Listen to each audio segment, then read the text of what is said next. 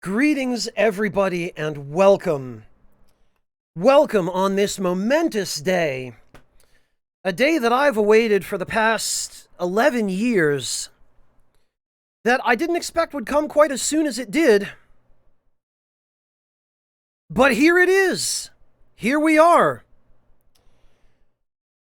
I am looking at a remake of Demon's Souls on a 5th generation Sony console, and if you had asked me 11 years ago if I ever thought that we would get here, I'd probably have laughed in your face. Welcome, everybody. Thank you all very much for coming to join me for this. I really appreciate it. And before anything else, I owe a very big shout out to a very important person in my life, and that would be my mother, who is the reason I have this PS5. It's kind of a long story, but the short version is, she asked me a few months ago, Franz, what do you want for Hanukkah this year? And I jokingly, like the idiot I am, said, well, a PS5 would be great, but I don't think that's going to be happening anytime soon. And I've had all kinds of hell trying to get past the scalpers to get one of these things. Meanwhile, unbeknownst to me, my mother has been, like, camping the local Walmarts in the towns near where she lives in Connecticut. And I don't know exactly when, but I guess at some point she ended up sweet-talking one of the employees at a local Walmart into telling her when one of the next shipments of PS5s was going to be. So at some point over the past couple of months, she went in at 7 a.m., like the hero she is, and stood in line and got a PS5 and shipped it to me.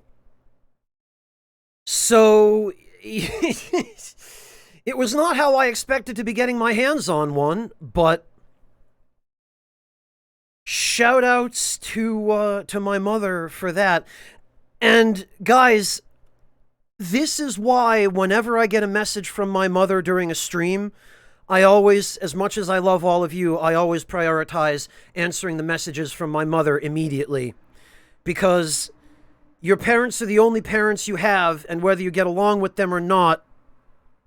Okay, well, I admit, that's a somewhat different issue, but at least in my case, I try my very best to never let my mother forget how much I appreciate her. And she certainly went out of her way to not let me forget how much she appreciates me, apparently. So, yeah, Nightshade, I'm very lucky to have a mother who cares about me as much as she does. It gets a little bit difficult when I visit my parents at their house because my mother is constantly trying to do things for me that at the age of 35, I have no business having her do for me. But I think that's mothers in general, isn't it? So anyway, shout-outs to her, because here we are. And now, I'm not completely blind on this, by the way, guys. I mean, I have played probably 5,000 hours of the original, for anyone who's new to the channel or to the stream. And I have been watching a few of my friends stream this, so I haven't really been terribly concerned with spoilers. However, this will be my first direct experience playing the remake, and I am certainly going to not rush through it.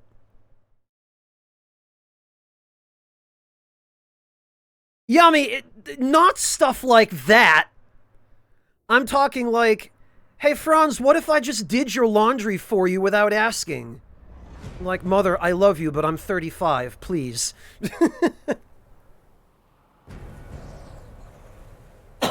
Nah, Monotone, there aren't going to be any meaningful spoilers for me in this game. I can literally play the original in my mind. Ultima, thank you so much for the resub. Welcome back. No, Soulman, I'm probably going to use the original filters. Devilish, don't give people hope. I do want to see the opening CG sequence. Because we've seen bits of this in trailers, but I at least haven't seen the whole thing yet. Hell no, Nix, I will not play Fractured mode. At least not to start with.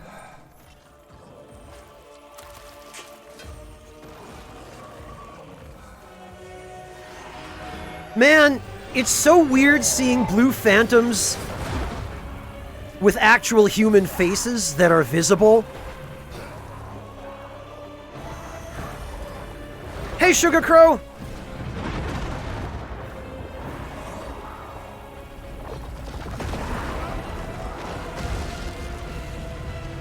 Wait a minute, this isn't canon. Ah ha ha ha. Ah ha.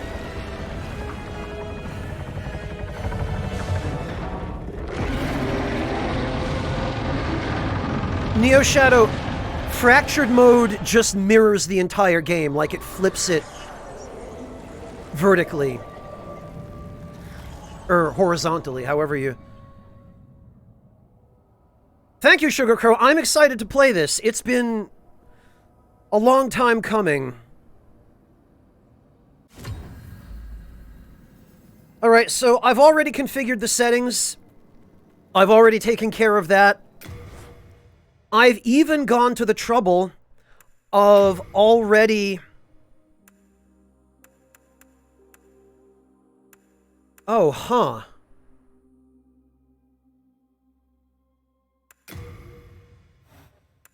Okay, well I did, but I wonder what happened.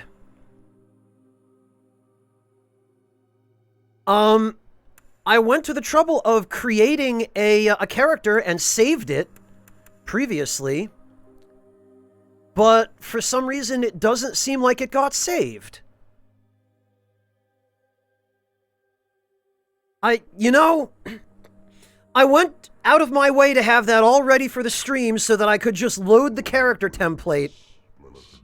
Black Wolf, thank you so much for the 5 gifts. Wait, no, the 1 gift sub. Really appreciate that. Well, hell, I guess I'm starting from scratch again. Great.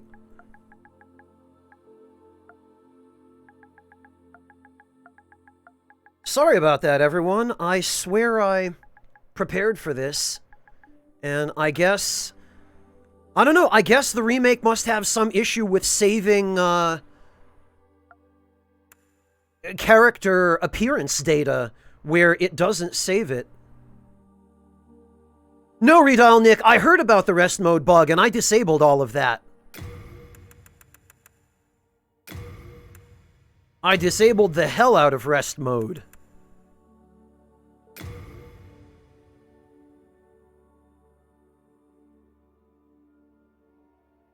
Well, okay, I guess at the very least that means that you all get to actually see the character creation, which,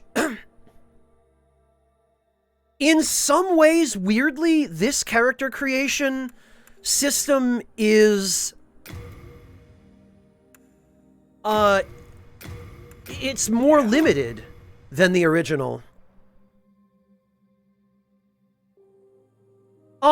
I've seen bits and pieces of Peeve's stream, Aratos. He's been spending quite a lot of time streaming this, and I haven't been able to drop by for the entirety of that time. No, Yami, they seem not to. Although, I'm pretty sure you can... Yeah, you can adjust skin tint, like... And then if you go to saturation... I mean, it's still possible, it can still be done.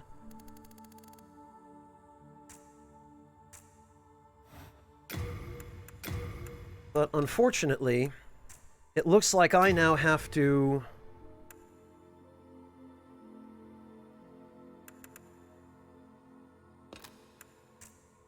do all this all over again. Let's see if I can remember what I did. Hello, Debler, welcome! Yeah, Sugar Crow, the character creator in the original game, Uh, you could definitely make some characters that I can only really describe as unique. You can definitely make some unique characters.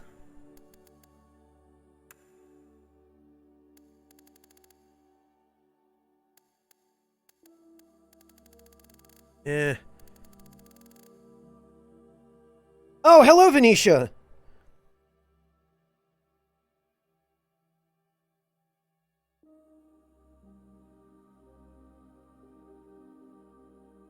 Oh, wow, Venetia, great. Thanks.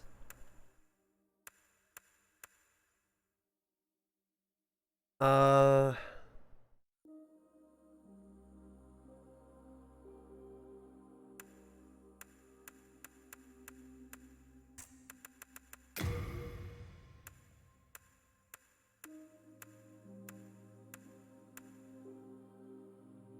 I think this was the mouth I had, because it's the frowny, grimacy one.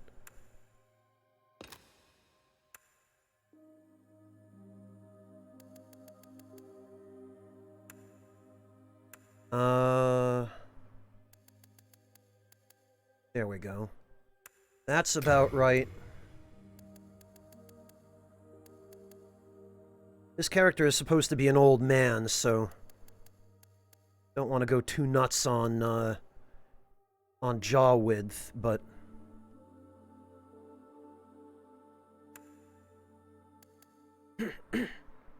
ugh.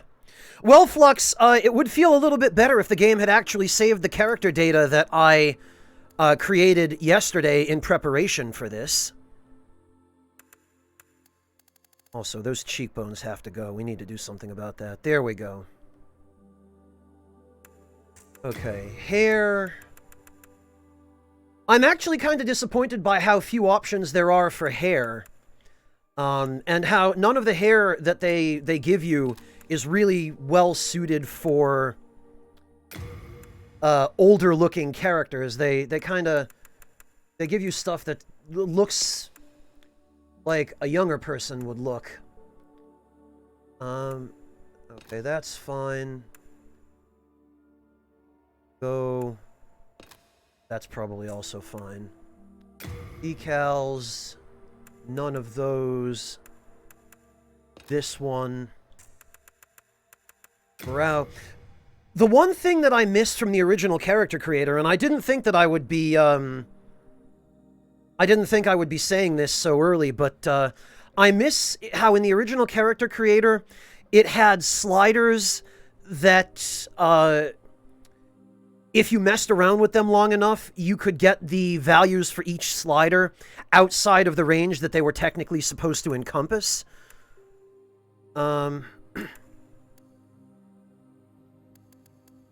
I think... Yeah, okay, wow, no.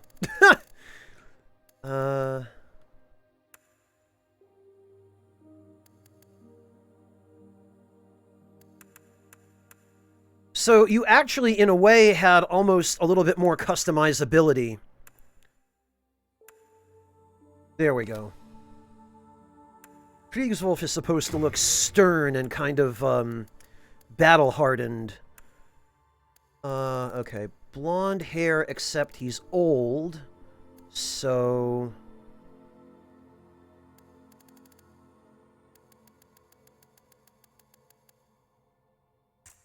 There we go. Hair...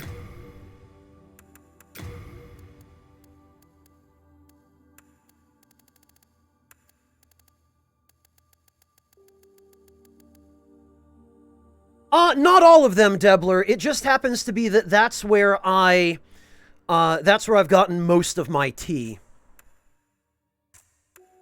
Alright,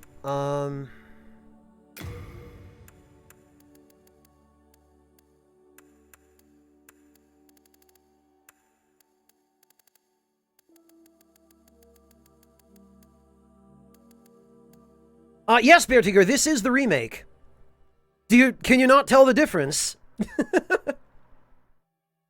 Or did you mean the, I was talking about the sliders for character creation in the original. No, Hedgehog, it's not. This is just a this is just a sort of a, not really an OC, because I haven't really put any thought into his background beyond what he looks like, but this is just one of the kind of preset character templates that I have in my head for creating characters for Souls games. This is pretty close to the way I had him before, so I guess this will have to do. Oh right, the nose, that's important.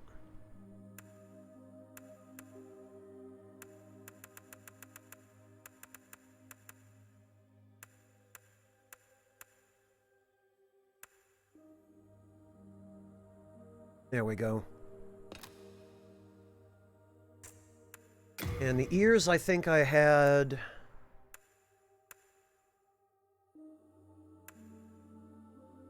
I had these. Okay, and eyes.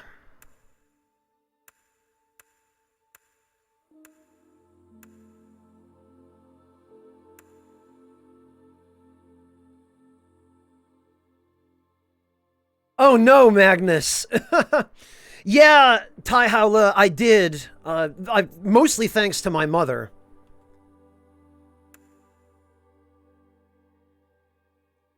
What I'm looking for here is some cold, dispassionate, kind of glazed over, dead-looking eyes. There we go. That is fine. What does... Oh, I see what this does. Okay. So that can go there-ish.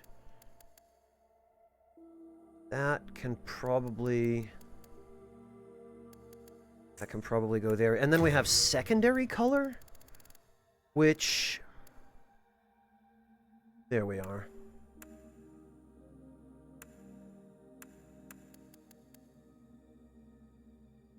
Yeah, there we go.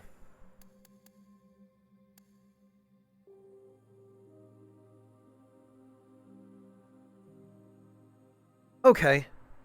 This will do. That's a somewhat realistic-looking eye color.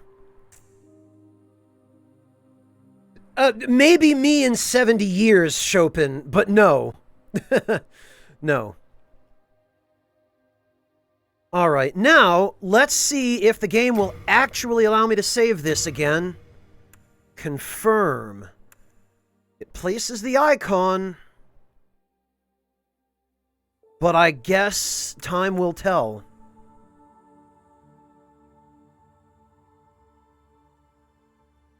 You know, Tai Haula, she's come a long way. She's grown up a lot in terms of her attitude toward gaming. Hello, Black Knight Sprite. Welcome. She used to be very anti-video game, but in more recent years, when she realized how big a part of my life being a content creator actually is, and the fact that it now accounts for a significant portion of my income and helps to support me, she became more understanding of it then. My father as well, but you won't see my father rushing off to Walmart at 6:30 a.m. to camp out to pick up a PS5 to send to me. Wooden handle on the right of the PS5 box in the Twitter picture log? I'm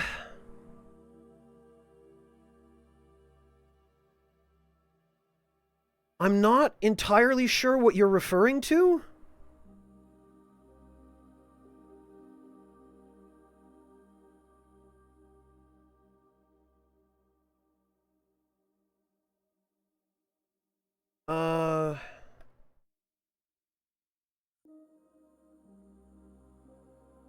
Now I have to dig up the Twitter picture that I just posted.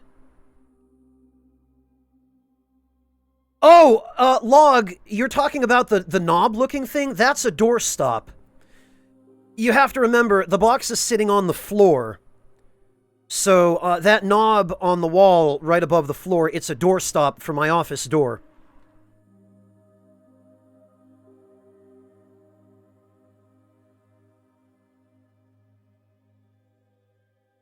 Probably not, Yami, no.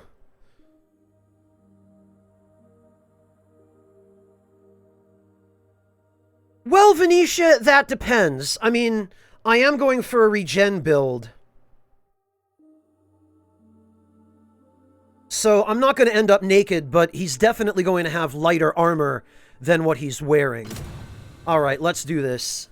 King Alant XII, by channeling the power of souls, brought unprecedented prosperity to his northern kingdom of Boletaria. Oh, this is the same narrator, but... Until the colorless, deep fog swept across the land. But boy, she sounds a few years older. Boletaria was cut off from the outside world, and those who dared penetrate the deep fog never returned. Hello, Cocoa Milk Sage. Welcome. But Valifax of the royal twin fangs broke free from the fog and told the world of Boletaria's plight. That the old King Alant had roused the Old One, the great beast below the Nexus, from its eternal slumber. Oh, King Alant had swept in, unleashing terrible demons. The demons hunt down men and claim their souls. Oh, I Those get... who here's... lose their souls lose also their minds. The mad attack the sane, and chaos reigns. Here's all that concept art. Spoke of the enticing power of the demon souls. Which I guess they've also updated. Each time a demon claims a human soul, the demon's own soul is invigorated by the life force. And the power of a mature demon soul is beyond human imagination. Thanks, Venetia. Quickly, mighty warriors lured by the possibilities braved the fissure to breach the accursed land. But none have returned. Oh, really, Log? Pure of the Twin Fangs. That explains the difference. Yet the silent chief, Saint Urbane, Scurva the Wanderer, Starting to feel like it, the Schlagathor. sixth Saint Astraea with her night Garl Vinland, and Sage Frake the Visionary. The colorless deep fog slowly creeps beyond Boletaria's borders. Humankind faces a slow and steady extinction. The deep fog will eventually swallow all lands near and far. But Boletaria has one final hope. A lone warrior who has braved the baneful fog. Ah, has the land found its savior? Or have the demons found a new slave? Hello, 108 Sins. Welcome. Yes, it is, but it is not by any means my first time playing the game, as you know. Brave soul who fears not death. I shall guide you to the fissure.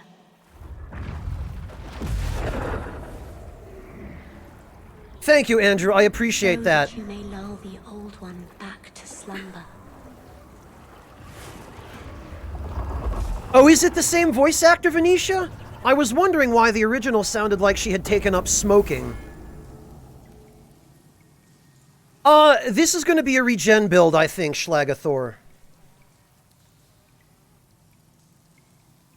And I may well just end up keeping it at soul level 4, like at base soul level.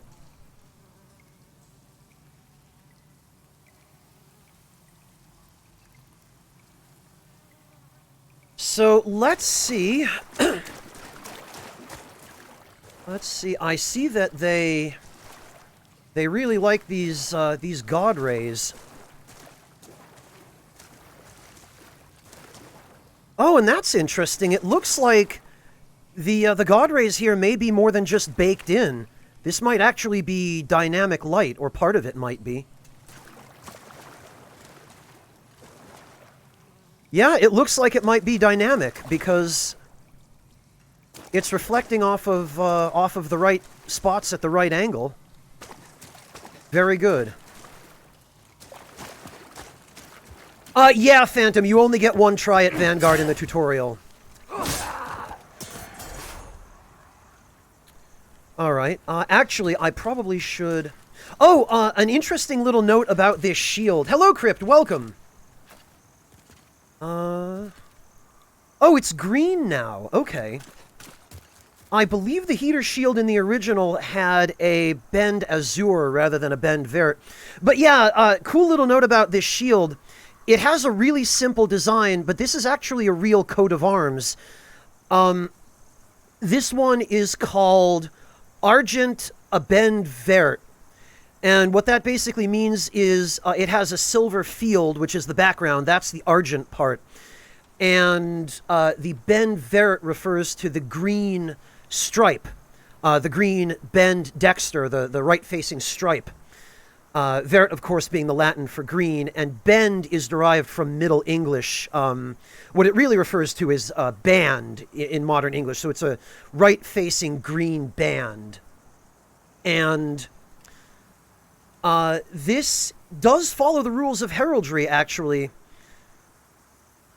And the interesting thing about it is, I believe the meaning of this coat of arms is actually appropriate for the character using it in this situation, because a coat of arms like this, where it's just a mark of distinction, where it's just a single bend on a monochrome field with just the two tinctures, this, I think, would normally mean that the current bearer of the shield is not a blood descendant of the original shield bearer who has the right to use this coat of arms.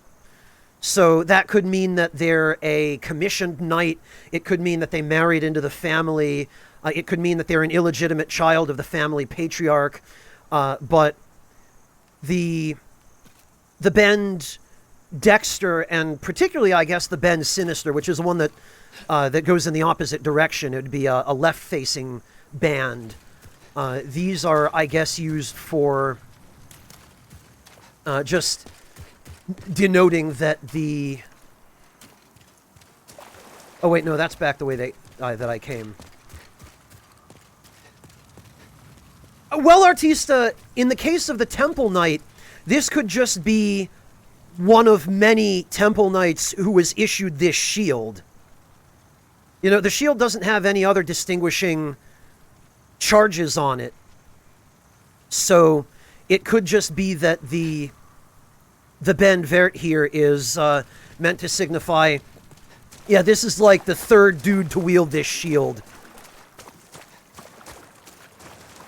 Well, yeah, Sugar Crow, if you're like us and you've taken any kind of anatomy and physiology or med classes, you'll know Dexter and Sinister from terms like Oculus Sinister or Manus Dexter, you know, the left eye or the right hand, anything like that. So yeah, the Latin orientation terms do come into play in anatomy as well. Actually, I'm going to remove the shield, in fact. Possibly monotone, yes.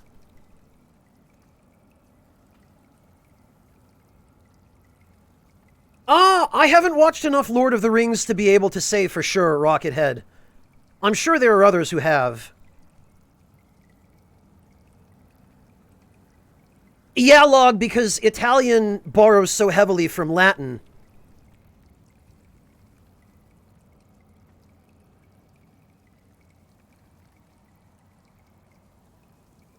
Oh, okay, Venetia. Interesting.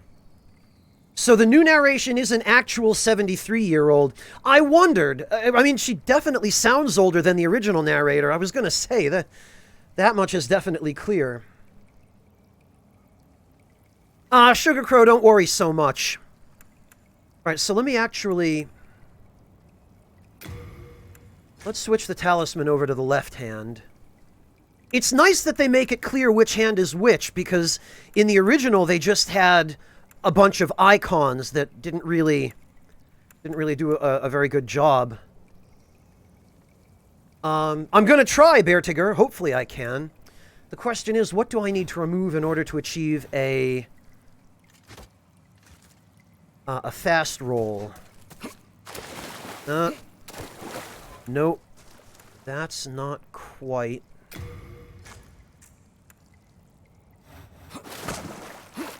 Okay. Wait, this is the fast roll? Hang on.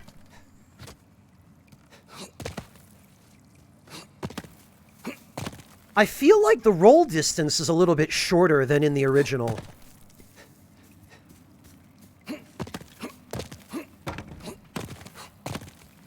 Yeah, okay. That'll take a little bit of getting used to.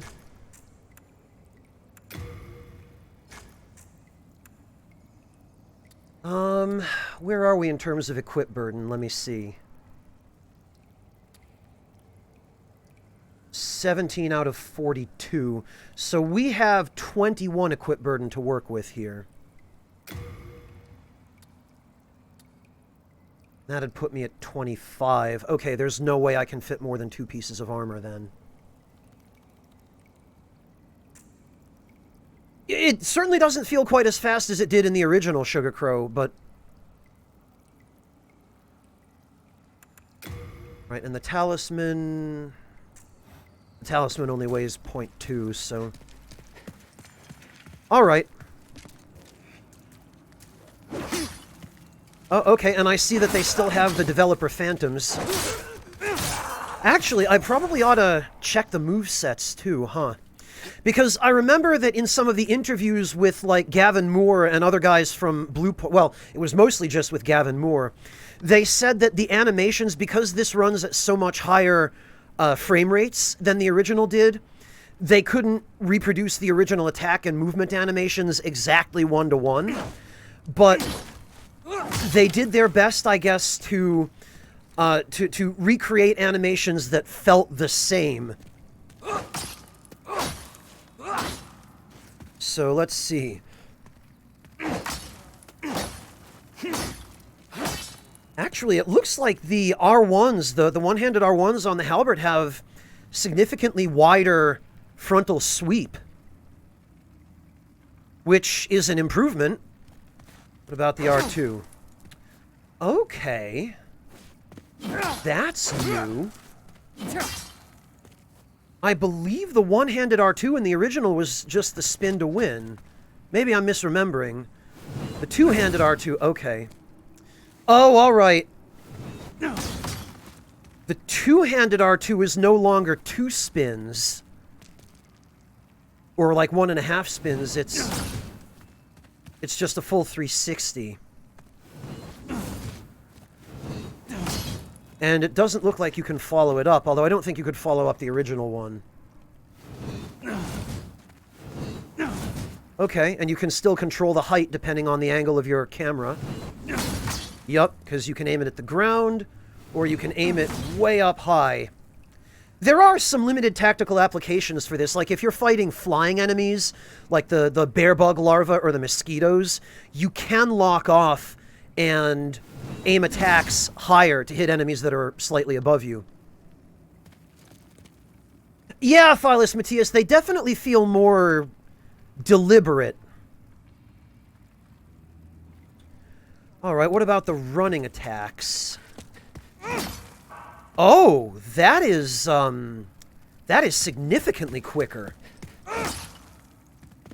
In the original, the running two-handed R1 for this weapon had a really long wind-up. It had a very kind of slow, deliberate overhead charge, and you would run several steps before you'd bring the head of the weapon down.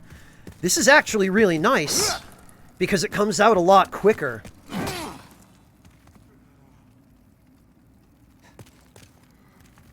Redial Nick, I don't know yet. You'll have to stick around and find out.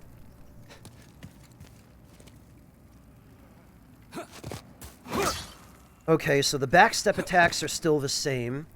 I wonder if they added some of the inputs that they didn't add until later in the series. I wonder, is there a running R2? No, there isn't. Okay, so they didn't add any of the additional inputs that Bloodborne and Dark Souls 3 had. It's still only the original... Because in Bloodborne, there would have been a separate input for a running R2 that would have been its own unique attack. So it looks like they went with the exact original inputs. Charlie!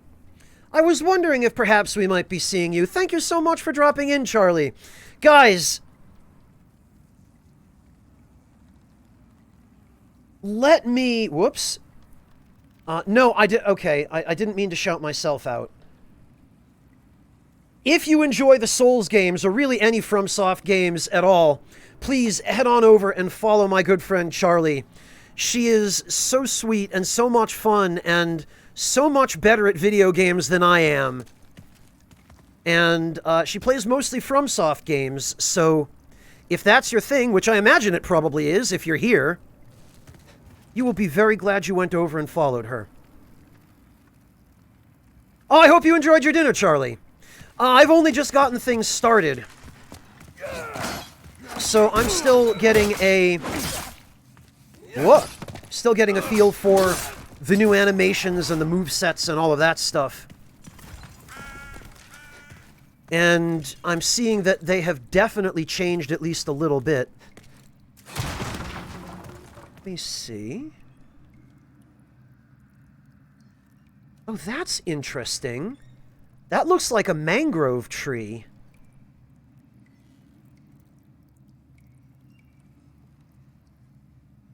Oh, and I guess they went for just super heavy bloom and really bright light to prevent us from being able to see off into the distance through there. Okay.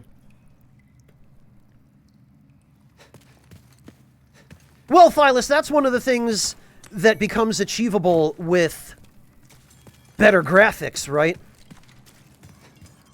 Yeah, Clickster, they did add a photo mode. I'll mess around with that later. I'm really more interested in the gameplay right now.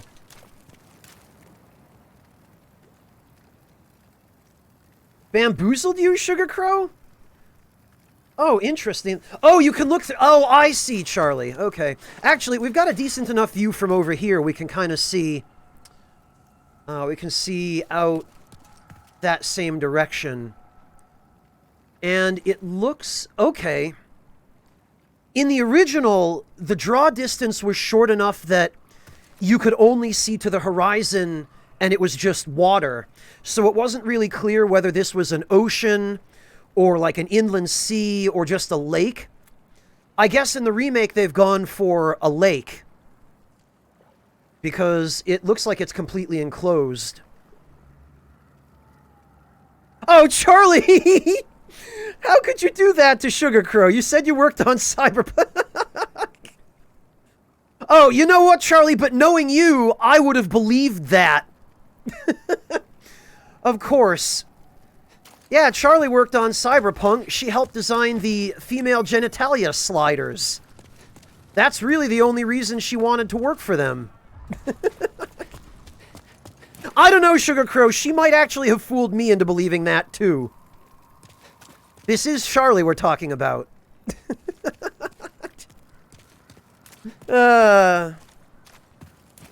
Yeah, Sugar Crow, she is very good at sounding convincing. Yeah, design your waifu right down to literally the most important detail. Venetia. Well, I say the most important. I guess it's the most important for people who've never seen a real one. I'm sorry, that was mean of me. Wow, Chopin. Wow. Okay, right, so I remember from the trailers that this, I think, you vault over now, don't you? Don't you? Oh, you have to sprint now?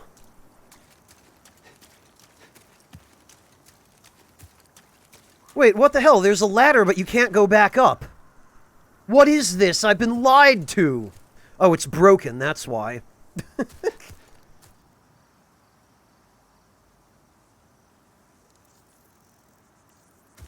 I'm sorry, Yami, I know that you're an anime fan and a huge weeb and all that. I didn't mean to roast you so hard. At least not consciously.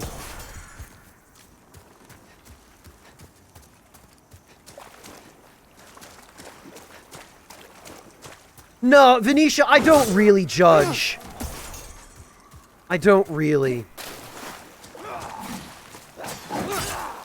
Oh, actually, you know what I want to try, though? There should be one more of these guys around here. There he is. Oh, wait a minute. I've got my talisman equipped. No wonder I couldn't parry.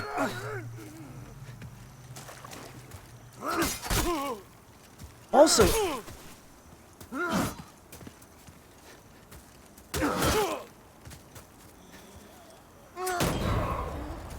Huh.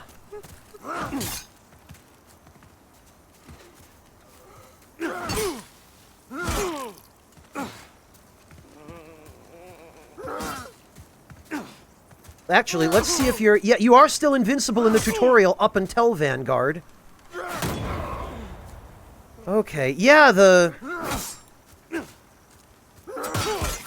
parry timing in the remake is definitely going to take some getting used to. Because I feel like the animation for the player is slower, or faster rather, but then the timing is way different. I feel like I should be hitting more of these.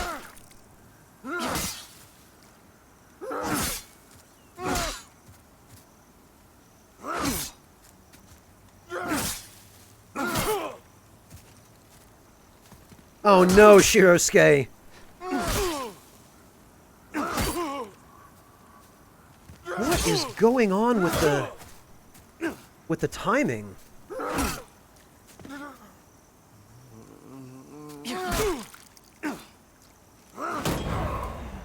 Huh.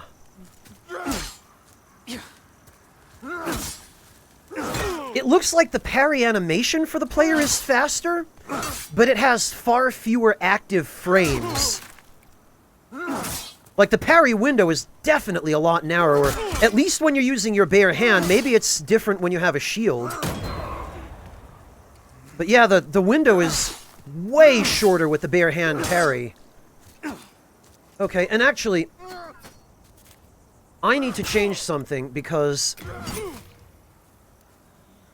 the camera used to be... It used to float a little bit higher above your shoulder. Okay, this is a little better. Maybe. With the camera too low down, it makes it hard to see what you're parrying. Oh, wait a minute. Is this a spacing issue? Is that why I'm not landing these? Can you no longer...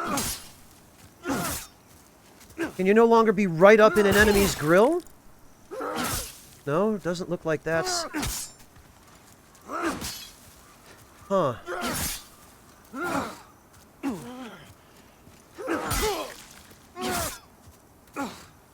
Ooh. Okay, yeah, parrying is definitely different. Alright, let's try with a shield. Let's see if that makes any difference.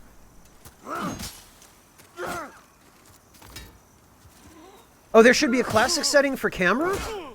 Yeah, that would really help. Oh, it just says chase, wall assist, and manual. Camera offset. Toggle the camera position relative to the player.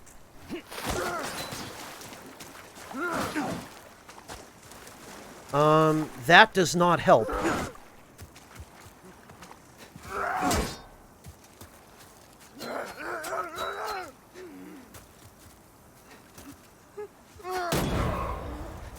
Huh.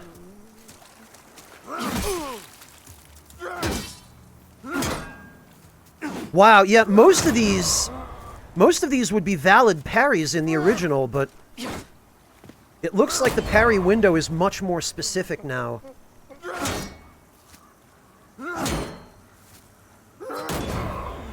Yeah, tons of partials. Okay, yeah, I cannot say that the...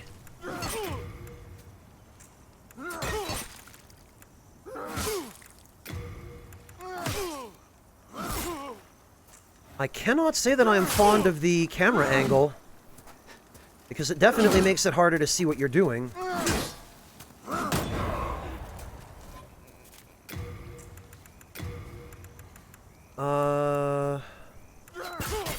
Camera offset.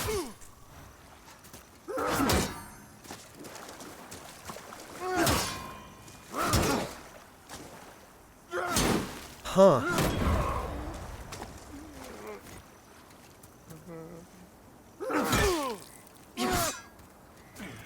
It looks like the actual physical hitbox of your shield or of your arm might determine whether or not you land a parry as well, because it looks like the enemy attack actually has to connect with your arm or your shield, whereas that wasn't necessarily the case in the original.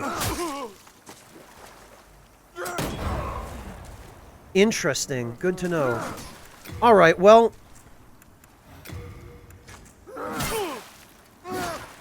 No, I didn't mean... Okay.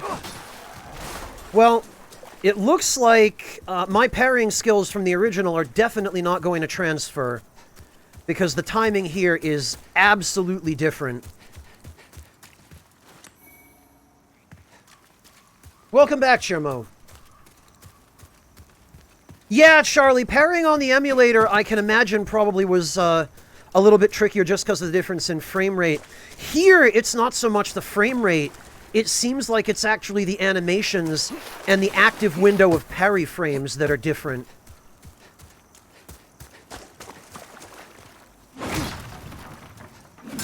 Oh, this is still blocked off. Okay.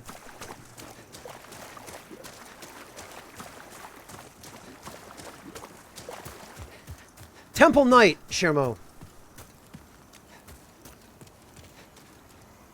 Yeah, Shirosuke, because I would totally believe you about that.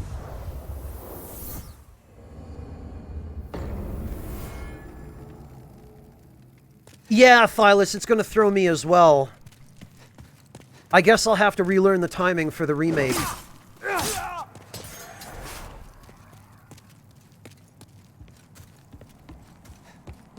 And I wonder...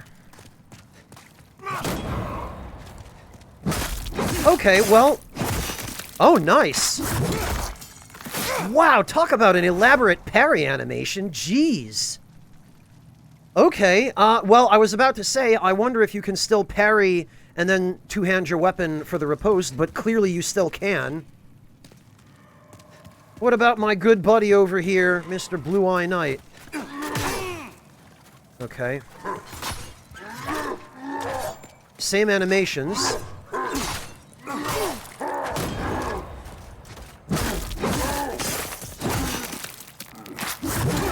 But again, the timing.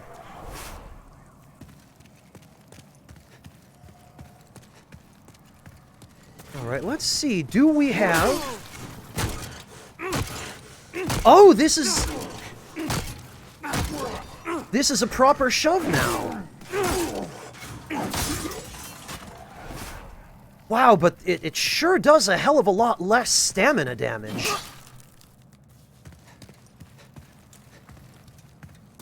Boy, in the original, you used to be able to break these guys' guard with one shove. The fact that it took that long, now I'm worried that the shove attack is going to be less useful.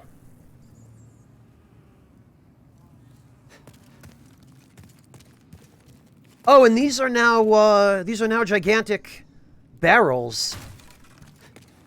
Okay, that's different.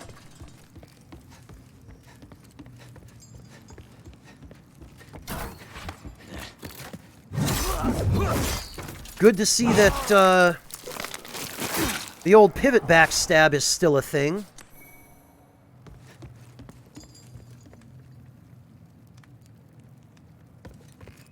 Not to my knowledge, moss-covered tree. Not the way it was in Dark Souls 2 or 3. They would have had to have changed that if it's the case in the remake, at least.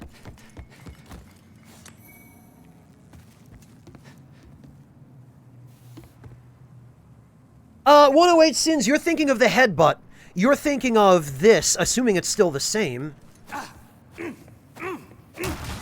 Yeah, that's... See, we'll try it out on this next enemy. Come here.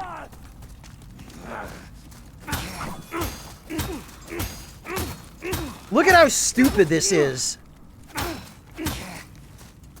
So that's the same. That probably is still an infinite. You know, I really wish I could see through all these environmental...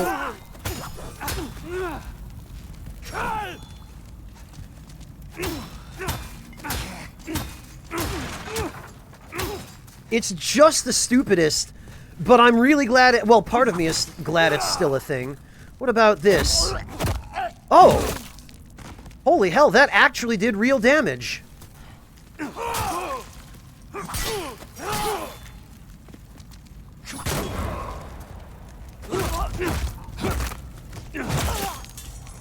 The Slobber Knocker! God, this is so silly. Well, Marisot, the headbutt isn't an attack, it's a shove. It never did damage. Its purpose was as a guard break and to stun lock enemies, although it was always, at least in the original, or in Demon's Souls rather, it was always a little bit too good at stun locking, and you could permanently stun lock people with the headbutt as long as you had the stamina to keep doing it. The only way to get out of it was with a toggle escape, and even that sometimes wouldn't work.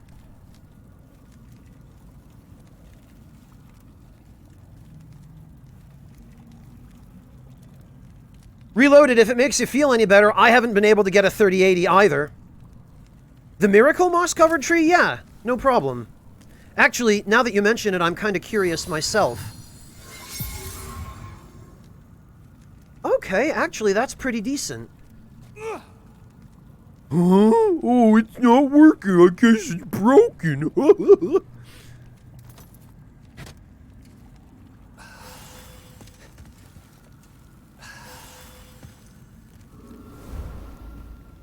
Reloaded, just from seeing how the headbutt worked a minute ago, I can tell it's still in the game.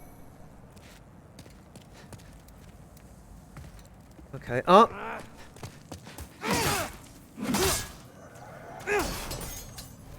And actually, I probably should just set, I should just set the camera back to wall assist. Especially considering...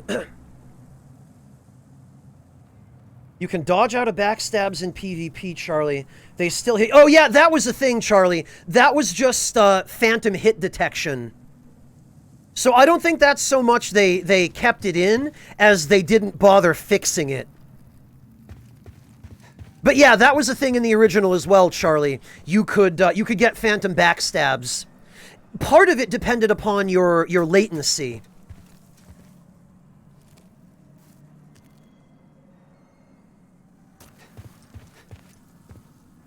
Yeah, Reloaded, I've heard about some of the new ones. I hope they fix the Blue Blood sword bullshit. Very lucky indeed, Jin Kasagi. Alright, so I'm going to need... this. Alright, now how different is Vanguard?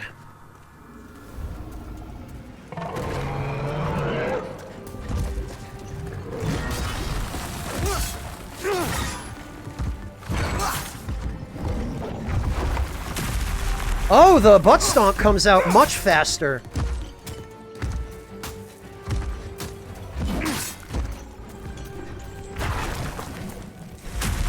Come on, destroy the pillars.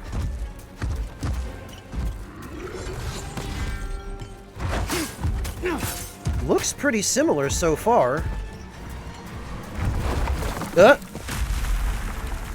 Okay, you know, I would really like it if we could get out of the corner, please. That would really help me. Oh, that actually helps too. Thank you.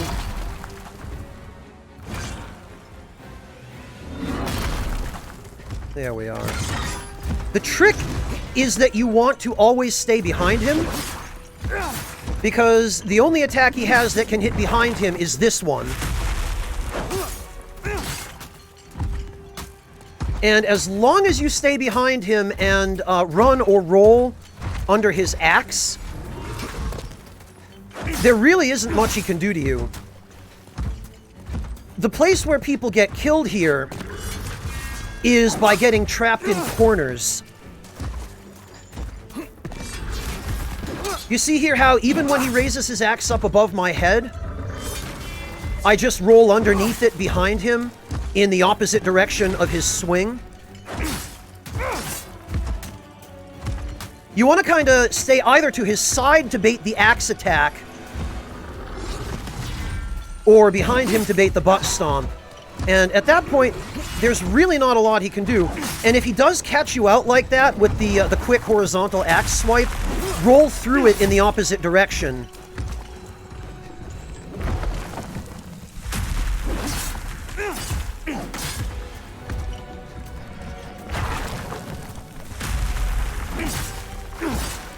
And there we go.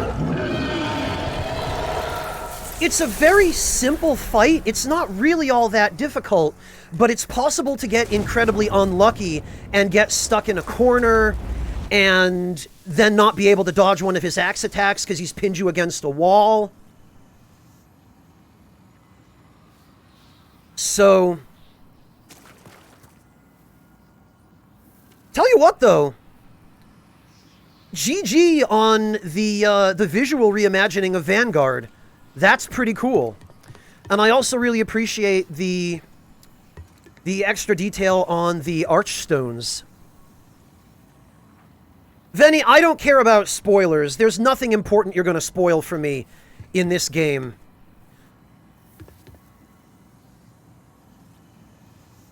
Well, Phyllis, that's how you do it.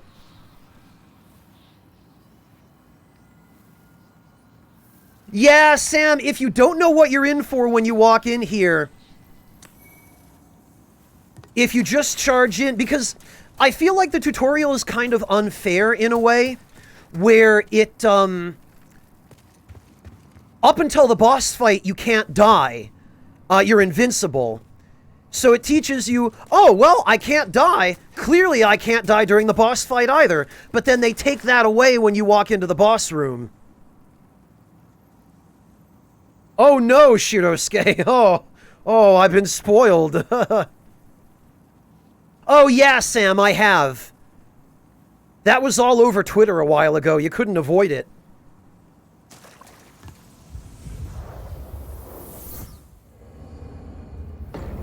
Welcome, brave little Stug.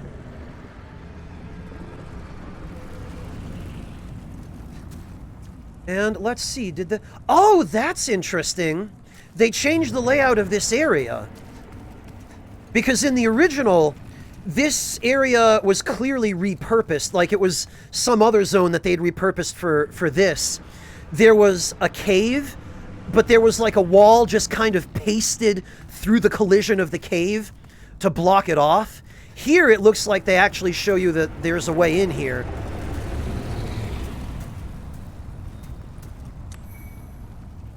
Iron Helm? Oh, hey! The corpses that hold items actually have physics in the remake. That's a nice touch. Thank you, Red. Boy, I tell you what, it was a long process. Iron Helm. Well, this was definitely not here in this area in the original. There were no actual pieces of equipment here. There were just some upgrade materials and a couple of consumable souls.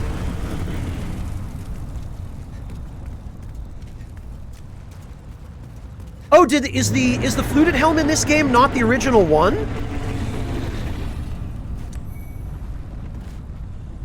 Did they change the fluted helm in some way so that Oh, because the fluted helm was restyled. Okay, I figured that was the case. Hello, Orion. Welcome. Yep. Here come dat boy.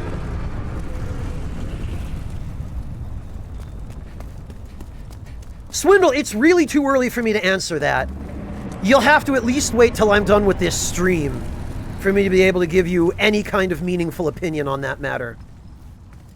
Oh, and what have we here? That appears to be a statue of Stonefang's Borrow King. It looks like the same guy depicted on the Archstone.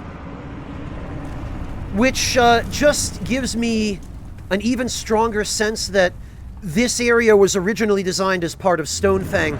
I've always thought that this was an alternate Dragon God boss room, because it has some very distinct similarities to the Dragon God boss room in the final version of the game, the retail version.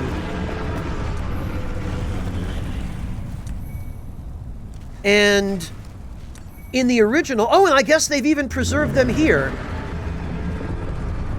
If you look outside, you see two gigantic ballistas pointing at the Dragon God.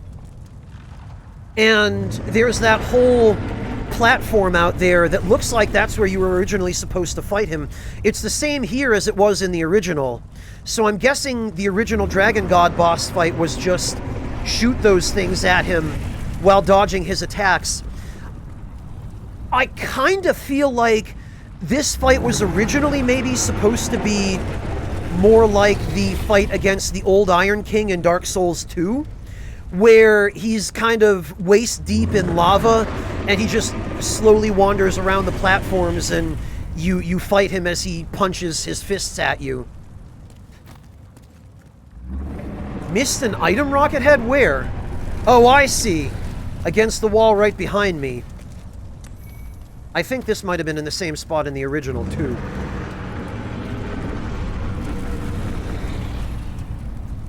But yeah, it's clear that there was originally a very different plan for how the fight against the Dragon God was supposed to go. And I guess they threw it away and just used that version of the boss room as the ending of the tutorial area instead. And as a guarantee that even if you beat Vanguard, this would happen.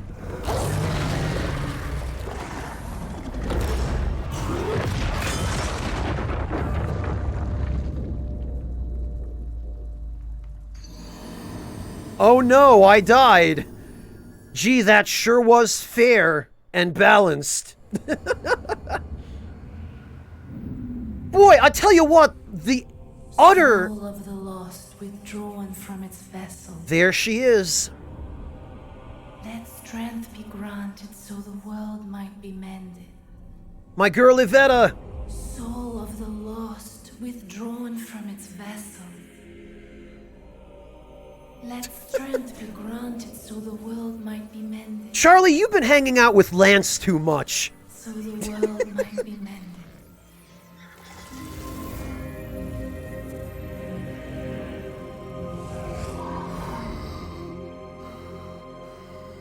"108 Sins," it's the same voice actress. It's Iveta Murata-Silova. Same person. This is the Nexus. It holds together the northern land of Boletaria. She's just 11 years older now. Thou canst not quit the Nexus, Hey, Swindle! but the 5 Archstones will guide thee to the outer lands.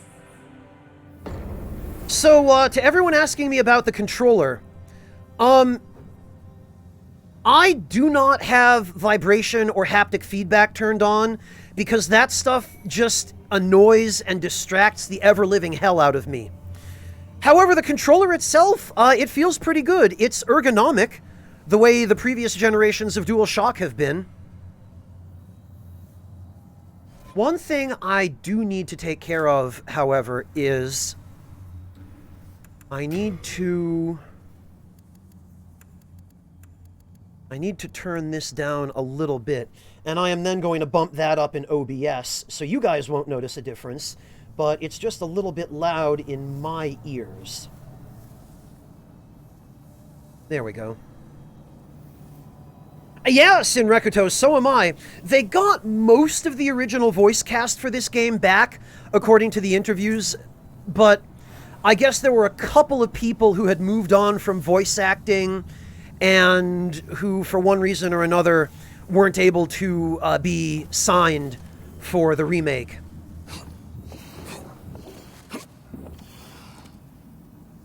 Oh, Charlie. Now I know you've really been spending too much time with Lance. What has that man done to you?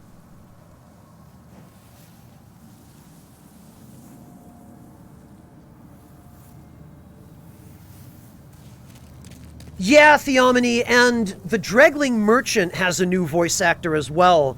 I have watched a couple of people, my friends like Charlie, stream this game, and I'm really sad that the Dregling Merchant has a different voice. His original voice was perfect. We'll deal with that when we get there, though. What about Crestbro? Well, you slipped through the fissure too, did you? Oh, his is the You same. came for demon souls. Or to save this land and be remembered as a hero. His hasn't changed at all. Hunting for demons? Try one of the archstones. Now go. That is why you came, is it not? To this accursed Boletaria? Okay, Charlie, have a good lurk. Thank you so much for dropping by. It's so good to see you. Good luck with putting stuff in boxes.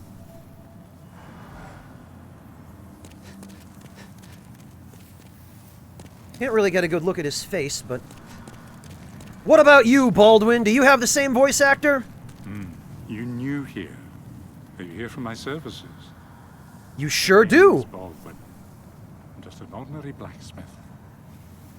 It's simple. Just bring me all the souls you can. In trade, I'll give you weapons. Or forge the ones you already have. With your souls, I can eke out a living. And with my weapons, you can go on living. Good deal, Baldwin. Well, his is the same. No interest, eh? I can tell you're not going to last long here. Oh, you have no idea. What about... Oh, God! Wow! Thomas, my brother, you really let yourself go over the past 11 years, didn't you? When did they start serving hamburgers in Boletaria? Jesus! I'm Stockpile Thomas. When the Scourge came, I didn't know what hit me. When I came to, I found myself here in this nexus.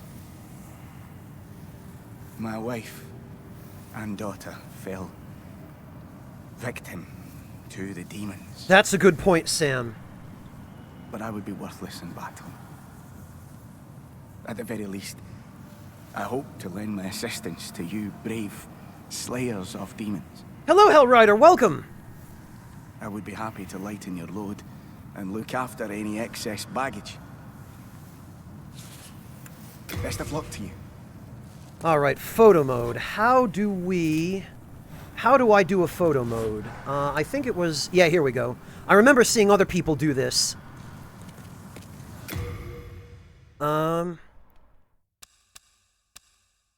Oh, this handles exactly the way I'd expect it to. Of course, now I need to turn off the stupid blur, wherever that is. Field of view, zoom, roll, film grain, focus, off. There we go. That's what I'm looking for. Yeah, okay, he's definitely a more heavy-set fellow than he was in the original. He actually had a very narrow jawline in the original, and here he looks like the Demon Slayers of the Nexus have been feeding him very well. I have to say, though, I really appreciate the facial detail. Oh yeah, they sure have been feeding him well. Look at this. Those are some delicious rotten apples, Thomas.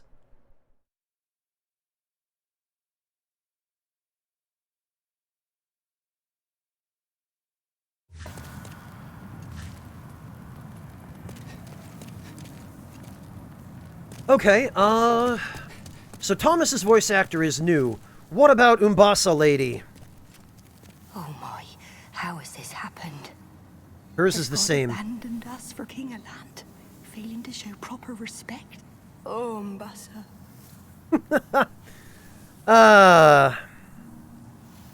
Give me the pure faint stone. Time for eating?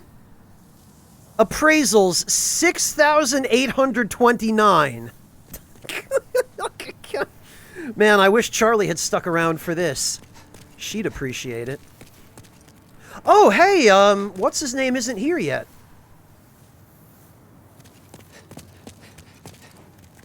Hi. 3,459. Well, I'm glad lots of people are playing this game. Yeah, well, here comes the really lewd bit. Let's go over to where Yuria sits and read all the sticky white stuff messages. There aren't any messages near where Yuria sits. Okay, well, I'm sure some will show up later. I am lost. Okay. Most of these guys don't show up until after you beat 1-1, so...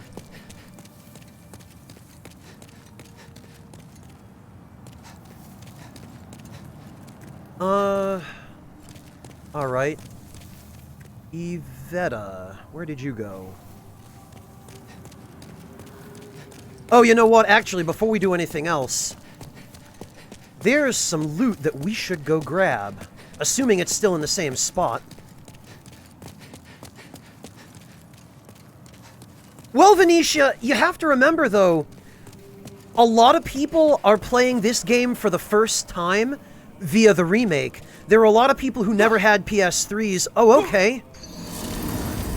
You can't land there anymore. Gotcha.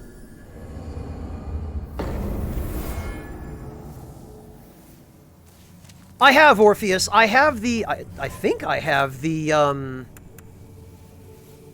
I think I have the classic... Yeah, I have the classic filter on.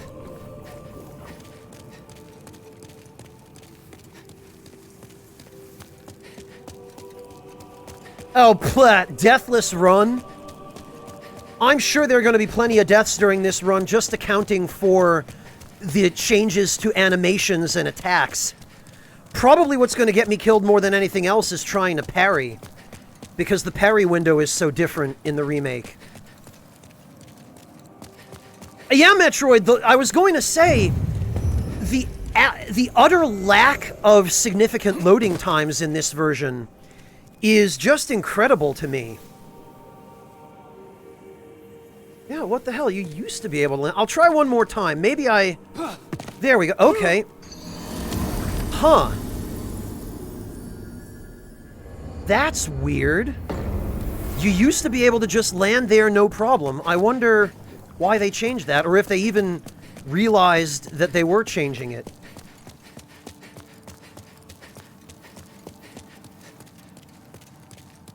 Yeah, Souls at Zero, I tried it with their standard appearance, but I'm just not fond of it. I feel like there's already way too much green in areas like the Nexus, and if we switch it to none, this is just... There's way too much oversaturation, there's way too much bloom. I don't like it, it hurts my eyes.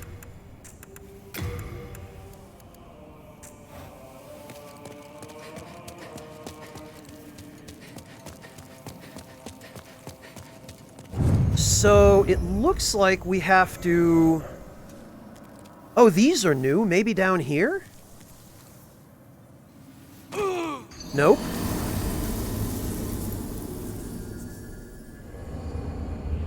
Okay, nice to see that the floaty falling physics are still a thing.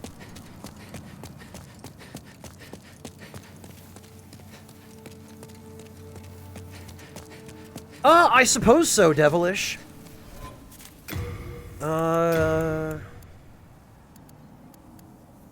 Vivid is even worse. Vivid is like, hey, do you like oversaturation? Yes, here you go. And then there's bright. Like, why would you want to make this any brighter or more vivid? It just...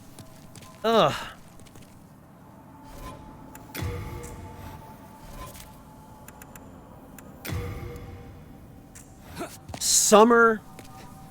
It's a little darker, but it's still way too overexposed. Winter. I mean, winter's not as bad, but now there's too much blue.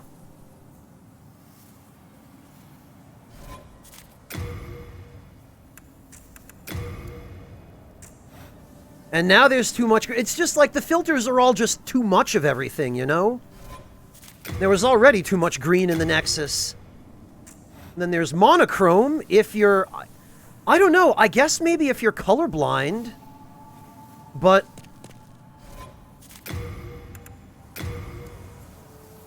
And then there's antique. But again, it's all just...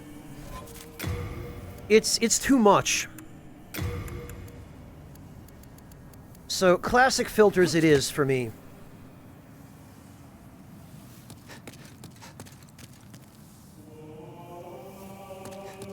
Yeah, Sam, I did see the option for custom filters, and I'm glad those exist. I'm glad they're a thing that you can do. Whoops. Yeah, I feel like the classic filter is the best one. Sometimes there's no need to mess with something that was done right from the start. Alright, well, what the hell then? If I can't fall from here... What do?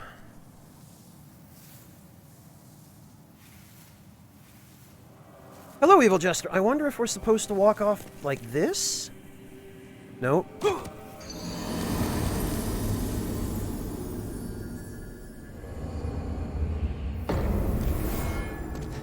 It doesn't seem like you can land on the cubes, Venetia. Yeah, Clickster, maybe they did that deliberately so that you'd be forced to use the cat ring. You can, Orpheus? Alright, maybe you just have to land right in the corner.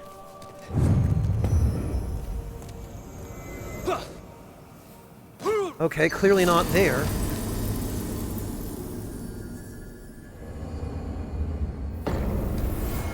Yeah, Dave the Darkblade, and I'm coming from the original game, which was, you know, bare bones PS3 graphics. I say bare bones.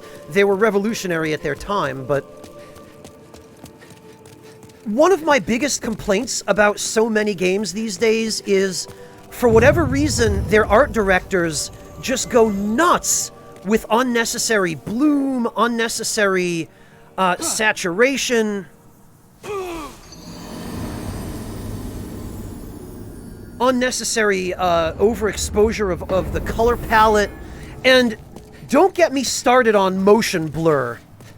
Whoever it is that just says put more motion blur in these games, I'd like to take him out back and have a word with him.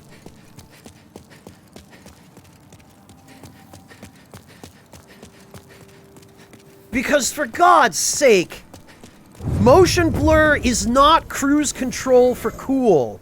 It does not make things better.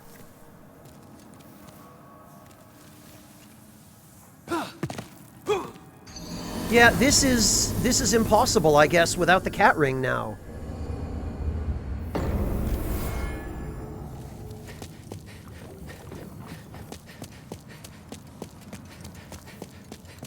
Yeah, motion blur in general is just, it's bad. It makes everything that it affects look blurry. And when you use it on attack animations, it actually makes it hard to see what you're fighting. Monotone, you have a weapon upgrade question. What the hell? Well, the simple answer is, it's the original weapon upgrade system. I wonder if they changed it so that your equip weight now has an effect on how much fall damage you take. I wonder if that's the problem here. No, I guess it's not. Yeah, Sam, at the very least you seem able to toggle motion blur in the remake of Demon's Souls, which I'm glad you can. It wasn't a problem in the original, because the original didn't use motion blur. Second landing and use the cubes from the very top. Okay,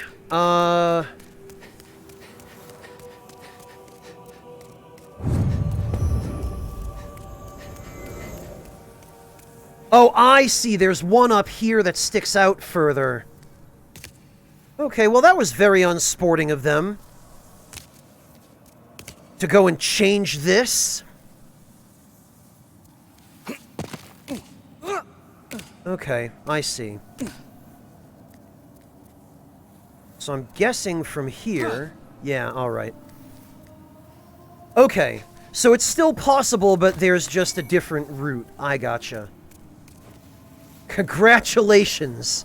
Wow, well, gee, thanks. I see now. Well, let's go get the one on the other side.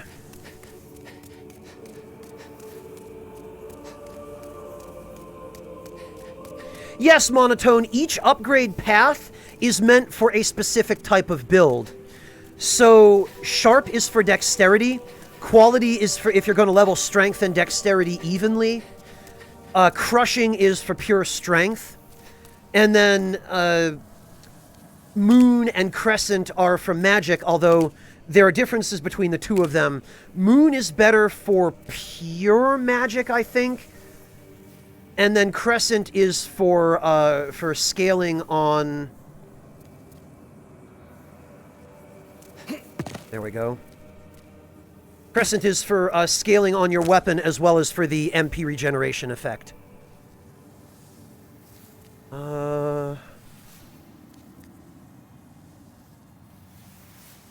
It looks an awful lot like they've increased the fall damage compared to the original, so it seems as though the fall damage is less generous than it used to be, which is a shame.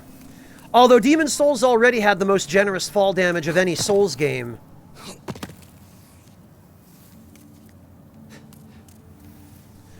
No, it didn't, Neo Shadow, but that's a good question. We should check. Matter of fact, let me at least put my pants back on. And let's see if it has a plunging attack. I don't think it will, because they didn't add inputs for any of the other types of attacks that they added in the later games. Nope, no plunging attack.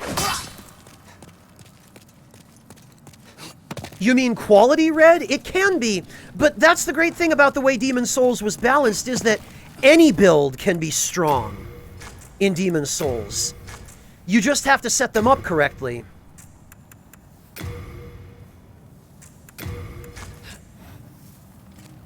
There we go. I'm going to throw my armor back on for this, just because...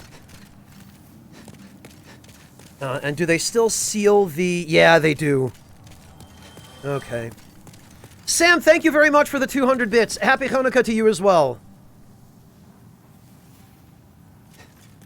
That's correct, Unfathomable. It does.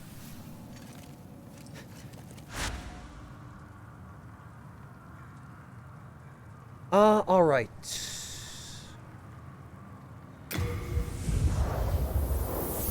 Yeah, Phyllis, part of the reason that so many of the other Souls games had so many weapons that are just garbage is because FromSoft went so crazy trying to nerf everything so that nothing would be overpowered that they ended up with like 75% of the equipment in the later Souls games just being worthless because there's only really one weapon in each family that's worth using.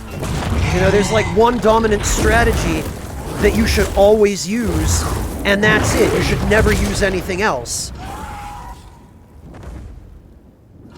They're not monotone.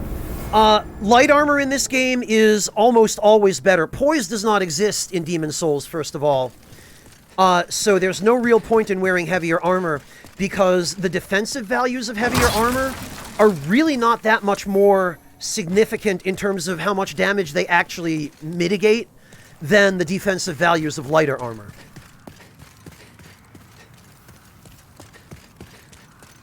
Yeah, Orpheus, and so in Demon's Souls, back before FromSoft went crazy and got it into their minds that, oh, we need to nerf everything, we can't have anything overpowered, before they started doing all of that crazy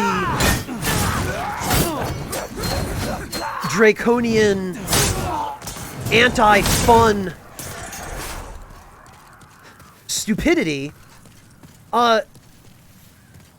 you ended up with games like Demon's Souls where everything can be viable if you want it to be. Just upgrade it along the right upgrade path and you're good to go. You want to do a playthrough with a dagger? You can. Just make it a dragon dagger. Or a moon dagger or something, and it'll do enough damage to be viable all the way to the end of the game.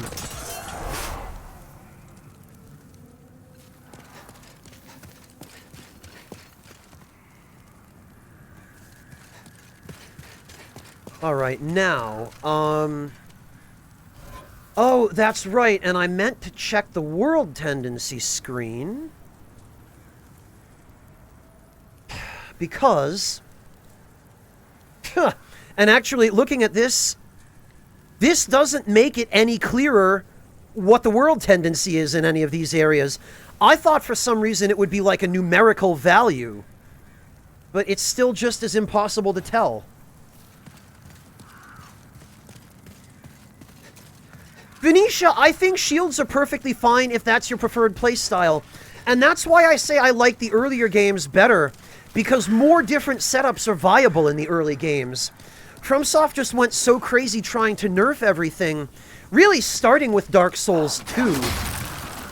But even in Dark Souls 1, like, there was no good reason to nerf stuff like the Crystal Ring Shield.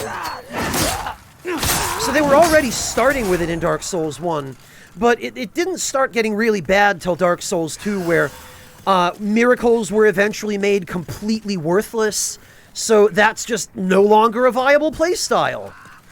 You should never ever use miracles in Dark Souls 2 because they are literal garbage and they're a waste of your time. And FromSoft never did anything about that. They never changed it. You just have more freedom in the earlier games, more flexibility.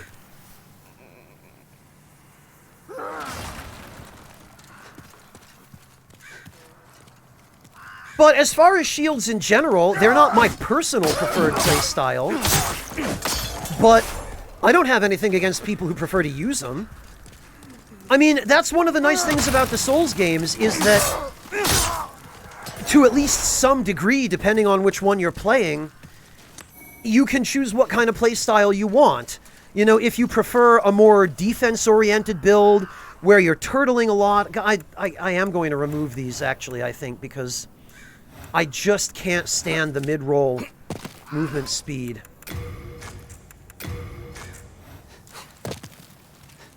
If you prefer that kind of more turtly playstyle, you can use it. Or if, like me, you prefer a more offense-oriented, agile playstyle with greater movement, you can do that too.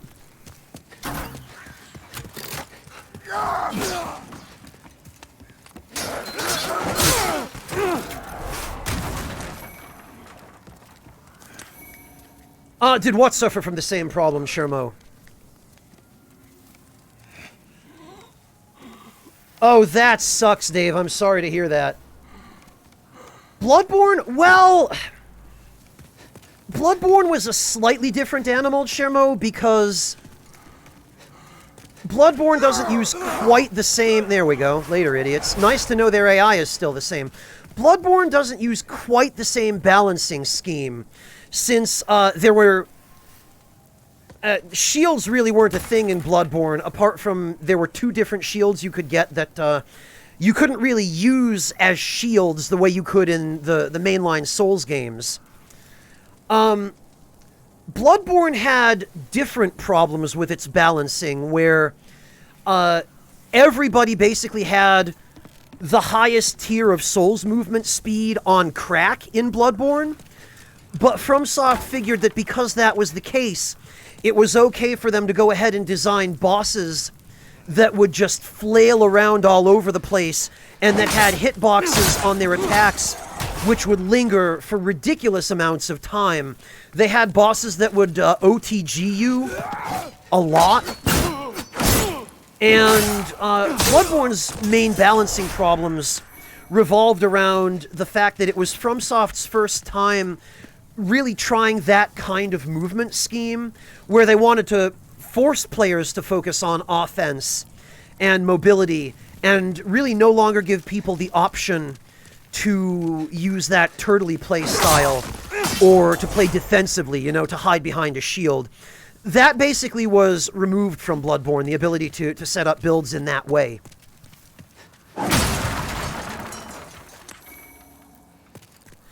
Well, Matthias, Sekiro is a little bit different. Sekiro, I feel like, is the culmination of some of the lessons FromSoft learned from Bloodborne. I feel like Sekiro was what they really wanted to do from the very beginning with Bloodborne. where they clearly wanted a game that was focused on mobility and built around it. And I think with Bloodborne, they felt obligated to try to keep it within the boundaries of the general Souls formula. And that worked okay in some ways, but not so well in other ways. Whereas with Sekiro, they threw out of any pretense at all of trying to make it a Souls game, you know? And they just said, all right, look, guys, whether you like it or not, we're going to do exactly what we want to do with this game. And we're going to make it kind of a send up to Tenchu, but we're going to make it a thing all its own. Why do I even bother picking up the mail breaker? I really ought to know better.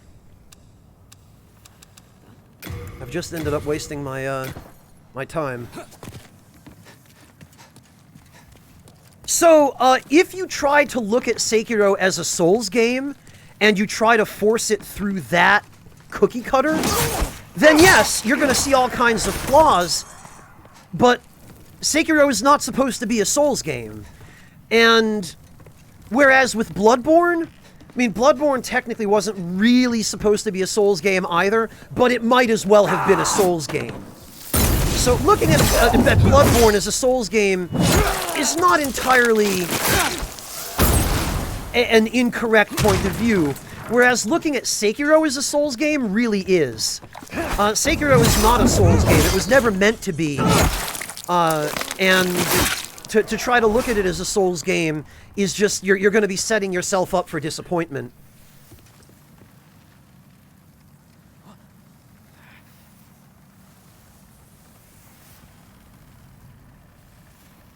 Yeah, Venetia, and that's exactly the point I'm making about Bloodborne's problems with balancing, is Bloodborne was supposed to be a game that revolved around really fast combat and agile characters, but because FromSoft has no clue how to optimize their games, and because they refuse to ship their games with an option to run at 720p 60, you have a game that's supposed to be really fast-paced, with really zippy, snappy combat, that's running at 30 FPS, locked, and not even 30. Bloodborne at times would run at well under 30.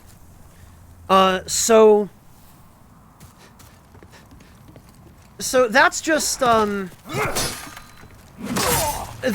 antiquated attitudes in game design on FromSoft's part. You see that a lot with Japanese developers that only know how to make games for consoles. They don't tend to understand the importance of frame rate in games that rely as heavily on fast-paced combat as Bloodborne did, you know? So, ironically, it wasn't until Lance McDonald developed the 60 FPS mod for Bloodborne, which, again, if you guys are interested in seeing what that looks like, head on over and follow my friend Charlie Bitme, because both she and Lance have been showing off that mod. Yeah, TD, that was Lance. And I'm going to give him a shout out as well. In case you guys don't know who Lance is, because if you don't, you should. Yeah, not to mention on PC, Taco Salad, which is another thing. Bloodborne never got a PC port, because FromSoft refuses to learn how to develop games for PC. The only reason Sekiro did is because FromSoft's publishing and development partner for that game was Activision. And Activision has the experience to, whatever else you may say of them, they're a really scummy company in many other ways, but they have the experience to be able to optimize a game like that for PC. And that's one of the reasons that FromSoft partnered with Activision, was so basically so they could offload the work of optimizing Sekiro for PC onto Activision.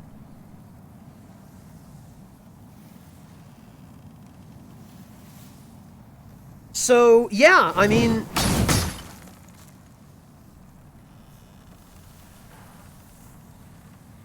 yeah, Mel, but it's the same thing. Sony and FromSoft, they have the same problem. They're these Japanese companies that just refuse to get with the times and refuse to look at how people are interacting with games outside of Japan, or how games are being designed outside of Japan. They just go on doing things the way that they always have for the past 35, 40 years, because it's worked for the past 30, 35 years or so. You know, that's just the attitude in Japan is... And you see this constantly with the way that Japanese companies handle not only their game design and development, but their PR, which, yeah, Orpheus, I was about to say, shout-outs to Nintendo, which has had an incredibly strong week of unnecessary reminders why I'm streaming this and not any of their games.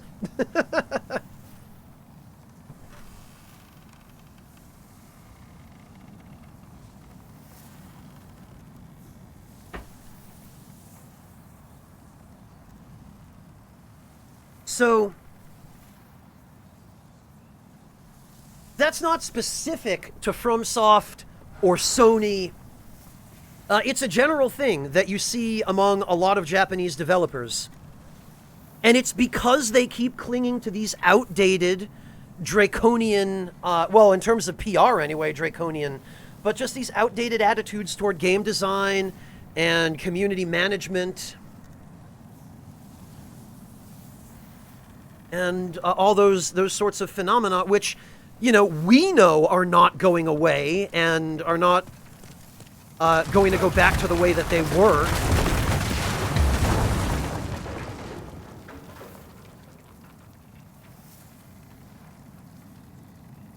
Yeah, Venetia, that's another part of the problem.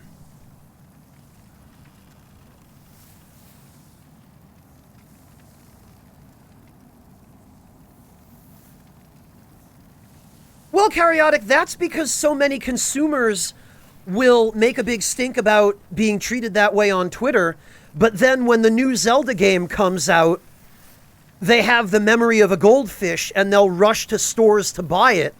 So there's no consequence for these companies to, you know, for behaving that way because people don't punish them for it. That's why I haven't purchased a Nintendo console or played a Nintendo game for years. Because of their treatment of their community in general, but of content creators in particular.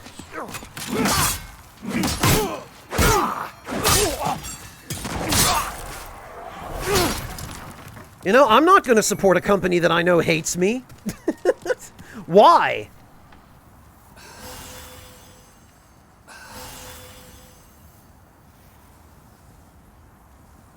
Well, Artista, that's why I'm not bothering with the Game Awards. Because I already know that the games I'm interested in aren't going to be shown. Oh, I should probably go clear out the...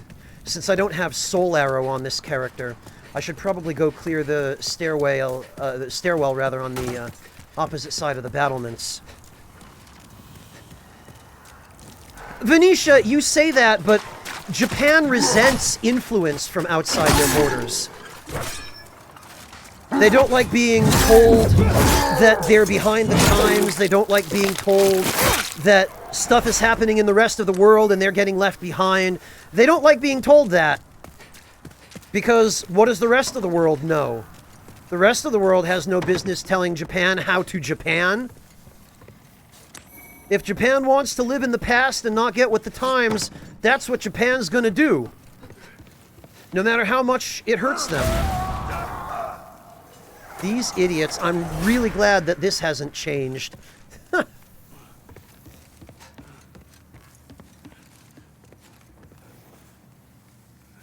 I can't really go into that much more detail, Shermo, because for me to confirm what games I know will or won't be showing up would be potentially risky, but suffice to say, I'm not interested. Besides which, these award shows are nonsense anyway. They're just a load of crap.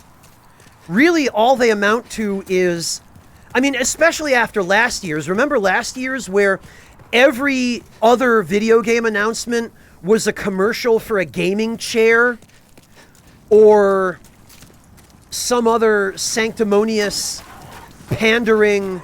Or like, you know, having a random music group come perform that nobody cared about or wanted?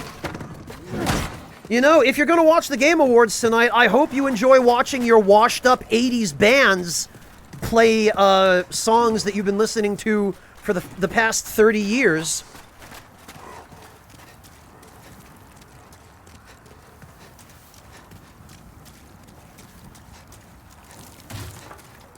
Exactly, Karyotic. They're that same sort of useless, you know? Where is he? There he is. I mean, at this point, the Game Awards are basically just the Jeff Keighley show.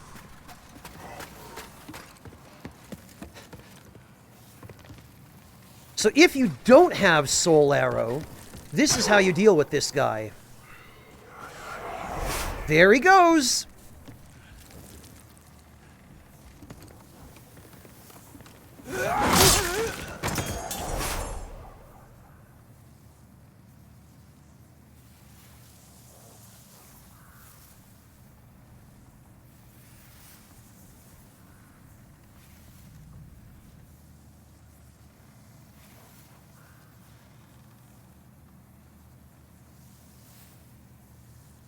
Well, Anodyne, more like Jeff Keighley's video game commercial power hour at this point.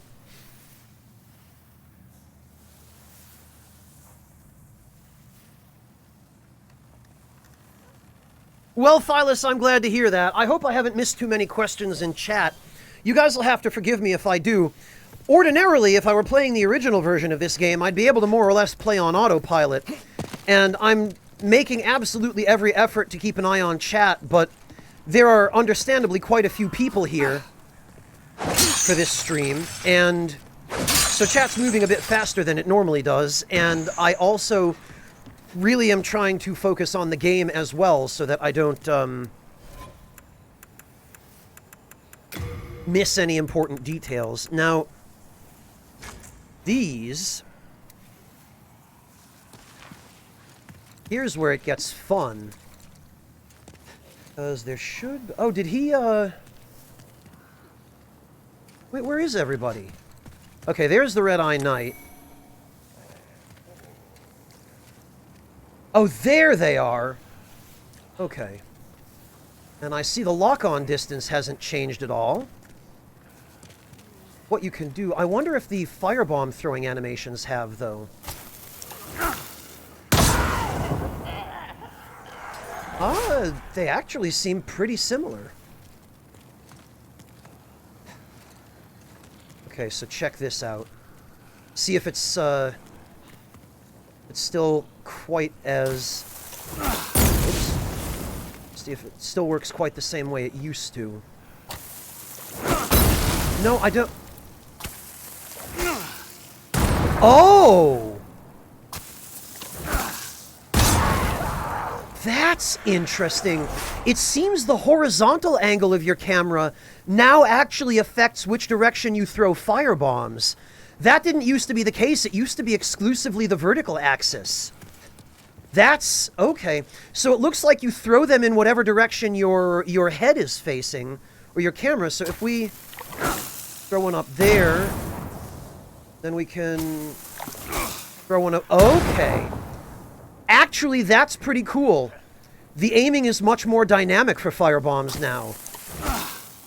Alright. That's really helpful, actually. I'm glad they made that change. On the other hand, it sure would have been nice if they hadn't brought back gender-locked armor. Like, come on, Blue Point. Really, guys?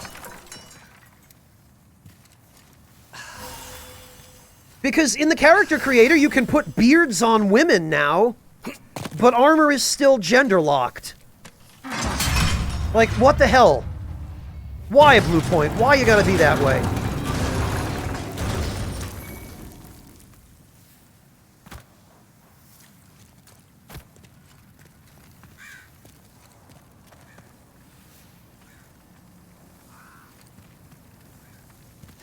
Alright, here's the old Ragged set. Some isn't gender-locked anymore, Log? Yeah, but... I don't know, man. It sure would be nice if none of it were.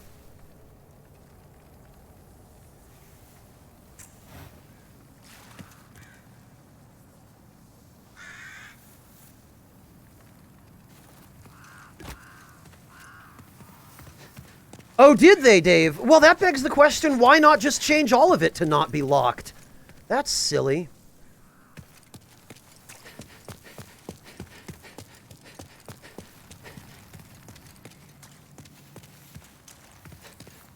Anyway.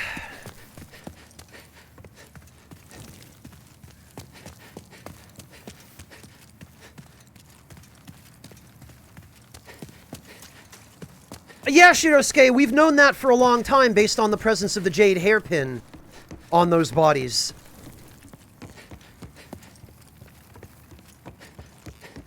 That's not new.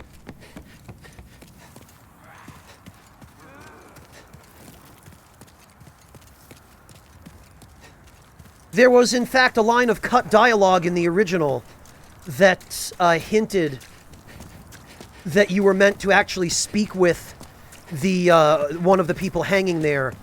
She had a female voice and had a reference that was pretty clearly to Stockpile Thomas.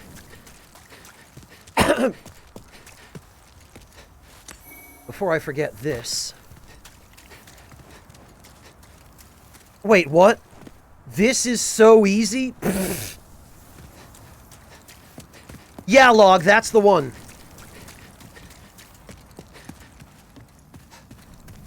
It was probably cut for the same reason that the Filthy Woman's Child was cut. Because FromSoft, I suspect, didn't want to depict killing children.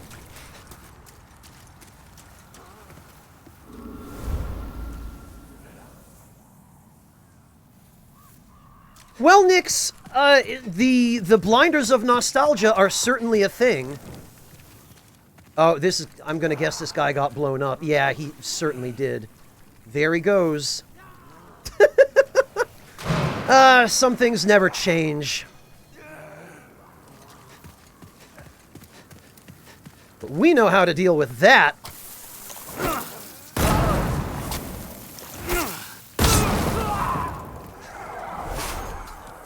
You have to be careful, though, because these barrels here are also explosive.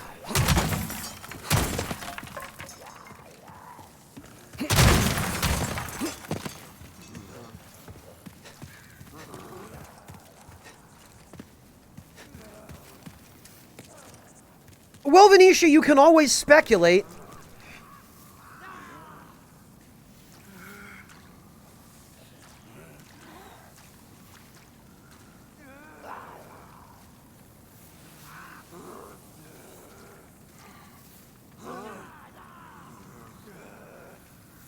Failed at climbing. Souls, are you talking about the phantom right outside the boss room in 3-1? Oh, Karyotic. I believe it was Lance McDonald who did a video on Ocelot over on YouTube. He's got a YouTube channel as well. And his YouTube video actually shows the restored content of Ocelot. Ocelot was actually part of Osiris's model. But he was removed because, well, go watch the video, you'll see.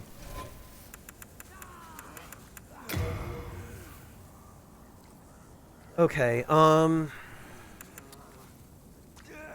where's the chance of item discovery?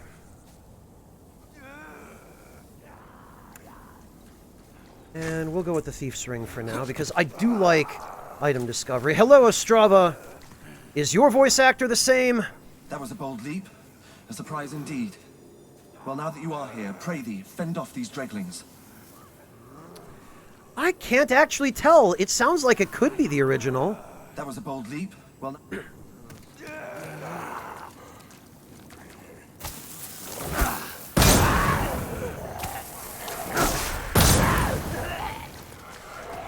Alright, Ostrava, let's fend off some dreglings.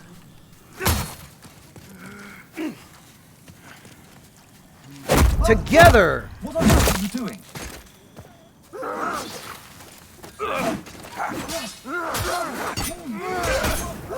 Oh, does he just not fight back now? Oh, he does.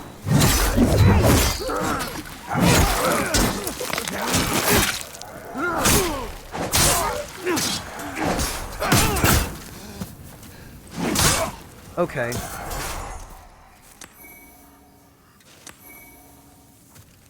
Thanks for nothing, loser. My thanks for your brave rescue. Yes, so brave. I am Ostrava of Boletaria. Accept this as a token of my gratitude. Okay. I actually should not have talked with him. I keep forgetting. Because if you talk with him... There they are. If you talk with him, he starts wandering around. And when he starts wandering around, he can get killed. We do not want him getting killed.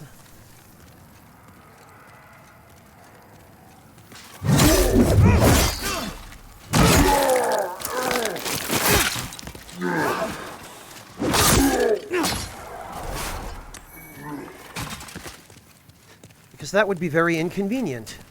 Now, of course, the idiot's going to wander over here.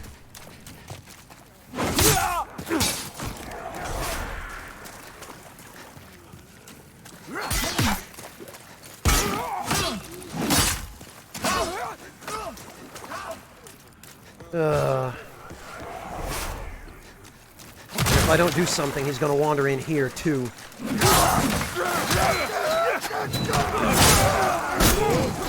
I really wish the camera were not directly behind you.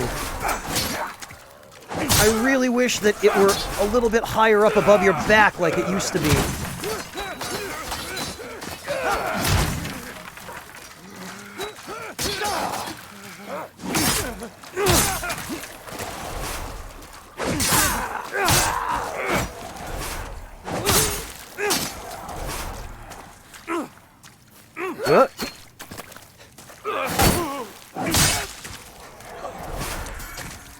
Ugh.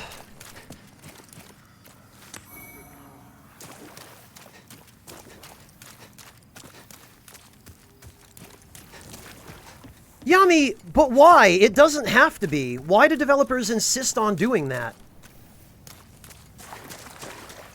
No, Hedgehog, you can't. There are 3 camera modes, and as far as I can tell, they're all the same. There is no classic option for the camera. There is chase, wall assist, and manual, and that's all you get.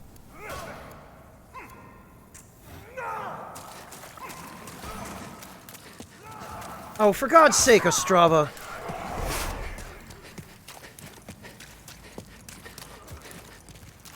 Alright, this is a soul, I think, and then there's a scimitar that I don't care about, which is back the other way.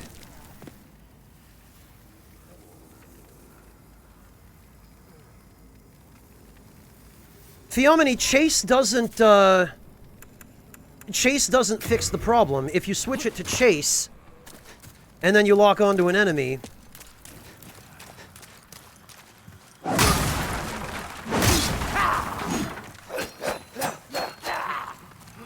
it still positions itself directly behind you. Like, I can't see the enemy through my character.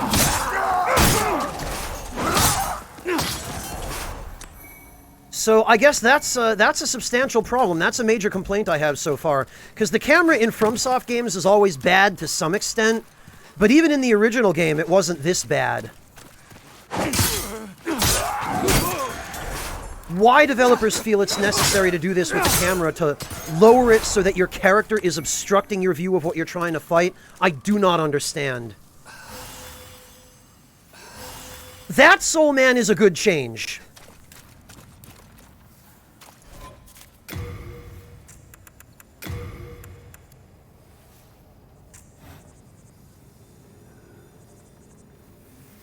Yeah, Yami, but at least in God of War, it was over Kratos' shoulder.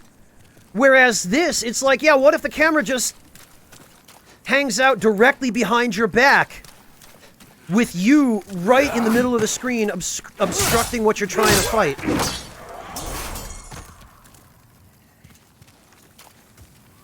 It's just... It's funny that that was never a problem in the original Demon's Souls, but that even though they give you a few different camera options here, none of those camera options appear to solve it. No, Venetia, the Bloodborne camera didn't have this problem either.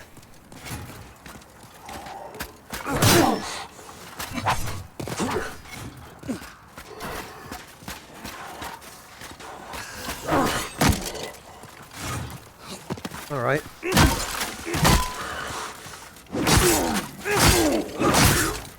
Fine.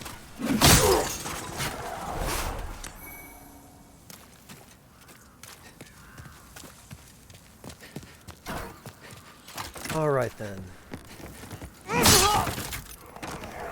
There he goes. No one's saying they're good, Chopin. It's just that in this game, it's worse than it already was.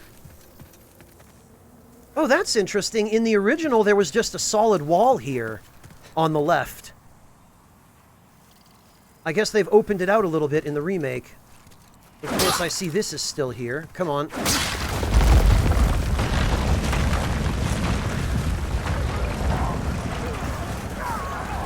Yeah, Yami, but the camera's gonna bug into walls regardless. That's gonna happen no matter what. That's like implementing a half-assed solution for a problem that wasn't so bad in exchange for creating a problem that's actually worse. Yeah, Nix, I mean, that's a good change too, the omnidirectional rolling, which I don't think I've even really had a chance to try out yet. Yep, okay, definitely omnidirectional.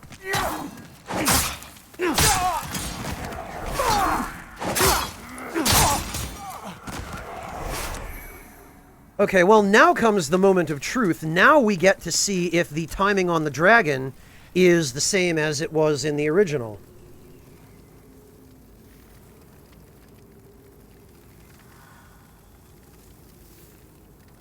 Yeah, Karyotic, I have to say I'm also not a big fan of the Demon's Souls Remake's UI. I mean, they've made a few improvements over the original, but this UI looks like it was slapped together in a few days by an intern. I mean, I get the value of simplicity, but this just feels low effort, this UI. Especially the health bars and the item icons in the lower left. These just feel like somebody rushed them together and just slapped them in the game. Yeah, Swindle, if there were an option for the classic UI, I would definitely pick it, because this one is yuck.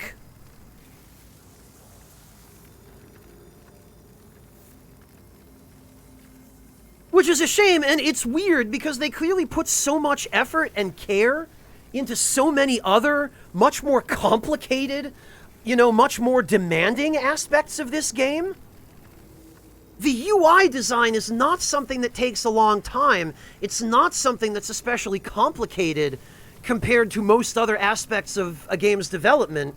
And yet somehow they did so many other things beautifully from what I've been seeing so far. And yet the UI is just like a third grader made it in Microsoft Paint.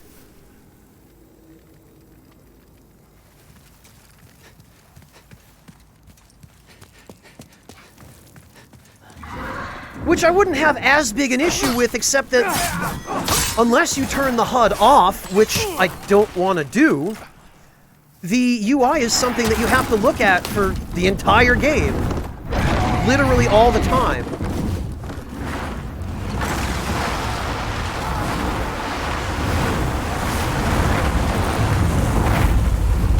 Yeah, Taco Salad, except some of us need the UI. You know, some of us need the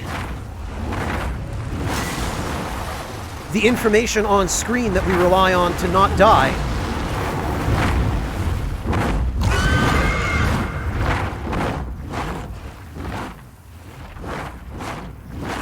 Yeah, but Shirosuke, the whole point of the UI is that it's there to be paid attention to. You know, that doesn't mean that you have to make it gigantic and elaborate. That can be its own problem in, you know, beyond a certain point. But at the very least, don't make it unpleasant to look at, you know? Especially don't make it clash with the rest of the game. You look around at all this beautiful detail in the environments and on the characters, and then there's the UI, which is just bleh. All right, let's see if the old strat still works. Here he comes.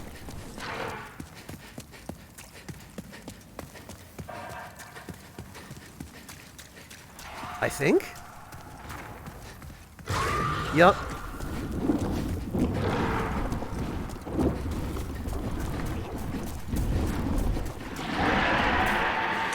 Yoink! Yoink! Yoink! Yoink!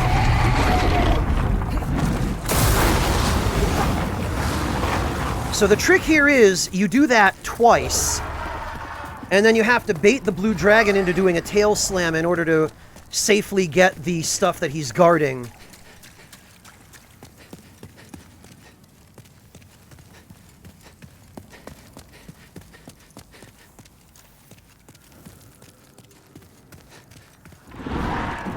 There we go.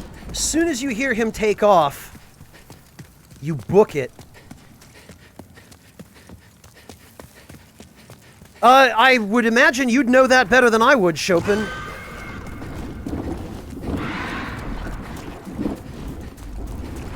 What's that, Venetia? Alright, so the first thing we do is we bait the tail slam. Come on. Yoink.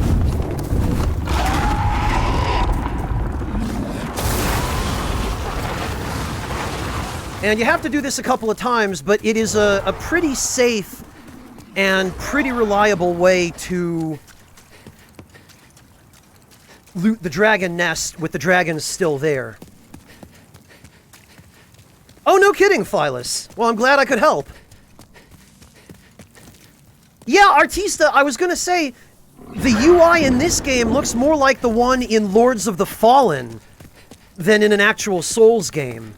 And that, unfortunately, speaks volumes about how little effort seems to have gone into the UI in this game.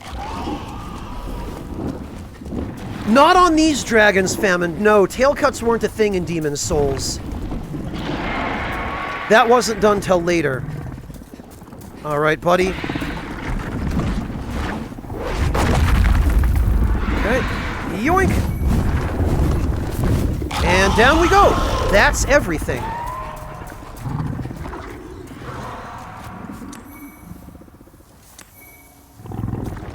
So what I'm actually going to do now, if it gives us enough equip burden,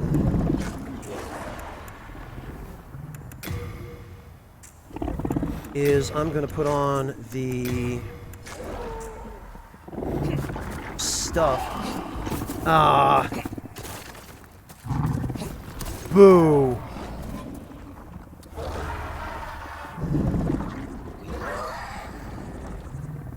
Oh, just barely. Just barely too little.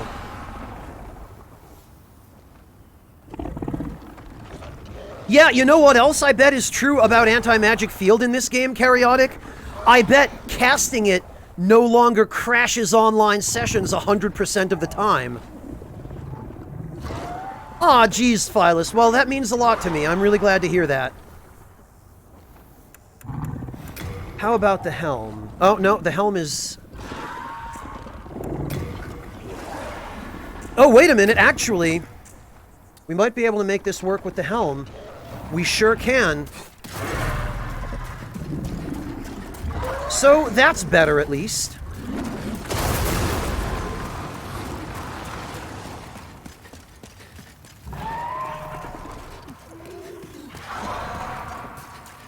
Good, Karyotic. It only took, what, 11 years? 11 years and 2 hardware generations? Are you kidding, Monotone? Anti-Magic Field was the best. If you got invaded in the original and you didn't want to be invaded, the single easiest way to instantly end the invasion was to cast anti-magic field. Because it would lag out the session so hard that you just lose your connection to the other person and they'd get booted.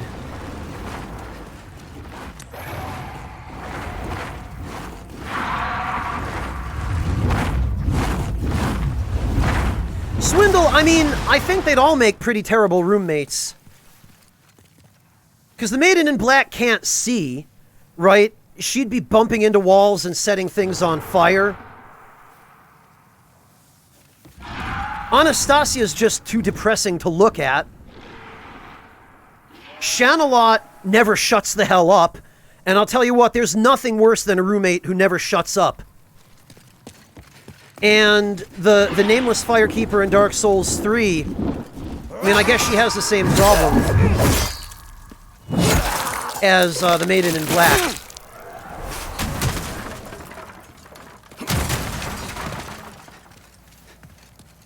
Hey, PS2 girl, welcome! I've been enjoying most things about it. There are a couple of complaints I have so far, but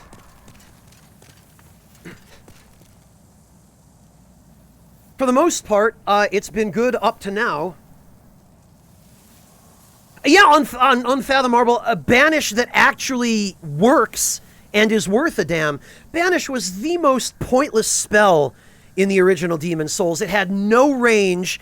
You couldn't even finish casting it before the person you were trying to cast it on had backstabbed you.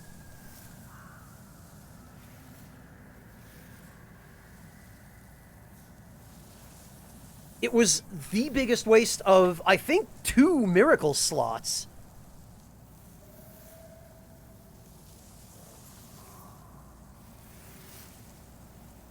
In the remake Souls at Zero or in the original? Because in the remake I could see, but in the original, all anti-magic field would do during an online session is cause you to lose your connection because it would lag the session out so hard. In the remake, okay. That makes a little bit more sense.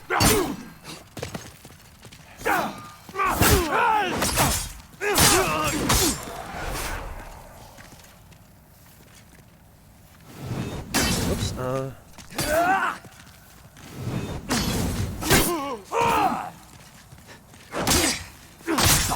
wait a minute.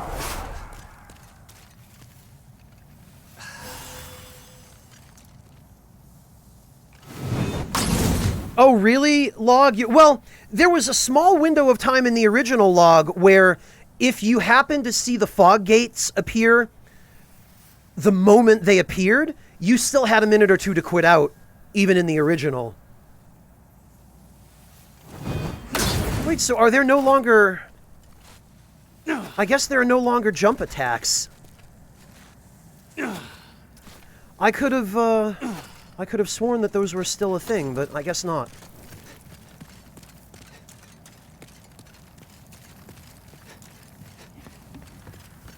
We've got a friend over here.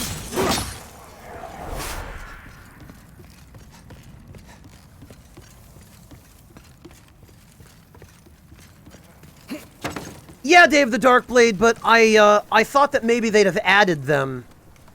But they don't seem to have added any of the other inputs that were added later, so I guess I shouldn't be surprised that they haven't been added to the remake. That AI.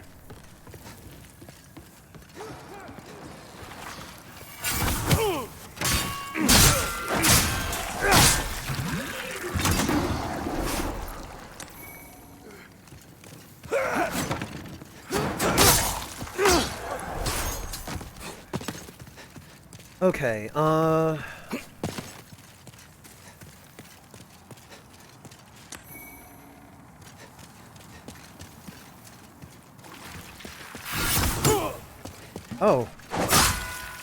These guys might track a little bit better than they used to.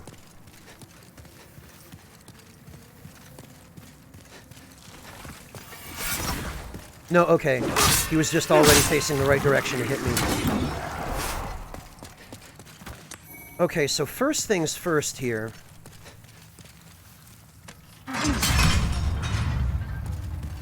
Yeah, Souls, they really did. I mean, in most of the aspects of the game I've seen so far, that seems to have worked out to the game's advantage. However, there are a couple of places, like with the gender-locked armor, where it really would have been better if they hadn't stuck to the original system. And when I first found out that they had kept item burden and not changed it, I was kind of disappointed. But actually, they added a little quality of life system that makes item burden much less a problem now, where if you pick up something you don't have enough item burden to carry, you can just insta-teleport it to your storage in the Nexus and not have to constantly carry around the Ring of Herculean Strength. Okay, Karyotic, have a good one. We'll catch you later.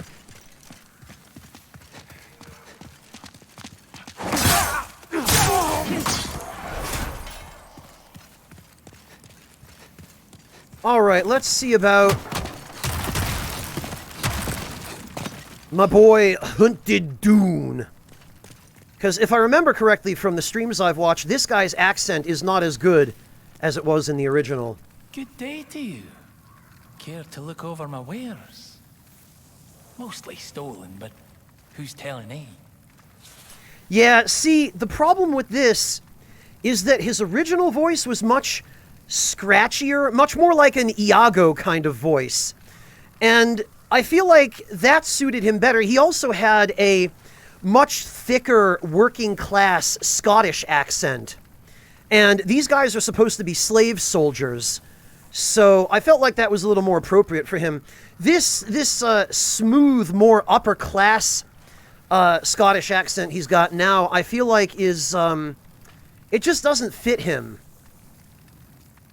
In the original, he was like, "Care to look over me wares? Oh, you took me lucky charms!" He didn't sound exactly like that, just for the record.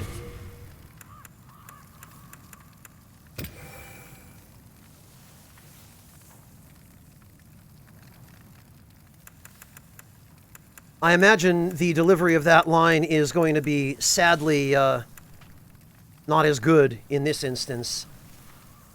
Yeah, I guess he does sound much more like he's from Edinburgh proper, Black Knight, rather than from, like, out in the countryside. What do we got? Brave knight or lowly fodder? The demons snatched their souls regardless of their station, plummeting them all into madness. And those who dare cling to their humanity were hunted down. Yeah. It is the end of Great Boletaria as we know it. That's a shame. But hell, at least the demons don't send us to our deaths in battle. There's this skinny fellow, clad in the most lavish armor, who's always mumbling about some mission. He's another one who's managed to stay sane, like yourself. Probably some pampered little lordling by the looks of his attire. I'd give an arm just for the buttons off his shirt. Famine, no, it was more like they couldn't get all of the original voice actors back. Although, how difficult would it have been for them to find somebody with this guy's original accent? Come on. Reverser Plus, I was stuck waiting till I had an opportunity to get a PS5. I obviously can't play this game without a PS5, and I just finally got one yesterday. Yeah, Venetia. Okay, Solman, have a good night. Take care.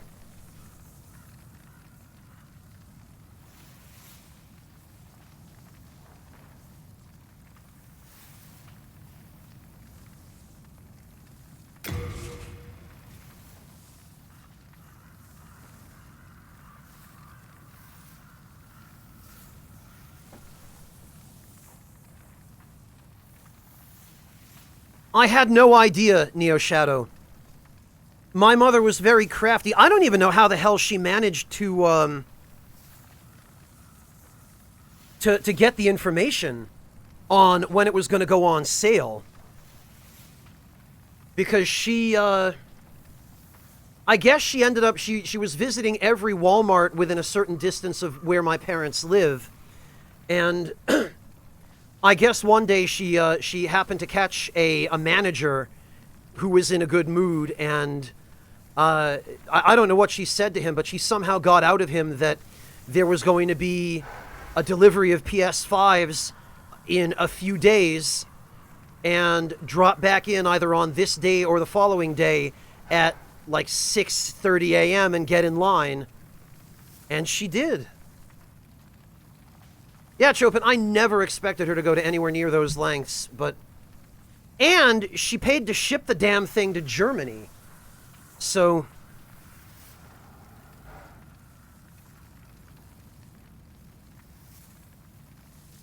GG.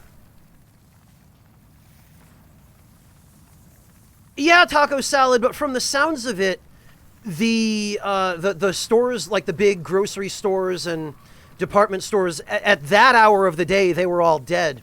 Because when I got the package and I messaged my mother, because there was a nice little card included in it from her, I messaged her and I asked her, were there a lot of other people in line? And she was like, there were a few other people in line, but the store itself was empty because she got there so early.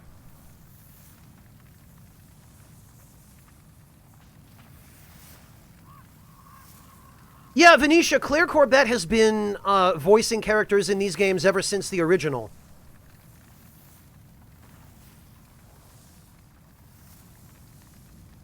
No, Hedgehog. It isn't producing any more noise than any of the other items in my room, like my PC or the open window.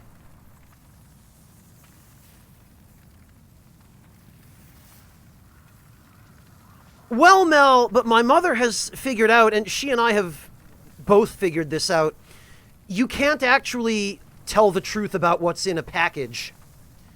Because if you do, especially, like, if you're shipping something to Germany, and it's worth more than about $100 US, or like 100 euros, there's a very high chance that German customs will open it, search it, and then slap a very hefty import tax on it. So even if you're shipping a PS5, what you say you're shipping is like a box of paper plates. Something worthless, you know? And then you insure it with your shipper for the full amount of money, but you lie on the customs form and you basically say, yeah, no, this is my rock collection. It's not worth anything. And then customs doesn't bother opening it. And neither do any of the thieves in the postal service. Okay, Swindle, have a good one. Thank you for dropping by. Take care.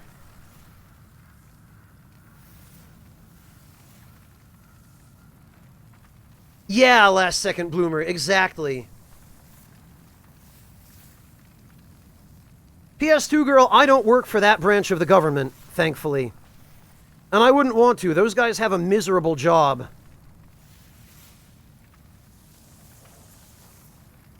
Besides, PS2 girl, what am I gonna do? Sell out?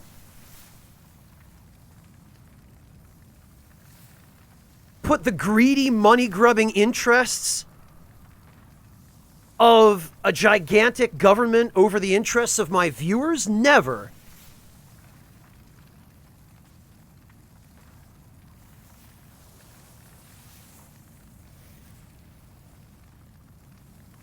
PS2 girl, there's something I'll tell you about the world we live in.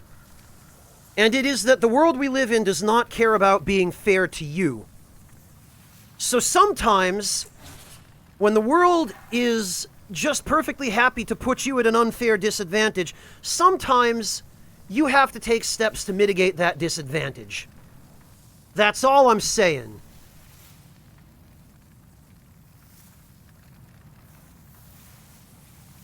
PS2 girl, the crime is having to pay 40% tax on something that was already bought and purchased just because it crossed the border into your country. That's the crime. Speaking of crimes, this guy's prices.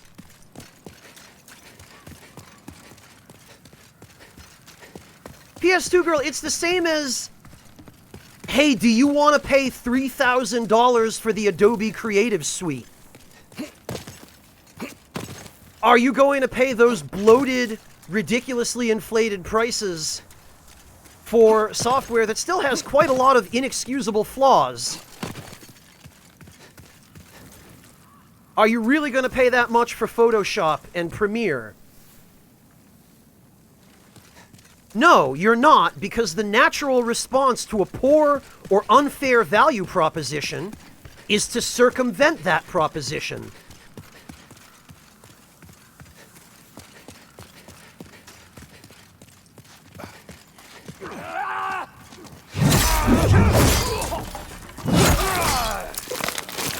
Boy, and...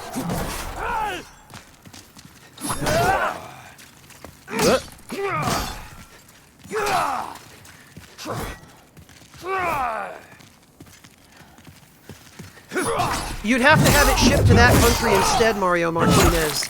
And import taxes in the EU are pretty much the same for every country that's a member state.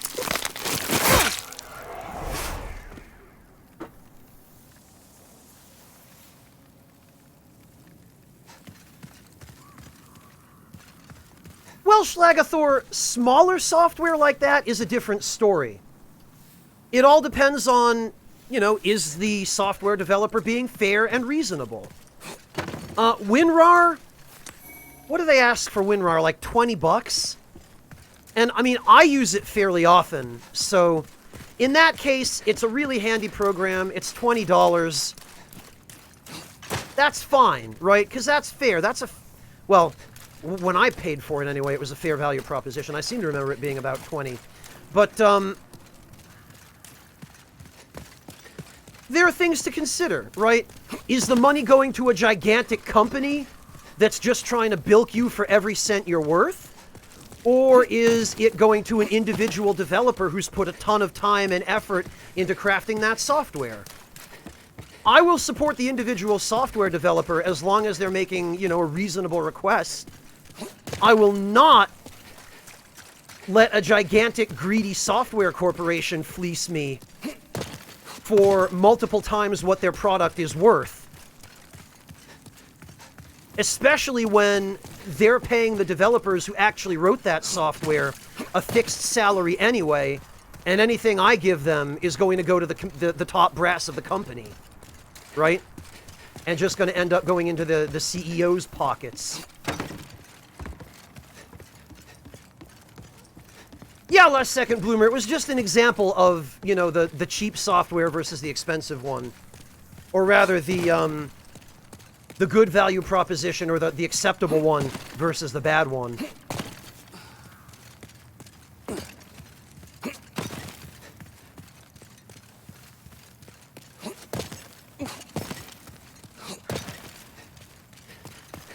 There is nothing more important you can do in a capitalist consumer economy than speak with your dollar. Oh, you know what? And I forgot to... I forgot to pull the lever.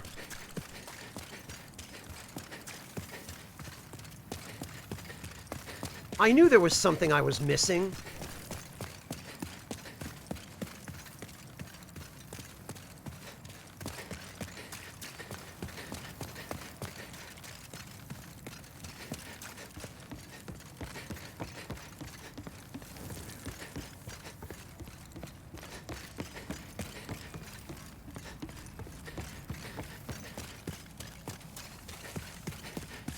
It is now famined. All this extra running I'm doing. I think I've now made 3 unnecessary loops of this area. There we go. Oh, thank you for reminding me, Bitstorm. I did mean to check for those.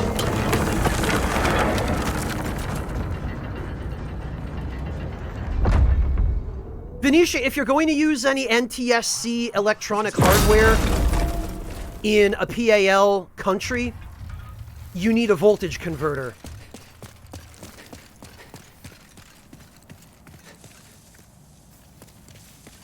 Because everything NTSC is still 110. The EU and most other countries in Europe run on 220, I think.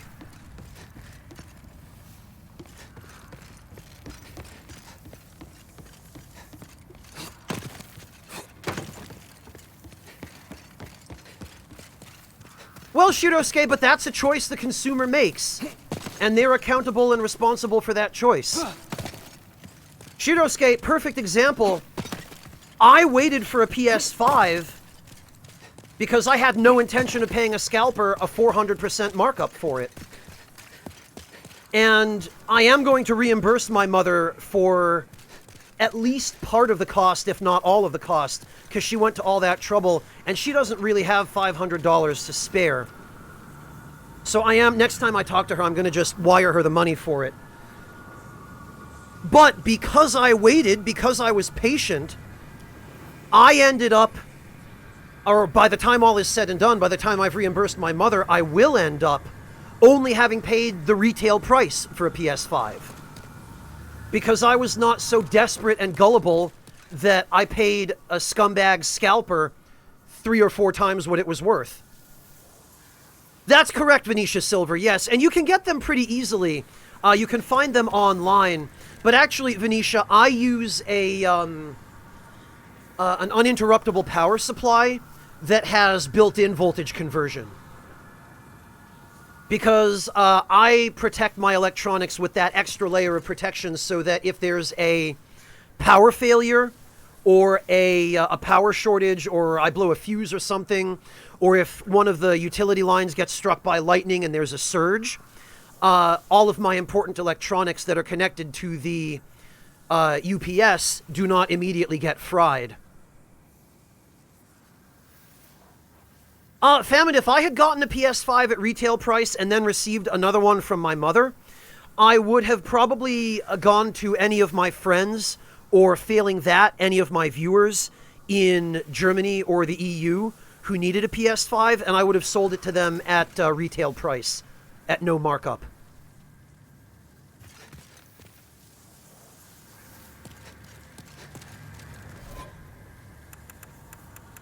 Because that's the fair thing to do, right? Is to give someone who wouldn't otherwise have had an opportunity to get one, the opportunity to get one, and not be a scumbag and make them pay more for it.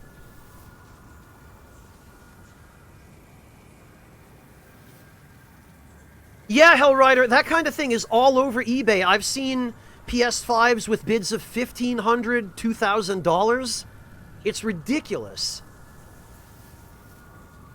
And if people were willing to be patient and not buy from scalpers, there'd be no market for the scalping. And the scalpers would have to sell their units at retail prices and take the loss. But people just don't make that choice. For one reason or another, people aren't willing to wait. Oh, I know, Log, but those are the exception rather than the rule. The majority of them are real. They're a product of a lot of things, Venetia. They're a product of failures on both the marketing end, the supply chain end, and the consumer end. They're the result of failures all around, if we're being honest. I'm glad you were able to get lucky, Taco Salad. Well, exactly, Last Second Bloomer. Be patient and don't give in to temptation. Right. And here we go.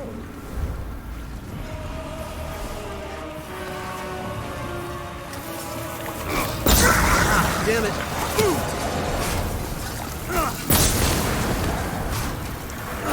Ah!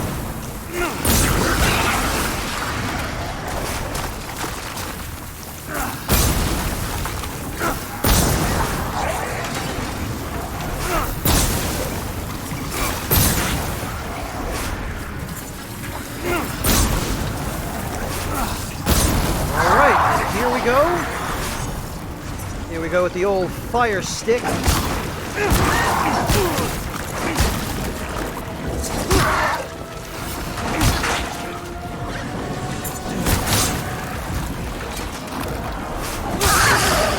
I see they didn't give Phalanx any attacks of his own in the remake.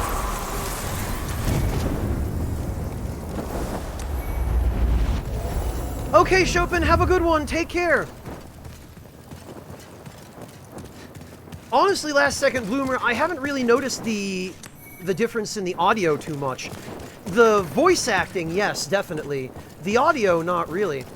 I have to say, they did a pretty nice job with the fire effect from the pine resin. Although, I'm also not terribly fond of that soft focus effect on it.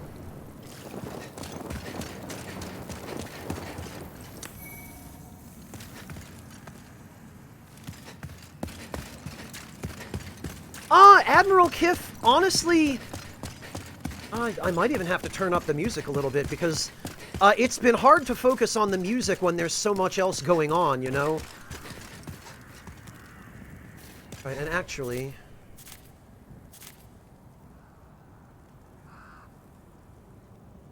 Oh, interesting. The Boletaria Archstone is now no longer called the Archstone of the Small King.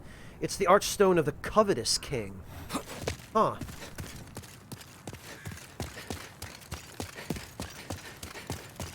All in good time, Shirosuke. All in good time. One thing I have noticed is that logging into the game servers no longer seems to screw up your world tendency, and I'm very grateful for that. Dom, thank you so much for the resub. Welcome back. Really appreciate that. Well, we'll get there, Matthias, and we'll find out. Welcome back. There she is. The monumental awaits the above.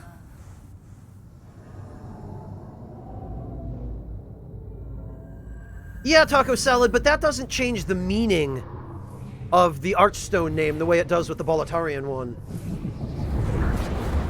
No, Moss Cover Tree, you better believe I turned that garbage off immediately.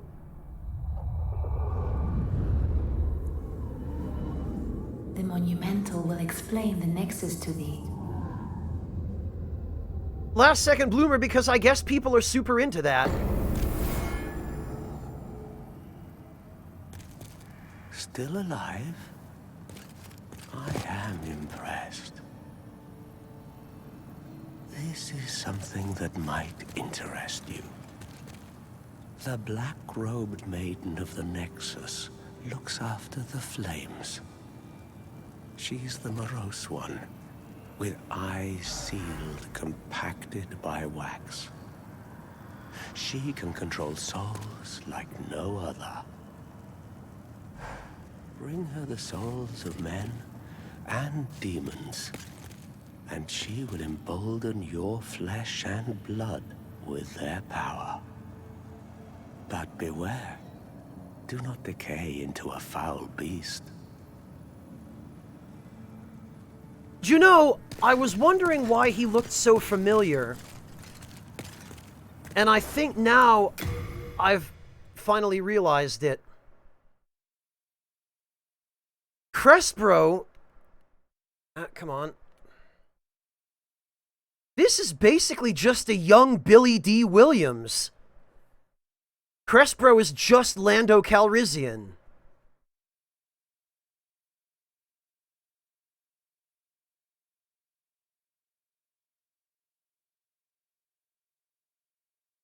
That's where I was getting that weird sense of déjà vu.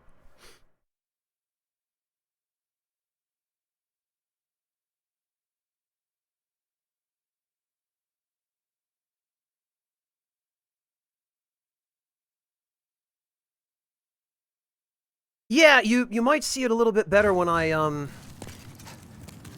maybe I can back off a little bit and...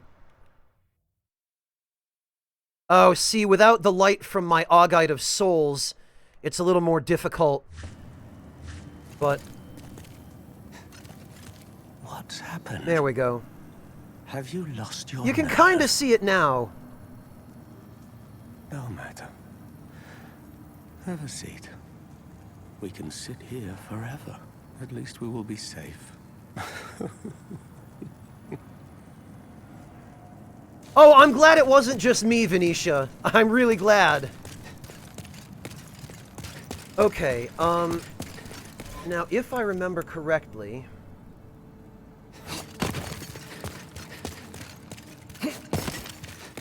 Yep, there he is. Oh! Somebody's looking dapper. What do you want, brute? I have no use for addlepates like yourself. Away with you. Me intelligence not high enough for talk with magician man. Oh, brain no good. Hey Yoshi Bear, welcome. Not have enough big smart for wand casty person. There he is. I have sinned. I swore allegiance to Saint Urbain, but was of no use to him. Oh, this is the same voice actor. I have run away and abandoned his augustness.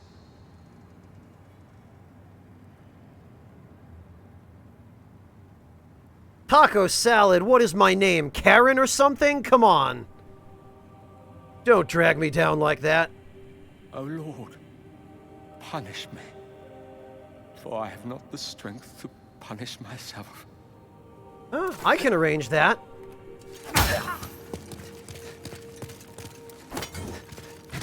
Oh, you must be another disciple of God. What the? I too am on a quest to fight the demons in the name of the Lord. May I share God's power with you? Do not be bashful. We are both cut from the same cloth. Okay, the Hindi accent is definitely new. That's a change.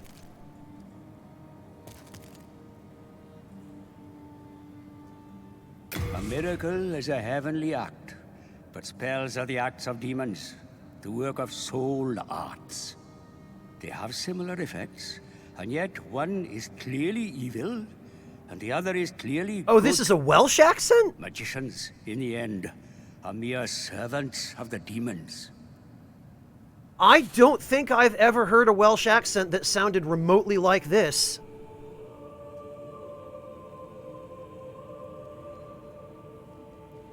Log, no, this doesn't... I mean, the cadence and camber of the voice sound a little bit similar to Petrus, but the accent, no, hell no. Unless he was just doing an accent for this character.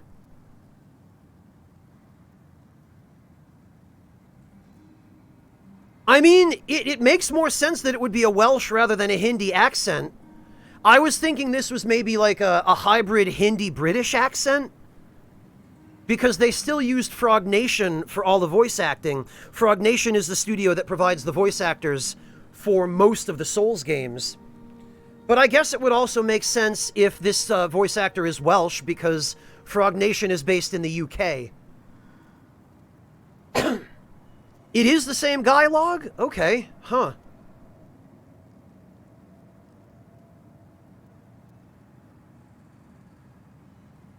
Well, no, not medieval Britain, Cursed Nobleman. I'm talking about current Indian expatriates living in the UK.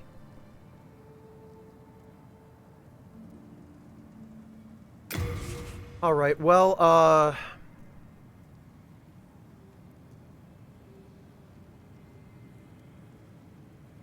I see Hidden Soul is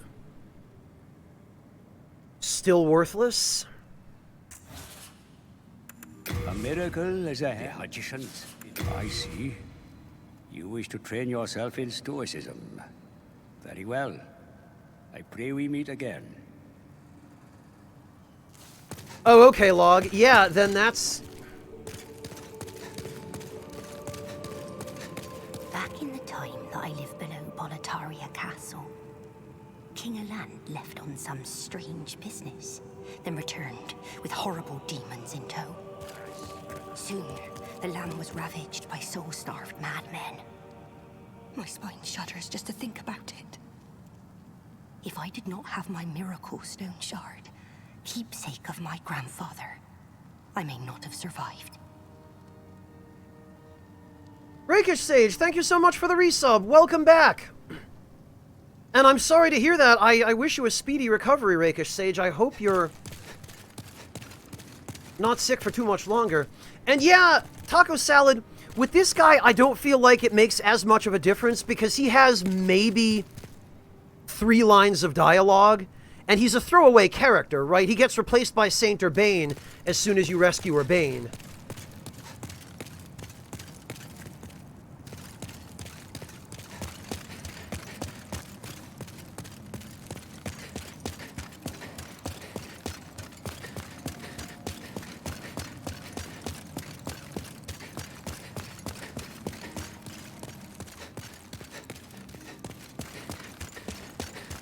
And he already had a pretty generic accent to begin with in the original. So giving him a more unique accent is cool. I can dig that. But the characters that had more unique accents in the original that have gotten less unique accents, or accents that aren't as well suited to them, that's a shame. That makes me sad. Like the Dregling Merchant.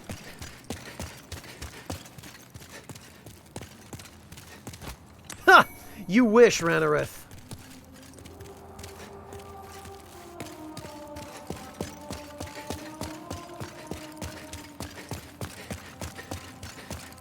Well, that's fitting then, isn't it, Venetia? The fist is the best option. Oh, good. Great. All right, let's have a look at this cutscene. We have long awaited you, Slayer of Demons. I am one of the Monumentals. We preserve the fabric of reality. Oh, this is Yuria's voice actor now. There is a tale I wish to tell you. Once, we too were a scourge of demons. Oh, okay, so it's the daughter of... Okay, Log. It's Jenny Funnel's daughter. Yeah, Jenny Funnel plays Yuria. No wonder they sound similar. Okay. In the distant past, under benevolent rule, the world was united owing to the soul arts. Until a lust for power caused the awakening of the Old One. Across the land seeped a colorless, deep fog, and the world faced extinction at the hands of the demons. Thanks be, we were able to lull the Old One back to its slumber, yet only after the loss of innumerable souls, and most of the world, lost, erased by the fog. In order to mend the fabric of what lands still remained, we entrusted 6 leaders with 6 precious archstones, one to the king of a small yet industrious land, one to the king of the burrowers underground, one to the wise queen of the great ivory tower, one to the chieftain of lost and ill-fortuned souls, one to the shaman of the tempest-worshipping shadowmen, and the last to the great giants of the northern lands. The archstones were placed in the fringelands that survived. We contained the Old One here below the Nexus and prohibited the soul arts. Finally, we became monumentals, half-living sentinels of the fabric of reality. Alas, the other monumentals have perished, and only I remain.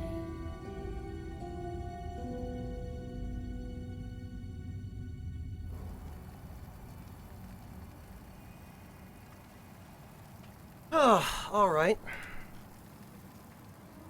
Now it is your turn. You must lull the Old One back to its slumber and seal it away for all eternity. If not, the deep fog will absorb all that we know. Have you the strength to bear this burden? Sure, why not? It's almost criminal that they don't default you to yes here. Yes. We are fortunate indeed to have you. Now, go forth and destroy every last demon. The old one, without demons to feed its souls, will a new servant seek and lure you to its bosom.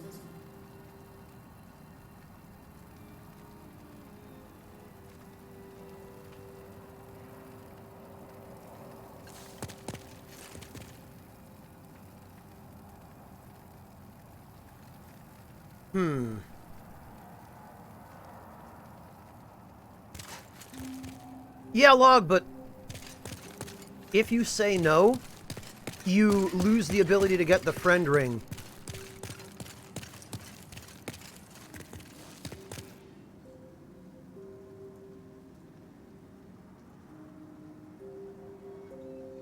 And if you plan on doing co-op, the friend ring is really important.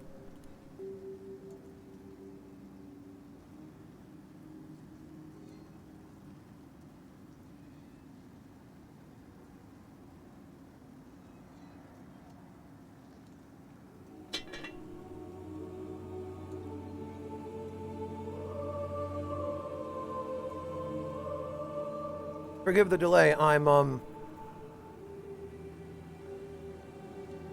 just pouring myself a little bit of tea here. Yeah, Hedgehog, you should, there's no reason to say no. You should always say yes.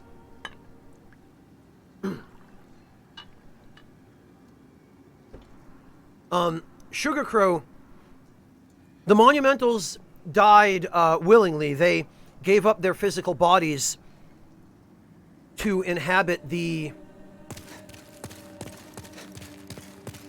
bodies here, which are artificial. If we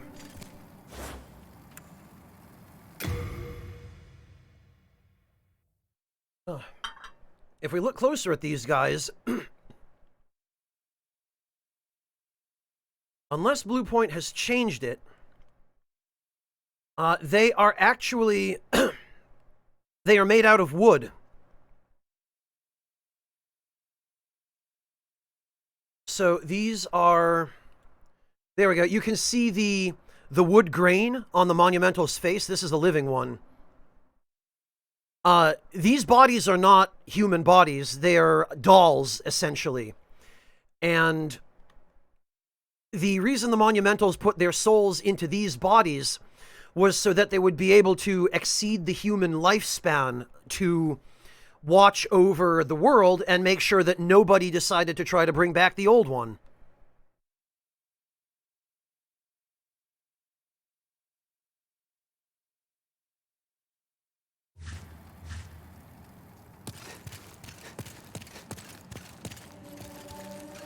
But I guess even that didn't allow them to live forever, because one by one, what you just saw in the cutscene was that their souls gradually faded away, basically, and now there's only the one left.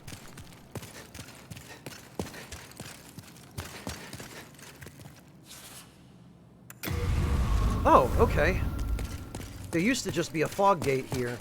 Now let's see. Current profile. Mender of the World. Where's Peeve? Peeve should be in here somewhere. Destroyer of the World.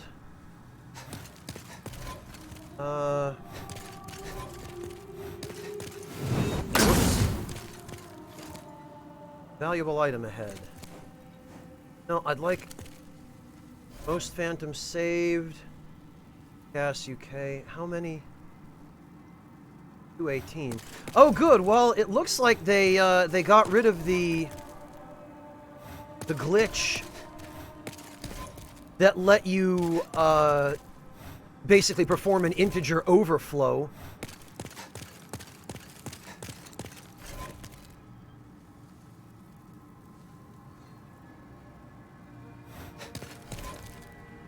Also, huh.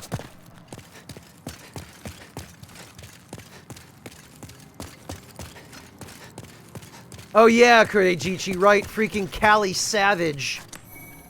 Once you got in the Pantheon, you were in forever, and no one could ever replace you. Yeah, Log, I saw. I've been following the stuff Peeve has been posting on Twitter, and I know he's aware of it.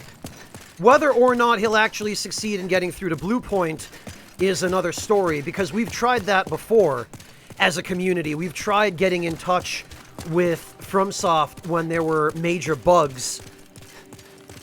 And we've alternatively gotten zero response whatsoever, or we've gotten a response from FromSoft's publishing partners that said, no, that's working as intended, when it clearly wasn't. That was for the durability bug in Dark Souls 2. That they claimed it was working as intended, which was obviously a load of shit.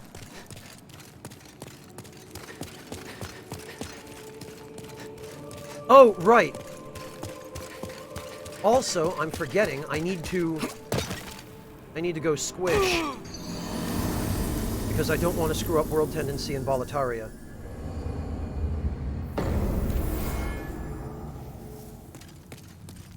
Yeah, Yami, but in order to get to Blue Point, you have to go through Japan's studio.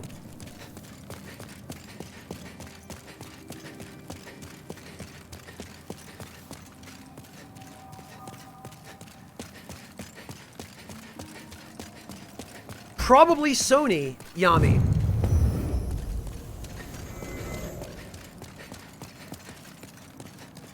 Alright, so there are a couple of things I need.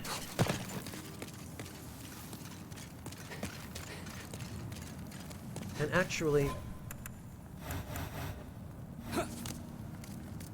I would be happy to lighten your load. When the Scourge came, I abandoned my wife and daughter and fled like a coward. When I came to, I was in this nexus. I haven't dared venture outside these walls since. I wish I could do more, but I am ignorant of the world beyond these walls. Quasar, my mother is to thank for that. She acquired one without my knowledge and shipped it to me. Apparently some time ago, because it would have taken quite a while to get here. Especially with shipping being all kinds of delayed the way that it has been thanks to the pandemic.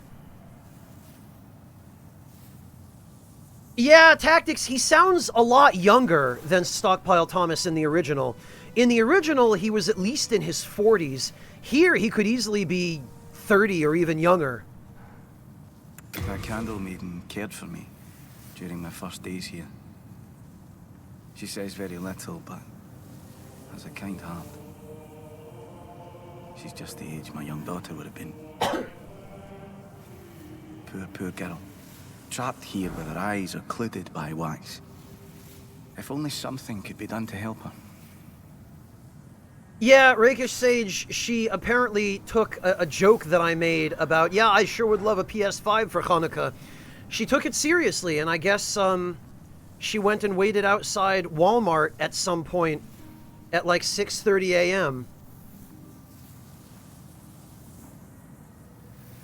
Yeah, Quasar, one thing I will say is it feels weird listening to these guys talk and actually seeing their mouths move in more or less perfect sync. If only something could be done to help.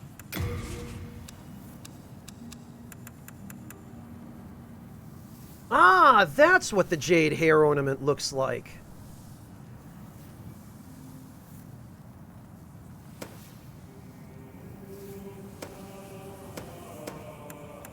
Okay,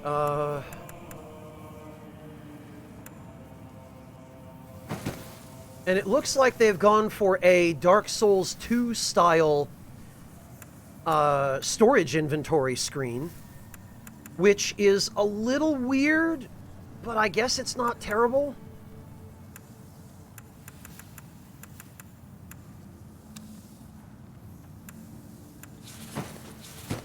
Definitely want to put in our upgrade materials. Heater shield can go in as well. Oh, and it looks like the purple flame shield has pretty much the same design. That's cool.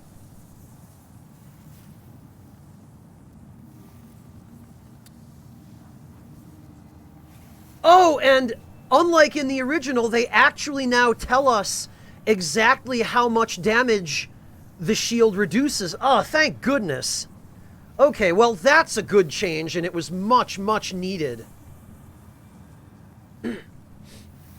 Yeah, Phyllis, they definitely made them seem more human with their gestures. It used to be called that, Venetian. They might have changed its name, but it's the Flame Lurker's soul. Monotone, I'm sorry, did I miss a question? Hang on, let me...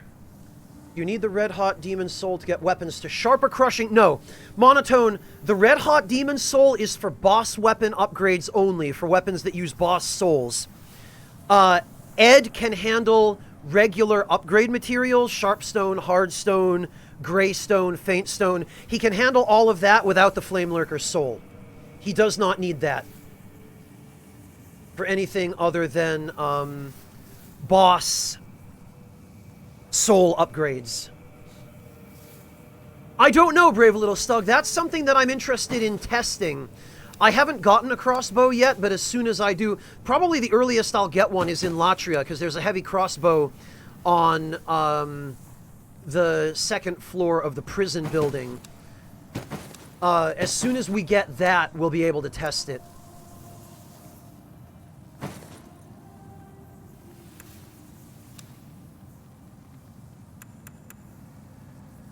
Rest assured, your goods are safe and sound with me. Best of luck to you. Best of luck to you. Alright, now let's see. Actually. The controls in the menu in the remake are a little bit different from the original. L1 and R1 used to switch between, tabs, but you didn't have these little sub-tabs here. There were just the main tabs. Alright.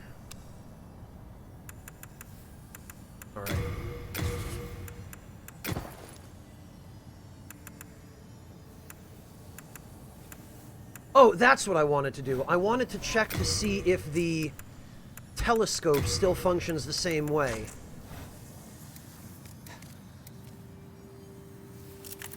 It sure does. Oh, but... Aha. Okay.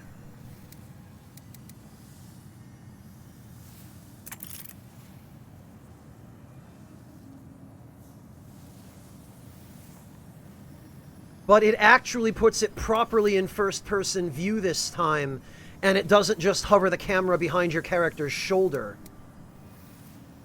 Okay.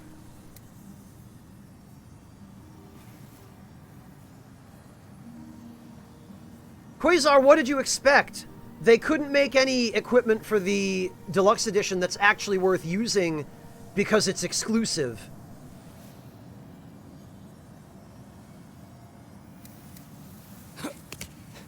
Alright, well, okay, that's cool. I'll hang on to the brass telescope for when we go to the Shrine of Storms, because you can exchange that with Snuggly, I believe, for a colorless demon soul?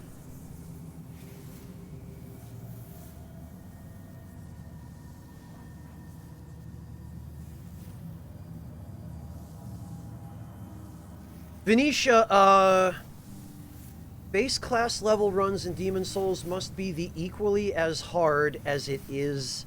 What? Venetia, I'm afraid you're going to have to clarify that wording a little bit. I'm not sure I understand what you're trying to ask.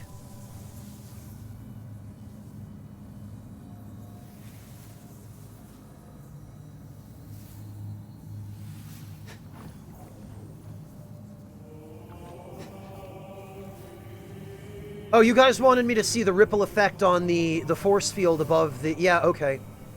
Yeah, it's a nice touch.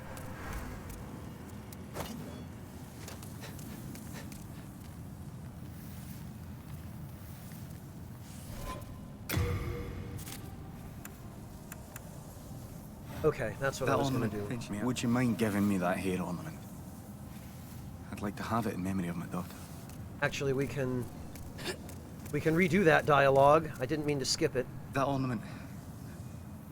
That belongs to my daughter. Then she didn't make it after all. My dearest little baby. May she rest in peace. No, nobleman. I'm just going to go buy a different set of armor from the merchant. Would you mind giving me that hair ornament? In Boletaria. I'd like to have it in memory of my daughter.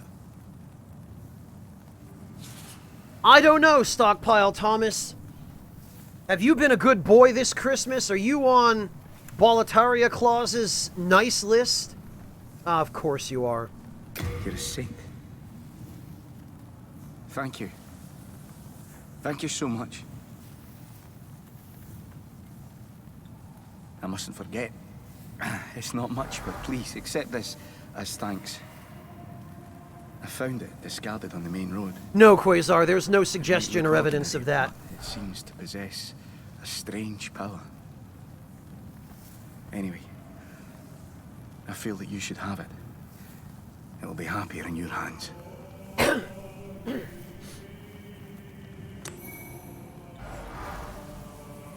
Well, okay, Phyllis. At the very least, he's on the I didn't deserve this list.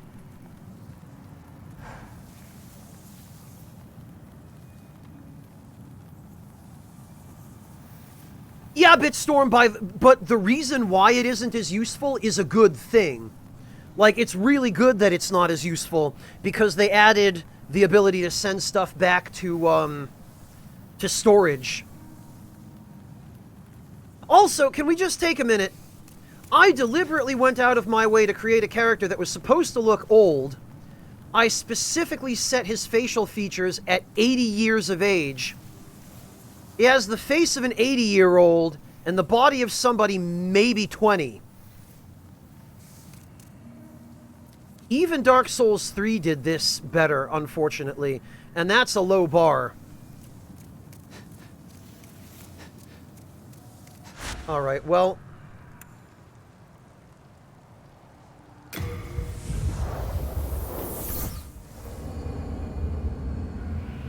I guess he took a bath in the Fountain of Youth and didn't realize he was supposed to drink it.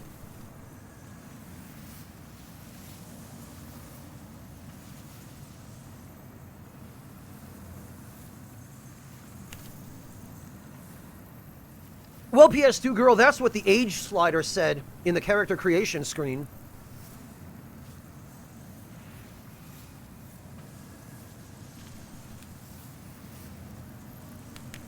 Not really, Corvidia, no.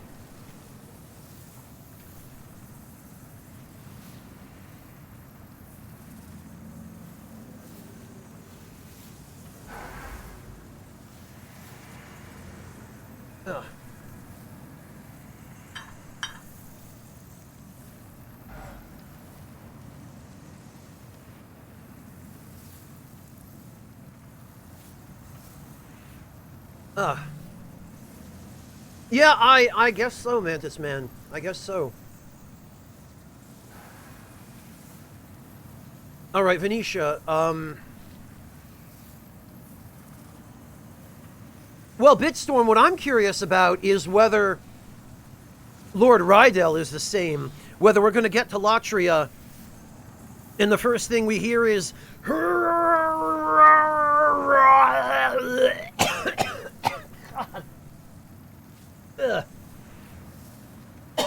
Remind me not to try doing that again.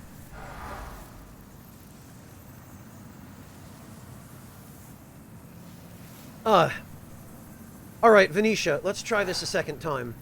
With how Dark Souls 3 and Bloodborne focused harder on scaling from weapons than Demon Souls and somewhat with Dark Souls 1, base class level runs in Demons can be easier with their upgrade philosophy changed with their evolution in later games. But though with regards to world tendency, it must be harder to stay at half health. Venetia, I don't really... I'm still not sure I totally understand what you're trying to ask. But... Well, I guess we'll find out when we get there, Shirosuke. But Venetia, this goes back to, I don't know if you were here for the discussion earlier, to the fact that in Demon's Souls, FromSoft had not yet reached that point where they were just going completely nuts on nerfing everything out of this misguided obsession with trying to balance the game by making everything that was even remotely strong weaker. It's a terrible, misinformed, and very ignorant design philosophy to do that, where what they should have done instead was to buff everything that was too weak to be worth using and make all the other stuff stronger so that there would have been more viable setups and equipment. And Venetia, basically the thread of that conversation was that in the earlier Souls games, that problem didn't really exist because FromSoft wasn't putting all of that obsessive time and energy into trying to nerf everything, so a lot more stuff was viable. Whereas, really starting with Dark Souls 2, there was a little bit of it in Dark Souls 1, but it didn't really get egregious until Dark Souls 2. They started just nerfing absolutely everything that an even slightly larger than normal number of players were using, because they figured it had to be overpowered somehow. And so everything that was powerful got nerfed into oblivion, and whatever was left over ended up being the dominant strategies. So compared to the later games, Venetia, yeah, a base level class run in Demon's Souls is absolutely easier because everything is viable. You know, if you find a weapon you like, it doesn't matter if that weapon sucks when it's unupgraded. You just slap a +5 moon or dragon enhancement on it, and it'll carry you all the way through the game. Whereas that didn't work in the later Souls games, because FromSoft started making the even the elemental weapon upgrade paths dependent upon stat scaling.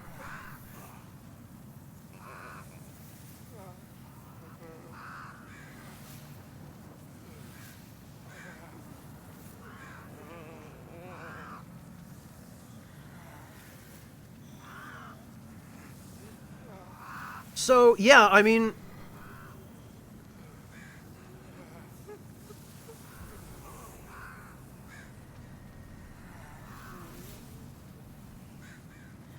I guess the answer to your question is yes.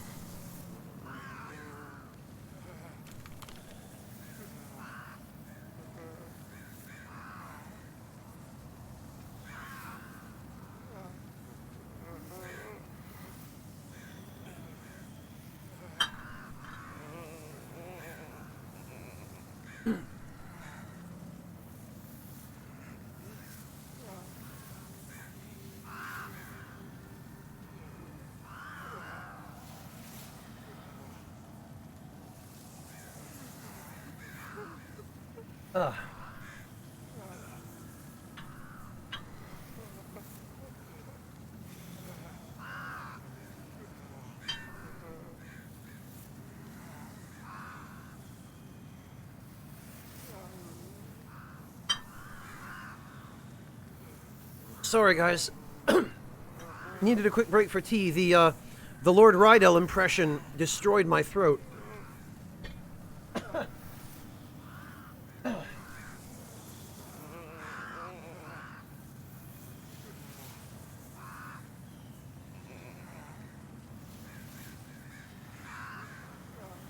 Well, Venetia, I just hope I was able to answer the question you were actually asking. I hope I understood it well enough to be able to give you the answer you were looking for.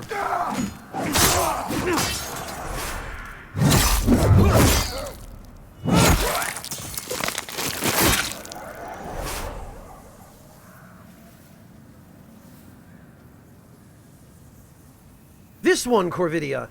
I have some hojicha today. And actually, I want to...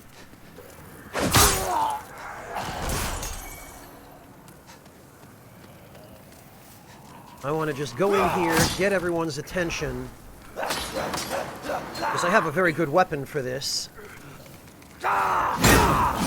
Except that the freaking camera, when you lock on in this game, goes directly behind you and you can't see what's in front of you. I hate that so much. I really... All they would need to do is raise the camera 30 degrees. All it would take is 30 degrees.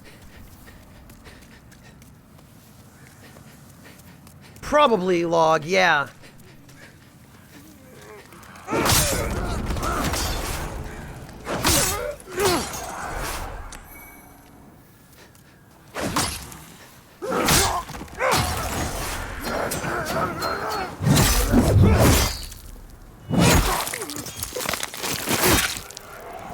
Kudajichi, I think Miyazaki dislikes the newer games more than he dislikes the older ones. He was clearly not happy with how Dark Souls 2 turned out, based on some public statements he's made and some interviews with him.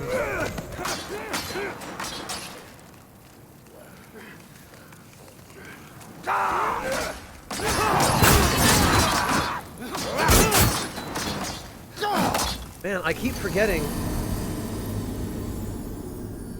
Oh, okay, Karyotic. Very good. I'm glad to hear that. I hope it's been serving you well. Hello, Ghostly Tricks. Welcome. I keep forgetting I'm not wearing any armor.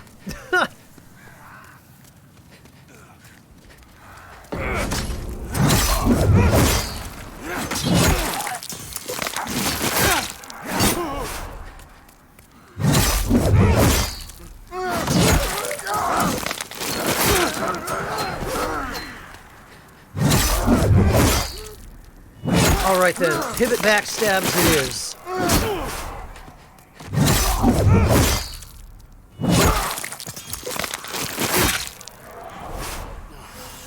Well, nobleman, that's the nice thing about being able to read them whenever you want, is when you're done doing your actual adventuring for the day, you can go back to the Nexus and open up your inventory and just read item descriptions until you turn off your console.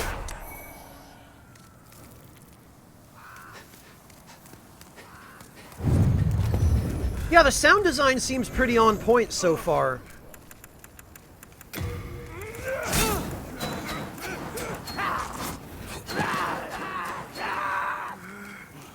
Alright, this is a little better. Yeah, see, I can't... I can't play locked on like this with this camera.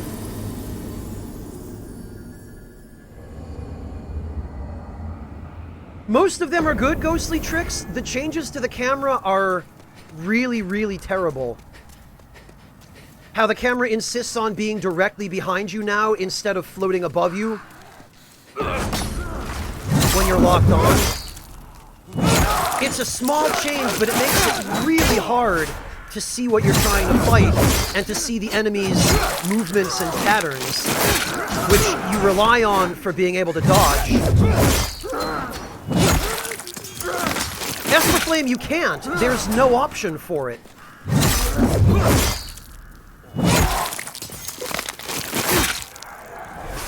There are 3 camera options in the menu, and none of them are for the original camera. Ah, damn it.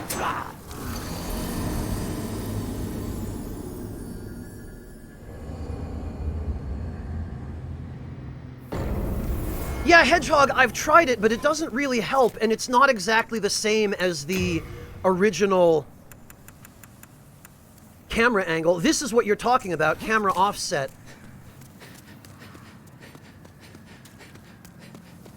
But it doesn't behave the same way it did in the original Esper Flame. In the original, when you were locked on, the camera would stay directly behind you, but it would hover about 30 degrees over your shoulder. So you could see the enemies in front of you because your character wasn't directly obstructing them. In this game, all of the camera angles, at least as far as I can tell, they either lock the camera directly behind you, or as soon as I've got only one of these guys left, I'll show you the camera offset, what that does. Camera offset just offsets the camera horizontally, rather than vertically.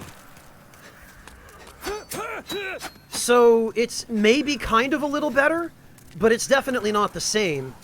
And it certainly doesn't feel the same. And even when you have that option set, you have to be moving in order for it to work. Because if you see I just stand idle, the camera just defaults back behind me again. Like, you have to strafe sideways, otherwise the camera just goes back to the position where you can't see what's happening.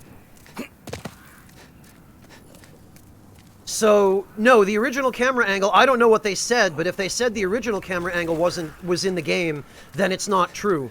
Because this is not the original camera behavior. And neither are any of the other options.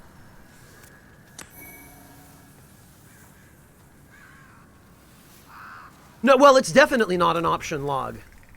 It's not, and maybe it's just because I'm so used to the original camera behavior, but this does not feel comfortable or intuitive to me, and I have been having problems with it. It definitely makes the game harder to play.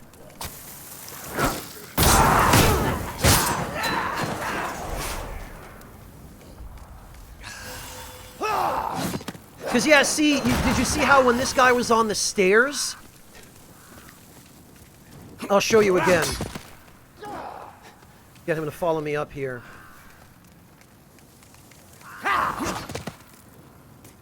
This guy here, when he's on the stairs, in the original, the camera would have raised up a little bit so that I could see him better.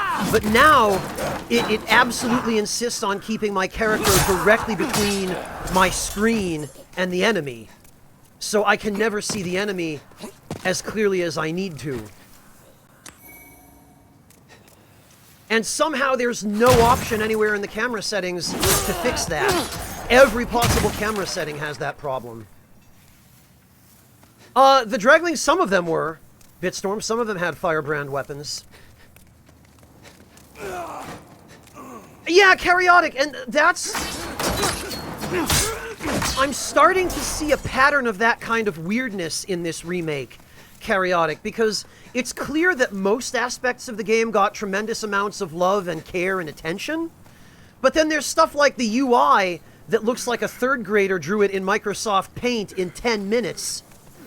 And then there's the camera, which has really very little in the way of meaningful options to change how it behaves. And you'd think it wouldn't have taken very long or very much effort for them to add a little bit more of that, but...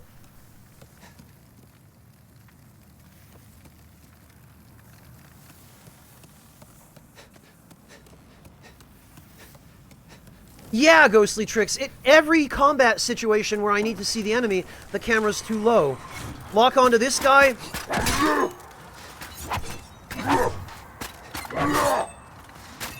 Can barely see what I'm doing when I'm trying to parry him, other than when I'm strafing sideways. And strafing sideways is not an ideal time during which to parry somebody. Whatever.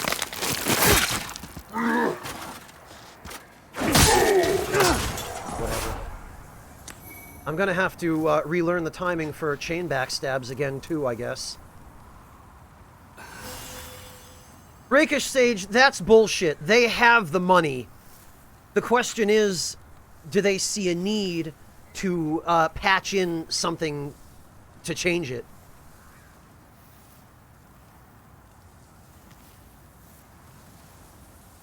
Mantis Man, even fighting on even surfaces is a pain now because of the camera. Bitstorm, the damage seems to be about the same.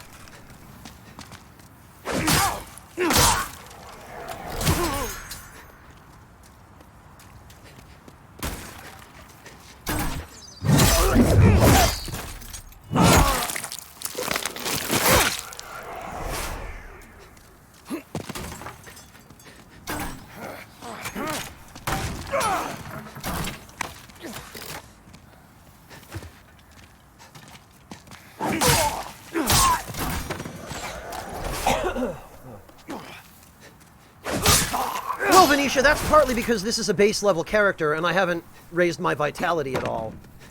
And that's another thing I'm interested to test, is whether it is still possible to equip spells that you don't have enough attunement slots for by leveling up enough to be able to use those spells and then leveling down.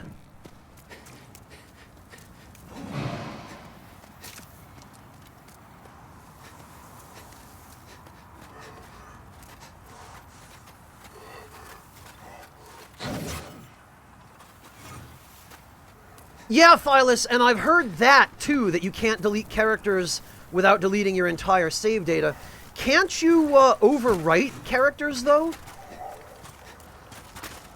You alright there, buddy? Yeah, exactly, Ghostly Tricks. You have to stay too far away from enemies with this new camera behavior to be able to see what they're doing.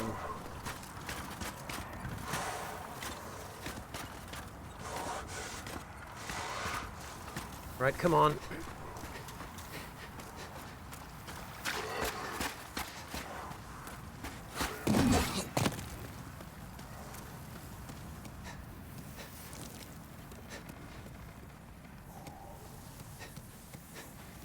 Yeah, Ghostly Tricks, for all the time and effort they put into keeping the game as true to form as possible, there are some really basic, obvious things that somehow they managed to miss.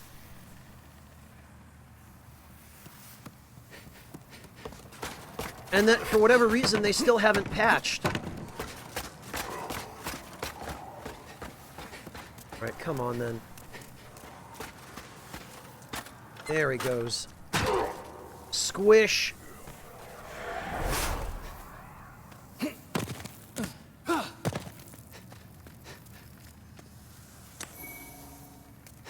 Now I think I should be able to afford the armor.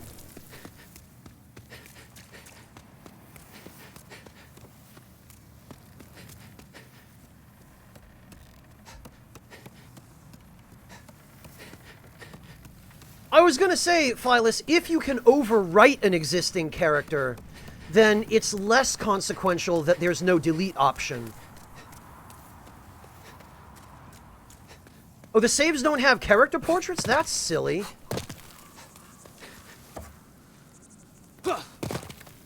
Please tell me Ostrava is not wandering around over here dead.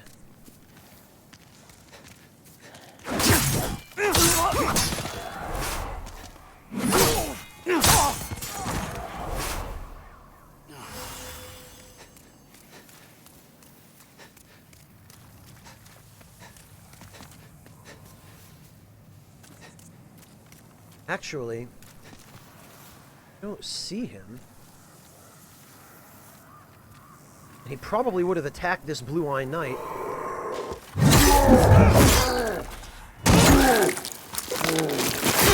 Bug Dreglings? No, I don't think I did. What sort of bug are we talking about?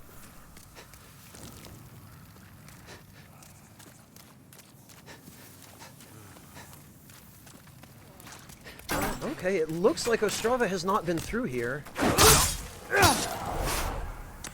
Oh, you know what? Because, okay, he won't be here because I beat Phalanx, meaning he'll have moved on to Zone 1-2. So that's fine, actually. If he's in Zone 1-2, then he'll be safe, because nothing will attack him there.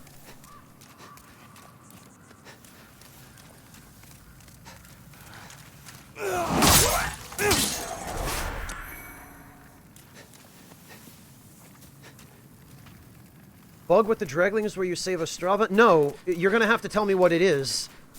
Because... Well, Rakish Sage, and more to the point, what the hell? Oh. Okay, I guess the Havoc physics engine doesn't like the PS5. What is going on here? Everybody is skydiving.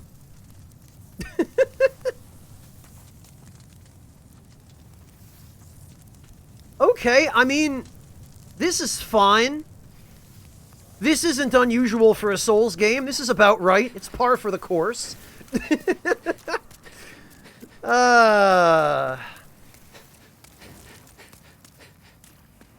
I'm sure it has, Log. I'm sure it has.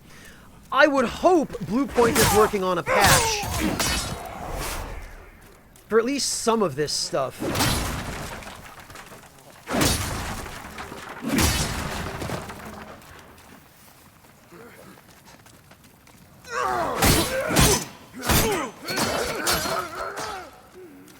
Oh, so it's not a localized thing, Kureijichi. Interesting.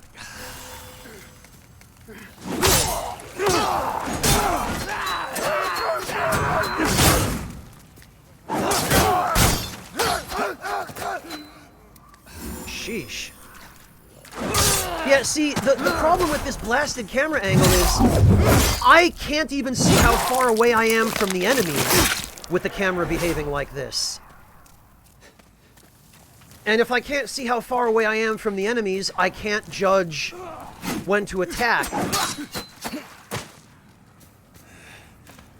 It's like I have to strafe sideways to attack an enemy, because the camera insists on hovering behind enemies, and when it does that, I can't tell how far away I am from them. This is just awful, this camera. And it's even worse that there's no way you can fix it. There's no option that lets you change it to a behavior that makes sense.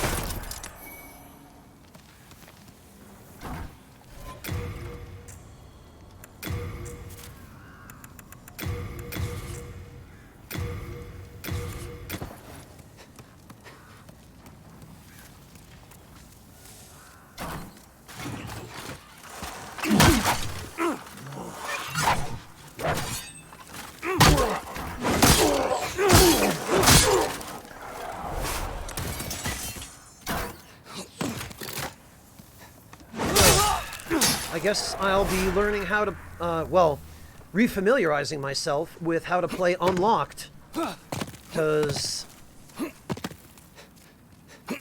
boy, most of the rest of the game is really good, but the fact that the camera is as bad as it is seriously hurts the experience.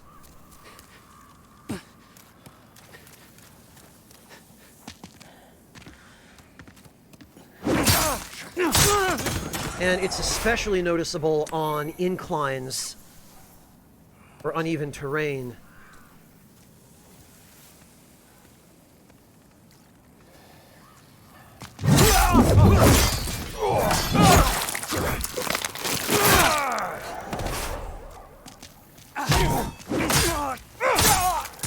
Tips for just playing DS3? I mean, what sorts of tips? Hey, Doyle Tyler, what are you looking for exactly?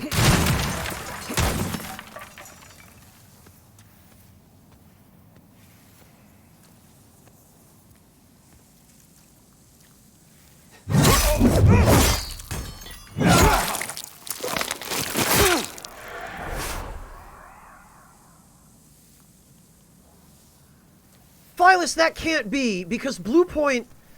Clearly people at Bluepoint played the original Demon's Souls. And they clearly played it a lot. Because if they hadn't, there's no way they'd be able to recreate it this faithfully.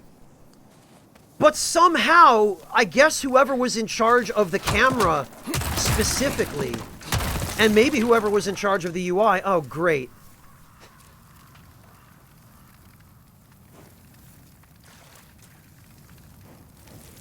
Whoever was in charge of those elements specifically, I guess never...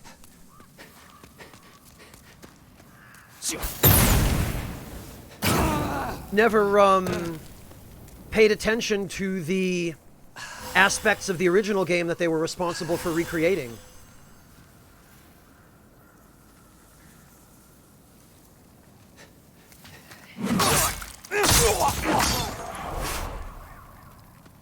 Also, I note with some consternation that now, when you beat Phalanx, the merchant moves on right away. Maybe he always did, but for some reason I remember... oh, you know what? And actually, there's a crossbow here.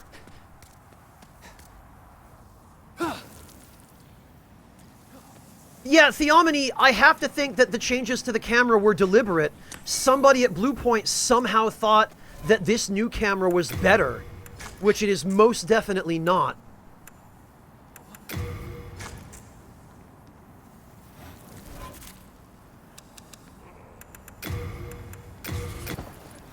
Alright, let's see. Okay, it looks like you still cannot aim a crossbow.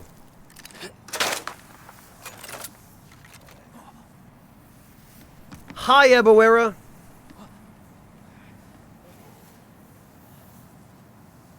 They must not have, Phyllis. I don't understand it. They did so many other things really well. But somehow they really dropped the ball on the camera.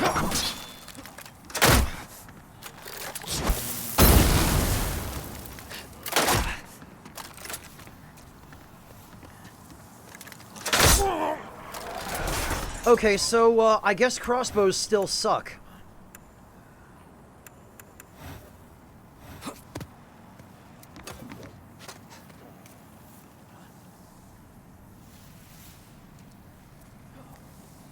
Well, Log, maybe they thought what they were adding was the old camera, but it's definitely not.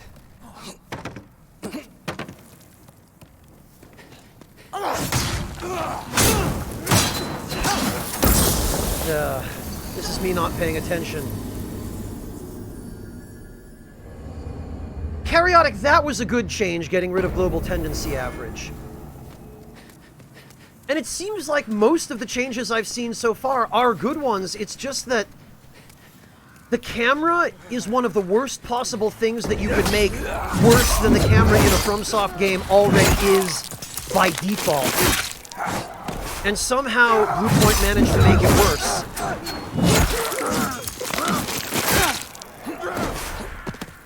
Yeah, Theomony. I agree.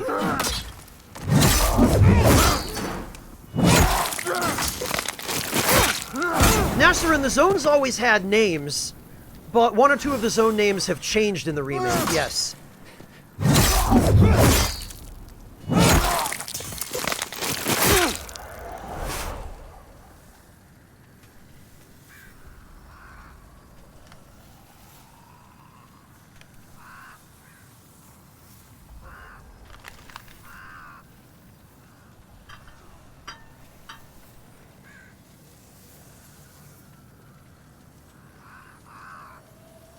Bitstorm, that seems to be exactly what it is.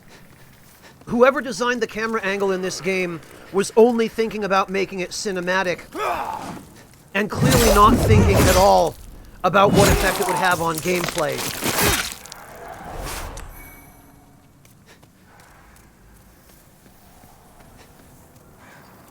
And the backstab animations I don't mind as much, because they are cool.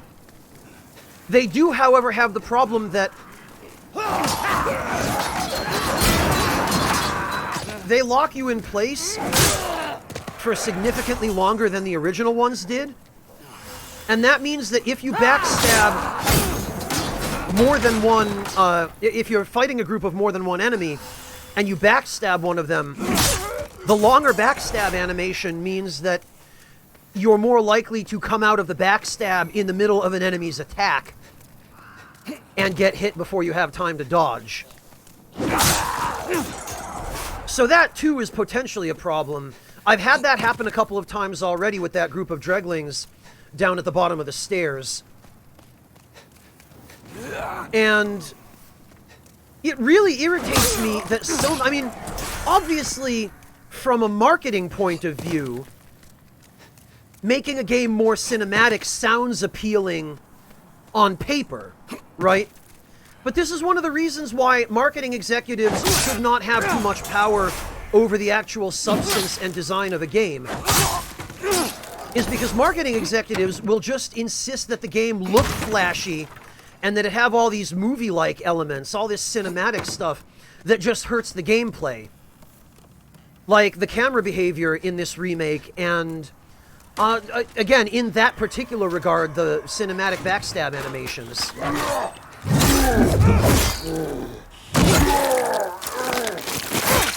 This is at least twice the length of a backstab animation in the original. It locks you in place for twice as long, at least. Probably a little more.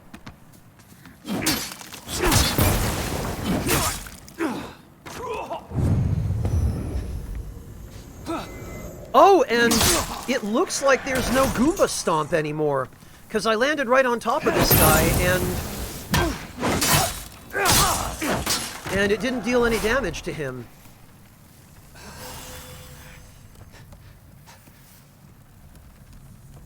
Well, Phyllis, I haven't really seen I haven't seen any of the bosses other than Flame Lurker because he was in the trailer. And I haven't seen most of the enemies, so we'll see. We'll see about those. I just really wish... I really wish that there were an option to have the camera behave the way it used to. Actually, I forgot to pick up the bastard sword.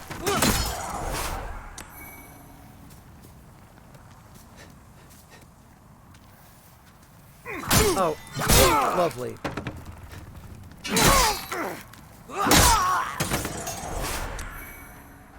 Alright, I think I got a couple of shards of archstones, so... yes.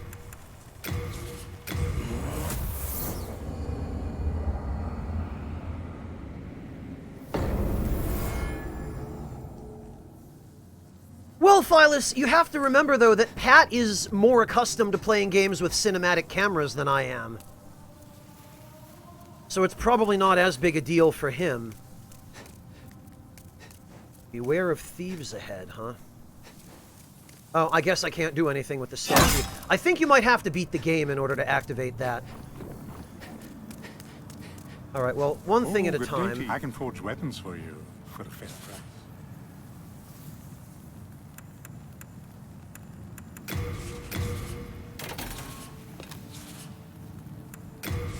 You're going to upgrade the bastard sword. Oh, I don't have... Where does it say what I need?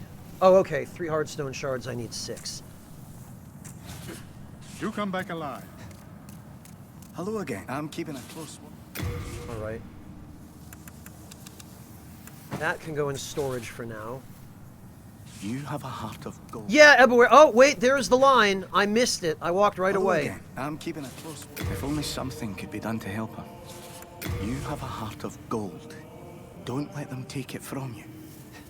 It's still not as good as the original. Eboera, it'll be a regen build, I think. I want to see if it's still viable.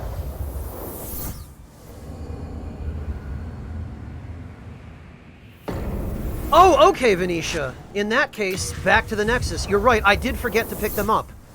You have to talk to the Maiden in Black after you do the Monumentals little event.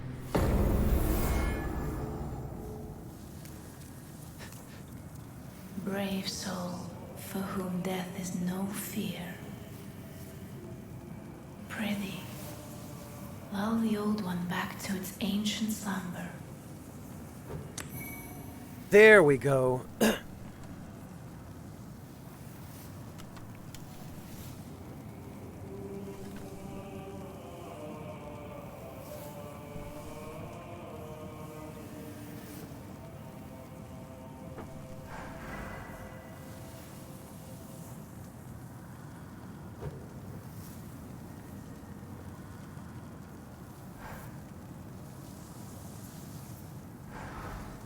Right, and that's also where you unlock leveling up. I forgot.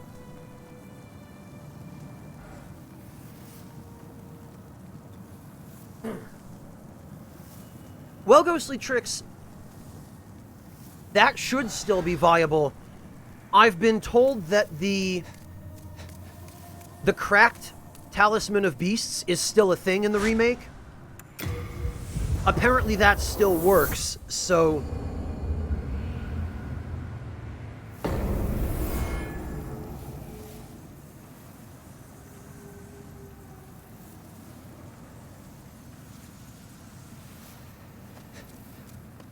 Well, Theomony, maybe they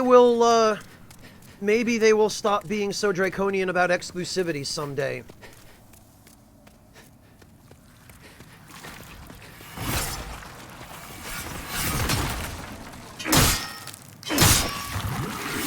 Get rid of him.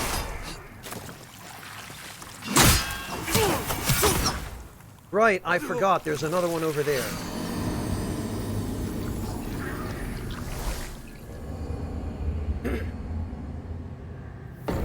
Well, Phyllis, and that's the Souls community to a T, right?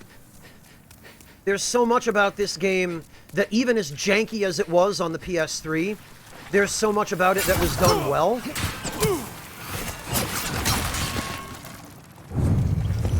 And the fact that some of the stuff that was done well in the original has been done worse in the remake,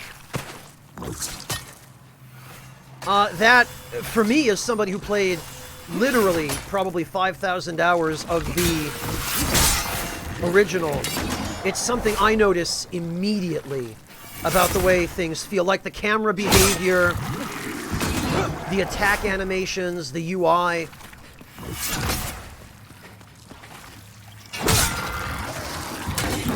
I'm starting to feel like, now that I've had a couple of hours to really get a feel for this, it definitely is starting to feel like they prioritized cinematic performance over gameplay. Because it seems like the most of the things that have suffered are gameplay-related things. Like, again, the camera, the length of the backstab animations, and most of the stuff that has changed as a result of those things seems to be cinematically related. You, yonder. Over here. It's me, Ostrava. Look at me. Again, fenced in by enemies. Could you assist me one last time? Clear out the soldiers blocking this passage, if it please you. The Lord's Path, just over there, is now a feeding ground for dragons. Have your wits about you. Well, Venetia, that's just the point that I mentioned to you before when you asked that question of... the further you go in the Souls series toward Dark Souls 3, the more FromSoft basically forces and shoehorns you into playing an increasingly limited number of ways. You know, the less flexibility there is, the less freedom they give you, the less different stuff is viable.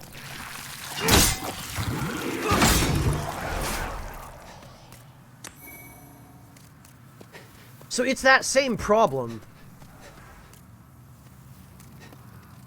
Yeah, Phyllis, but the cinematics in Demon Souls didn't shove themselves in your face. That's the thing. This was never meant to be a cinematic game. This was all about the gameplay, you know? It was about timing your rolls and getting in that hit on the boss and then dodging the boss's attack at the right time and then counterattacking during his recovery. It was all about that sort of thing, not about big impressive cutscenes or doing a big doofy backstab anime. I feel like maybe there was some pressure on Blue Point to focus more on the cinematic elements. Maybe it wasn't them, maybe it was Sony.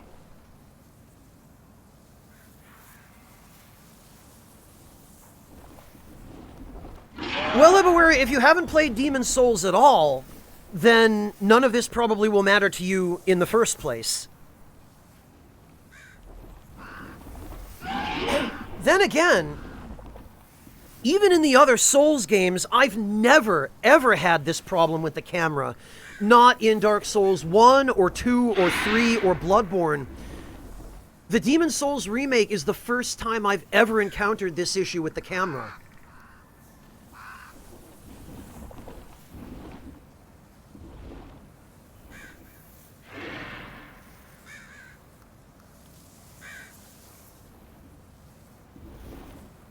Well, that's a different topic of discussion, Log, but yes.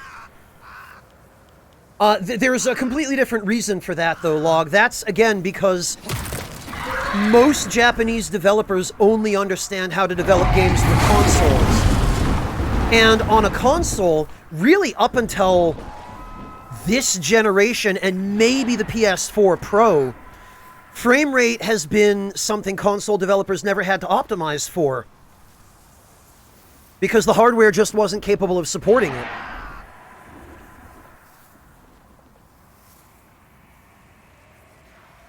Yeah, Hedgehog, Sony's influence there is possible. It might not just be Blue Point.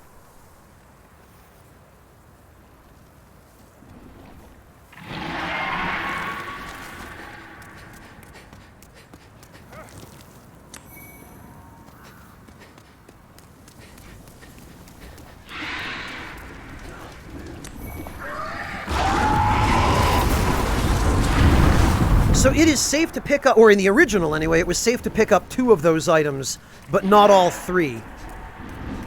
One of them, I think, is a winged spear.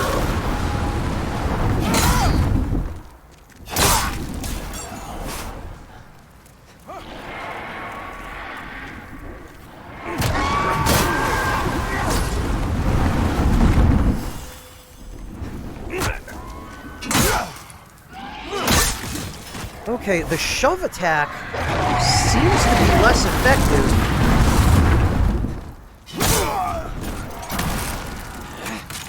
And now here, the camera seems to pull back more than it used to in a big open area like this.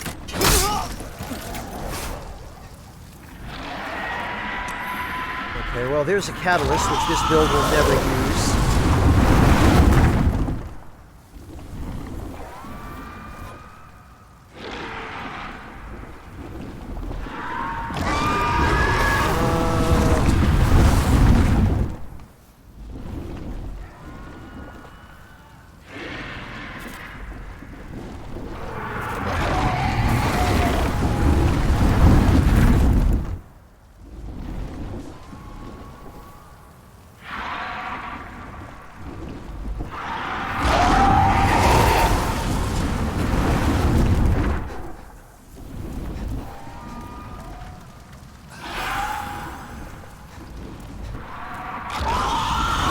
Yeah, Bitstorm. I imagine it probably is harder now if you're locking onto him.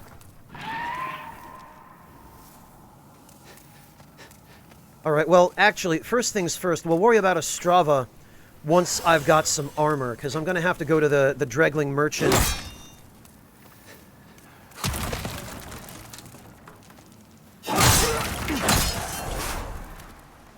In order to get that, and...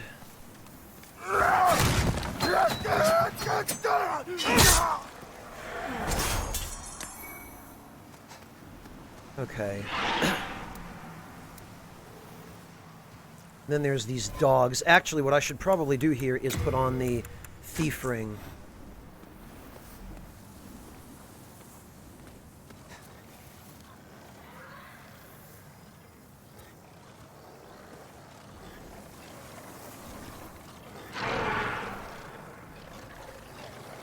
Ah, okay.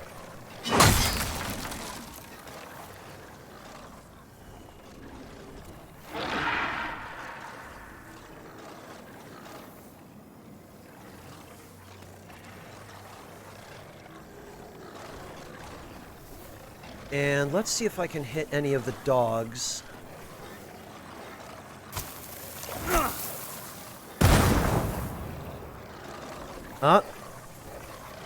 No, but I sure got their attention. Damn it!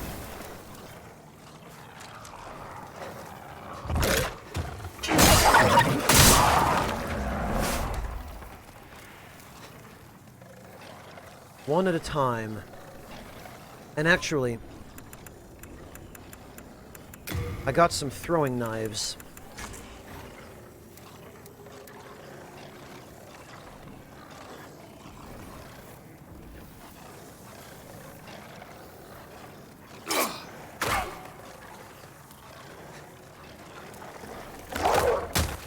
The way to deal with the dogs is to guard, even if you have a two-handed weapon. Guarding will prevent you from getting stun-locked as quickly. You guard and you back up and you wait for them to do the lunge. And as soon as they do the lunge, you strafe back forward and hit them.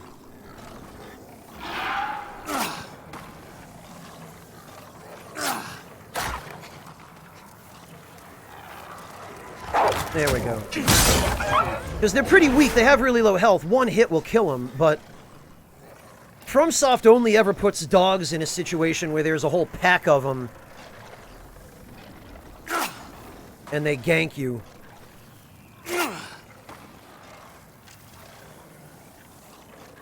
And there are 5 of them here. Okay. There we go. Farthrax, thank you so much for the resub. Welcome back. Right, there should be maybe 1 or 2.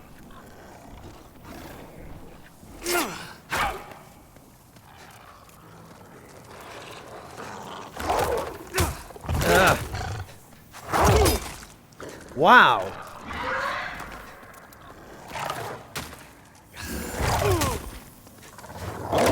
Oh, they're definitely faster now. They turn and recover much more quickly. Okay, good to know. So it no longer is quite as easy to just strafe them.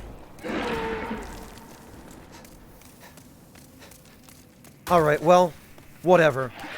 We made it.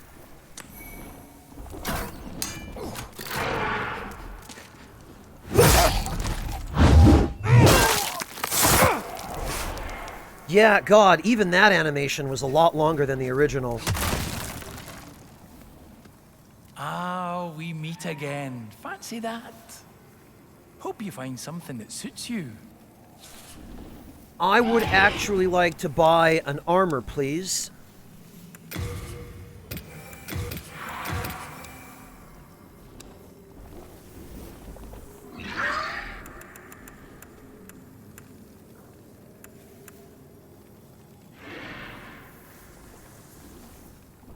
And... oh, the claymore got fancier.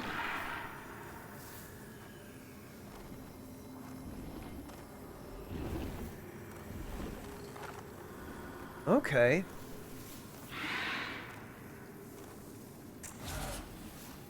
It is the end of good hell. The big lizard thingy. The king led it back to us, along with those wretched demons. That monster leaves a trail of charred carcasses, which is great for business, of course. But unless you're a scavenger like me, you'd better stay clear.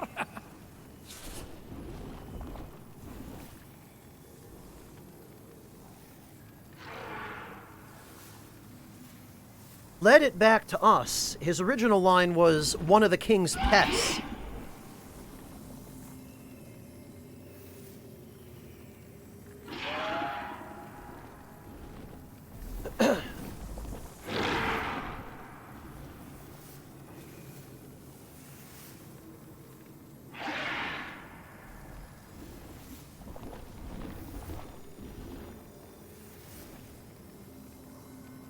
It is Bitstorm, yes. In the original, he was just a completely generic-looking Dregling. I guess they gave him the chest to differentiate him, so people would know not to attack him. But it's kind of stupid if that's why they did it, because they put it on his back, where people aren't likely to notice it.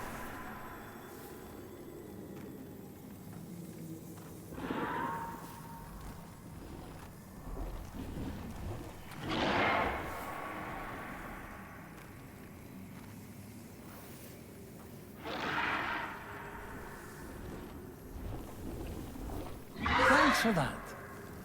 Alright, let's get some armor.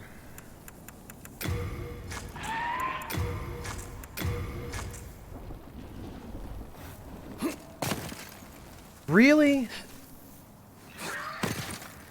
Really, after all... oh, wait, I know why. Because I took this off.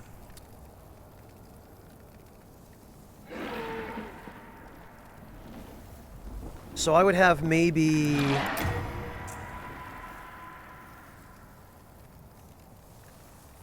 maybe 5 units of weight left to work with. Can I fit the helmet? 3.8. It looks like I can. Thanks for that.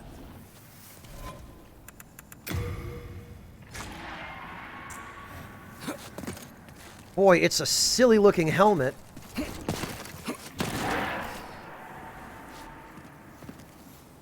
But I guess it works.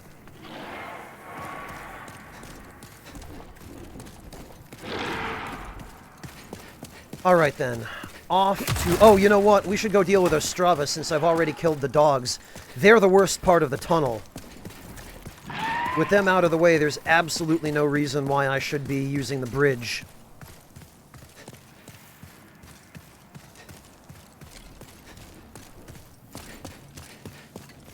I mean, Hyverius, I am too. The camera is definitely my biggest issue so far. But I can get around it to some extent because I know how to play locked off. And there are quite a few situations in Demon's Souls when it's just better to play locked off anyway.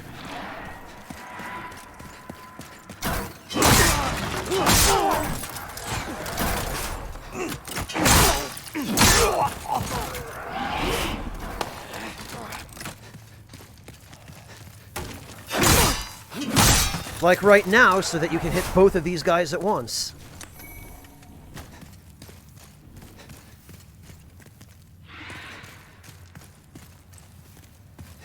There he is. Thank you. That's twice now. Time to forge ahead. This is a token of my gratitude. Please accept it. Oh boy, Dark Moongrass, my favorite. Blue-Eye Knight Quiris, huh? Okay, so I'm guessing... the rest of this stuff must be just lying around.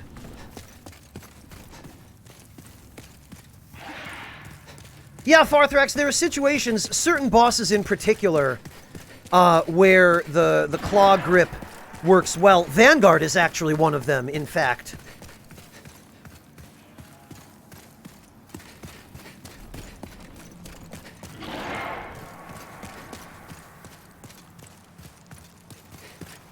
Yeah, Log, which, again, is unfortunate, but that just makes me feel better about not buying the deluxe edition. Makes me feel like I didn't miss anything.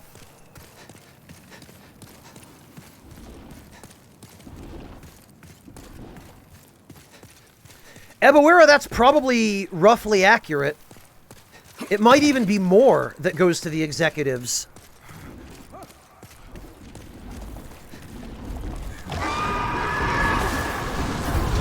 Oh, hi, guys. So there's the compound short bow. I doubt I will be... well, actually, I think on this build as a Temple Knight, we might be able to use it. I believe it requires 12 dexterity. 10 dexterity. And it has 18 strength, so we could use it with 12 strength. Okay, yes, we can use it, in fact. Question is... oh, we still can. Perfect.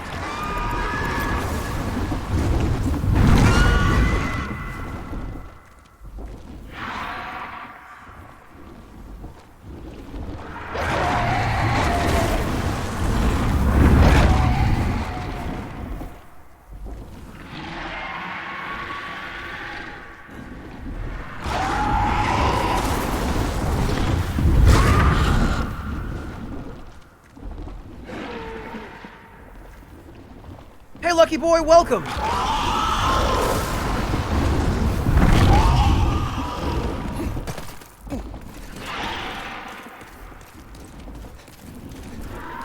Nasserin, I think that might just be the increased frame rate. Oh, that's right. These guys.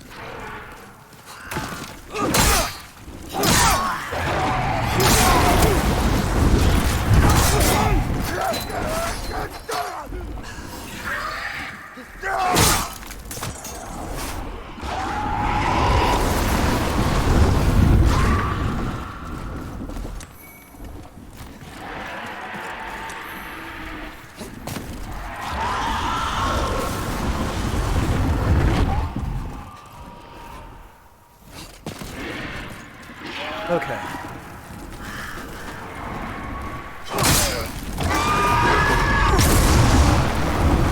I tell you what, I really appreciate that it is now a lot clearer exactly where the fire begins.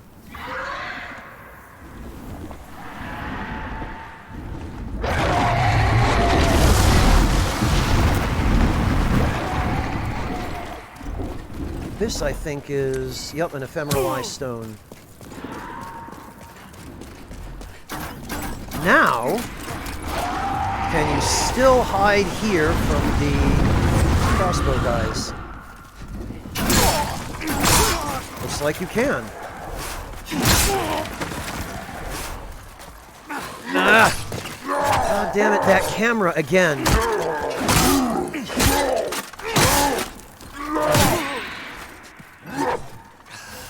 Oh, that's what we're doing, huh? No, it's not. Shut up.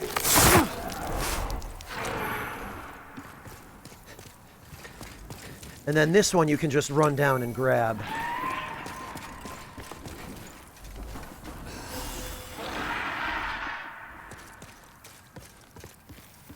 And this guy...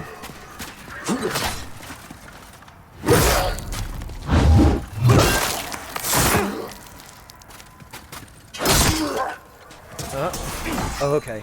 He was dead.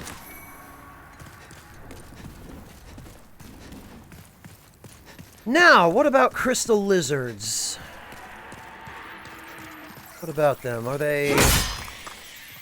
okay.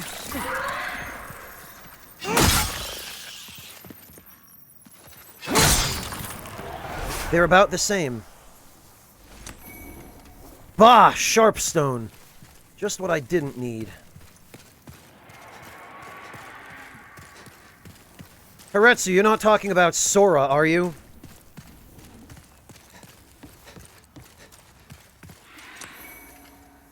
There's that. There's this.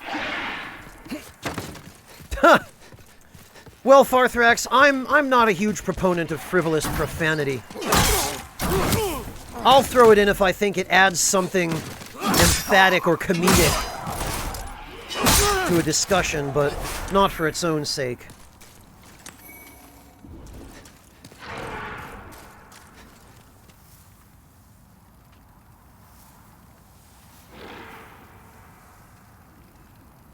Oh, Sephiroth? Oh, of course, Haretsu. Yeah, it was only a matter of time. Oh, they've added some, scaffolding here, apparently.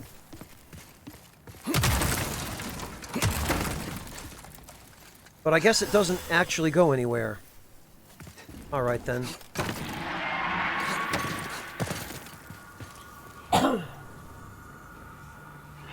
Alright. Well, here we go.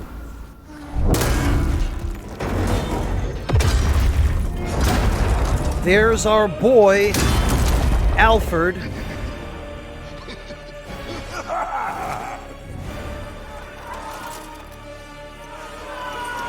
All right, now the question is...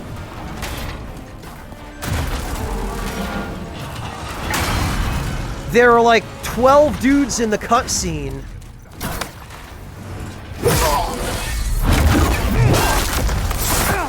Are there still only actually 6? Well, I guess technically 8.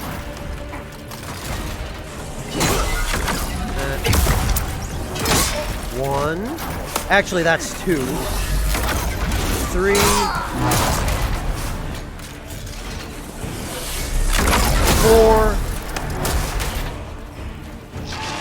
I guess there must still be 8. Okay.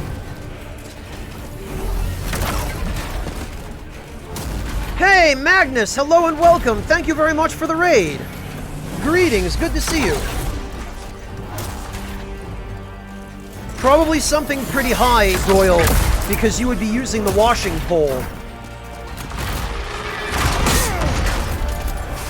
And that weapon requires a fairly significant stat investment. Debler, thank you so much for the resub. Welcome back. Okay, that's not the direction in which I wanted to roll.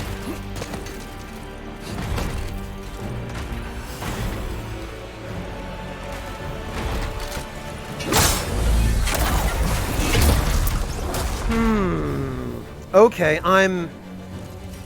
while rolling when locked on, I'm definitely seeing some unusual directional behavior.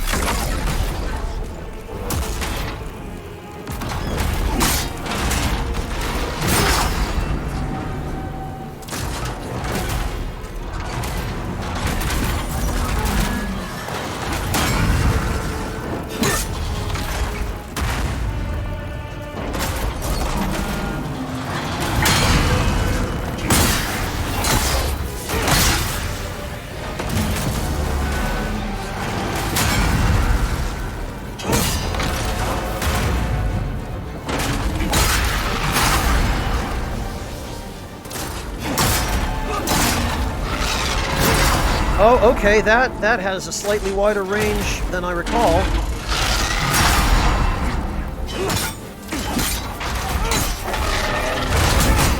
Of course, you still got that.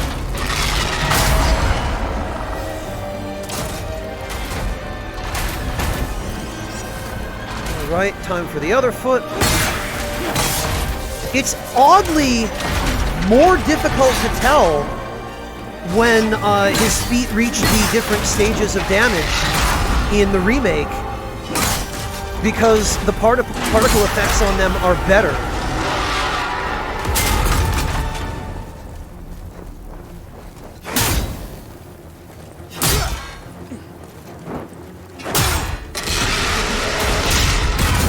What? Really? You get bounced off? That is definitely new.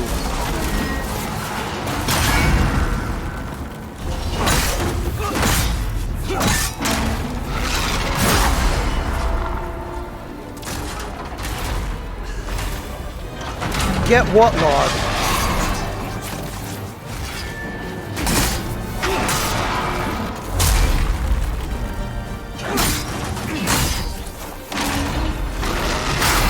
I might not even see it at this point. There we go.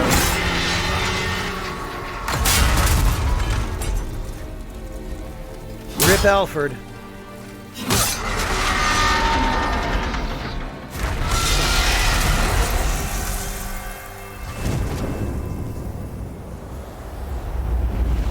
Log, what am I supposed to be looking for?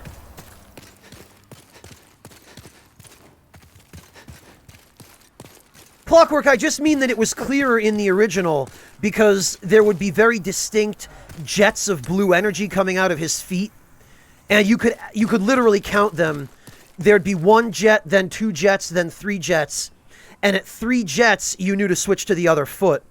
Here, it's just apparently a linearly scaling particle effect, where it's not nearly as distinct.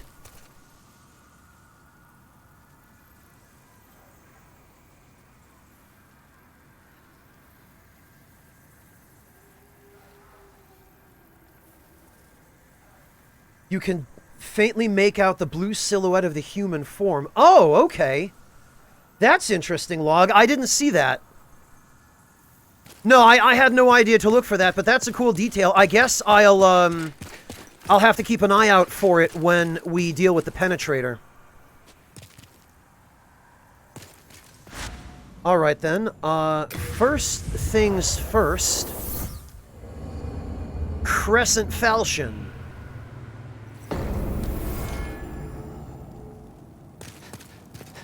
Really, Photos? I didn't catch that either. Oh, somebody got an image of it, Ebawera. Alright, let's see. Amazing.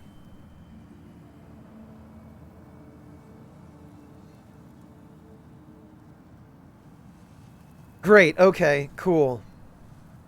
I'm really glad.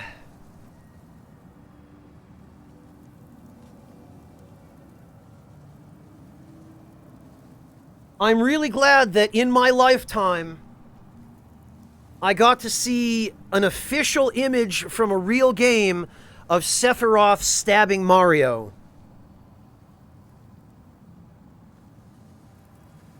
We truly live in a weird timeline. Yeah, Venetia, but spoilers, though.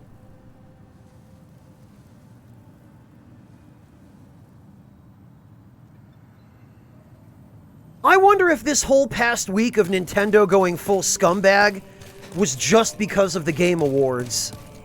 Before the Blight, Boletaria was a grand kingdom. The king, his knights, and his subjects were modest and plain, but also steadfast and compassionate. I have spent much time in my studies in the cultured countries of the south, yet no country holds my heart as does Boletaria. But look at what has become of us now. I refuse to believe that this is what Father wished for our great land. That's interesting. His dialogue here is significantly different. He never used to expressly mention having been studying in the South. It was always speculated that that's where he was because he's wearing the armor, whose description says that it's from southern Boletaria. But in the original game, they never confirmed it.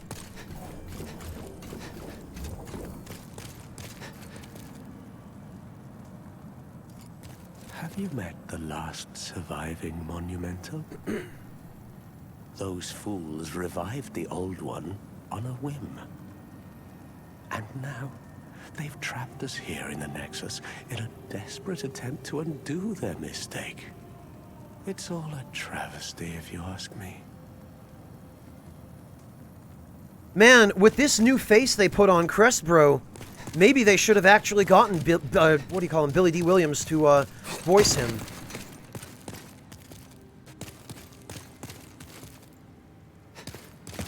Alright, actually, I think we might be able to... Oh no, it's from up top.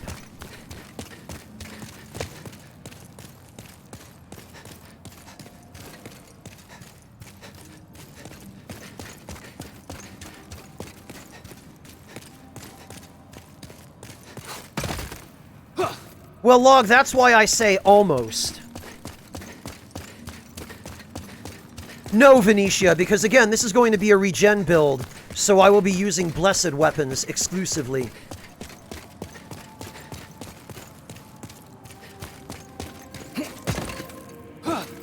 Oh, come on. You used to be able to do it. I guess you have to go higher up now. Okay, Karyotic, have a good one. Rest well.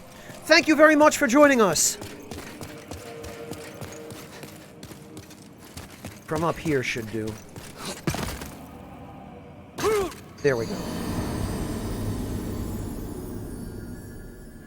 Yeah, Dolo, I noticed.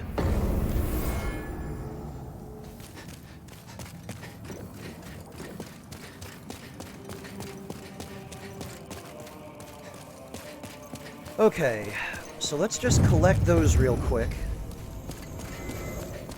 And it's going to be quite a while till I can upgrade the Crescent Falchion anyway, because the only thing you can use to upgrade it is Dark Moon Stone. So we might as well upgrade this for the... Oh, okay, still I don't have enough Hardstone.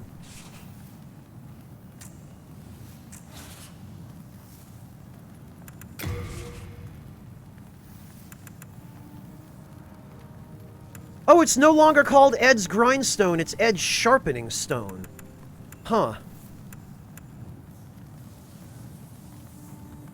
Cracked Stone Eye? Restricts health recovery temporarily. Throwing it produces a lot... Oh! This is a Lloyd's Talisman.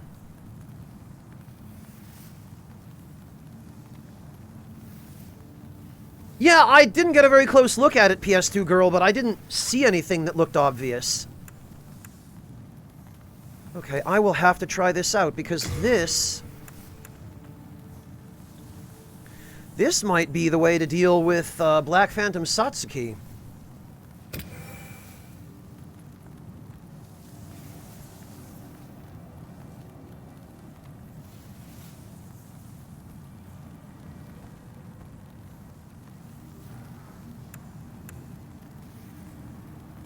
It stops regen too? Ah, very good, Quasar. It looks like they got serious about balancing PvP at least. But I'm really glad they went about it in a way that didn't involve nerfing weapons. At least as far as I know. Alright, welcome back, Yami.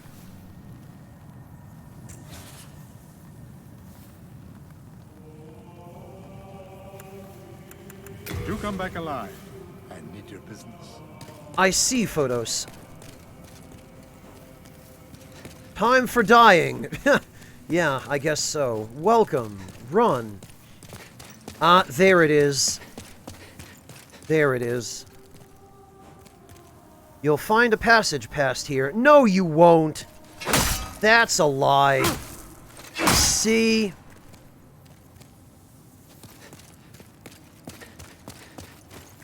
I am lost. What do you want, brute? I have no use for addlepates like yourself. Away with you. You're gonna change your tune when I rescue Sage Frake. Actually, I don't think he ever does, but Frake does.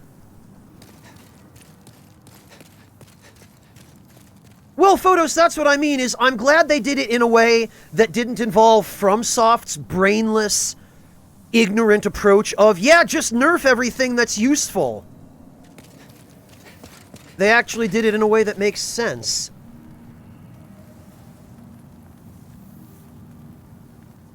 Okay, so I guess Crescent Falchion and then Stonefang.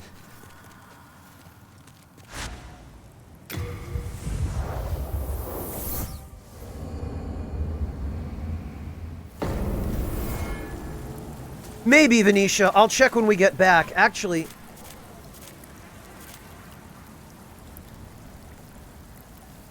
Okay.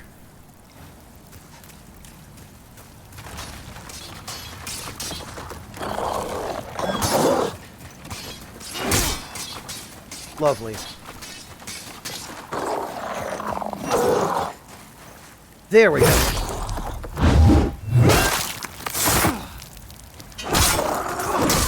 Actually, I might be better off just using my bare hands here. And actually, is Satsuki still up? Is he still up top? In the original, Satsuki hangs out up top on the battlement there, even when you're not in Pure White World Tendency. But I don't see him.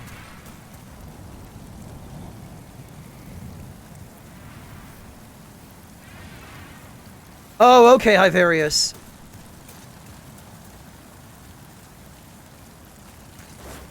That's a good point, Log. Can we? Oh, we can, and he is in fact still there. Just chilling. It looks like photo mode has a hemispherical range. Interesting as well that you can use photo mode to look into the door over there and to see some of the spots that you originally weren't meant to be able to see.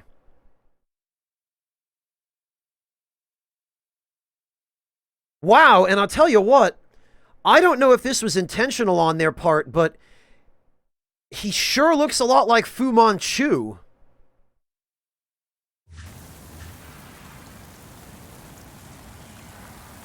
Force of habit, Yami. Oh, right, let's not forget this nice little detail.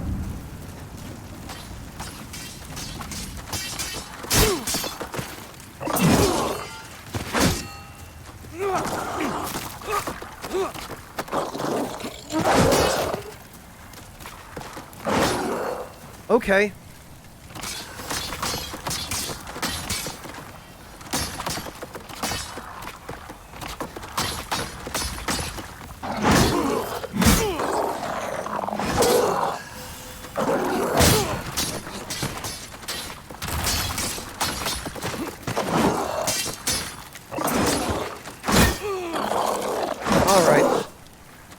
Yeah, locking on is not going to work for me for this, I fear.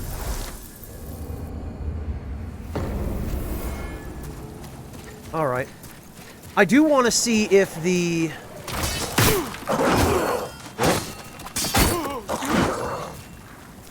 I do want to see if the damage from fist weapons is any different from what it used to be, and it looks like it's about the same. Maybe actually even a little worse.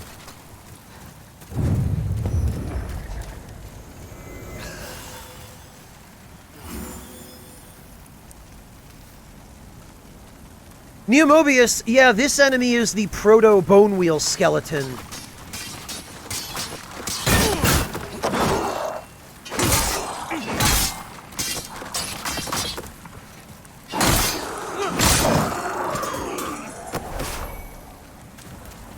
Well, they still drop blade stone.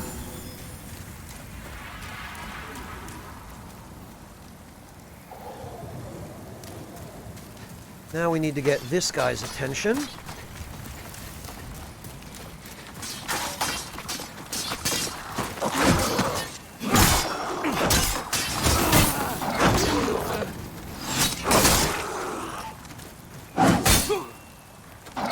Oh, all right. Wow, their movements are exactly the same.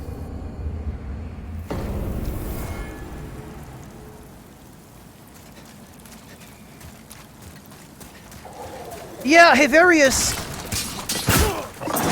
I mean, I think Satsuki was originally... He has a Japanese name.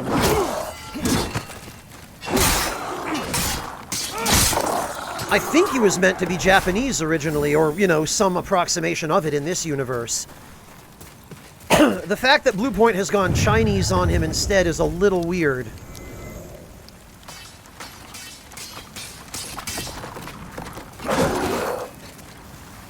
There we go. There is a way you can roll backstab these guys pretty easily. I just had to remember which side to roll past. I guess it's clockwise.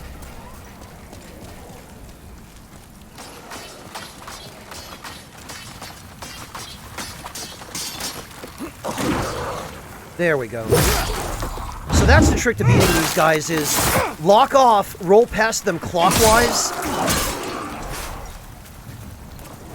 and then just pivot backstab them.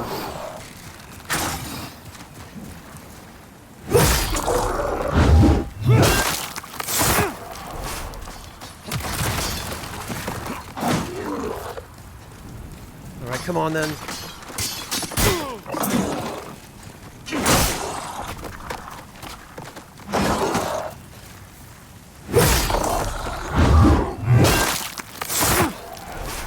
Oh, Yami, are you trying to get Monster Hunter banned in China? One more.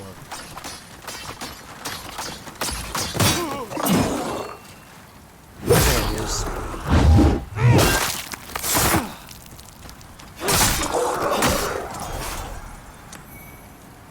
Oh, good, soul remains. I will be able to use those. Now, what I'd like to know is the Crescent Falchion skip, there has been a misunderstanding. Uh-oh.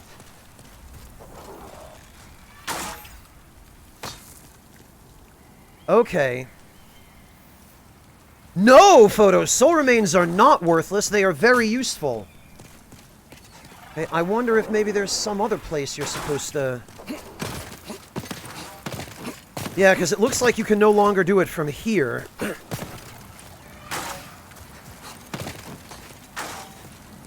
I do remember seeing somebody, I think, do this skip online somewhere.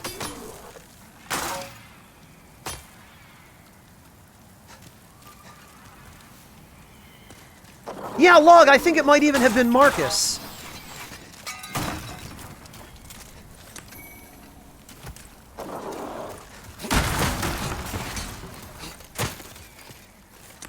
And is still inconsistent, Log? Do you know if it's done in the same spot?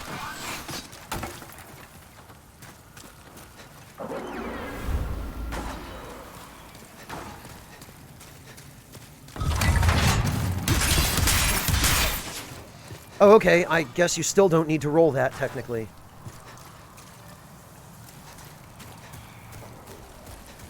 In the same spot, warrior?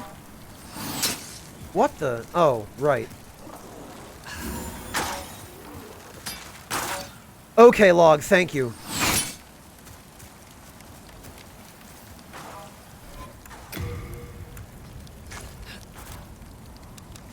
Alright, well, we can get rid of this.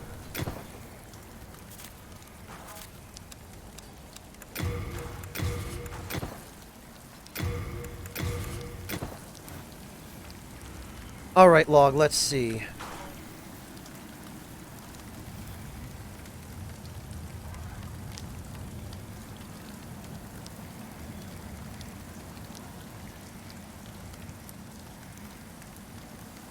Okay, yeah, Log, this is the tweet that I saw.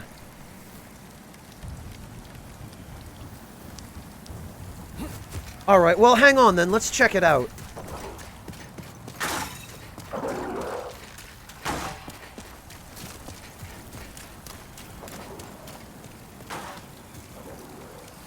It looks like it was right here.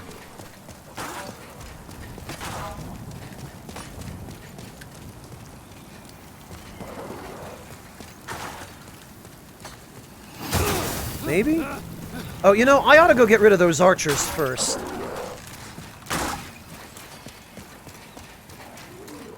Because they're just going to be a thorn in my side until I deal with them.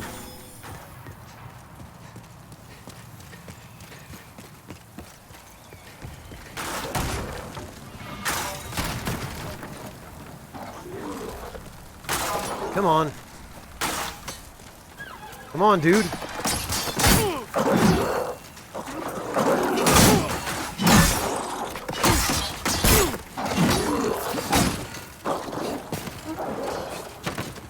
Okay, fine. What? How? Wow. Yeah, locking on in this game has... It has gotten a lot worse.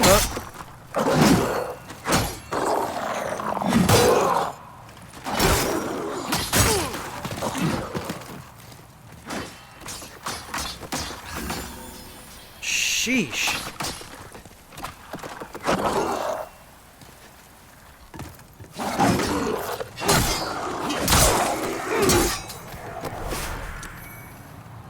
Okay.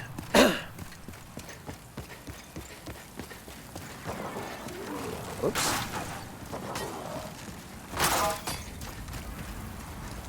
All right, dudes.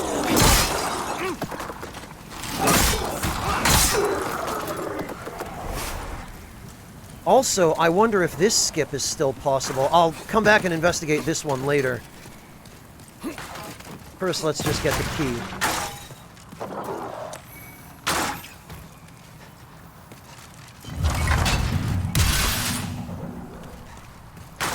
Okay, well that's still the same.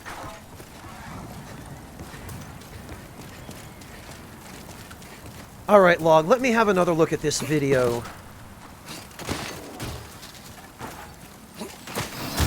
What? Oh, right, I forgot about him.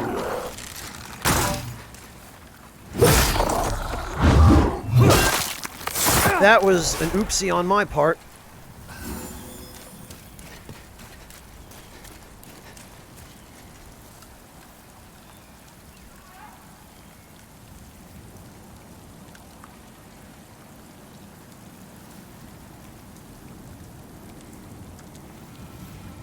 Okay. So it looks like...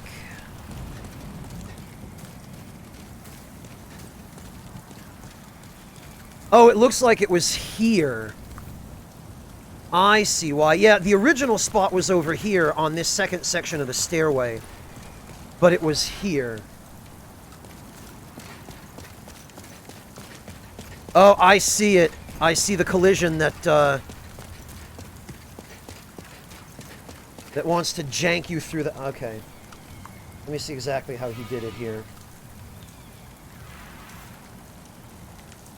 Okay, so he went up on the left side of this stone.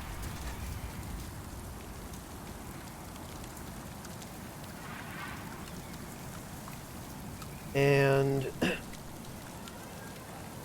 okay. The one near the adjudicator shield should still work, log. This is still fast-rolling, warrior. There shouldn't be any need for that. Okay, there it is. Almost. Okay.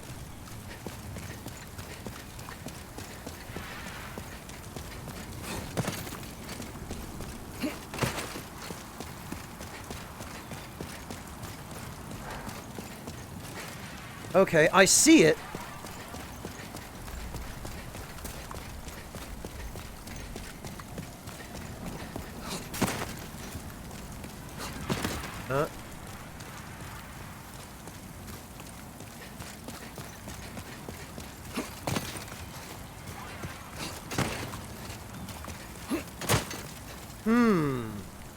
Hello, Nesterados. Welcome.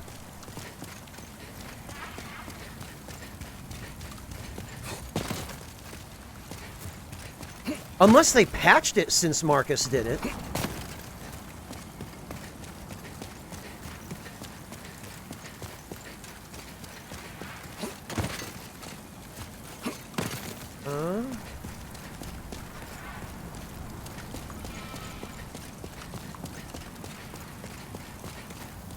I wonder if it has to do with your animation. I wonder if you just have to...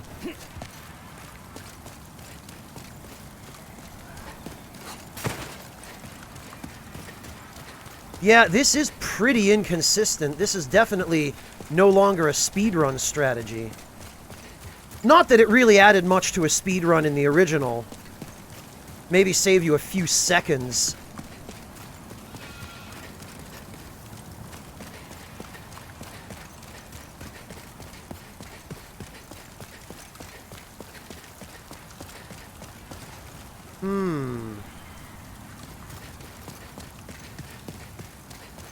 Yeah, it looks as though... Yeah, it looks as though it's hard enough now that it's no longer practical. That's a shame. I'm sad that they apparently did away with this. Well, Warrior, the only advantage to it in PvP is blocking another person outside the fog gate.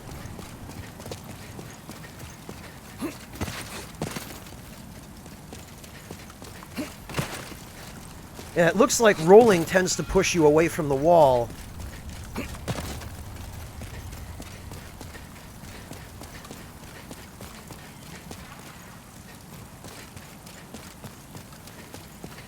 Yeah, Photos, I don't think this has any PvP application anymore.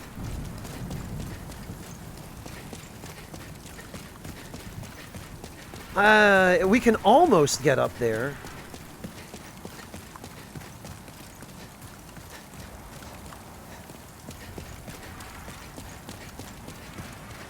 But almost doesn't count.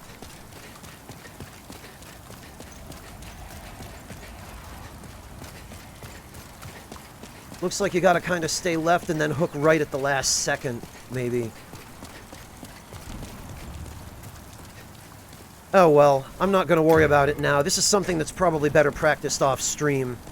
Because I'm sure everybody here is so excited to see me bash my head on that. That'll take some figuring out, but...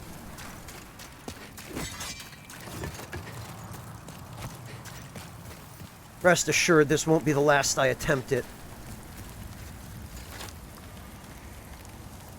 Oh, okay, that's a little different.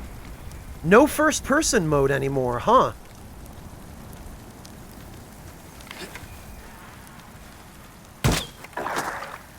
Oh, wow, alright. Well, that was not helpful.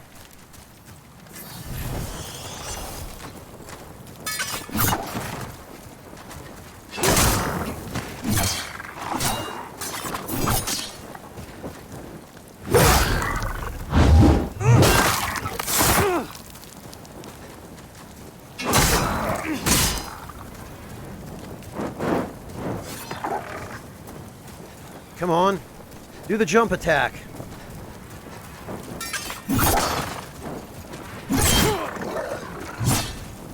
Not quite like that, though.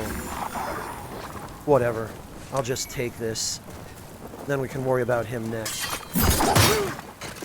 Okay, that I don't remember.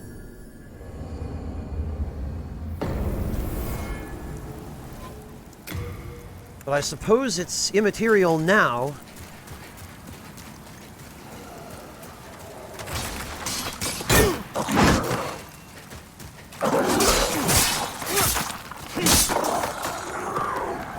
Yeah, that's a little better.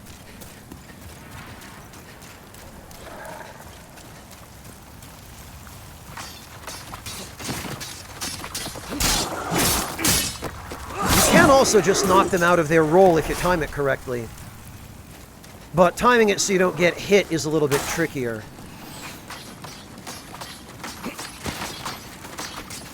And I want to get to someplace where that archer isn't going to be a thorn in my side.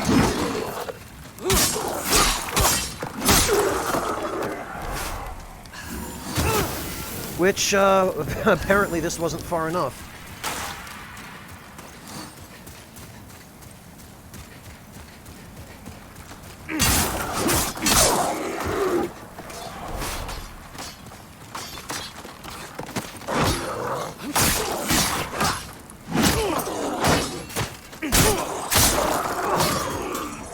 Yes, that is significantly better. Yes, Phyllis, any crescent weapon regenerates magic. Where the... Oh, there he is.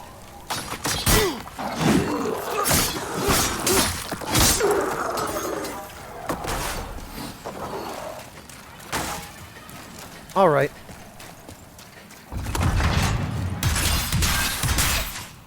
There's that, which is fine.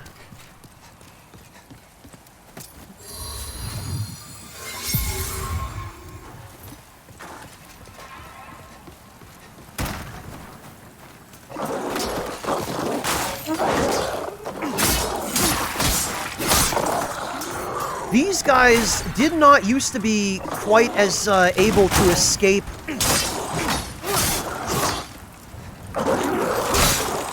stun locks. Their ability to escape stun locks has definitely increased.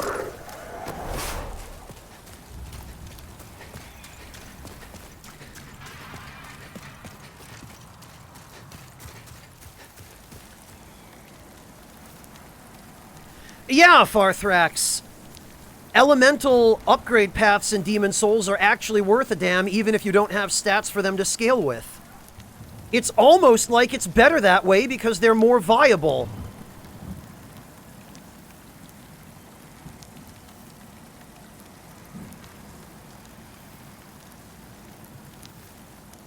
Funny thing about that.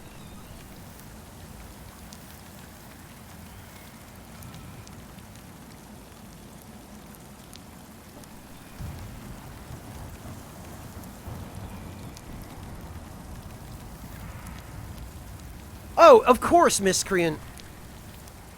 Game industry award shows are meaningless. There is no reason you should watch them.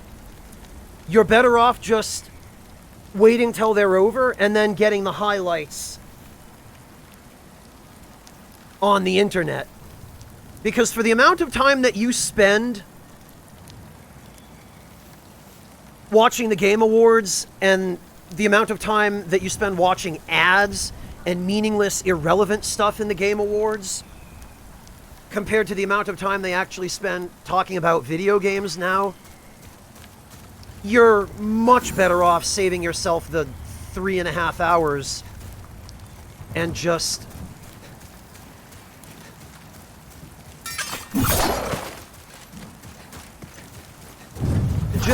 getting the Cliff Notes version online later.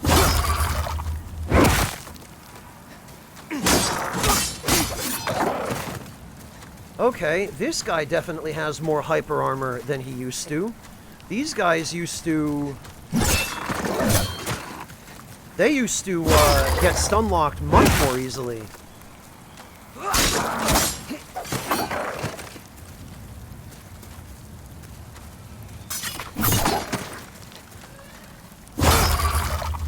That right there is what we call a rollback stab. And more Bladestone. Yeah, Hedgehog, or again, literally you can just watch a highlights video or read a summary of it in 10 minutes, rather than wasting your time watching the actual event. Quite a bit less, Farthrax.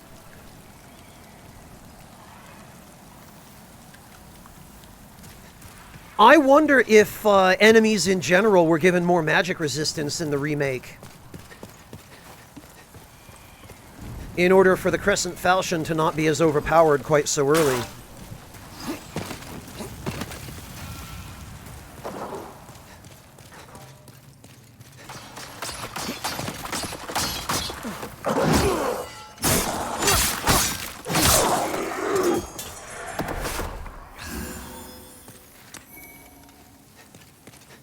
More Bladestone. Question is, oh good, it still happens. So here's what soul remains are useful for. Different enemies than these. What the hell? Soul remains used to work on these guys.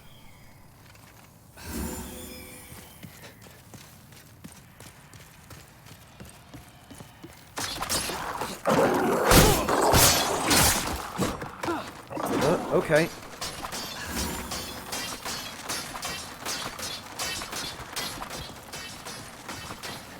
Where the heck?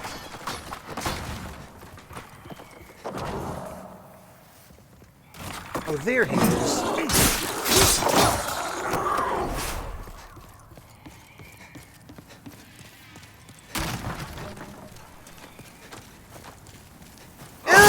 Photos, I mean, they're kind of on a level.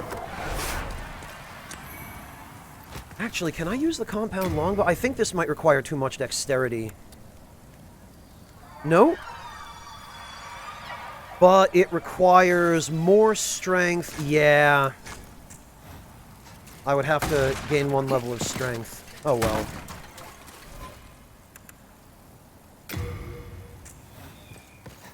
Alright then, it's snuggly time. No, Log, because not everything one-shots you with base vitality on a regen build, believe it or not.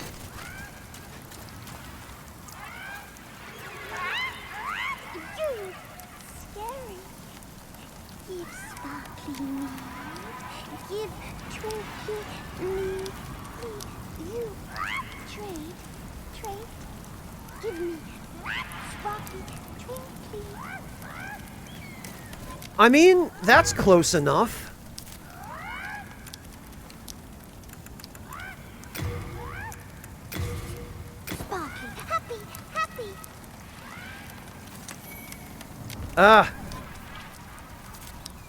Okay, so that's still not automatic.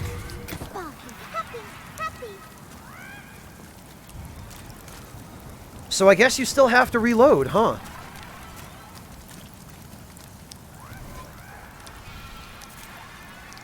Yeah, Venetia, because of the difference in the magic stat. I guess,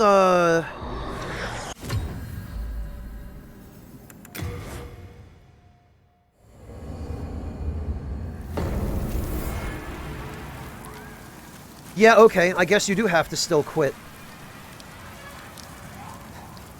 Why can I not pick this up? Oh.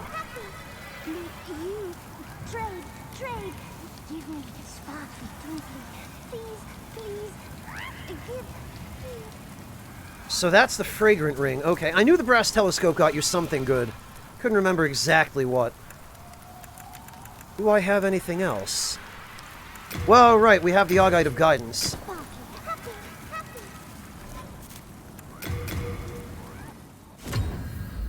Yeah, at least it doesn't take 10 minutes to reload your character anymore.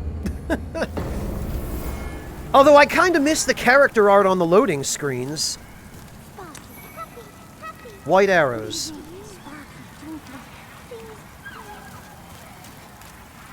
Alright, Mantis Man, have a good one. Take care. Thank you for joining us today.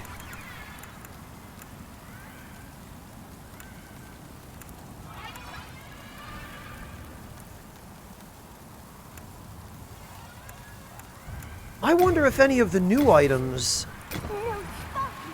That no, Sparkly! Okay, I guess not. I think that's a bit of a stretch log. My guess is they just left it in because that's what the original was.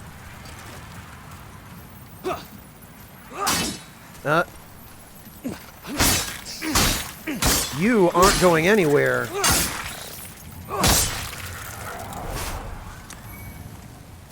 Oh, it's called Moonshade Stone now, huh?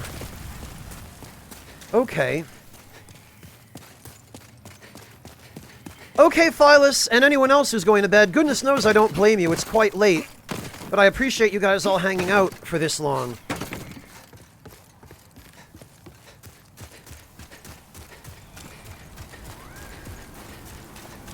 It's also a nice touch that you can hear Sparkly and or whoever else is in the nest from a distance away now. Unfortunately, I don't think I have anything else, at least not any of the original items.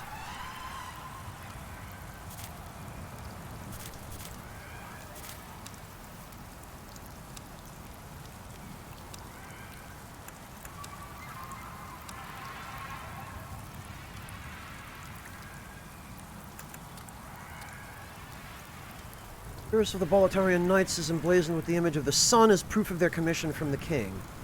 Huh. Using Stonefang as hardened iron, it's heavier and stronger than a regular... Oh, they just copy-pasted the description of the Knight Shield and Knight Sword.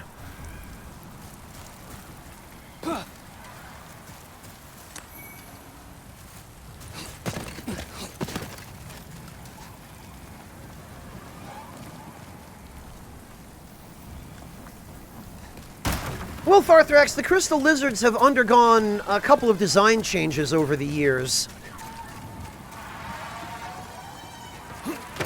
Ah, you can still do it. Okay. Good to know. I'm glad that's at least still a thing.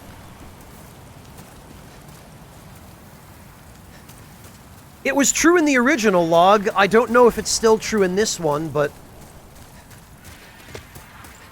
Alright, you...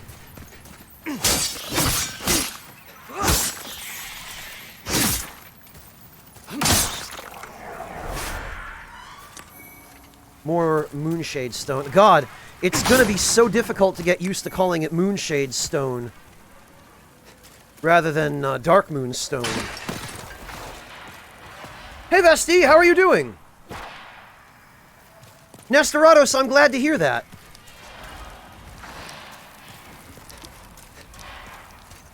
Right, there are a couple of other items up here that are worth getting, and at least one that isn't. Oh, send us the... Right, that's right. Okay, look. If the Storm Beast would be so kind as to give me a moment... Send us to... What the hell button is that? Start? Okay, I guess it was start.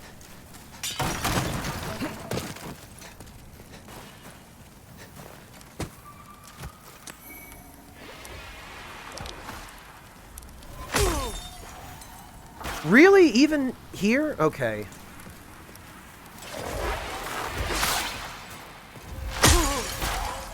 Alright, look.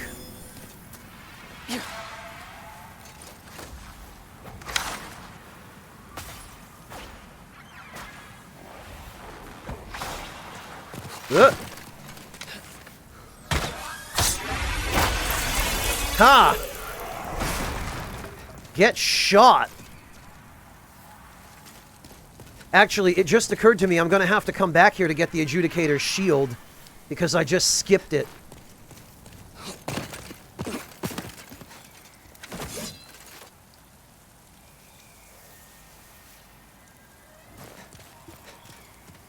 It might be Venetia, but just the fact that the camera is so much worse really hurts it overall. I really hope they fix that.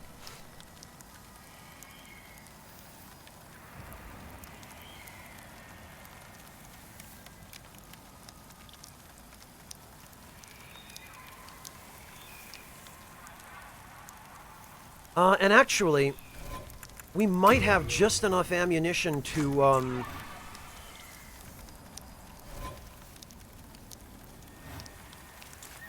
Yeah, OCD, that's the plan. We might have just enough ammunition to kill the Adjudicator with a bow. It's not going to do a ton of damage, but...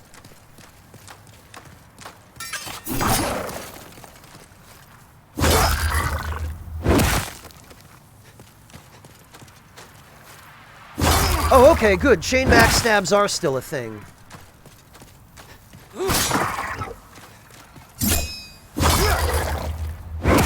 They're a little bit different, or at least they feel a little bit different, but... I guess I'll just have to get used to the new timing.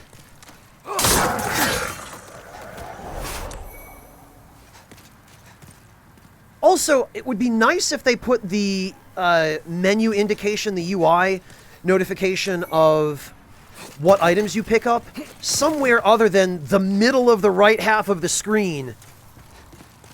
Because it just, for some reason, isn't intuitive to me to look there for them. Yeesh, Vesti, make sure you rest up and take care of yourself, please.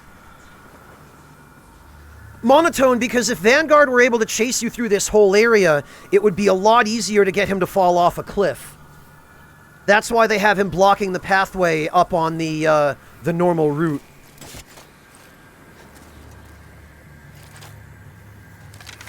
Ah, damn it.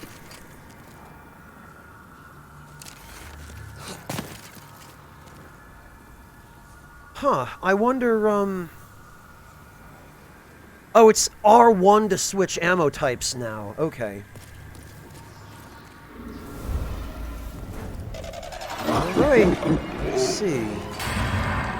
Is he still going to destroy the floor? He sure is.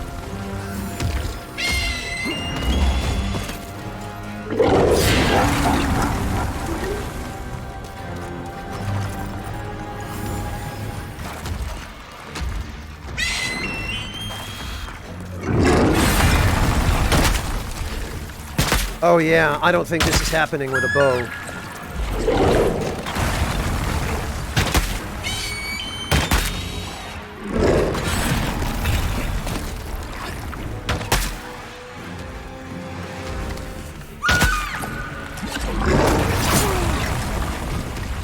Okay, the hitbox on that is still exactly the same. The same nonsense, ridiculous hitbox. Alright, well, this time at least I'll be able to get the Adjudicator's shield.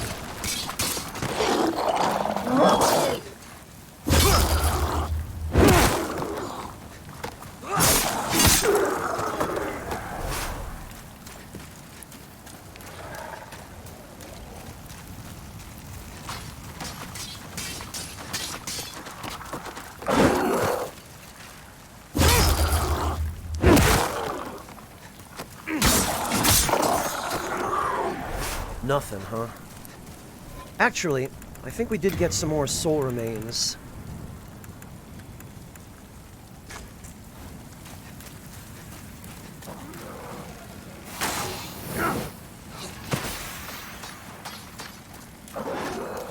There he is.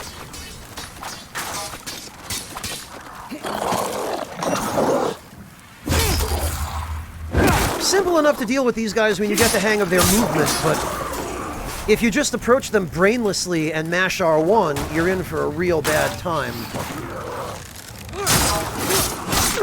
Unless they're the Archer variant, in which case approaching them and mashing R1 is the correct strategy.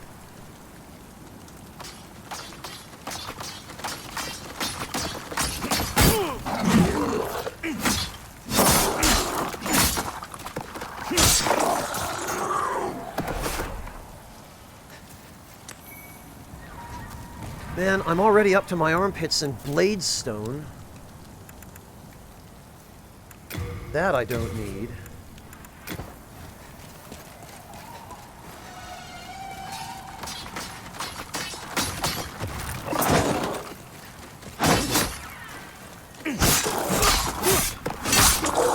Whatever. It wasn't the most graceful, but it works. I wonder that too, Log. I wonder if maybe it wasn't just that the skeletons already had that animation when the game was repurposed as Demon Souls.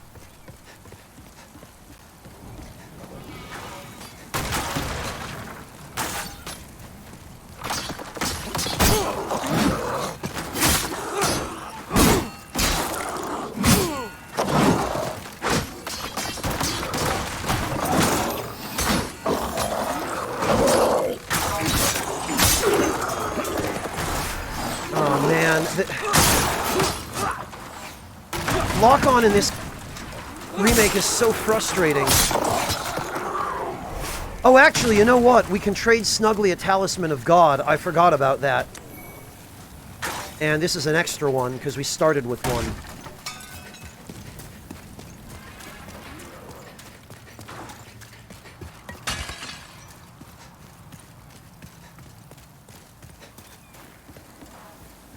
Yeah, Venetia, the Temple Knight is actually quite a bit more versatile, and it has a more optimal starting stat allocation for quite a few different builds than the Knight does.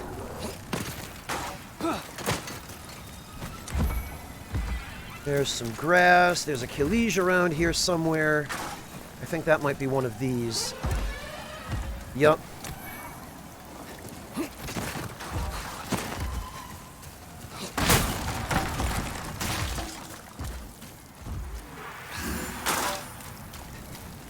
Alright, where's that storm beast?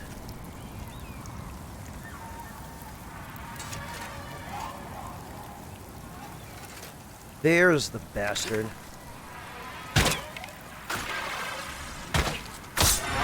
Get out of here.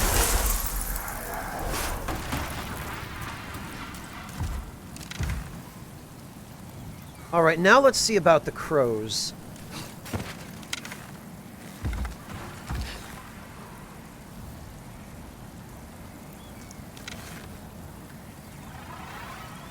Oh, there is first person, you just have to hold... Huh. That's weird.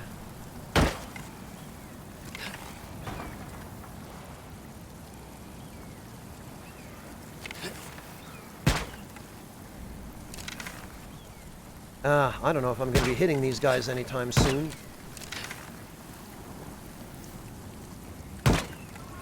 Nope. Well, I'll worry about it another time. As for you, friend...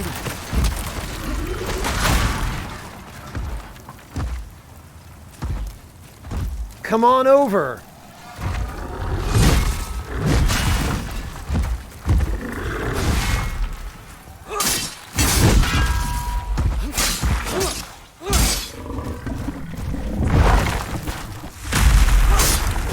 Oh, good. I'm glad the bleed on the Crescent Falchion is still a thing.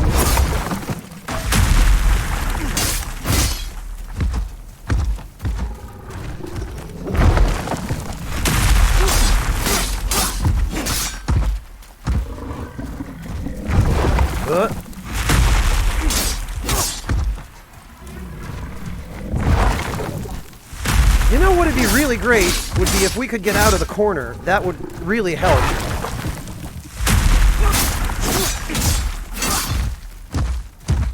I have to say, the jiggle physics of his ass are something I never thought I would find myself appreciating quite the way I am being forced to appreciate them right now.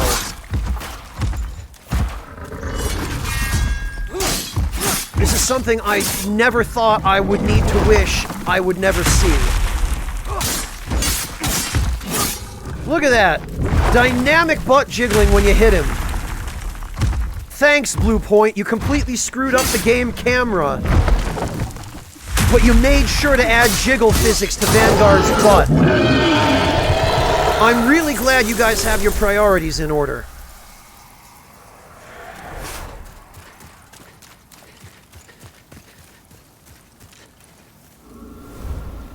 Yeah, OCD, and the beer belly jiggle as well. I guess Stockpile Thomas isn't the only one who let himself go since the original. Hey!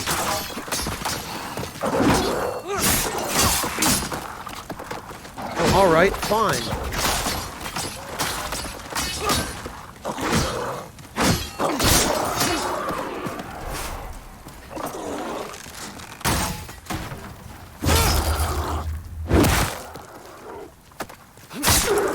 Oh, you think so, Photos? I'm glad somebody does. Alright, come on. How about we come on over here.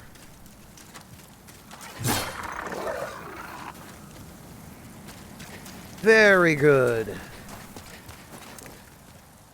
That can go back to storage for now, until I get some lighter armor.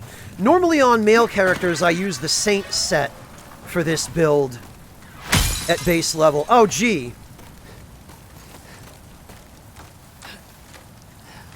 Well, we'll see if it looks feasible, Log.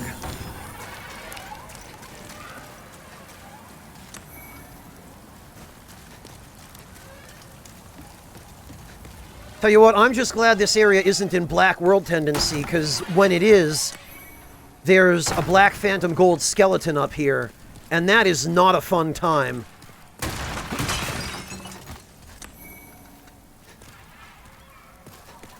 Alright, if I remember correctly...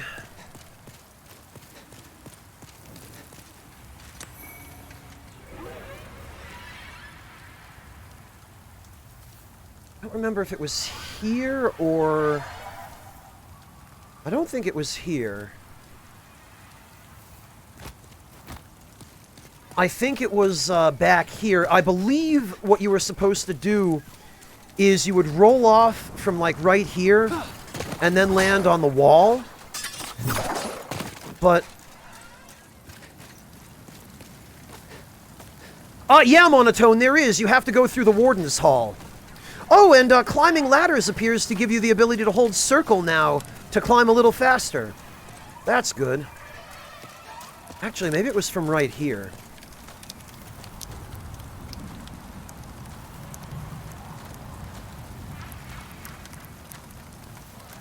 It was from somewhere around here, I think. Well, I'll have to get rid of the black skeleton if I want to do that safely. Come on, then.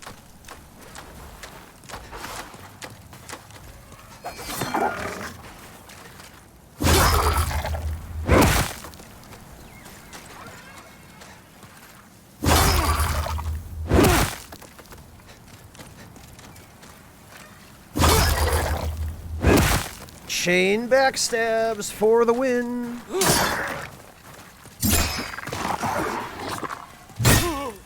Okay, that can still hit you. Got it.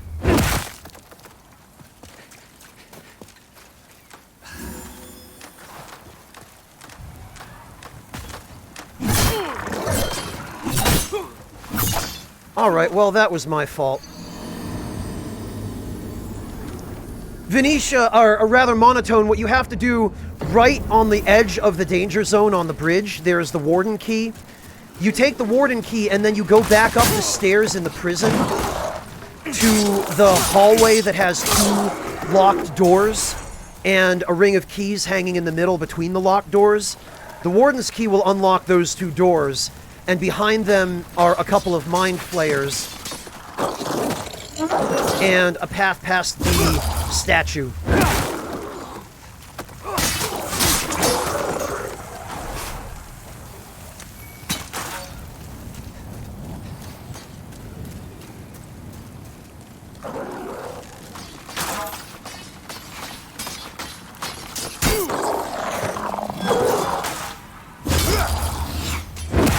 Farthrax, it's gonna happen whether I say anything or not.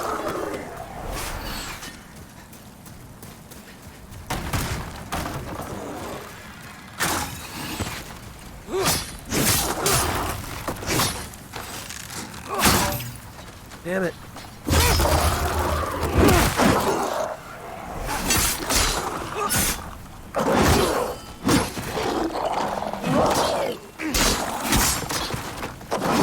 Oh dear.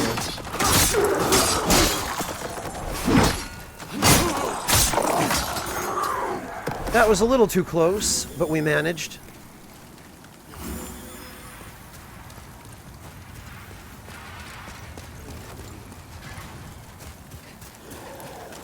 Alright then. Well, let me go get those souls. And... Log, I guess I'll find out later whether this skip is still possible. It really doesn't matter even if it is, because the other skip that puts you near the Regenerator's Ring is still better.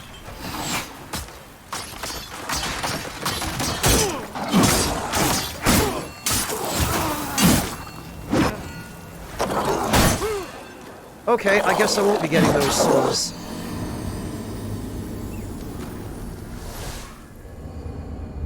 Rolling through is the simplest way, Monotone, but far from the safest. The safest way is going through the Warden's Hall.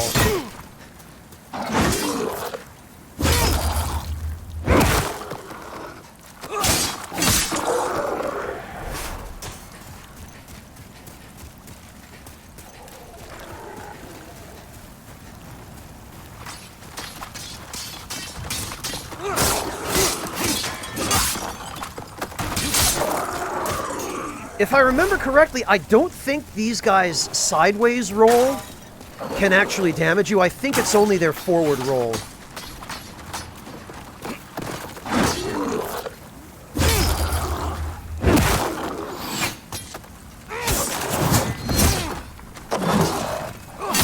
Right, that's why you don't use the R2 on skeletons.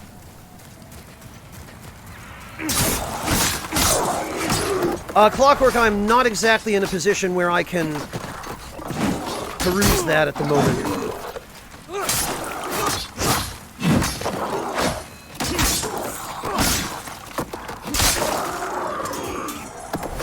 Okay. What is this?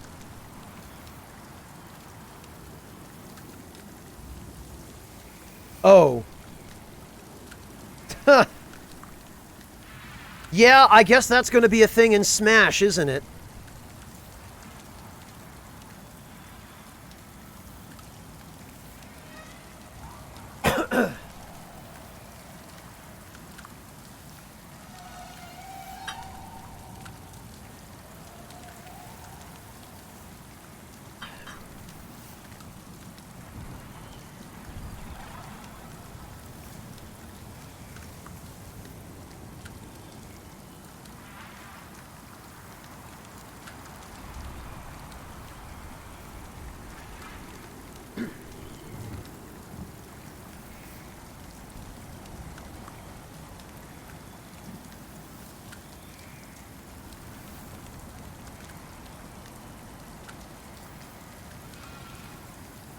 This, Farthrax.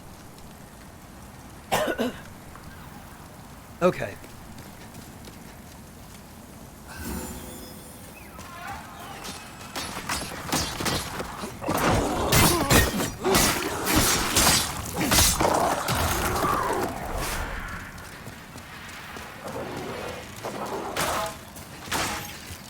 Alright, straight to the boss it is. Really? I guess I moved out a little bit too early. That bottleneck is a real doozy.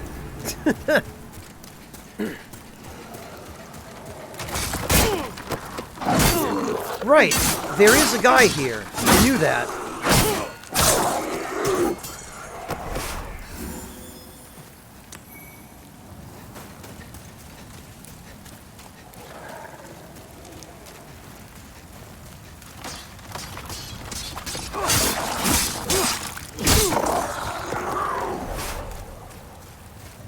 The best time to catch these guys with a normal physical attack to interrupt their roll is just as they're coming out of a roll.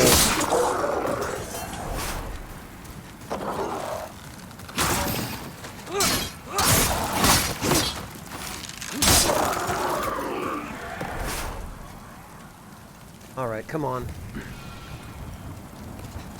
There he is. Oh, great, we got them both.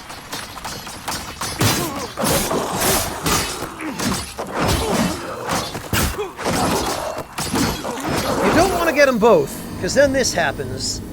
Trying to fight more than one of these guys at a time is not the greatest.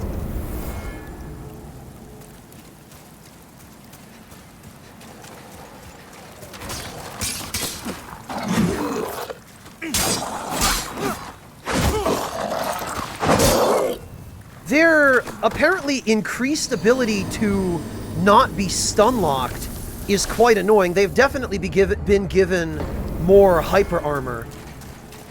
Because you used to be able to just stun-lock them out of their regular roll.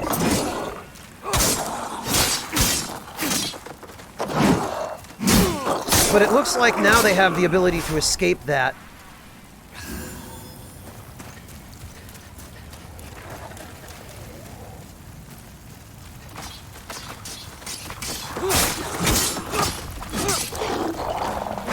I hate that you need lock-on for these guys, though, because the camera is so bad.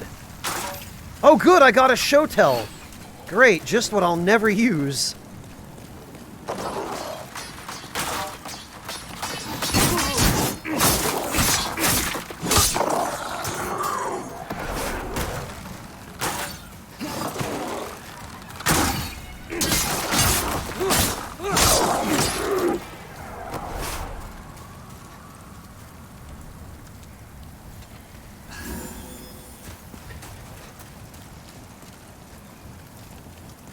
Alright, there we go.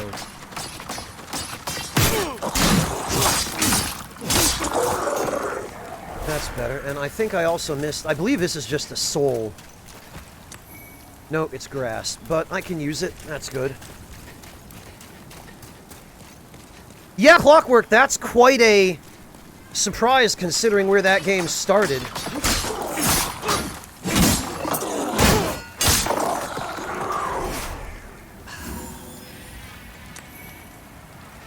It did, Hedgehog, and it was a very unexpected comeback.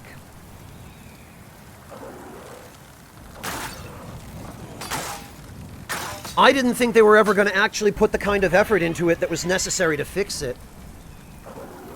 But it seems like they did.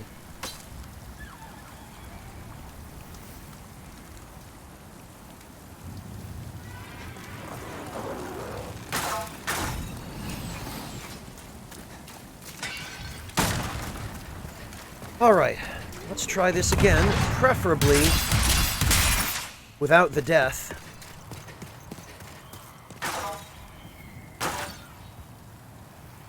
Log, I've said it before and I'll tell you one more time, because Game Award shows are bullshit, and you should not pay attention to what they tell you, or care about any of the opinions that they express. Because it's really all just paid advertising at the end of the day.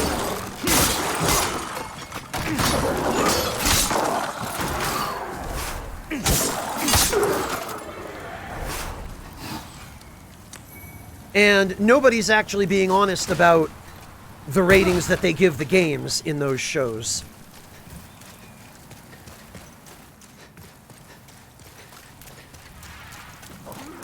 No, we haven't, Log. That's on the itinerary. Don't worry.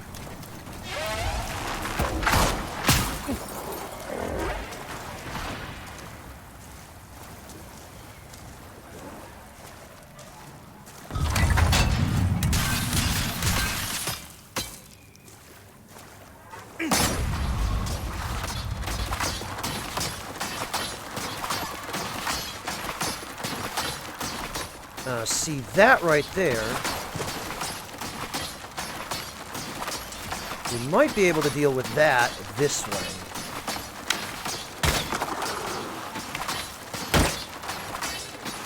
Or maybe not.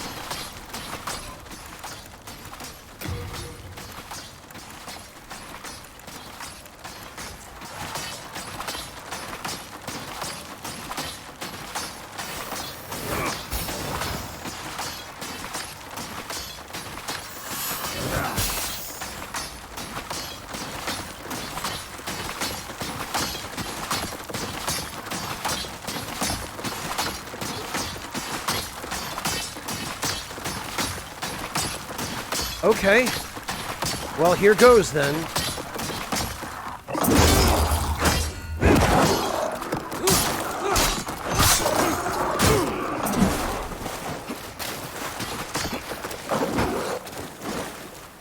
There we are.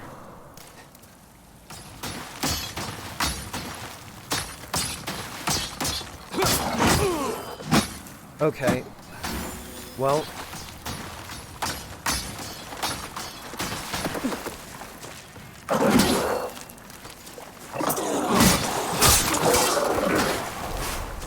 Not the most graceful finish, but it doesn't matter as long as it works. Alright, Blige, old friend. Death Thought, thank you so much for the resub. Welcome back.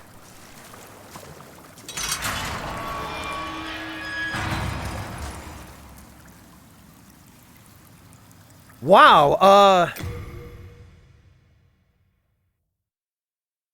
actually, he looks about the same. He looks just about the way he should. You saved me. Heavens, I can't believe I fell for that trap. I suppose I owe you now. I'm Blige, a grave robber. It's thanks I can provide you with useful goods. Who couldn't do with a little help down in these parts? And I'm pretty sure this is the same voice actor, actually. This shrine was used in a ghastly ritual by an ancient tribe. They had long perished, and now the demons have put the souls to work. At least here you're killing things that are already dead, like skeletons and shadow lurkers. Okay, Vasti, good night. That's what I like about this place. Better than killing those poor, soul-starved humans, right? Better than killing those poor... Okay, and actually... Wait, what? Oh, carry capacity, okay. That's the problem. Sticky white slime! It's no longer called sticky white stuff, huh? Well, that sucks. Although I guess in a way, sticky white slime is almost worse.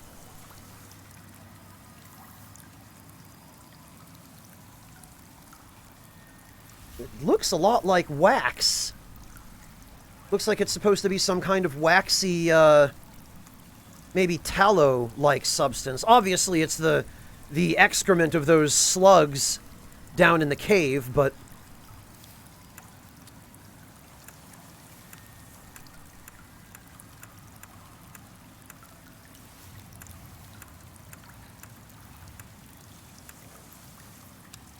Huh.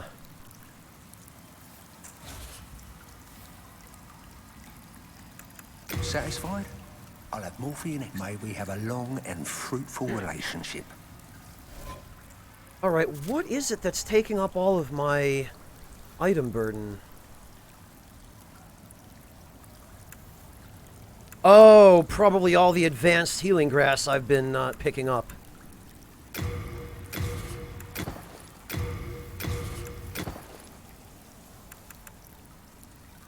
They have definitely given healing grass significantly more weight. This is quite a lot heavier. It all used to just weigh 0.01. But it looks like they've scaled it up according to... Hello. How good it is.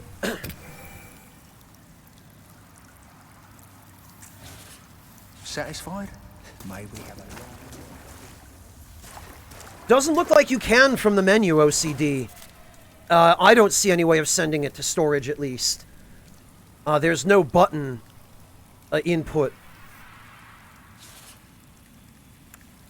Yeah, and nothing under sort. I don't think you can send it to your inventory, or to your storage, unless it's on the ground. You can? Oh wait, send to storage, okay, I see. Right in front of me where I can't see it. Alright then. In that case, all of this stuff is going back home.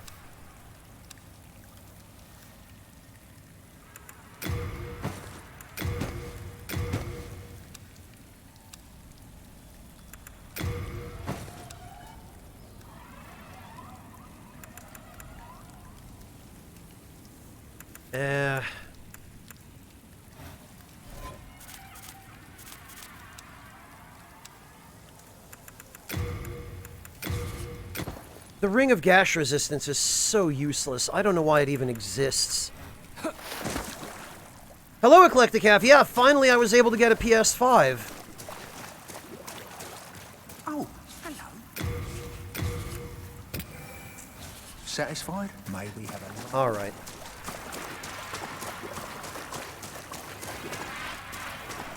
And now, actually, I'm going to go trade a Talisman of God to Snuggly.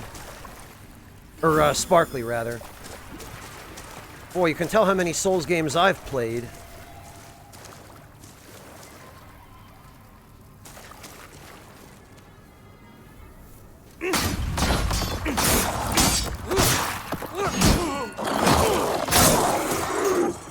What? Okay, there were two. I admit I was not expecting two. I guess the second one must have heard me from the tunnel. Oh well. Not like I lost any souls or anything.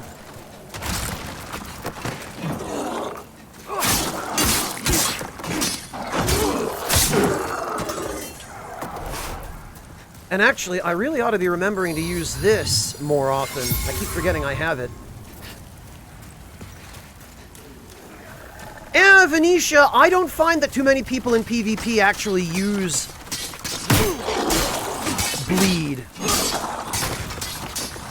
Because the only weapons that have it, or the only weapons that have a bleed effect you actually have to worry about anyway, are weapons that you don't tend to see very often in PvP.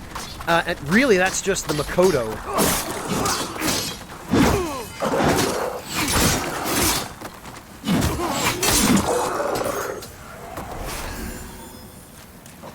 I mean, the other katana do have bleed buildup, but it's not as, it's not anywhere as severe as the Makoto's. And the Makoto, you don't really see anywhere outside of low-level PvP, because it has no stat scaling. So you get more damage at higher levels out of the hiltless and just the regular Uchigatana.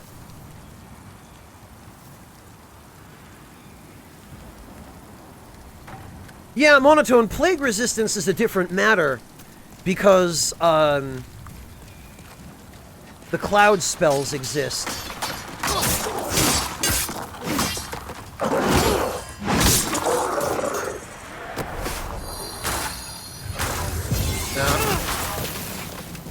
Whoops. And I see that enemies' arrows still track you.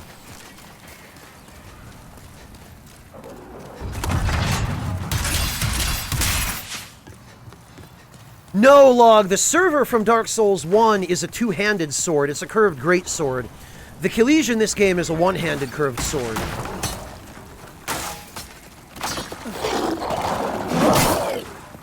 Alright, fine.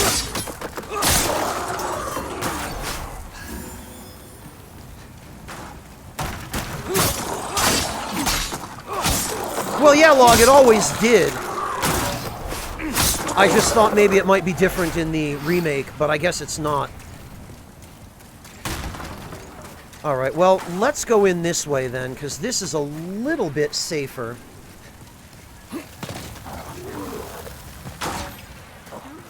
Oh no, sharp is okay, Monotone. The Kilij is a dexterity weapon.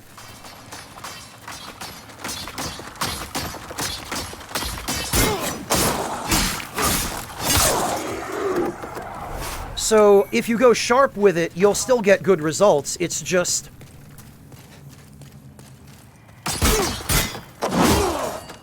Wow! Right through the floor.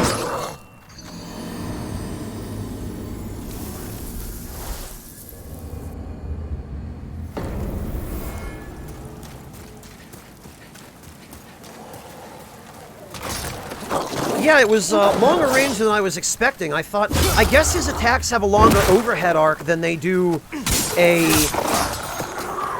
horizontal arc.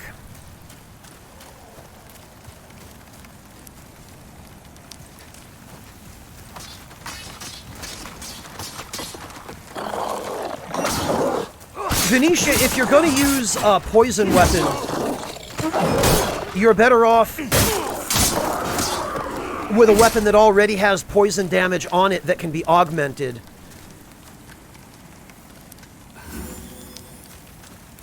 I think there's at least one.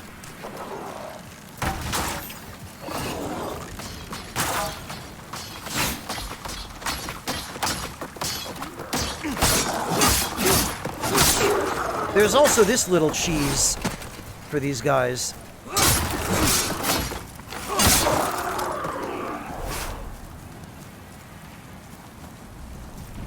Come on.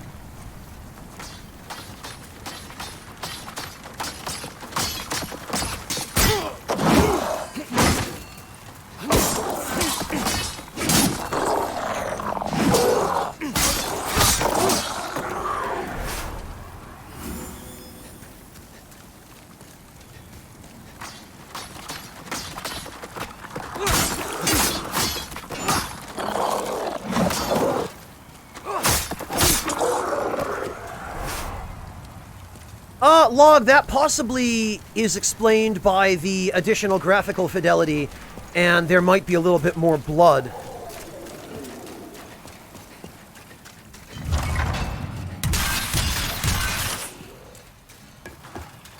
Yeah, Log, actually, during an interview, Miyazaki explicitly said that they were considering adding even more blood to Bloodborne, but he didn't want to go too crazy with it.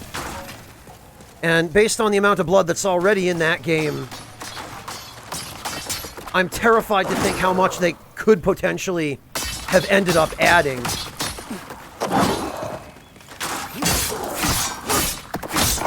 Yeah, can't avoid me in a narrow hallway, can you, idiot?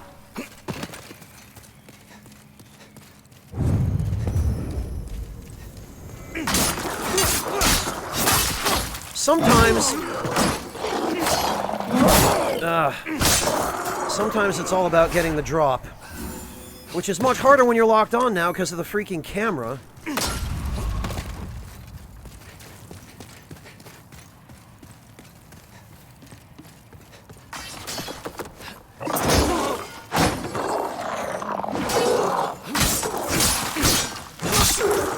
Yeah, avoid this. Let me actually...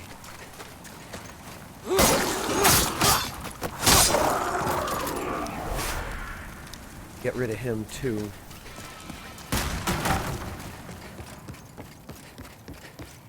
There we go. Yeah, various different countries have slightly different ratings for these games as well.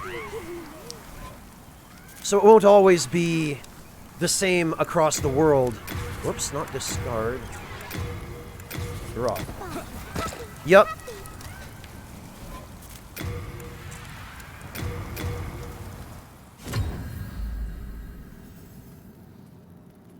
Yeah, Log, it's still a secret. I still can't talk about it.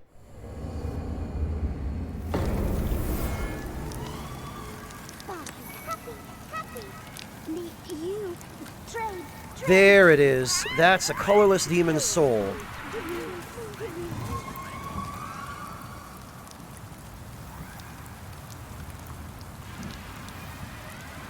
Yeah, Log, because the blood in Yharnam is full of drugs. And Cthulhu juice.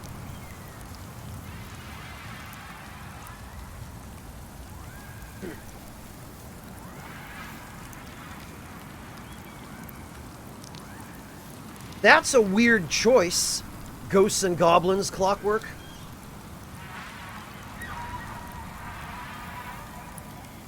Yeah, Havarius, it's weird why... Really, that's why the ratings of a particular game are pretty meaningless.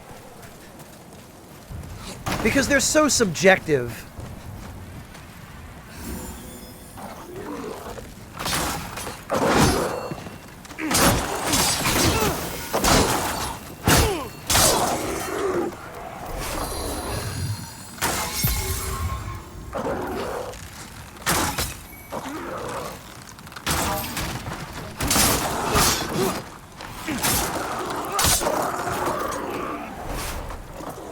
So is it just me, or... Oh, okay, I guess the Goomba Stomp is still a thing. Is it just me, or do the attacks of this weapon consume slightly more stamina than they used to in the original? I can't quite say for certain, but it feels like you get fewer swings. Maybe it's my imagination.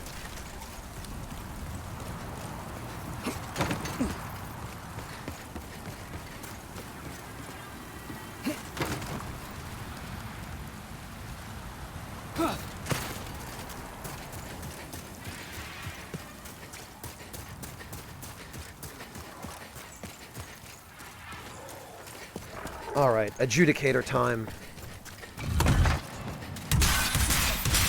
Pardon me, sir.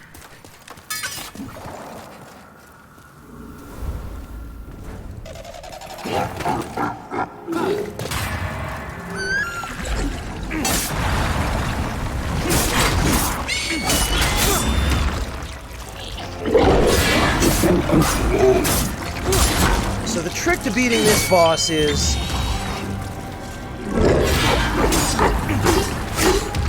there is no trick. You hit him till he falls over. You stay right in front of this little broken off knife in his big old beer gut.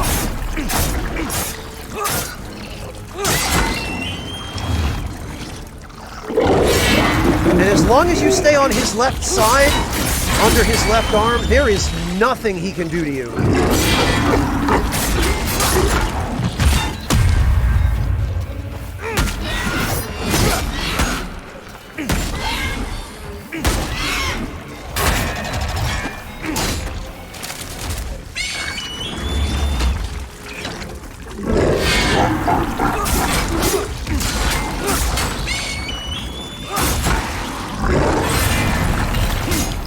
Other than possibly trap you in a corner. But if he does that, you just strafe around him the other direction.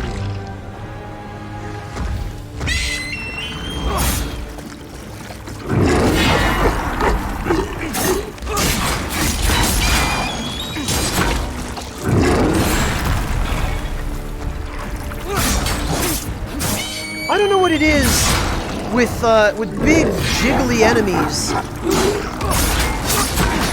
but Blue Point really seems to love those jiggle physics.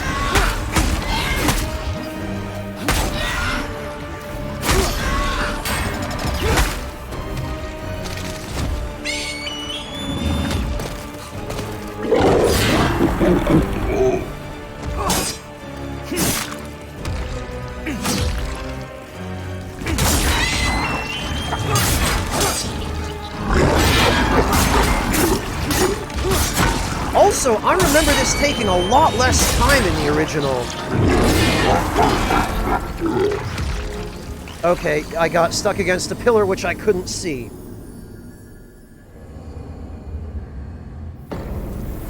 I guess so, Venetia, although I don't know who else they're for.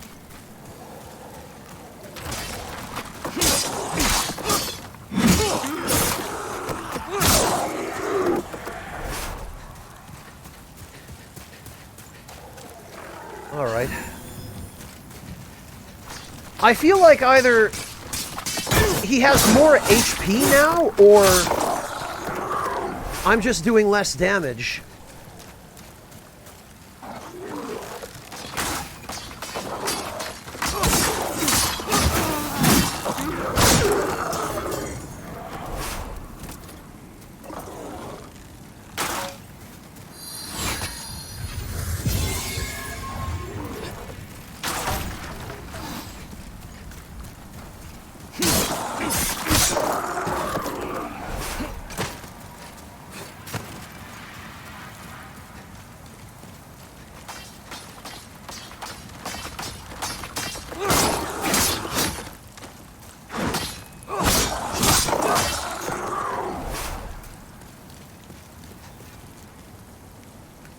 Yeah, Log, but it doesn't make that much difference. You're still mostly relying on base damage at your starting level rather than scaling.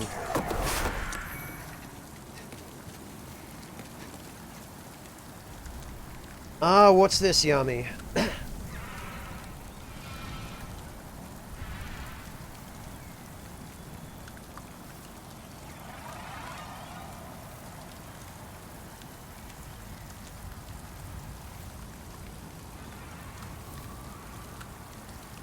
Oh, the Sephiroth thing, Yami? Yeah.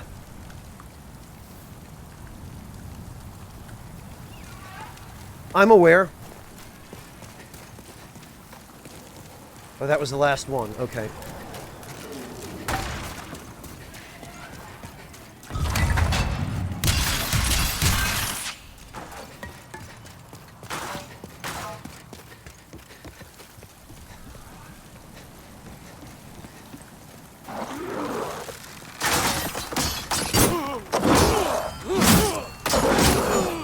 That was my own fault. I should not have tried to fight him right at the entrance to the battlement.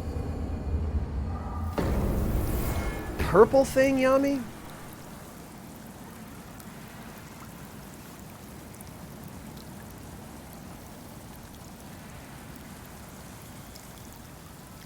Oh, Yami, yeah, okay. That looks like something isn't working properly. What game is that, Yami? Is that Cyberpunk again?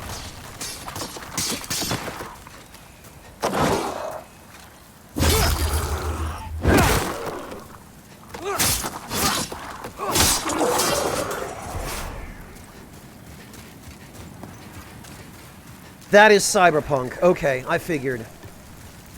Yeah, you know, I was thinking I might play it at launch, but after everything I've seen on social media, and after all the meaningless 9 and 10 out of 10 review scores, I think I might wait.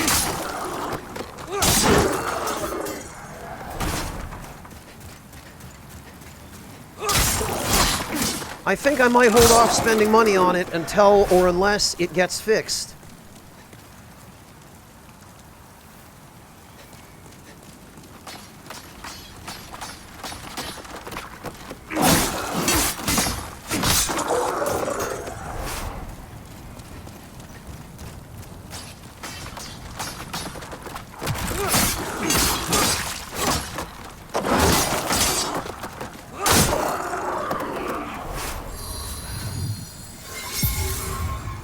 In the tutorial log? Wow. I saw Lance's tweet about all the bugs, and I've been hearing from a lot of friends and colleagues who've played it that it's basically just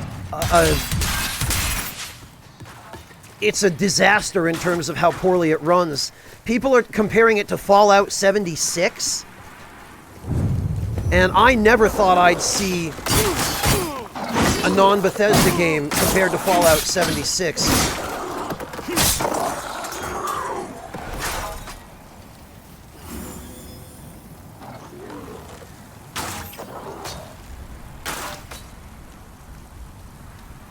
Oh, did you go to check, Venetia? Okay, yeah, something about it feels different.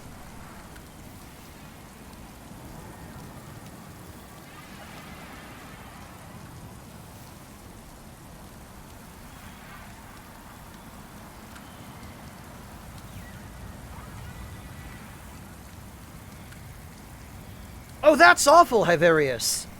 Really? The cutscenes are that bad? They're that garish? Even when they're working properly?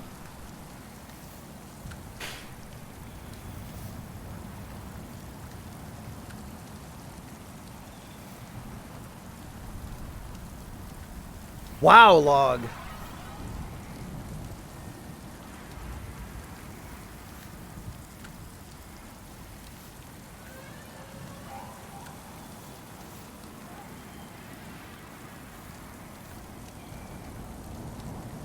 Jin, when you run into a game-breaking bug in the tutorial, it's understandable that you would think immediately of a game like Fallout 76. Lance is far from an idiot, and as far as I know, he's not one of the people who compared it directly to 76. But he's run into so many, like, critical bugs, and that's just him. Never mind any of the other people who are reporting bugs.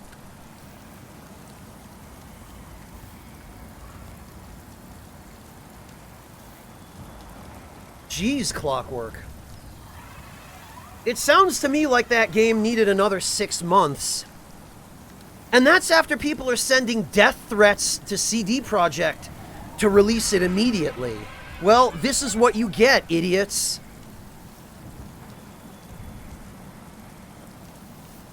And that's after they already delayed it twice.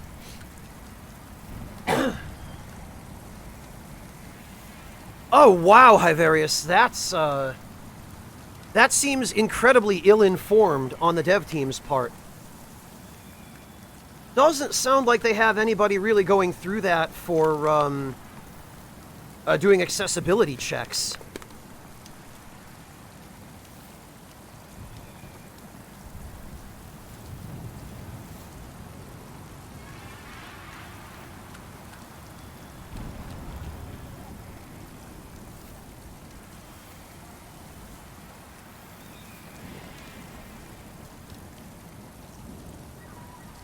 Yeah, Yami, they were. And now we know why.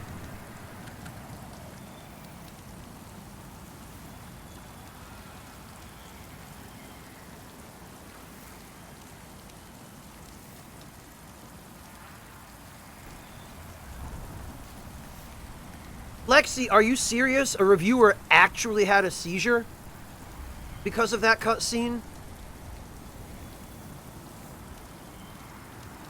The only warning they had was in EULA, right where no one ever reads it. Amazing. Wow.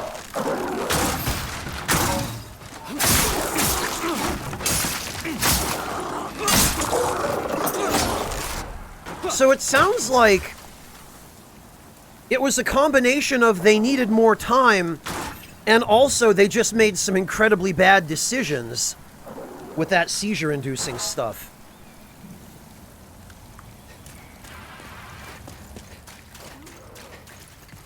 Yeah, like, what does it say about the gaming community today that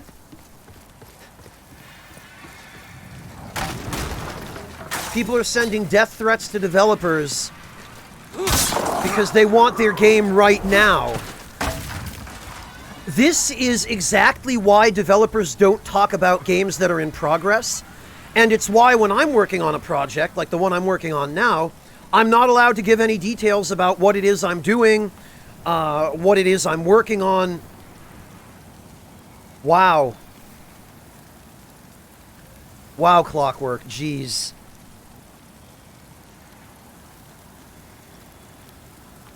But yeah, that there's a reason developers don't share that information publicly, is because there are so many consumers who are either entitled or just stupid that they would end up killing the reputation of the game based on an incomplete game, you know? Okay, Lexi, gotcha. Yeah, that's pretty much the shape of it, Hedgehog.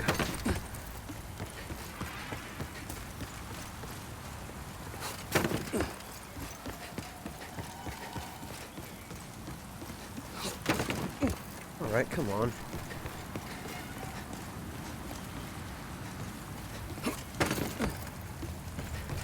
Well, Artista, it's a lesson that I hope the community at large will have learned. Or that maybe somebody will have learned, because there will always be someone who doesn't, but pushing a game developer in that way just is not the correct thing to do.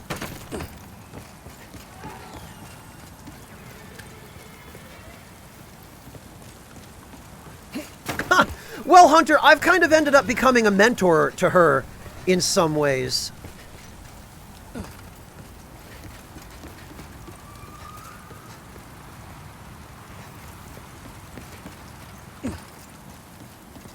Well, Jin, it's an individual thing. Not all are, but some definitely are, or this wouldn't be happening.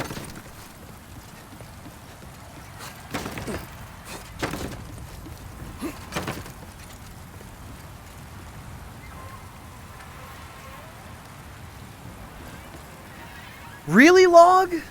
That's awful.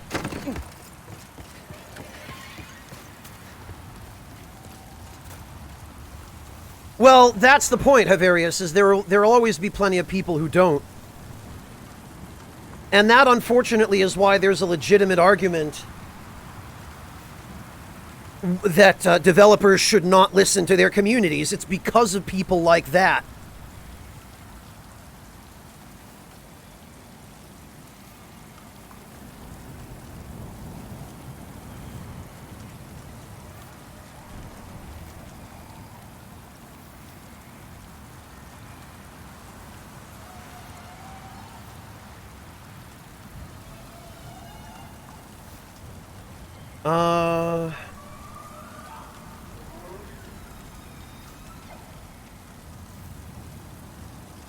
Alright, let's see.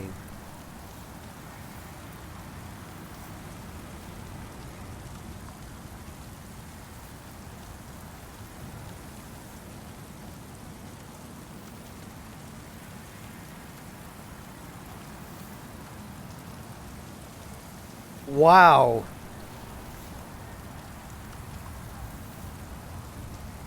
I don't speak French, but this clip, wow, that is some pop-in.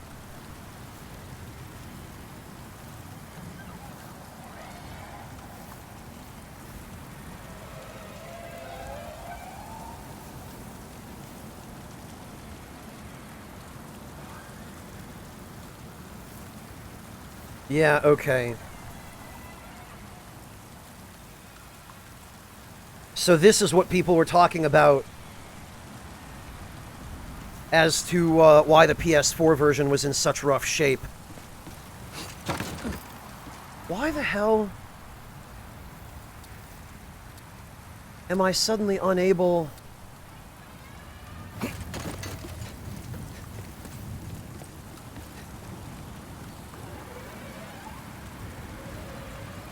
Yeah, Jin, it seems like the fault lies equally on both sides, the industry and the consumers. Zexios, thank you so much for the raid. Welcome.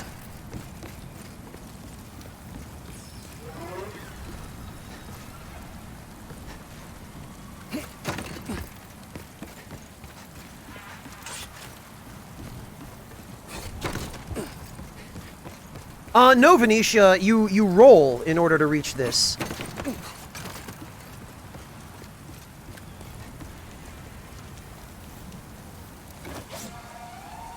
Yeah, Hiverius, exactly. That's just one of the many problems.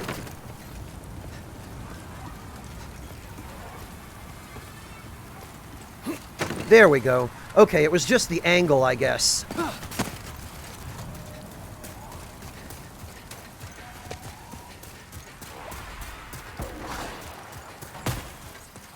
It had to be more of a diagonal, apparently, than I remember it.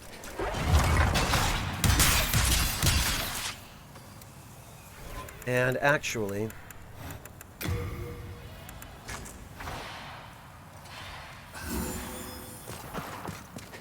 Pardon me.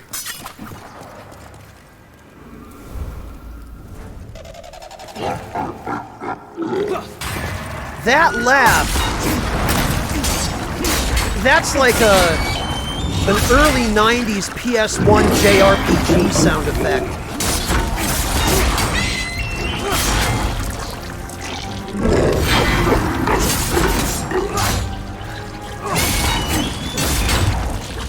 And it sounds like he's got, smoker's cough.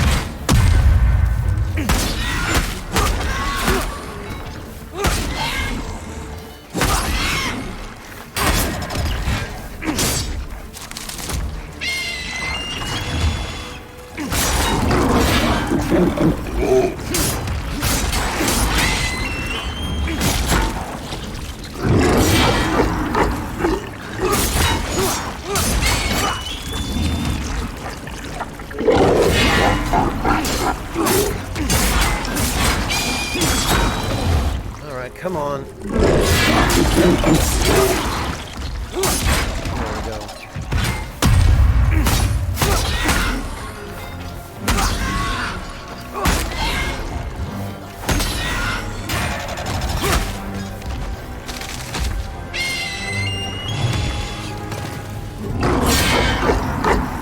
How's about we get away from the stairs, huh?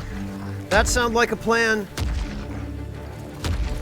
Tell you what, I'm glad the adjudicator doesn't have a butt stomp. Now, this is what happened last time I got stuck in here.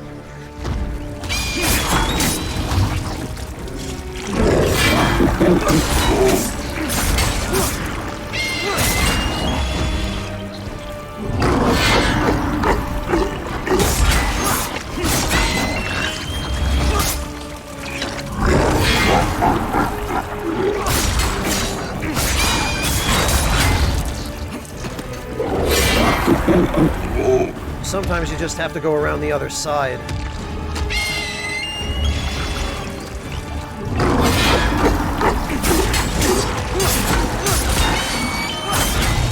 There we are.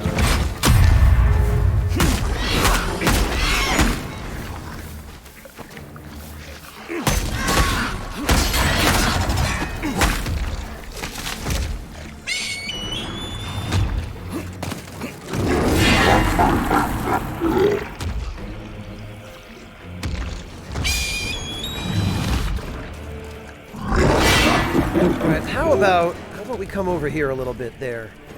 That work for you, dude? I guess it does.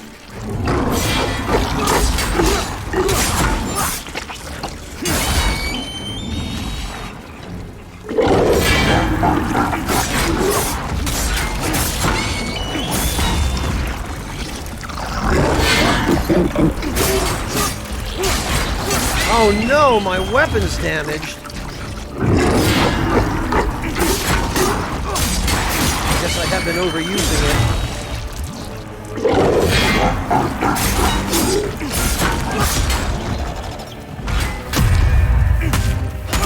Oh no.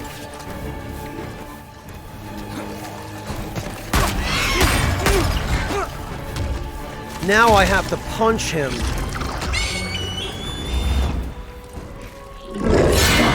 Do I have anything else? Oh no, I still have this. Okay. I'm glad I hung on to that.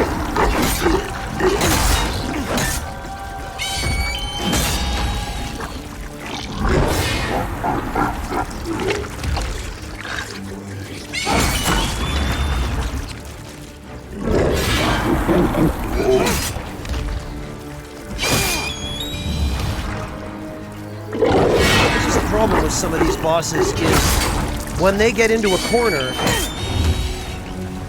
it becomes a bad time for everyone.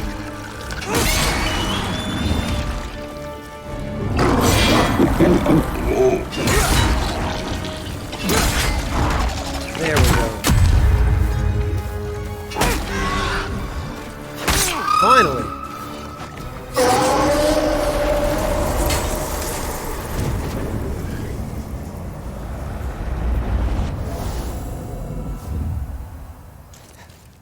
Ugh.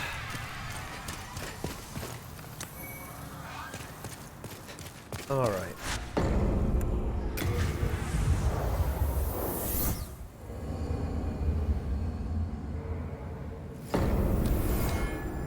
Benicia, so the next question is, does he have the same amount of HP? Because then it feels like in this game, he has more health. Here in Boletaria, we speak of the legend of the two swords and the solitary hero. The two swords are Demonbrand and Soulbrand. One sword banishes that which befouls man, and the other banishes man himself. The solitary hero is old King Doran. King Doran is the Everlasting One, founder of Boletaria and protector of the two swords. Of course, only according to legend. But in the dark state of our land, sometimes legends are all we have.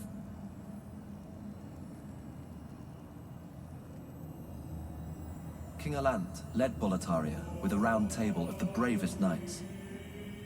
The noble twin Fangs, Valifax and Bjorn.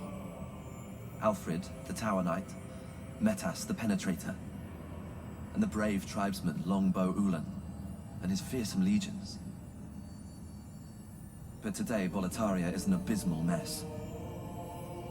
Valifax was lost, and Bjorn slipped through the fissure, never to be heard from again. All the rest along with Boletaria, are either devoured by the fog or fallen afoul of the demons. The Boletarian knights are no longer. But perhaps our age will see the rise of new heroes, such as yourself.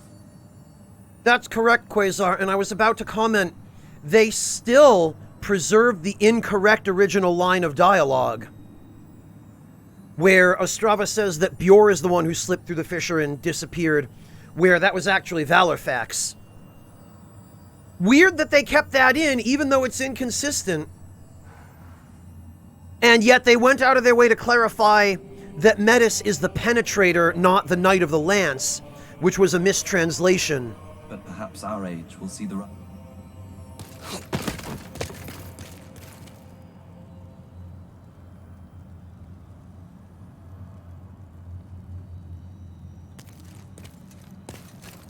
Log, my suspicion is it's a translation error. That for whatever reason, Bluepoint must have just decided to leave in. A little shopping never hurt anyone. Well, I'm going to have to do a little repairing. Oh, they added a repair all option. That's nice.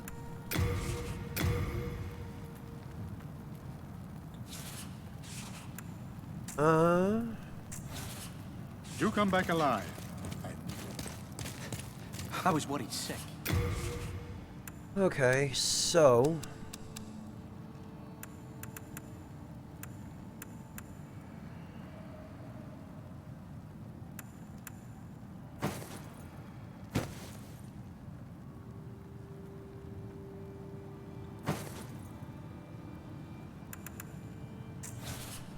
What's the next order of business here? Stonefang. We are indebted to you, for you fight on our behalf. Stonefang for access to Ed. And... then I guess 4-2 for regeneration.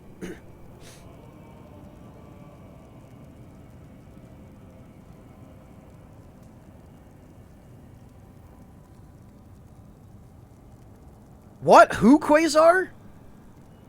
Who are you talking about? Oh, Meralda? Yeah, Quasar, they could have done that with other sets as well. It's silly that there's any gender-locked armor in this game.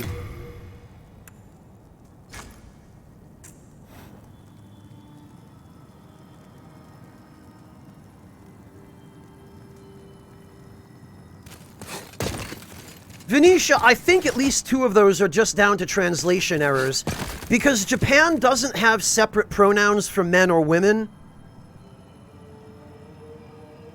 And what often happens with these games, and what I have reason to believe happened with Demon's Souls when it was originally sent to Bluepoint for localization, is the localization studios don't actually get a copy of the game when they're sent the script.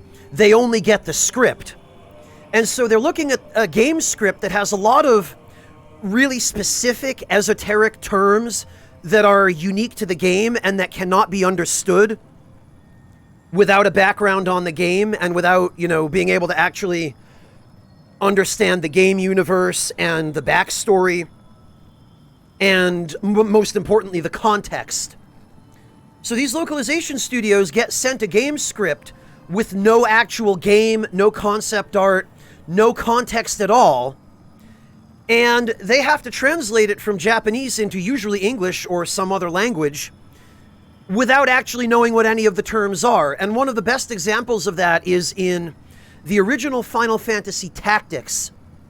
The names of the breath attacks that the dragon enemies had in Final Fantasy Tactics in the original PS1 version of that game, they were fire breath, ice breath, etc., right? Well, in the Japanese version of the game, they were written in katakana. So they would end up looking like...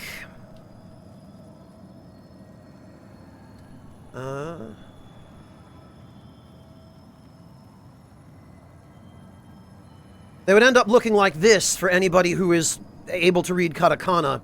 Faya buresu. Or, you know... Aisubresu, for fire breath and ice breath. Well, when you send katakana with no context to a translator, the translator can only make their best guess as to how to say those syllables. Because katakana it's a syllabary.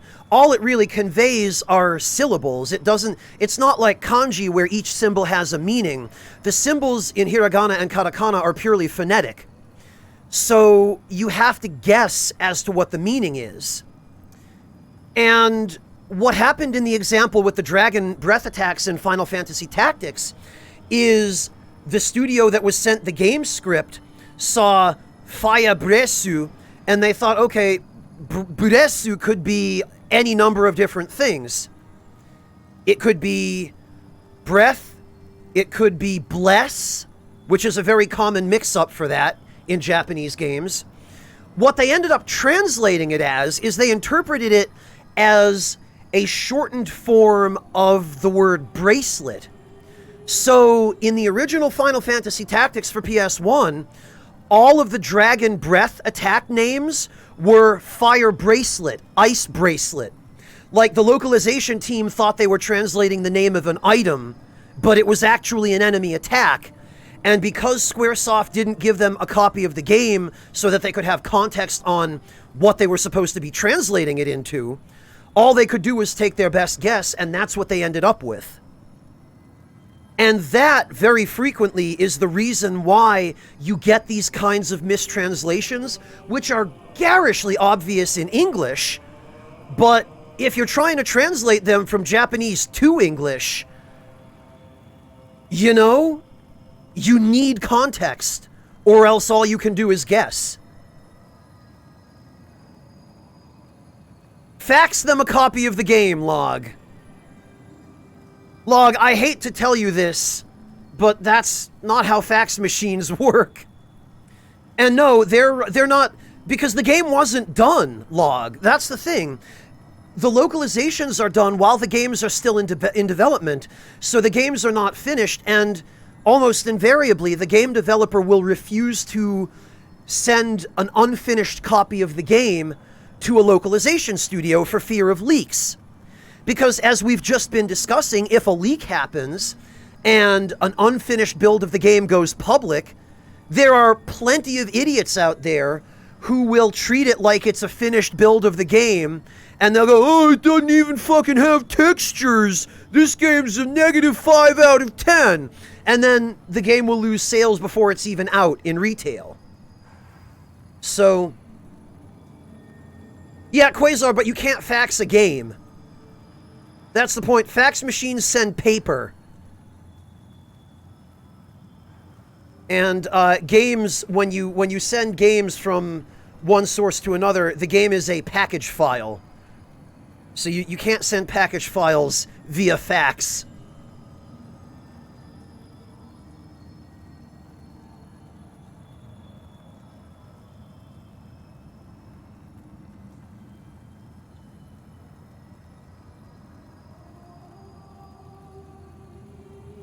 So anyway, long story short, that is one of the reasons, not the only one by any means, but it's one of the reason, and probably one of the more significant reasons, not only why these kinds of mistranslations are so common, but why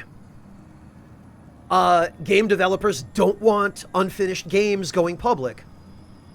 Venetia, I knew someone was going to say that. I knew someone was going to go pedantic on me and say, actually, you could just fax 10,000 pages of numerical code. But who the hell is going to recompile that, Venetia? Not me. Yeah, Artista, and that's really the only good way of doing it, unless you're willing to send a copy of the game or some assets from the game, at the very least, to your outsourced localization studio.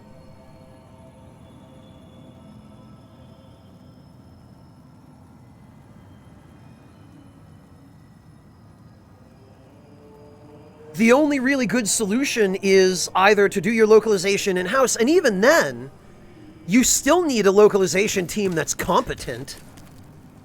And let's be honest, not all game developers have that. Look at Squaresoft for like the first 15 years.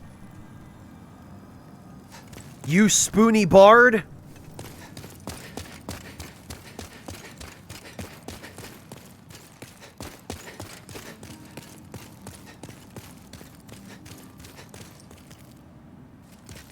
Oh, okay, Log. Did that really happen? Oh, come on. Ugh.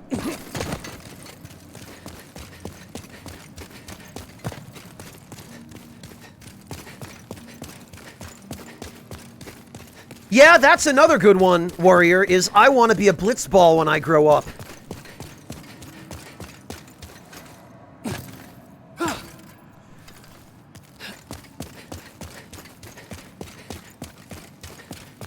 Really, Log?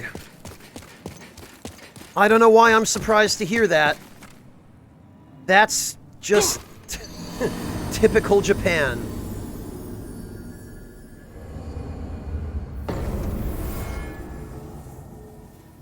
Oh, Revelations Persona Venetia Silver? Yeah. I never played that one, but I heard its localization was spicy.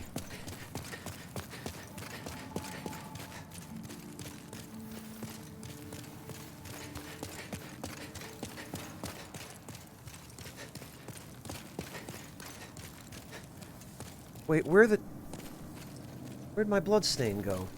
Did I run right by it? There it is.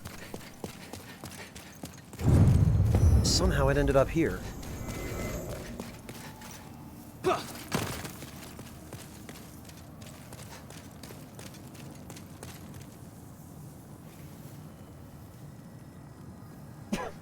I don't think any kid would say that, Ultima. I want to play Blitzball, maybe, but not I want to be a Blitzball. Yeah, boy, I can't wait to grow up so I can get kicked around by a bunch of burly men. If I wanted that, I'd just go back to high school.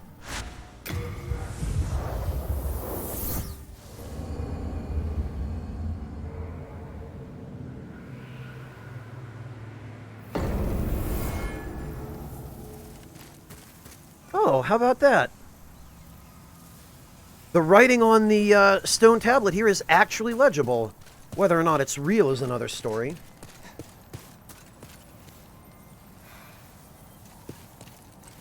Ah, right. Let's not forget about Twinkle Toes over here.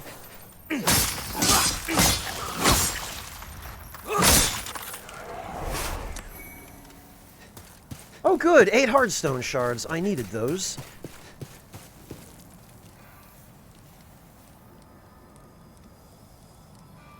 Deadly Shadow, I mean, you're talking to, let's just say, a veteran of the series. And for the most part, this is really good. I have one major complaint about it so far, and that is the camera. But other than that, I only have a handful of minor issues, and I've been pretty pleased overall, other than the camera. Hello there. Souls. I trade fine goods for souls. This might be the original voice actor. It's kind of hard to tell. The accent is certainly similar. Our little town. It's a nice wee place. All those lizard-eyed townsfolk are busy tinkering with stone and don't bother with old folk like me. Makes life rather easy for me. I can get away with anything. I always knew there was a god. Thanks for looking out for me. Ah, I never would have guessed that, Log. About Will Vanderpooy being this guy's voice in the original. Certainly didn't sound like him, so I guess either they lied in the credits or Will Vanderpooy just has a really crazy range. Oh, have you heard about sparkling lizards? Not easy to catch, but they've got some fine stones. And I know where one of their nests is. That's what they used to say about me in high school. Ah ha ha. Ah ha.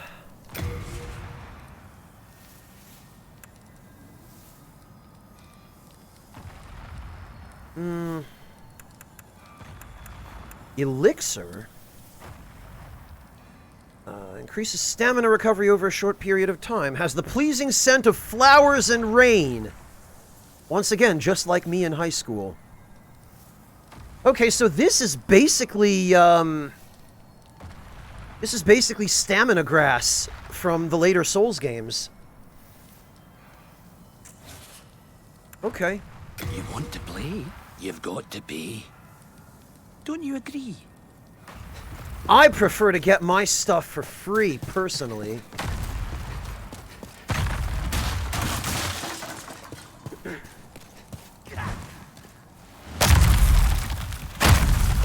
Deadly Shadow, this is a remake of the very first Souls game. Demon Souls.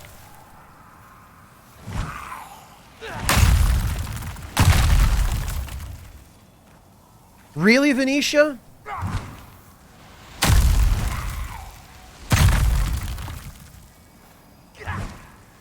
Let me see, what is this?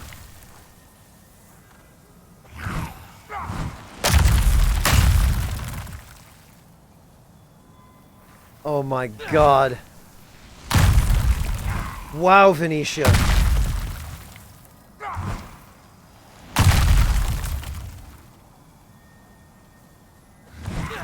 Unbelievable. I never would have envisioned Mr. Vanderpoy looking quite like that.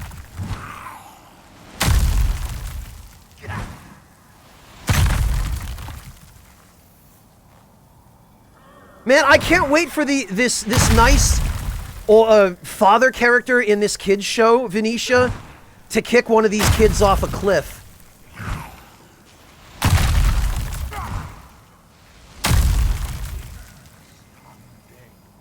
No, Deadly Shadow, Demon Souls is completely separate from the other Souls games in terms of story.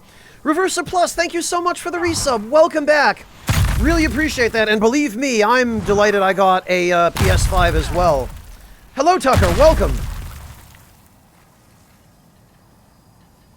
Yeah, Jin, he does. He looks like he'd tell you there was some treasure down a pit, and then kick you off a cliff.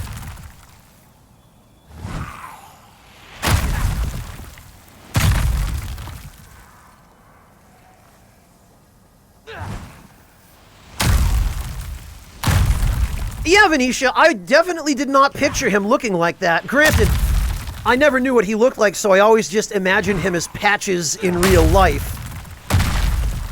Complete with the freaking leather armor and the Adjudicator's shield and the winged spear. Like, I just for some reason imagined him showing up at Frog Nation to record his lines, dressed exactly like Patches.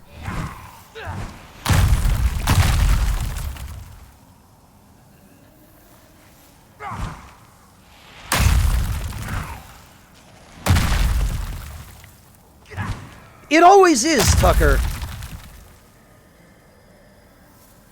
And it's weird when you get used to that voice coming out of a particular character in a game, and then you see the person in real life who owns that voice.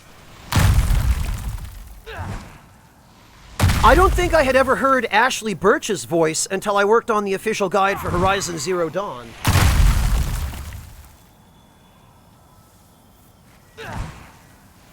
Imagine my surprise when I saw Ashley Birch's actual face.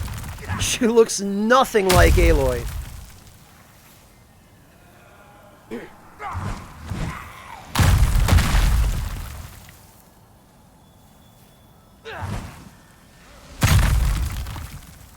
Anodyne, they must be aware by now.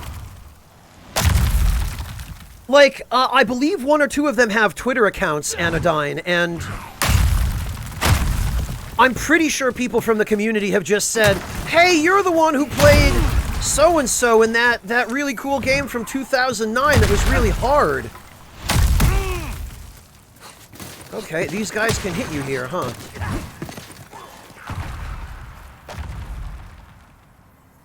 No, Log, I bounced off of Bastion very firmly.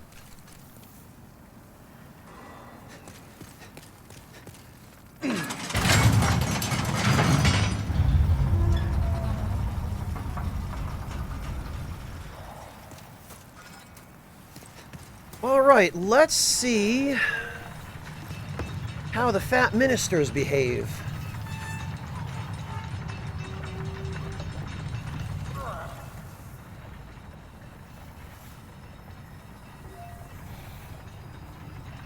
Yeah, Artista, it seems like she has a pretty impressive range as well.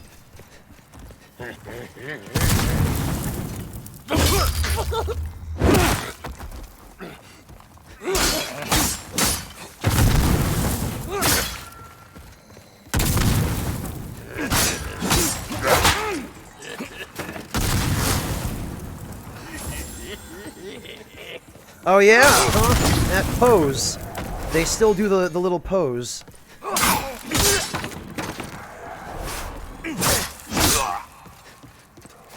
What do we got? We got full moon grass. And there's a crushing battle axe over here. Although I think I'm going to just send that back to storage because it's not going to help me an awful lot on this build.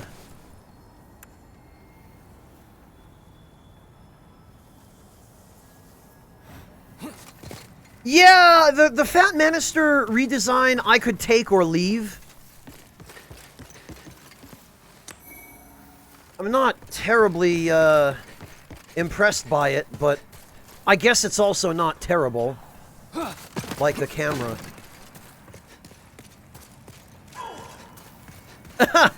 Funny thing, Anodyne. Yeah, I did use the Fat Minister fairly heavily in my channel art. Wow! That vacuum backstab, I feel like maybe the backstab range has been increased.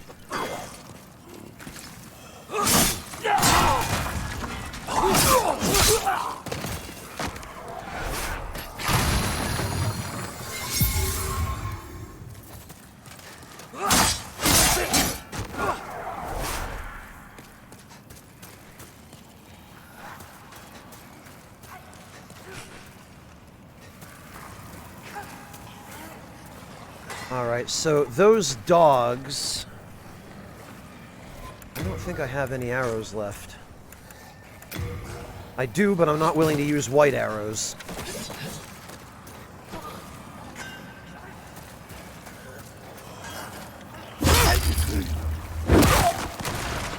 Alright, see, this would be much easier on a Royal, because if I had Soul Ray, I could use it to break the boxes myself. Or the jars. Now I'm just going to have to trigger them.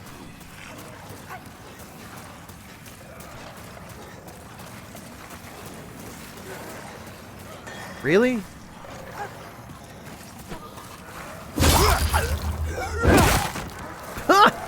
Wow, that front flip.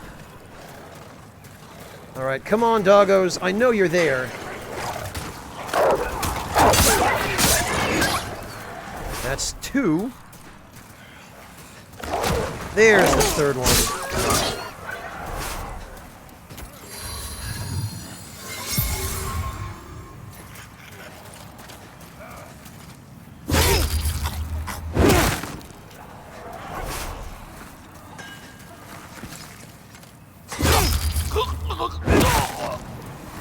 Oh, right. Oh, that was lucky that I survived. Maybe I should get rid of him first. Maybe that would be a good idea.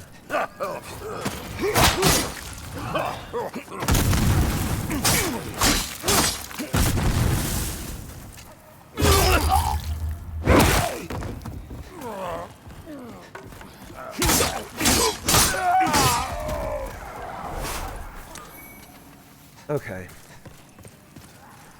These will be a couple of chunks of, upgrade materials. Yeah, Haverius, you can destroy the jars from a distance with Soul Ray, which gives you more room to retreat back to this corridor. And if you funnel the dogs into this corridor, you can just mash R1 on them.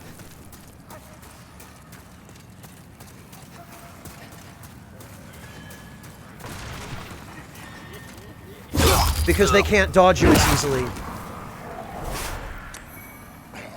Oh good, some spider stone. That will work well for the bow. Although, the Stockpile Thomas bug, unfortunately, has been patched or just removed from the remake, so it won't be nearly as convenient setting everything up.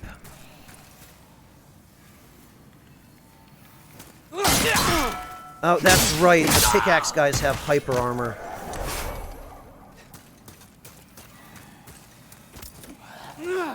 Ugh.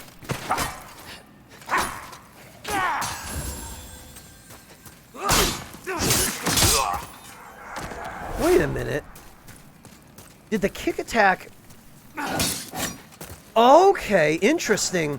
This used to be a backflip. And it used to position you quite a bit further away from the enemy. It was a gimmicky attack to begin with, but now it's borderline, pointless.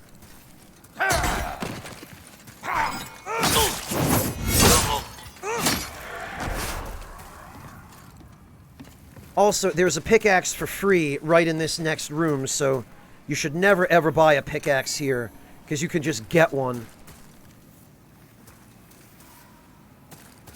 Right here.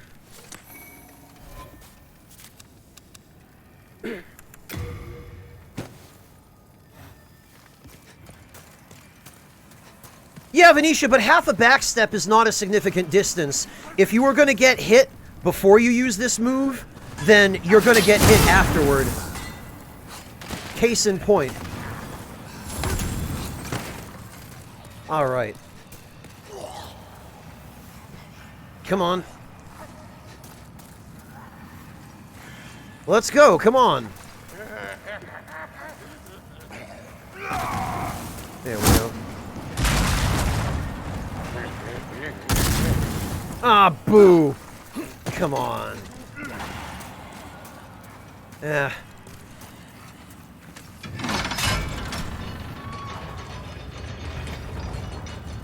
Your dual-wielding pickaxe build, Farthrax. There's no point to dual-wielding weapons that slow in this game. Although now that you mention it, Farthrax, I wonder if the old katana pushlock build is still viable. I haven't really watched all that much PvP.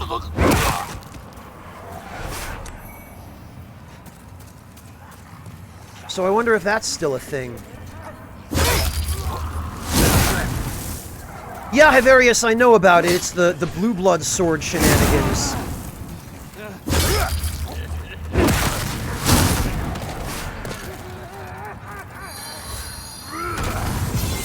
That fat minister up there.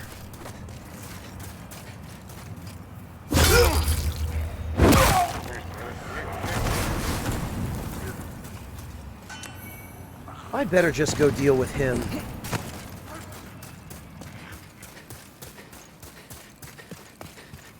Well, you always could, Log. But not all that many people know how to toggle escape. Especially not those who are picking up this game having never played the original.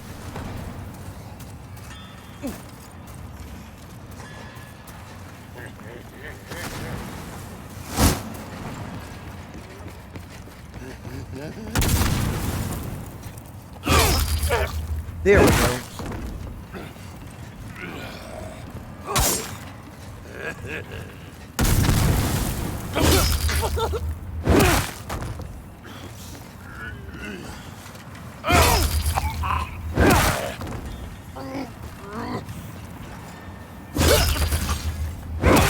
Okay, so the timing on chain backstabs is a little different, but not significant. Official's gloves.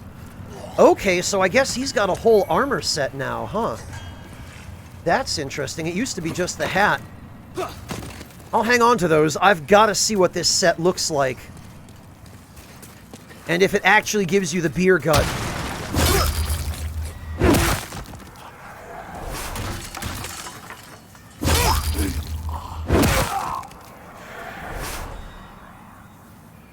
It does, Farthrax, but that's fine. Because you can, well, or rather, that's still a problem because you can still use passwords.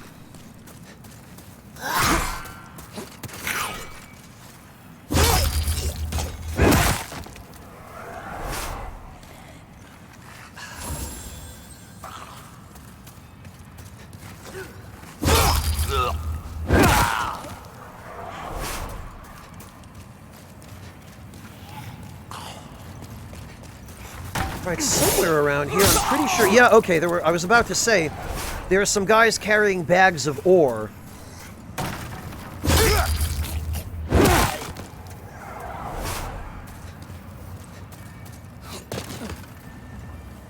Actually. Oh, it does even show your item discovery stat now. Alright. So how significant... Oh. Wow. That almost doubles item discovery. Okay, well, that's depressing.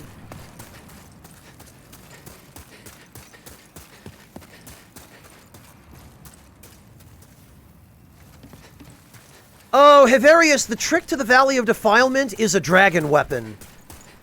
Everything in the Valley of Defilement is super weak against fire. So a dragon weapon goes a long way, and if you're going to be using the Blue Blood Sword anyway, you'll also have the stats to use the Lava Bow. So, Heverius, get yourself, even if you don't want to spend any Dragon Stone upgrading a dragon weapon, there's a Dragon Longsword in the second area of Stonefang. You can just get that and use that. It'll carry you through most of the valley, especially if you upgrade it with a few extra chunks of Dragon Stone if you have them. And get the Lava Bow. You craft it with the Armor Spider's Soul. The Lava Bow with fire arrows will absolutely destroy everything in the Valley of Defilement. Hey Ken, welcome!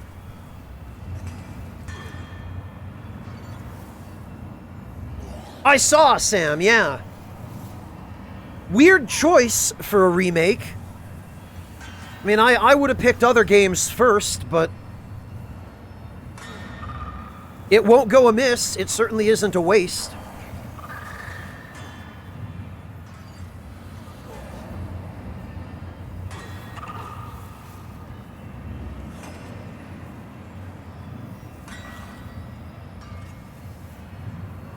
Log, that's Konami. We're talking about Capcom.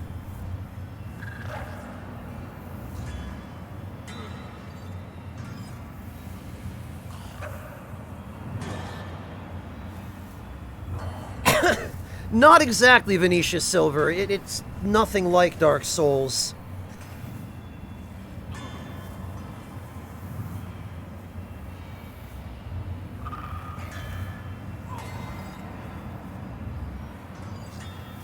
Thank you, girl, please. Goodness knows it was a process getting it.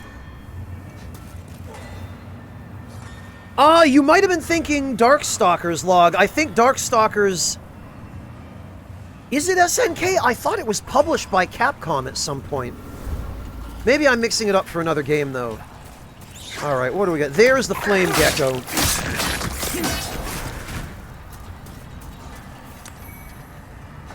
Holy hell, these guys,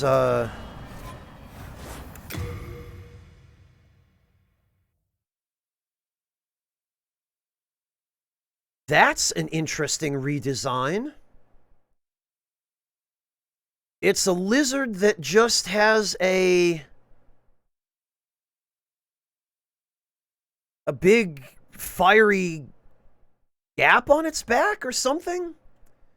And it looks like it's covered in hardened lava.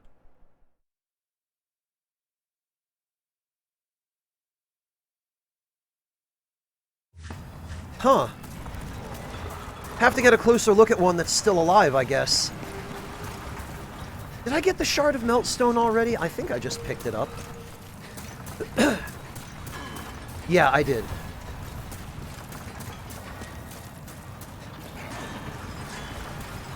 Well, it'll certainly be easier now, Jin, that's for sure.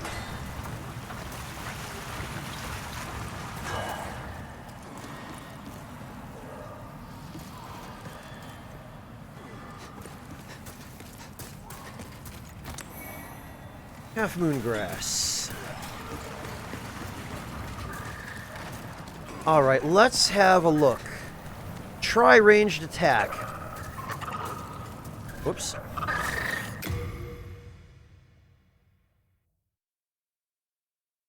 Yeah, it looks like the fire comes out of that, that gash on their backs. Well, they definitely look a lot more detailed than they did in the original. In the original, they were basically just a scaled-up palette swap of the crystal lizards.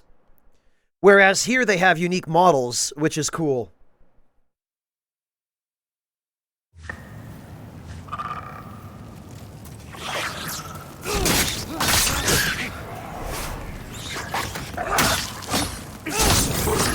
Oh, and you still take a little bit of fire damage just from touching them.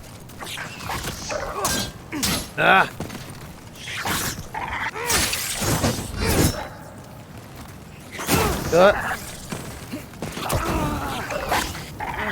Okay. Fair enough. I forgot that there was one on the other side.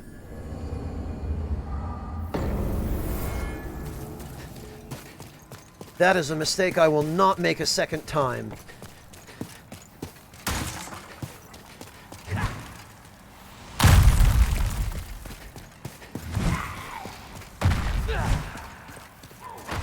I don't know about proper salamanders, Anodyne.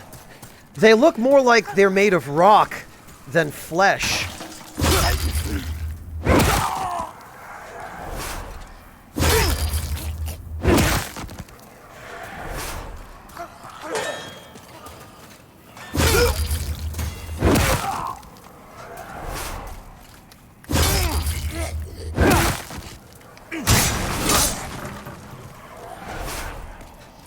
Okay, now that the dogs are out,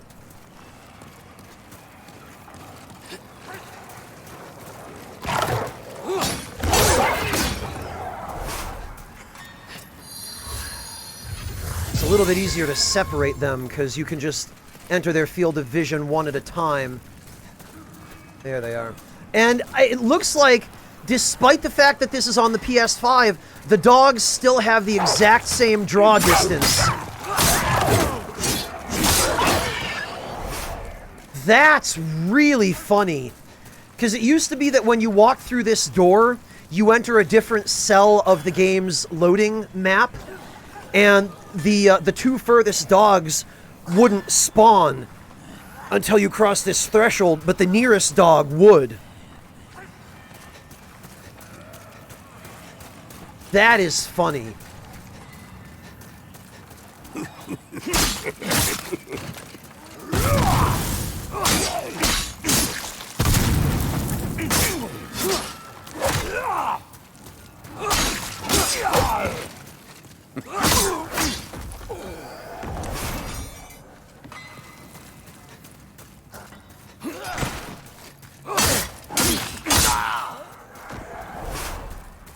All right.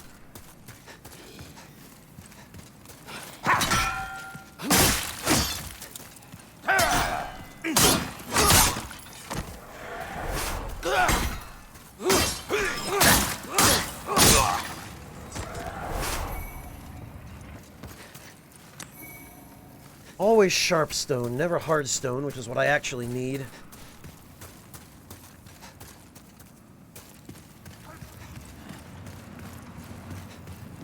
Akime, it was literally me who let the dogs out.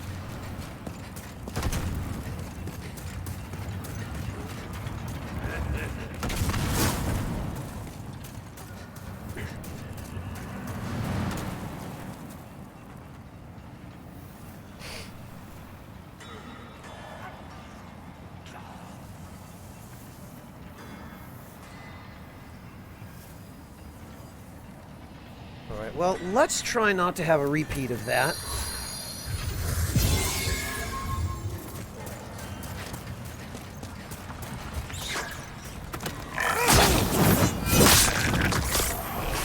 It always was difficult not to get burned when you're fighting these guys at close range. The spacing is really precise.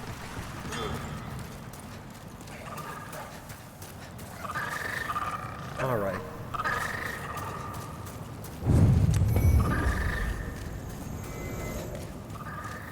And I got an elixir. Okay.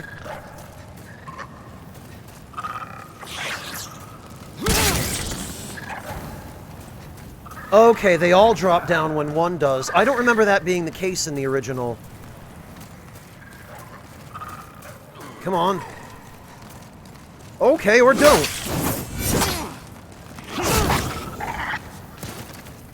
Jeez. See, this is why I hate this camera. When I'm locked on, I cannot see them.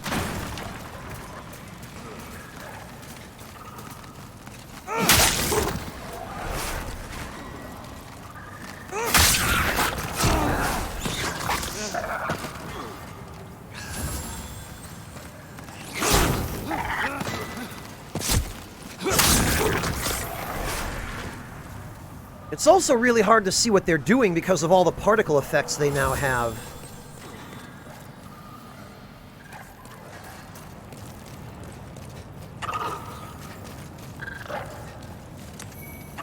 There's that dragon stone.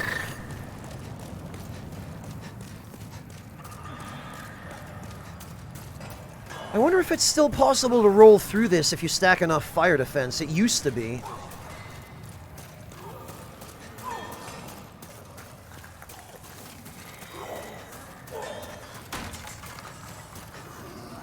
Yeah, come on. Ah.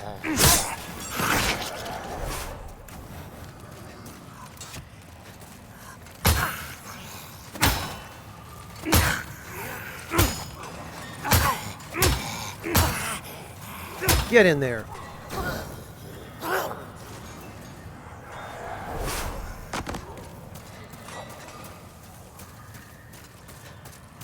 Well, no, Havarius, there are some visual effects that are genuinely problematic in terms of gameplay.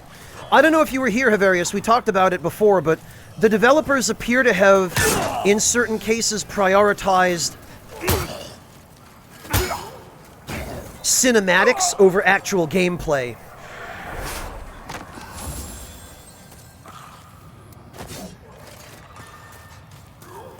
And this is one of those cases. There's even with the classic filter on, there's still a lot of bloom from that slag.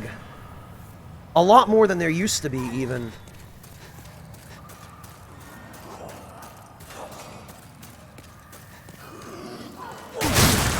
Well, first things first, before we go through that fog gate, we are going to go open the shortcut.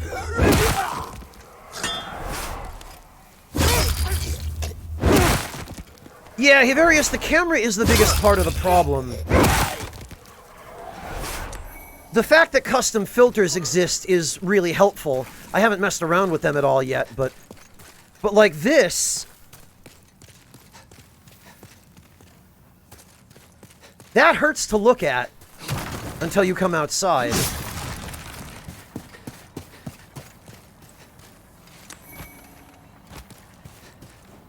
Take a step back. No, I don't think I will.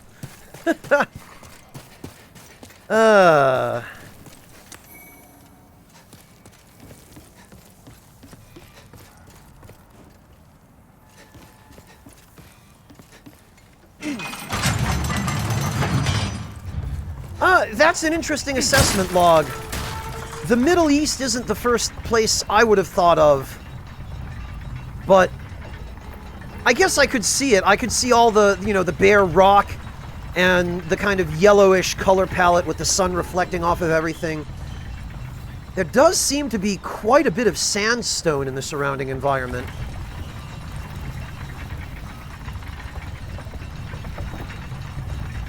Yeah, Havarius, there's a brightness control in the menu. I haven't found I needed to adjust it before now.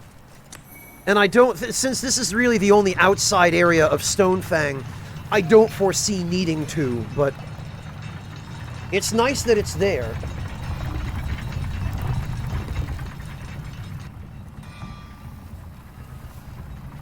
All right, now does Ed have the same voice actor? I haven't seen you around these parts. He doesn't. You need a blacksmith? Show me your steel. If not, head straight for the door. In the original, he said, show me some coin. I'm guessing that line was recorded before they knew the currency in this game was going to be souls. Also, it's interesting that he has a different voice actor. Originally, he and Baldwin used to share a voice actor.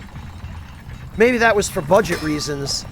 I guess it makes sense that they don't have the same voice because they're not the same person. I'm busy. I'm not here to chit-chat. Forging a weapon strengthens it and alters its character. Ores are transmogrified spirits. Their presence blesses the weapon. Up to a point it is, Venetia. Yeah, I've experienced the same thing, but it still hurts my eyes. No, Venetia, they were not twins. They looked similar. They shared a modified character model, but they weren't related.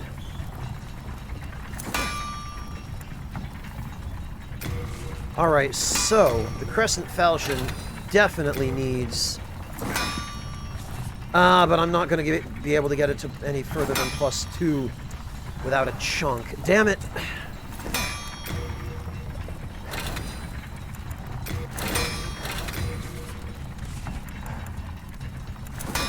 Okay. We could go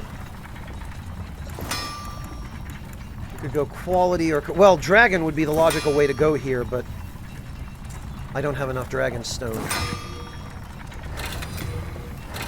Now, from here, we can go sticky compound. Oh, I need one more shard of spider stone. Damn it. Okay. Well, Farthrax, unfortunately, most of the upgrade system he doesn't bother to explain. Hyverius probably just polishing the localization. It was purely a stylistic change. Ores are transmog. All done. I'll be gone. I work alone.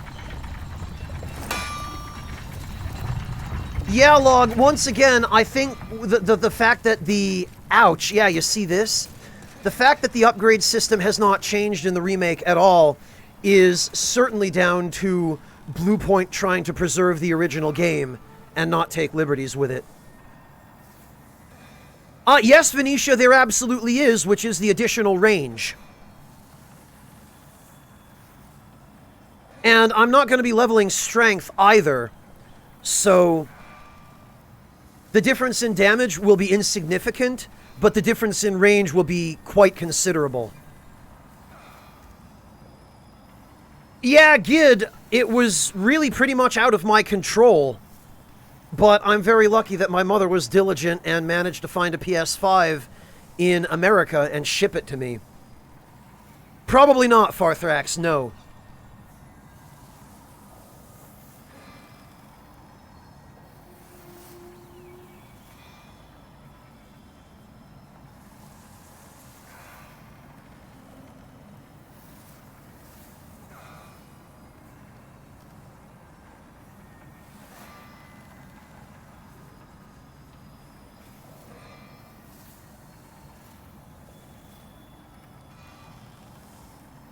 Yeah, the sky is blue, Venetia.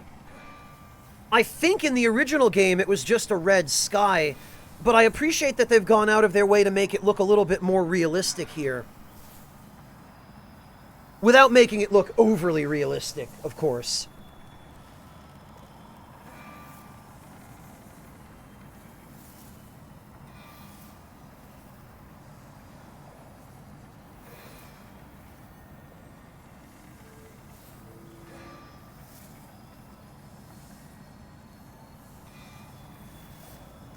Yeah, girl, please. My mother ended up, I had a conversation with her a few months ago, where she asked me what I wanted for Hanukkah. She messaged me on Discord because I taught her to use Discord a couple of years back, and now she messages me on Discord all the time. She asked me what I wanted for Hanukkah, and jokingly, I said a PS5. And I said, yeah, but good luck ever finding that. Also, it'll be $500. You don't have to get me one. Well, my mother, she's not usually one to back down from a challenge. And unbeknownst to me, she, I guess, sweet-talked a manager at Walmart into telling her when they were going to get new units in. And she went in and stood in line outside the store in the freezing cold at 6:30 a.m. and actually got one.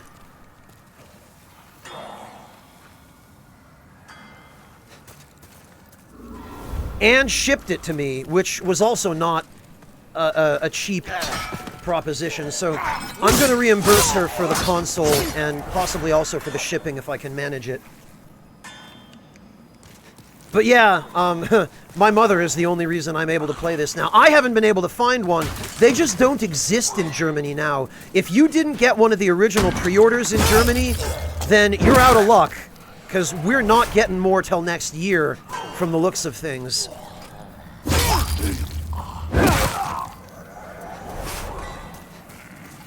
But as far as I'm concerned, it's worth having to use a voltage converter.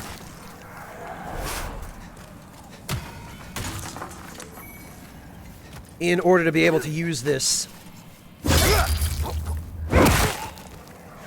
Oh, I always do, Jin. My mother is always my high priority when I'm taking care of people.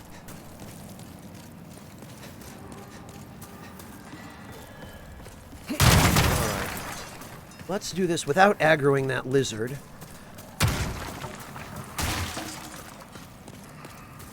At least not yet. Yeah, Gid, but I believe it has an expansion bay where you can install a second SSD.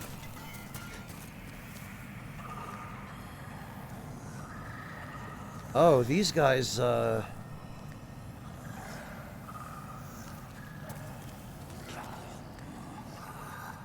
Yeah, various online retailers are selling out in a matter of seconds.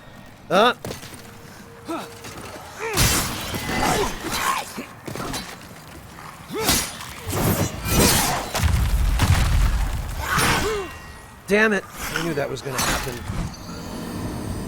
This is probably one of the most trollish locations for a crystal lizard in the game, because there is no way to kill it safely without a ranged weapon. And when I say ranged weapon, I really mean a bow, because crossbows in Demon's Souls are worthless. Unless you're doing PvP, and even in PvP, the only thing they're good for is mid-range punishes and counters, and they have a limited application in that field as well.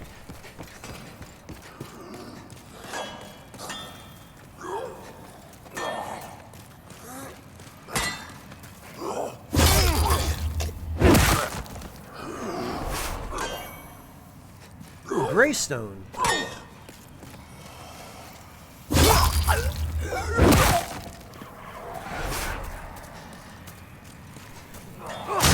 Now, I hope what I heard about crystal lizards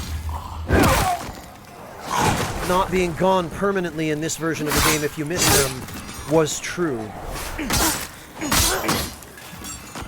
I guess we're about to find out.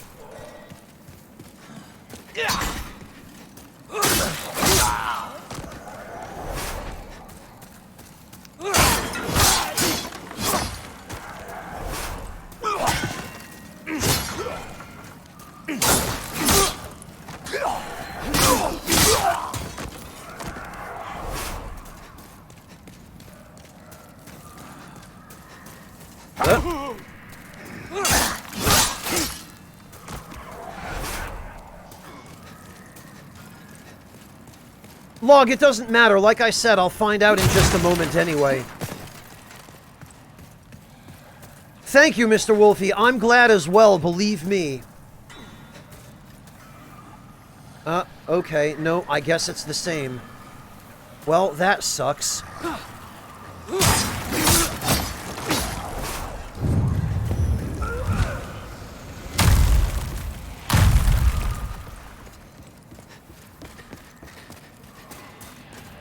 Clockwork, that was always the case, though. My question, or what I was wondering, was whether it was changed so that... Because in the original game, Clockwork, if you miss a crystal lizard, if it gets away and disappears, one of its spawns is gone permanently. Whereas they stopped doing that from Dark Souls 1 onward. I was curious as to whether they had changed that in the remake, but it doesn't seem like they have, or else that lizard would be back there. Yes, Venetia. It saw me up on the cliff.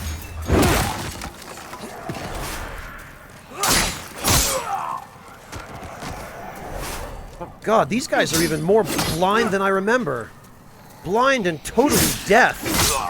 Jeez.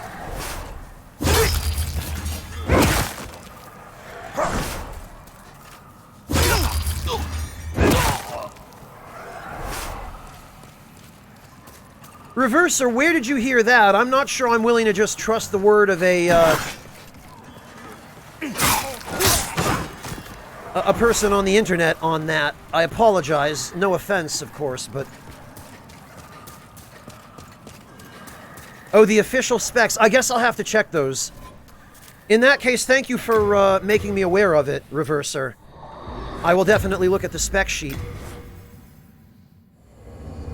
I mean, one way or the other, Reverser, I have it plugged into an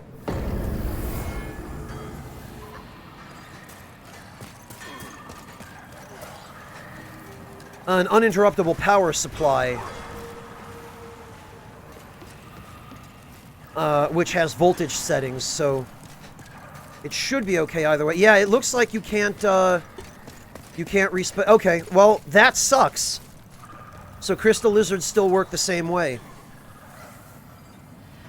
I'm not using it, Gid. I hate controller vibration. I absolutely despise it.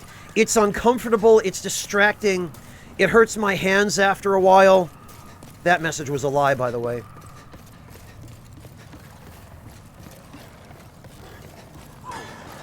I know people are going crazy about the haptic feedback on the DualSense controller, Gid. I cannot stand that kind of thing. I just hate it.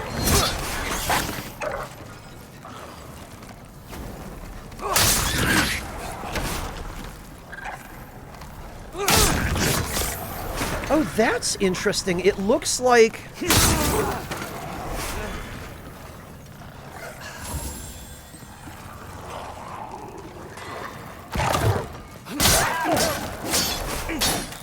Oh, really, Log? That's weird.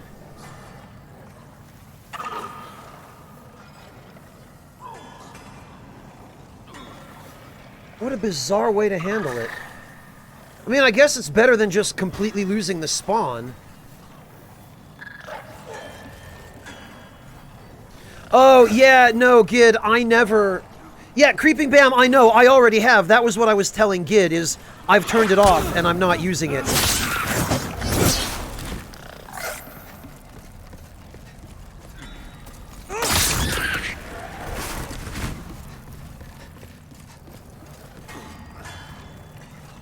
Yeah, you should, Metroid. You can get uninterruptible power supplies on online retailers.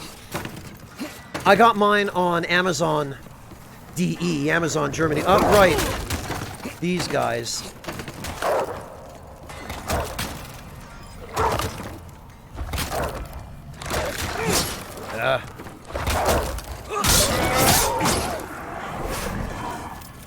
How could I forget about these guys? Hello, Logan. Welcome.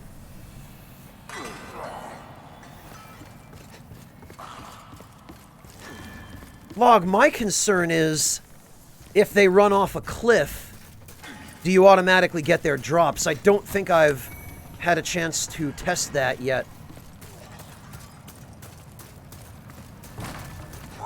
Also, there should be a third dog.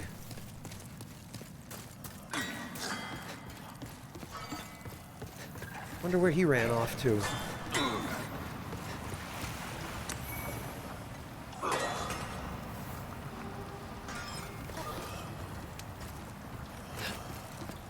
Oh, okay, Log. I'll keep an eye out for it. I doubt I'm on the same server as Peeve, though. And if messages work the same way that they always have, they're probably tied to servers.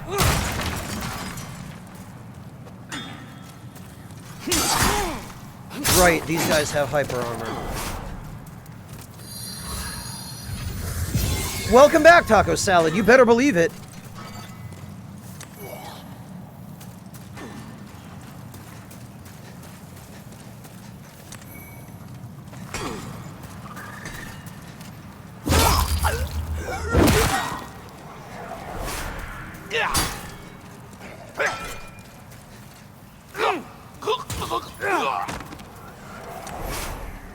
Okay, that was a decent haul.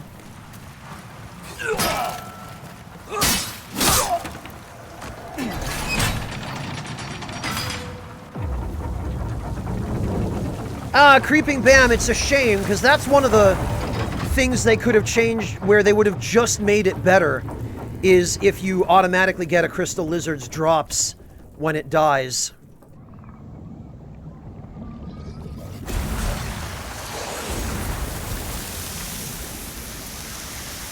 Oh, really, Farthrax? That's probably, though, because you have to leave home to work, right? Even at my day job, I'm working from home now, so any energy I would normally have had to spend commuting to work and dealing with people at an office, I now get to spend on just doing work. And or on streaming. Drake Alon, thank you so much for the $25 donation. I really appreciate that. Drake Alon says, PS5 donation. I just read that the PS5 can use 110 to 240 volts, but you should check the info on the power supply. Yeah, we run 230 in Germany, and America uses 110. But... oh, that's just a ring of flame resistance. I'll just leave that, actually. Hello! Hello, Nicro. Welcome!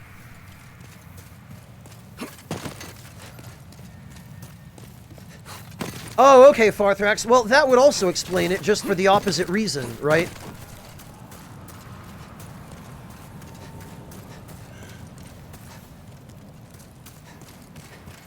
Log, it does if you get souls from it when the lizard dies.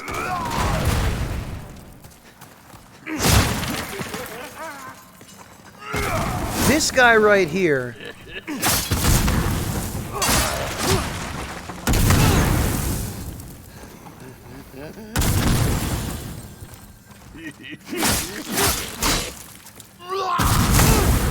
I keep expecting him to use Ignite, and he doesn't use Ignite. Oh. I guess he's not going to finish falling down. Official's leggings, okay. Let's see. Reverses. Chopin, weren't you here earlier?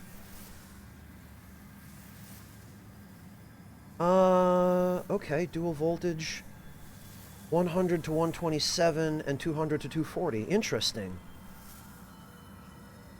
I'll have to take a closer look at my console, but...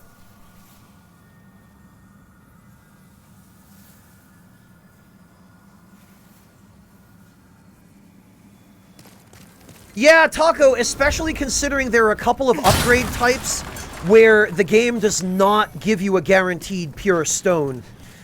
Faint stone is that way. There's no guaranteed pure faint stone. The only way you can get one is from crystal lizards in the last two areas of the Valley of Defilement. What is wrong with you? Wow. Is this Peeves' message? Pure moonstone is another one. Dark moonstone, or rather moonlight stone, as they now seem to be calling it, is another one. There are a bunch of them that don't give you, Be wary of the enemy's traps, which they always trigger too early. Even in the original, they triggered this trap too early. Yeah, Venetia, but only if you're willing to level Faith. And if you're on a build where you don't want to level Faith, you're out of luck.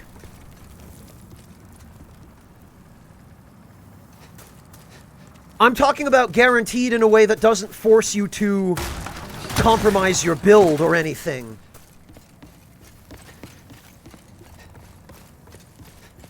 Night of the Edge, I don't know anything about the clay coins. I know that there were some coin items that were added. I'm guessing you're talking about the same things. As for looking for them, I don't know that I would even have any idea where to begin, so...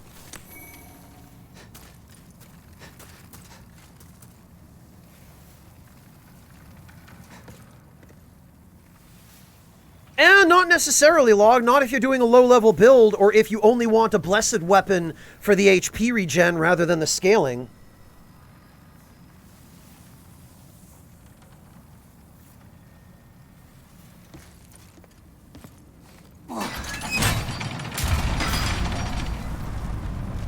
Oh, that I know, Farthrax. I saw that when it was first discovered.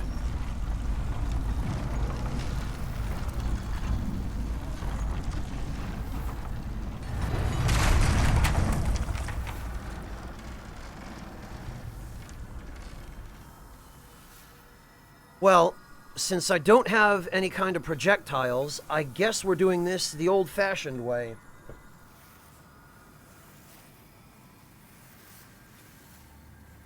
Oh, it is Farthrax? Okay.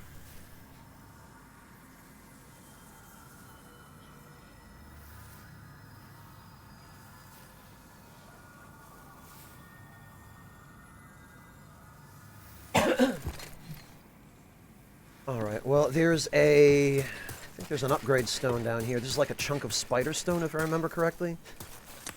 Yup. Welcome to the dead end. Good.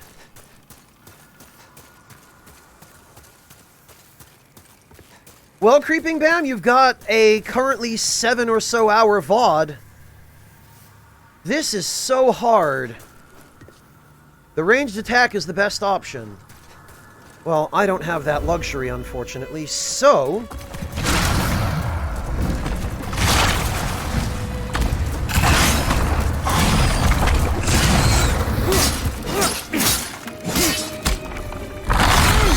Oh, that's gotten a bit quicker.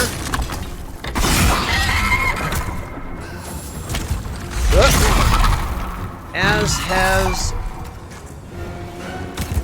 that. Okay, but the timing... looks like it might be the same. This is throwing me off. Oh, that's, I think, the Flame Breath attack. Or that's what the Flame Breath attack turned into. It sure is.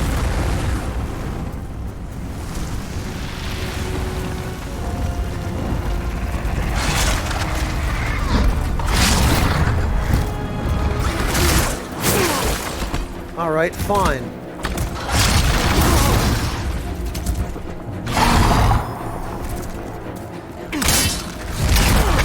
Ugh.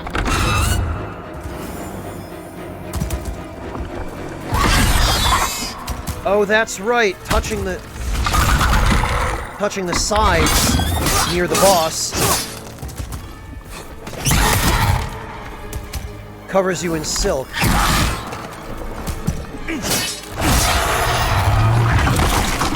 Here we are again with this crap. Actually, this is a good opportunity to equip some more healing grass. Oh, it does cap at 25, huh?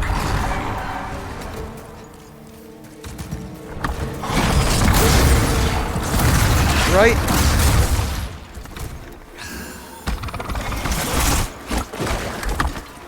Not falling for that again.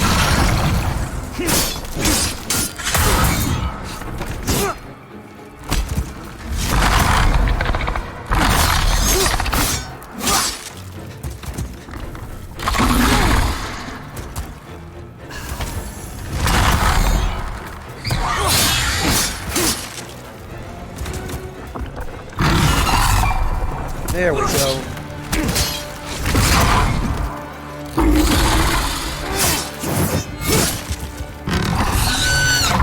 There's the fire breath again.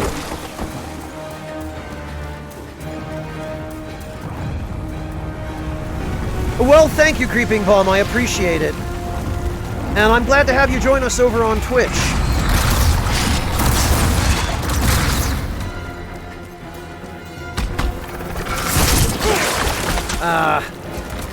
That I should have seen. You can block the fireball and it will instantly clear the web, but if you get hit with the web right away again...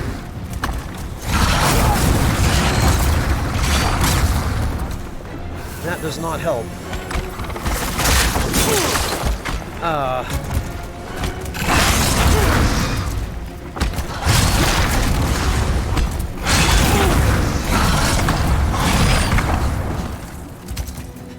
Come on. There we go. Buy myself a little time to heal.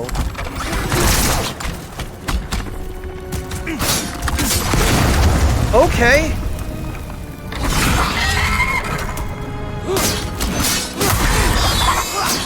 You're too late. You can't stop me. Boy, that was not the most graceful armor spider I've ever done.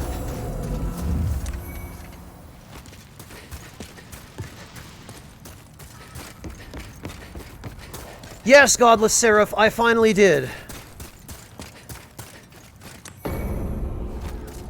Oh, great. I sure am glad. That person is all alone. Yeah, I suppose that's true. I mean, it looks similar enough, Log. Might be a slightly larger room. I definitely remember the ceiling being lower. And there's more detail, and there definitely were not these shafts of light coming in through the holes in the walls in the original.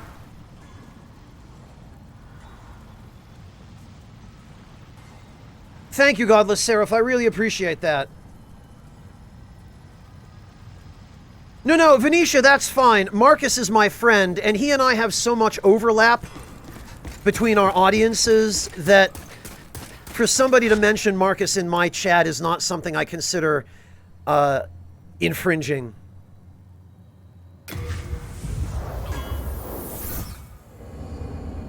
Yeah, right, Blistex. I can't say that I have any interest in bug snacks.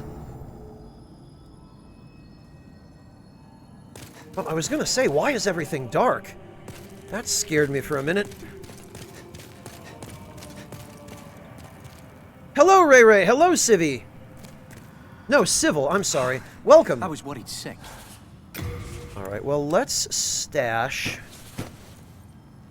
It's too bad there's not a store all button.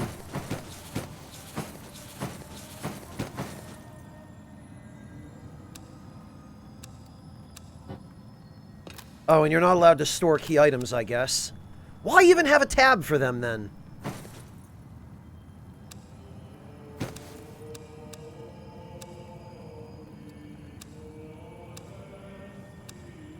Actually, those can probably go in storage, because they're just taking up space.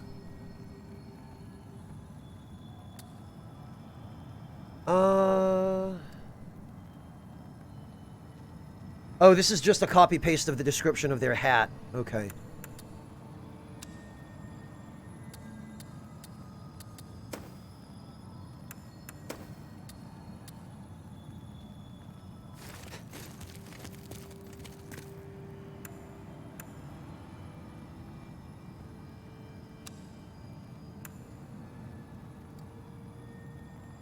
I guess the Ring of Herculean Strength is no longer necessary.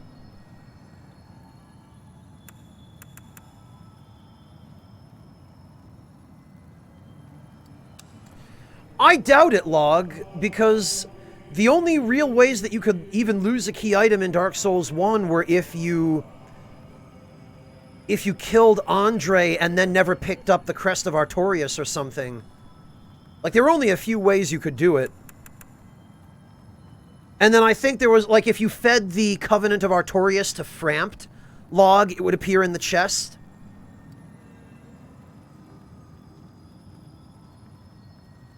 Yeah, Venetia, but on a bow build, you're speccing for carrying arrows anyway. And you're gonna, since you've only got 2 ring slots in this game, you're better off using, like, the Thief's Ring, and on a bow build, probably you're gonna be doing a hyper mode build. So it'd be the Clever Rat's Ring. Oh yeah, Log, the Centipede Demon just not dropping it. That's a good point, too.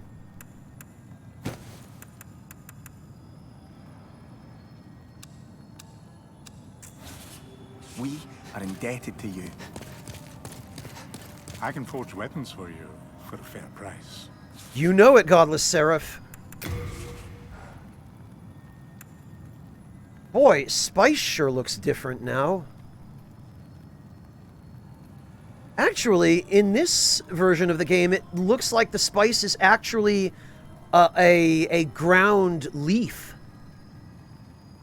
So it looks like it's actually drugs that you schnoof. In the original, it looked like a vial of liquid. But here, it's just marijuana, I guess.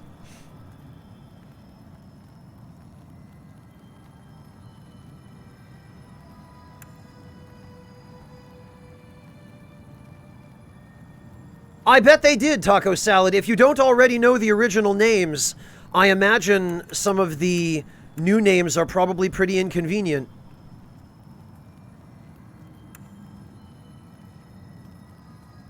Yeah, Heverius, it's a shame in some ways, but... Oh, you know what I ought to do, actually? Besides this.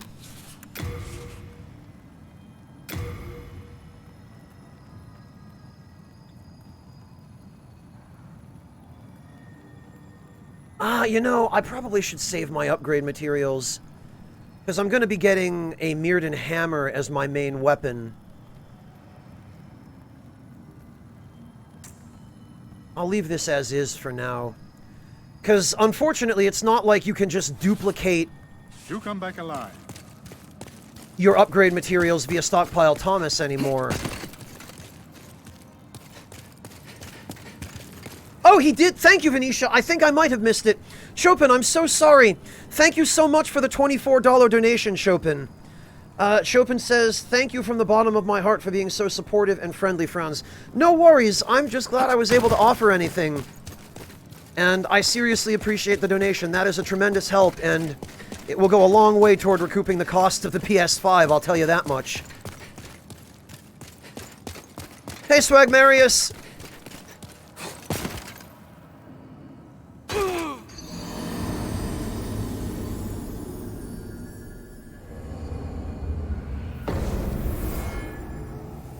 Alright, what I think I probably should do is go buy some arrows from Blige. Because he'll have the... Well, actually, if I'm going to do that, Patches is just past him. I might as well just deal with Patches. Because Patches will have better arrows. I appreciate that, Venetia. Thank you. I definitely, definitely should... I should turn up the volume of notifications in my, my headphones, is what I should do.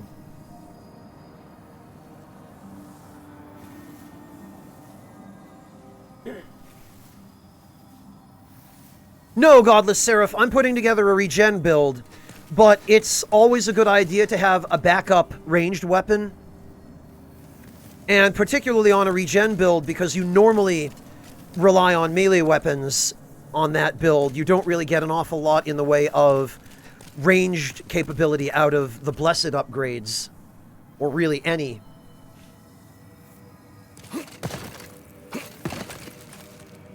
I don't even notice it, Taco Salad.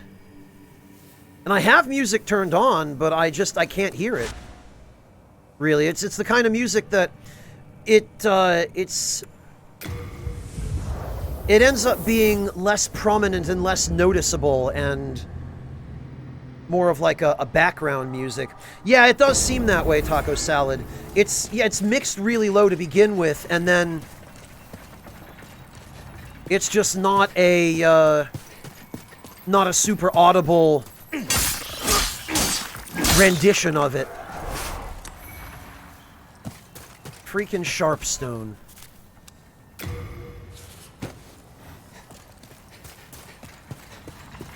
I'm using headphones, Taco Salad, and I can still barely hear it.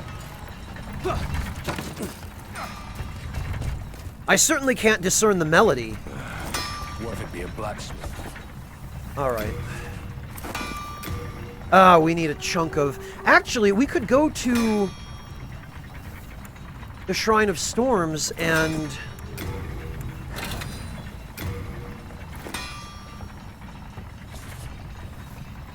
Oh, I need 3. We could go to the Shrine of Storms and kill that Black Phantom in the pit.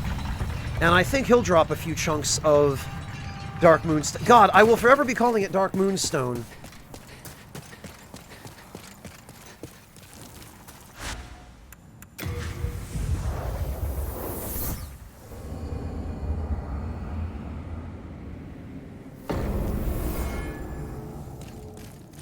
Of Moonshade Stone log? Maybe somewhere, but not anywhere accessible to me immediately.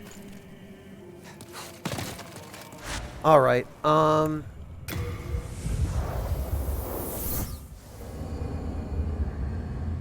I remember where it is for the most part, Godless. It's just...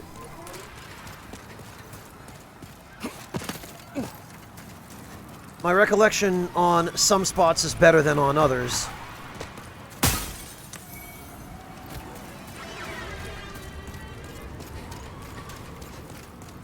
Alright, let's grab these first of all.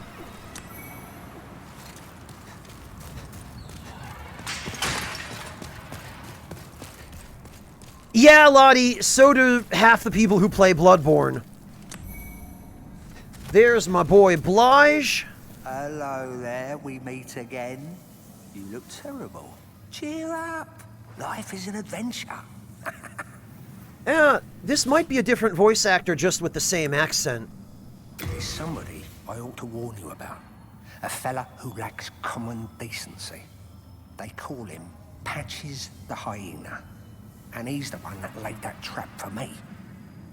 He's the kind of person who'd stab his own mother in the back. If you happen to spot him, you'd do us all a favor by putting him out of his misery. Log, that's the Black Phantom I was talking about. That's why I'm here, is because the Phantom in that pit will drop, I think, 3 chunks.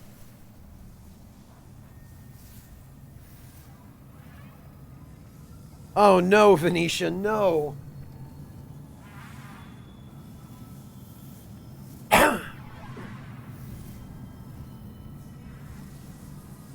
Oh, he is? Log? Okay. He sounds a fair bit different now. Although the accent is spot on, which is why I thought maybe it was still him. Well, they drop shards, Godless Seraph. Chunks are much less common from the Reapers. Although maybe with this ring that increases item discovery, it'll be a little easier to get them.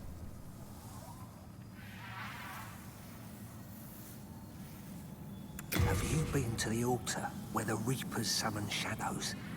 Well, I think someone may be trapped in the lower cavity. I heard them praying for dear life. Pity the poor fool. He probably fell for one of Patch's old tricks. Pity the poor fool. Yeah, he probably did.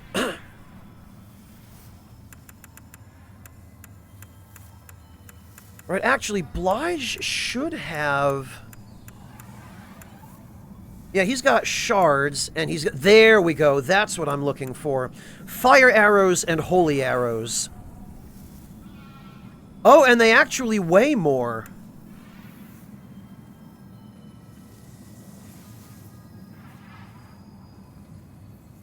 Alright, well...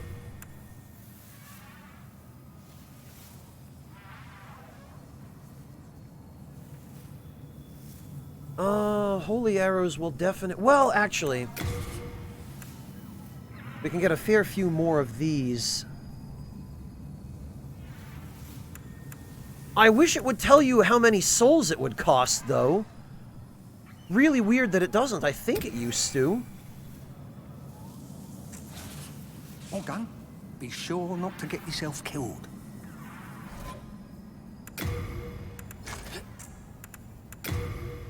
Alright, well, at the very least, now that we have these, we have access to a fairly convenient time for soul draining. I was about to say, it looks like somebody already knows. It's time for us to access a very convenient means of farming souls. No, Bane, I'm playing this on the PS3. I hacked my PS3 to play PS5 games. Ah, and it even continues showing the stupid message during the cutscene. Well, that's ruined. Thanks, Blue Point.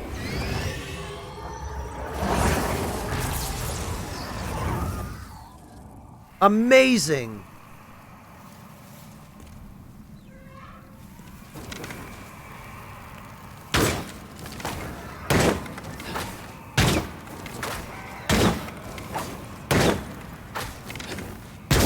The reason you use fire arrows for this is because they stagger him, and you can effectively keep him stun-locked. And you get exactly the same number of souls from these guys that you did in the original.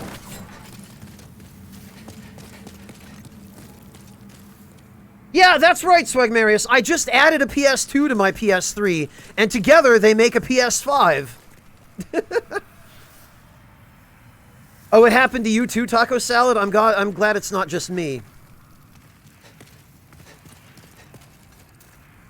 Yeah, Loggy does, because his finger is his catalyst. It's what he uses to cast spells. Oh, wait, no, that's the other side, I think. Yeah, because there's an outline in the wall. I did, Civil, but it doesn't let you press X during the cutscene. So I guess if you have that little pop-up open during the cutscene, you have to wait till afterward to get rid of it.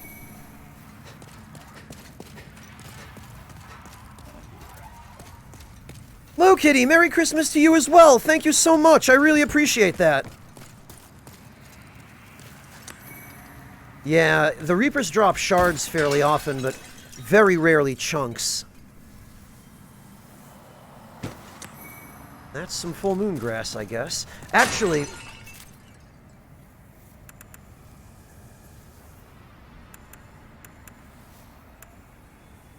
these weigh quite a lot. Whoops.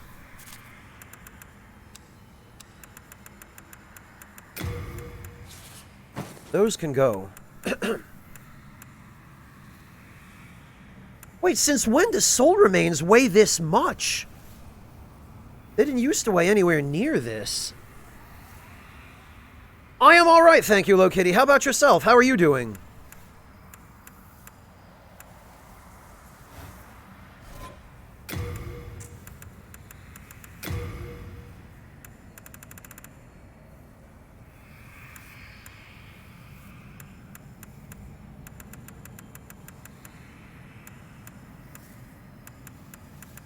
That's what I'm looking for.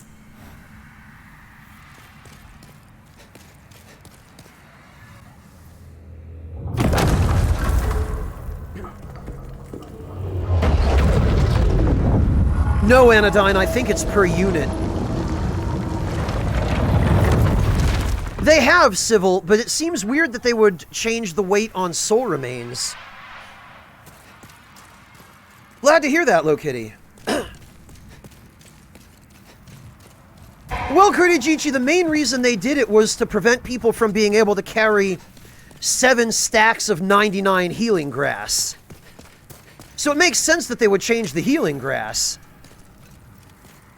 It just seems weird to me that they would also do that with items like Soul Remains, where Soul Remains have no application in PvP at all, and even in PvP their use seems pretty limited. They don't seem to work on as many enemies in the remake as they used to in the original.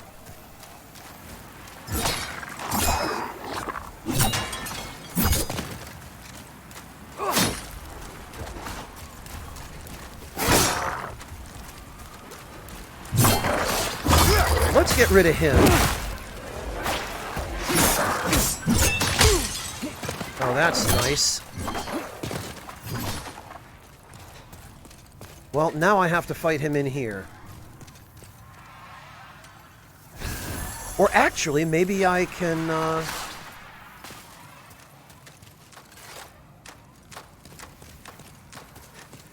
Oh, he wants to do his jump attack when he rushes at you like that.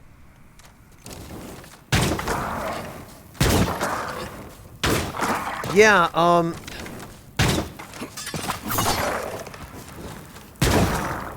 that is definitely not the most efficient. Alright, come on then. Okay, right. I was thinking I'd roll past him and hit the switch and get the trap to shoot him, but... Farthrax, I don't know! Twitch has not given us anything useful that you can do with channel points.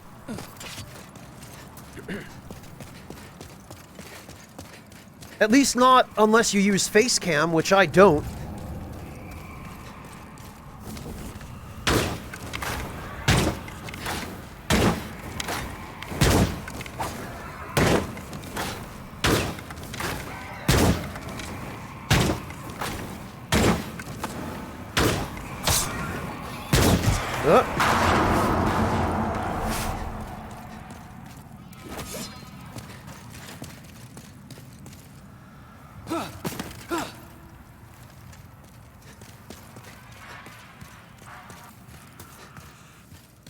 Well, you could do that, Anodyne.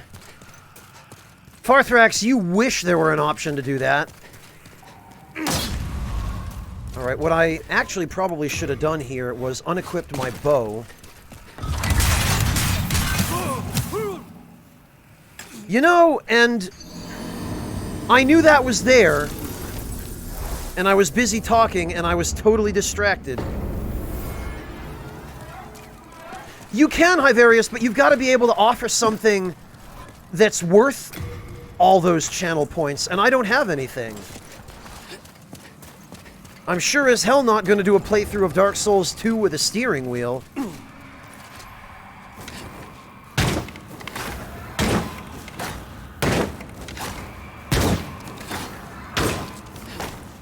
Also, it's weird. The fire arrows sound like gunshots.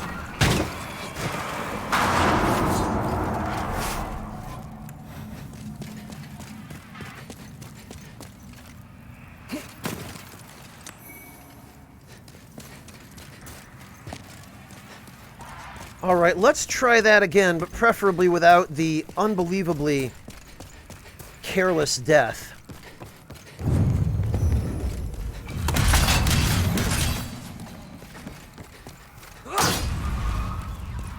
Alright, and also, let's headbutt this guy off the edge, because that's the easiest way to deal with him.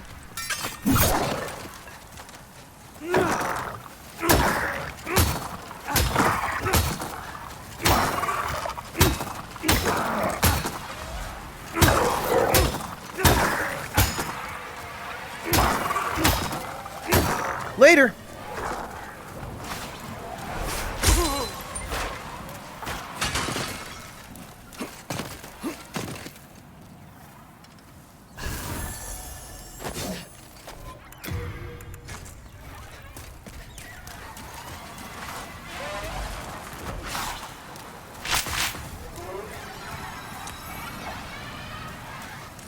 And let's also get that crystal lizard. Because I know that little turd's are here he is. No, don't you damn it! Well, I guess we'll find out. Yep. There he goes. And I got souls for it, so he definitely died.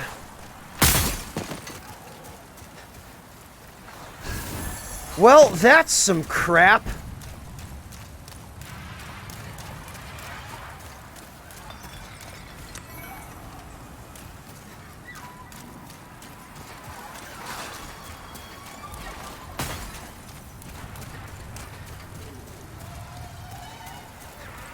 No, Lottie. If a crystal lizard dies, they only have a limited number of spawns.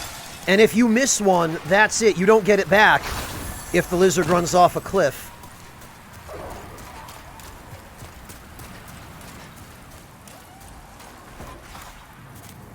You get one additional spawn for every boss you defeat in that area, but there are only so many bosses in each area.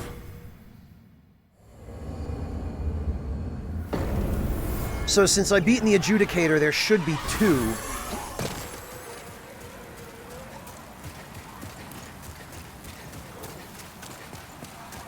Oh, but I guess you actually have to leave and come back now. You can't quit to the title screen at all to respawn these guys. That's not very nice.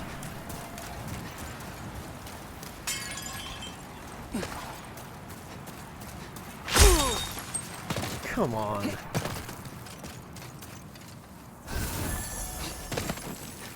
Wabi, if they haven't changed it much. They certainly haven't changed it significantly.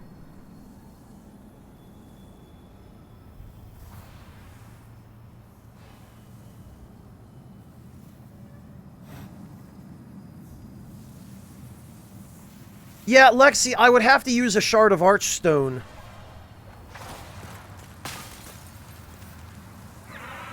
Actually, no, if what you're suggesting is true...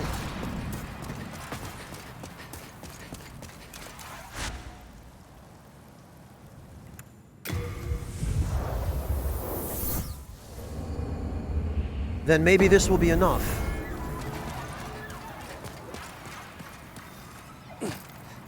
Lottie, no enemy drops work that way in Demon's Souls.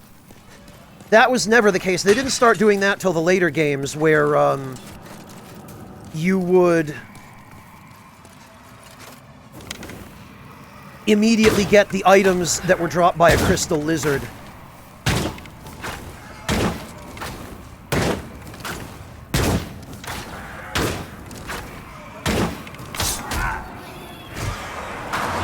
Right, the Shadow Lurkers.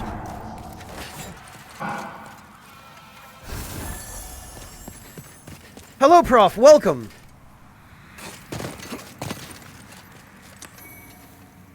Yep, these are just more shards.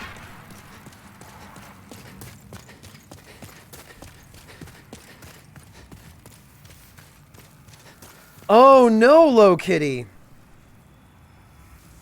Yeah, you better make sure you discipline her properly for that so she learns that's not okay. Because I've known cats that did that, and it's pretty tough to break them of the habit. Oh, yeah, Lottie, that's NPCs you're talking about. And that's only named NPCs. It doesn't work for generic Black Phantoms, and it doesn't work for non-human type enemies. Oh, okay. Low Kitty, I thought for some reason she was the kitten. But that's Loki, isn't it?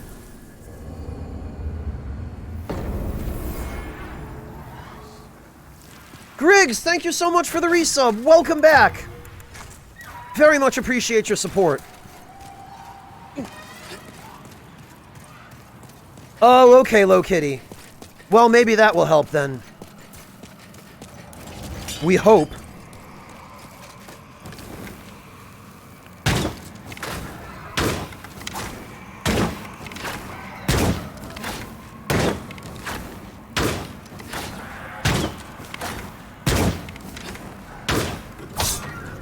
I hope so, Low Kitty. Good luck. I really hope that, that works out.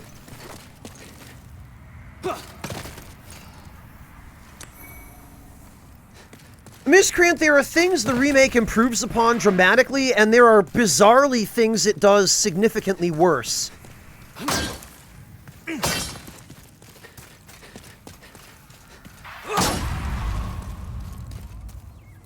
Okay, Low Kitty, gotcha.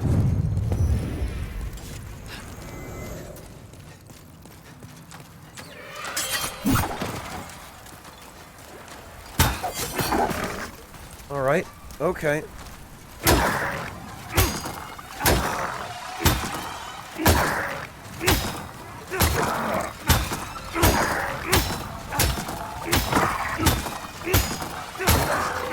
Later, loser.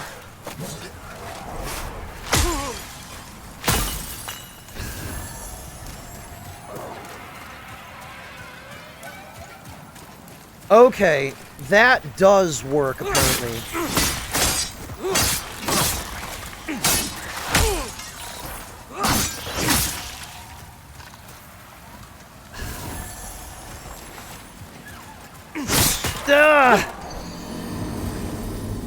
Man, this is the worst. The fact that they didn't change crystal lizard drops. Well, there go 2 chances at chunks.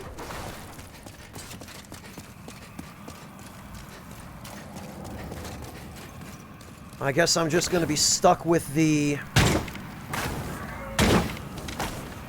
Black Phantom in the pit now. Lottie, this one and the one in 2-1 in Stonefang are easily 2 of the worst offenders for FromSoft just being trolls and just deliberately putting crystal lizards in place where, in places where they're nearly impossible to kill. There's no way, Log. The first one counted 2, because I got souls for it dying. Miscreant, if they die, they don't respawn. If they disappear, then that may be different. But if they die, they're gone for good. You lose that spawn, whether you get the items from them or not.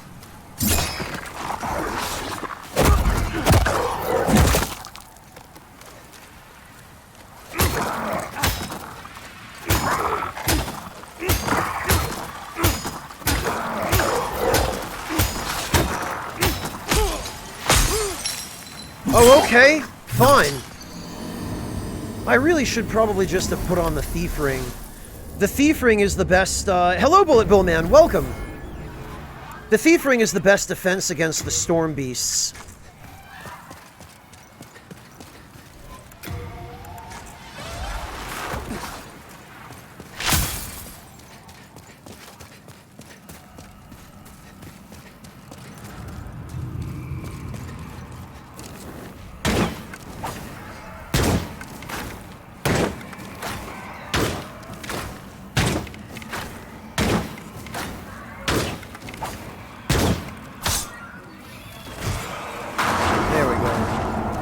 Bullet Bill Man, thank you so much for the resub. It is hard to believe that the time has flown by so quickly, isn't it? Believe me, that thought crosses my mind every day.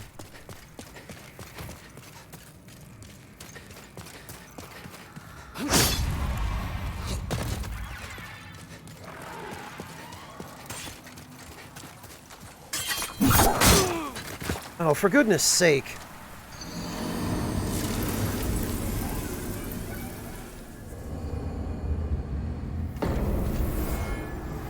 What am I even doing? There's no real need for me to be going that way now anyway, because I've lost both crystal lizard spawns.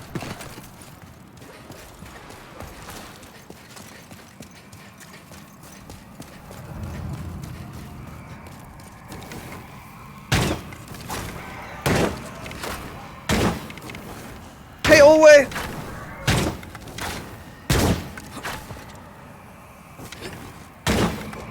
Ah, come on.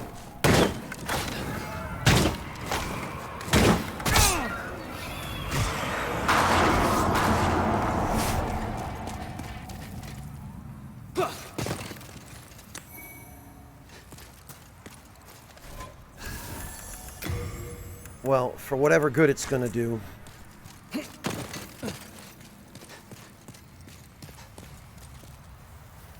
Oh, look, now there's a friendly face. He looks pretty close to the original appearance he had as well. Oh, the demons haven't got to you, have they? I'm in luck. We see that pit? It's filled with treasure. But I'm having a little trouble getting to it myself. Go on, have a look. They're more riches than I've ever dreamed of. That's it. That pit just there. Go on, get a little closer.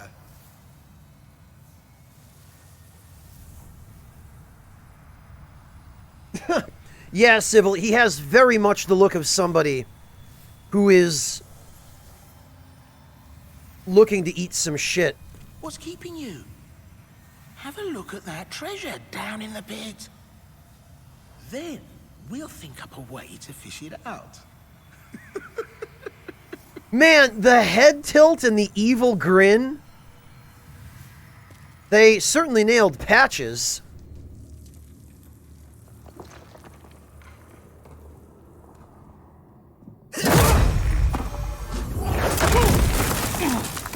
Hey, don't hold it against me, eh? Take your time starving to death. Then I'll sell every last trinket off your corpse. Yeah, totally a trust. Oh, wait, Patches is the guy in the Walmart parking lot driving the windowless van that has free candy written on the side in Sharpie. Heavens. Did you fall for that little devil's trap? Well, I did the same. He fooled me, and now I am stuck here. The reverberations seem to suggest that we are connected to the outside. A fearsome dark phantom stands between us and freedom. But have no fear. God will cleanse us of evil. Pray with me. Log. Mombasa. Patches is the guy selling the PS5s at 2K. He's that guy. Also, Urbane's attire used to be pure white with a little bit of gray on it. He's certainly gotten a lot more colorful. Oddly, he looks almost like a white mage now. I wonder if that's deliberate. With the red piping and the white ruff. All he's missing is the hood. I wonder if this was a nod to Final Fantasy that they redesigned the Saints attire in this manner.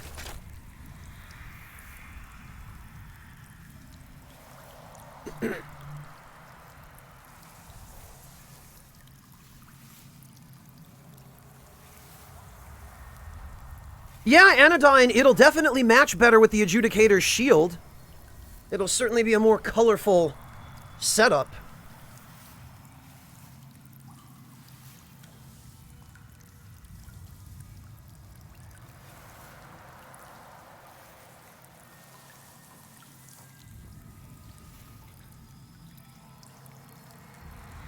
You know, Hyverius, I didn't even think of that, but you're absolutely right. The PS3 was $5.99 at launch. And even the disc version, arguably the more complete version of the PS5, is $100 less. They use some super expensive hardware for the PS5s, though. Especially the launch ones that had the hardware backwards compatibility. Of course, now those are the hardest ones to find.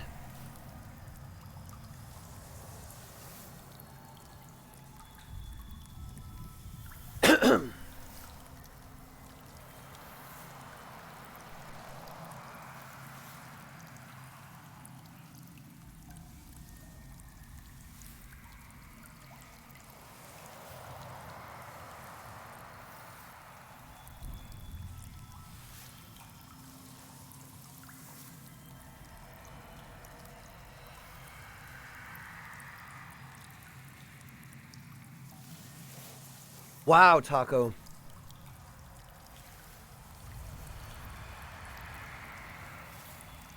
Log, either that, probably more likely that, but either that or it is Satsuki's father. Satsuki has a line of dialogue. I can't remember if it was cut or not. I think it might have been cut dialogue where he makes a reference to his father. And it's possible that his father, Oh, okay, this guy still does his input reading. It's possible that Satsuki's father was,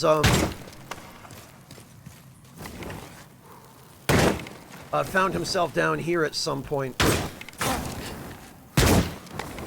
Okay, he can, I guess, he can roll away.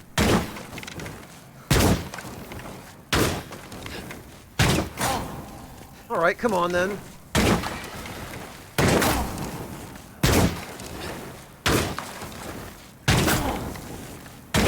You're not smart enough to dodge every shot.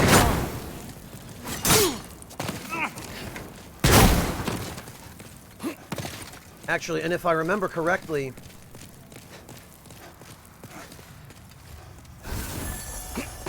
you can jank out his AI on the,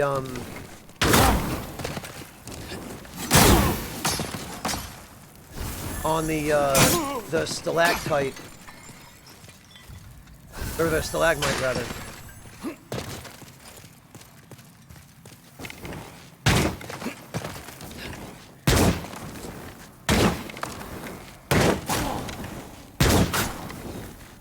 Because anytime he encounters an obstruction, it makes it harder for him to dodge. He seems to dodge less reliably.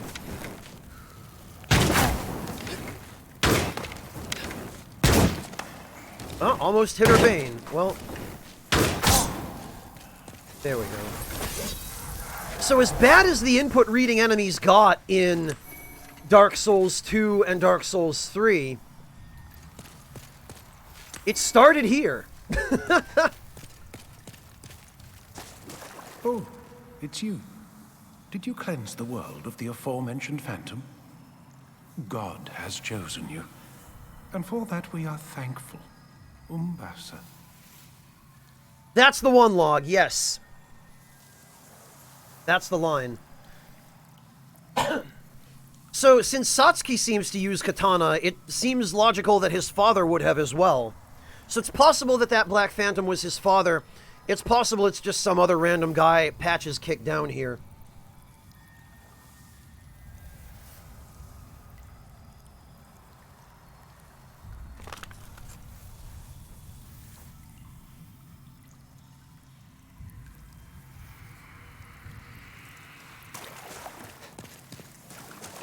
God has chosen Umbasa.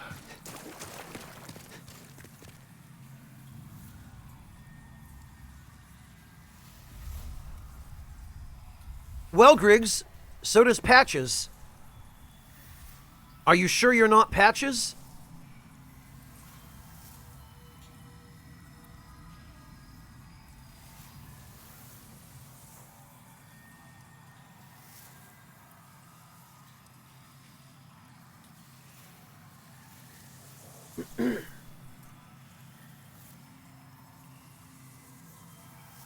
No, Griggs, but based on what you just said, I wouldn't tell you even if I were a cleric.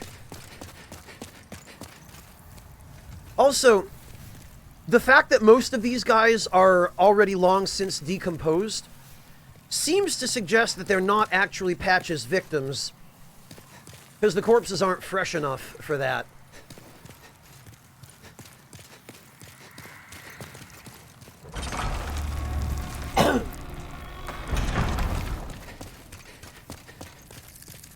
Yeah, Hiverius, he does.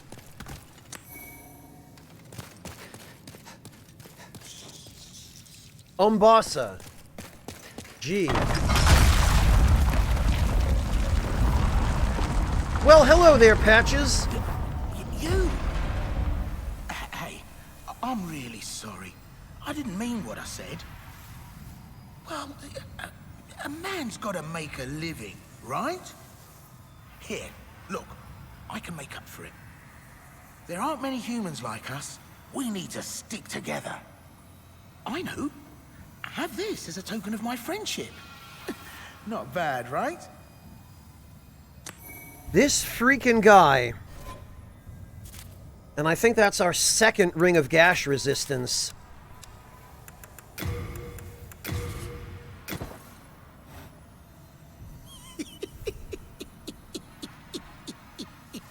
Come on. Let's be friends. What do you say? No Why? need to drag each other down. Why, sure, Patches. I sure would love to be friends with you. You seem so trustworthy and honorable.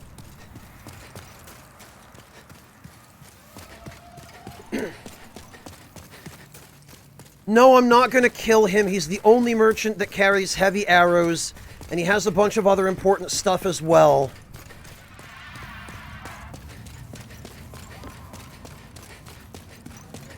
That corpse just has some kunai. I'm not going to bother with those. Oh, hello.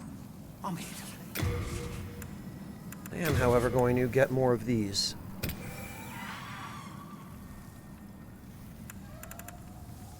All done.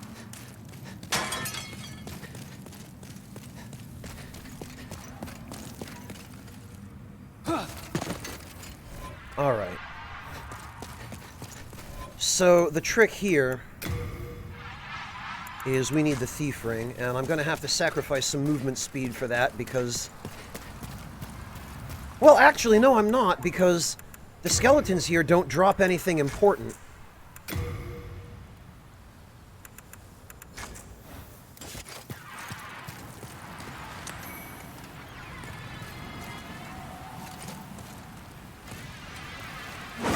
Whoops. Also, check this out. If that guy's AI is the same, then he'll roll straight forward the minute I shoot him, and he'll roll off the cliff. There he goes. Man, I love that they didn't change the AI. They used just the original AI.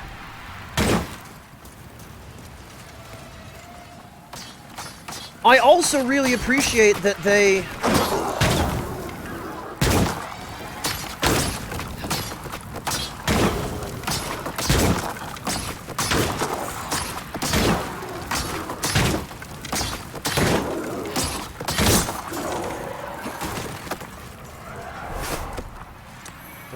I appreciate that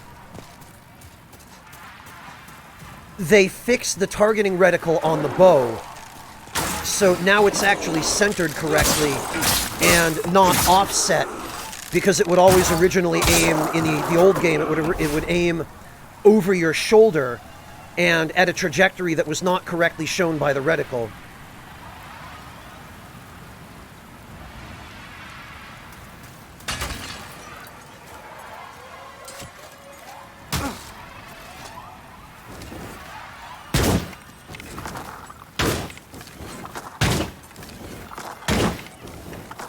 Might be able to stagger this guy off the cliff. It used to be possible, but I screwed it up.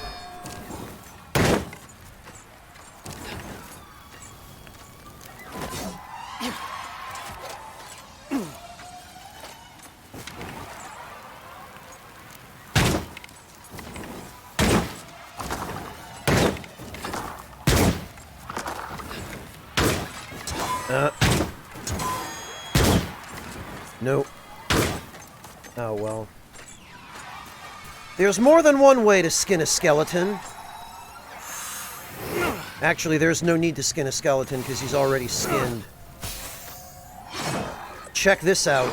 There he goes! This is why soul remains are powerful. To whomever it was earlier who was saying they're not.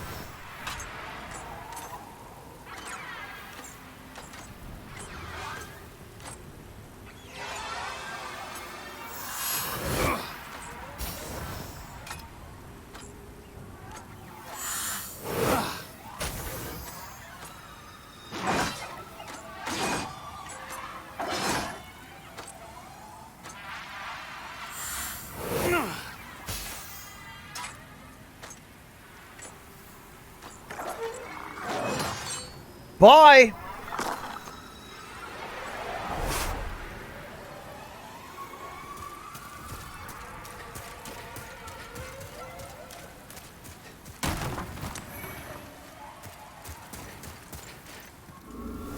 So what we're going to do here is we're going to use another very handy,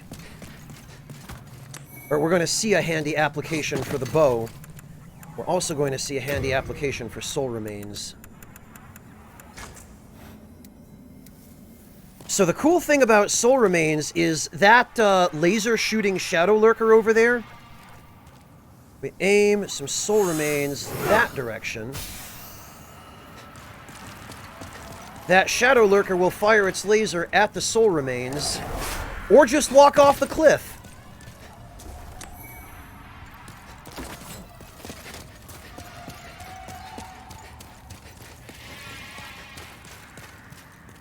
And the same deal if we throw one down here.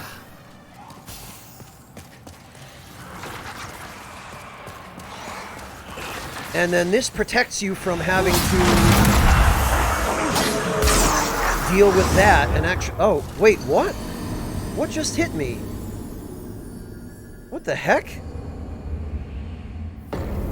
Okay, Bullet Bill Man, have a good one! Wow, that's... I was standing to his side. They must have increased the hitbox on the laser.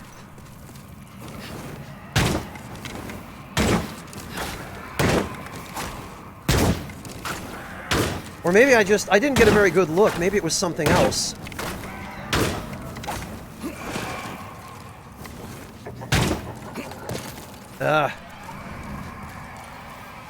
Yeah, that's right. Fall.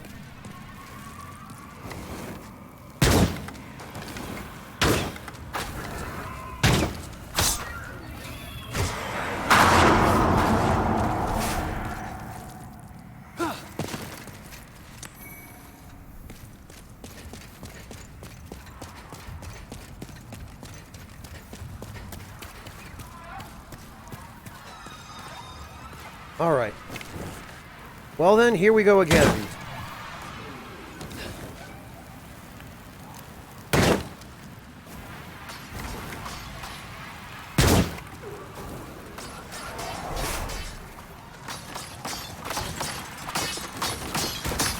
Oh, okay. He can get up here now. Good to know.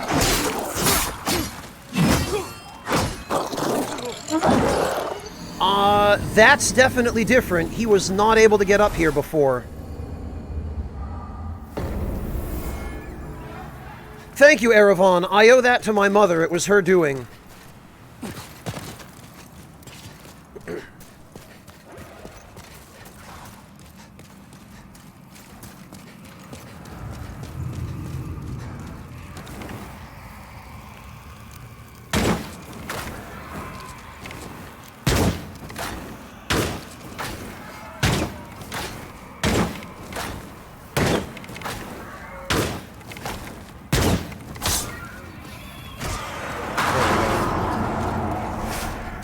Well, I see ghosts wearing the monk's head wrappings. That's encouraging.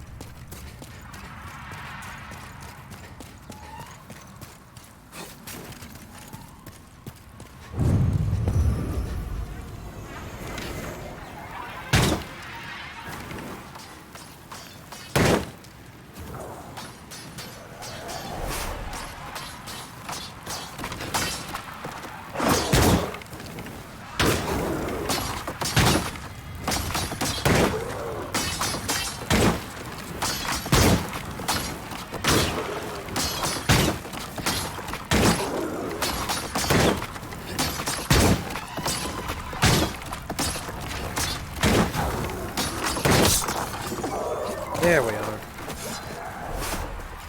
Oh, did he... Ah, Bladestone. Oh, did it, Ladi? Was that what happened? Okay. I'll have to check later then.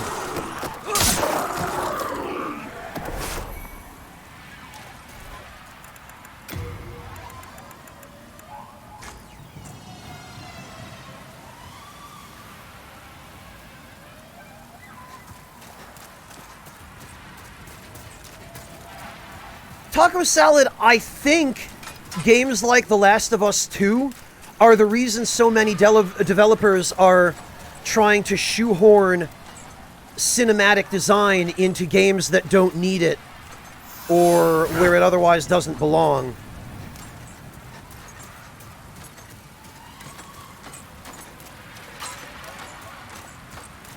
Might be able to get him to...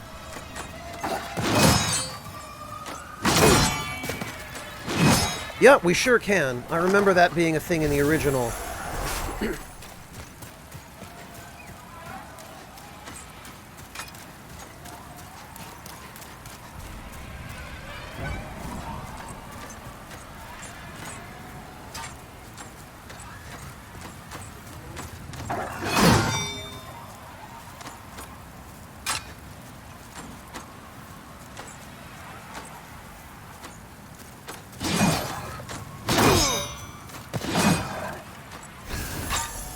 Alright, you know what?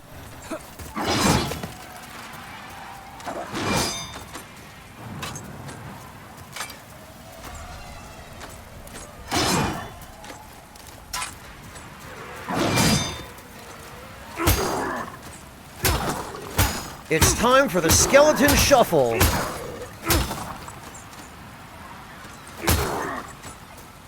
What? Okay, I guess I didn't shuffle enough.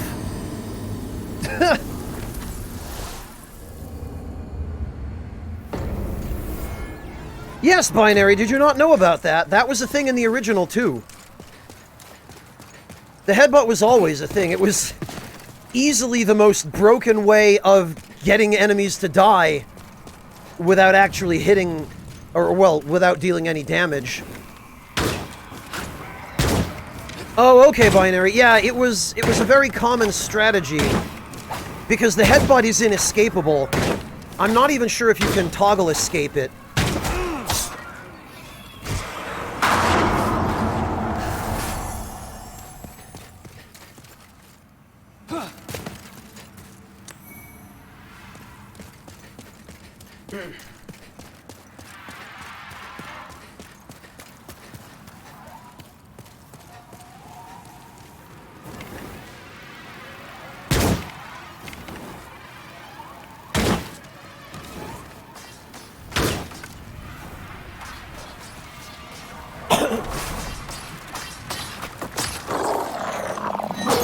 There we go. That's a little easier. I should have tried doing that in the beginning.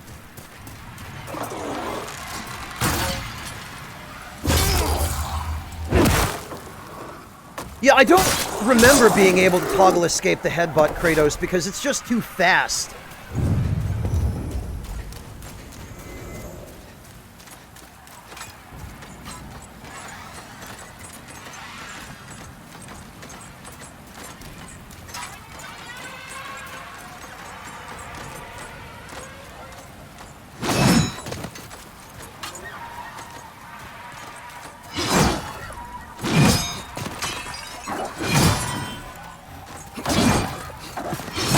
Okay, two of these guys is one too many.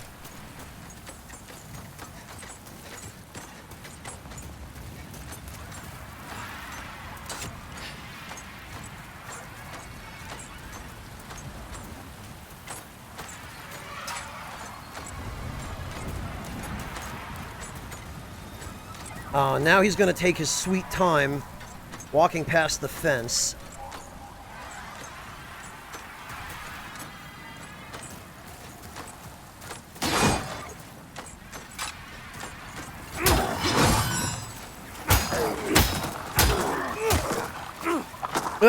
Well, okay, I know it works.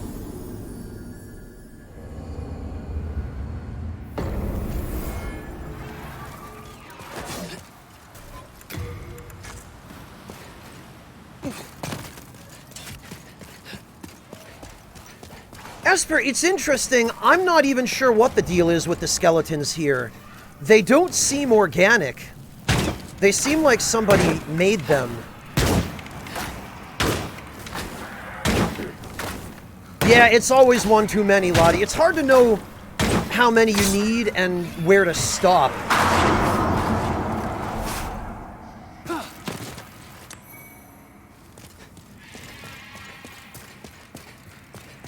I did, Orion. The first time I didn't shuffle enough. The second time I shuffled too much.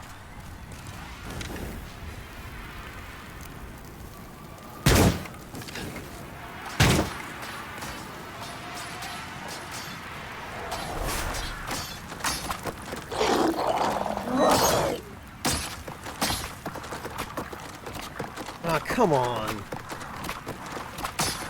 There we go.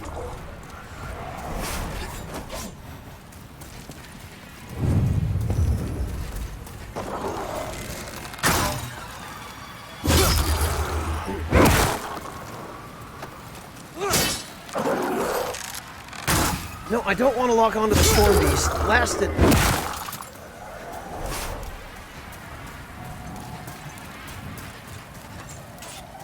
Alright, come on.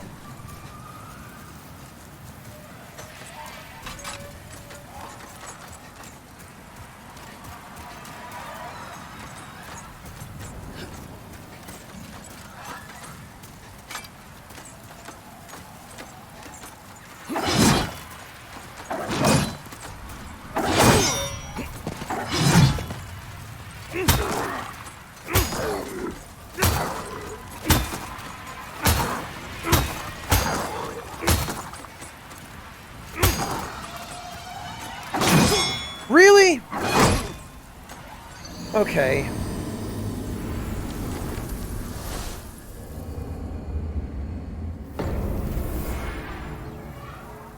Taco Salad ongoing probably means games as a service. So that'd be best MMO, maybe.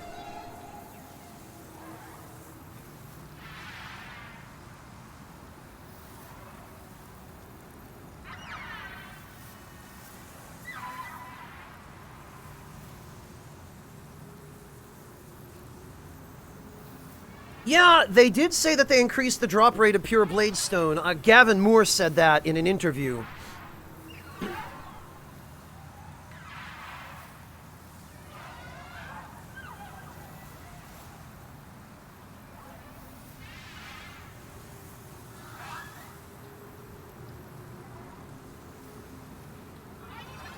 No Man's Sky won that Well, okay, I guess No Man's Sky is an MMO. But I don't think No Man's Sky is a subscription-based MMO, is it?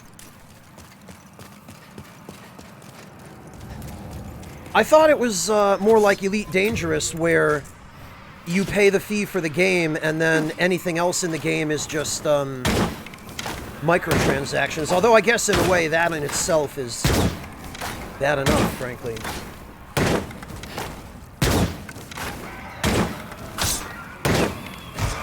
Oh, it's not games as a service. It means games that are still getting updates. Okay. I was going to say, that makes a little more sense if No Man's Sky won. They count games with battle passes. Okay. What the... Oh.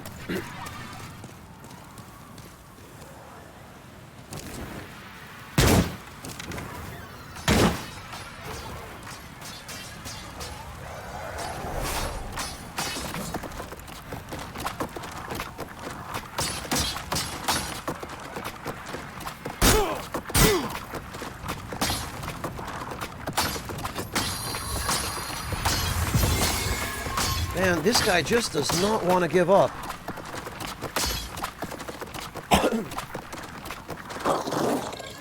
Thank you. Jeez.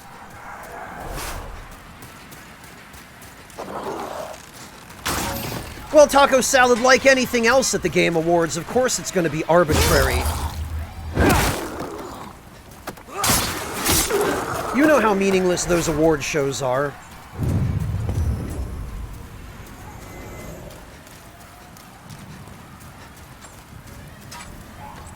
There we go. This way we only get the one guy.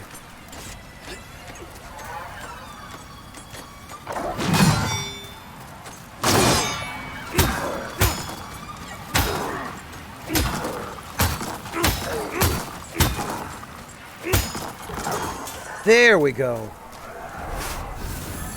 Now I've got the hang of it. And as for you...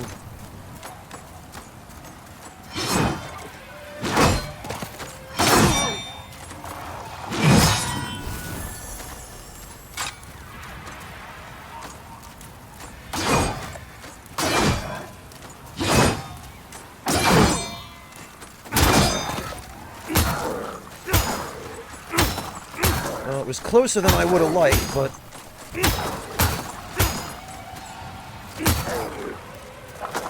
There. See, it's fine.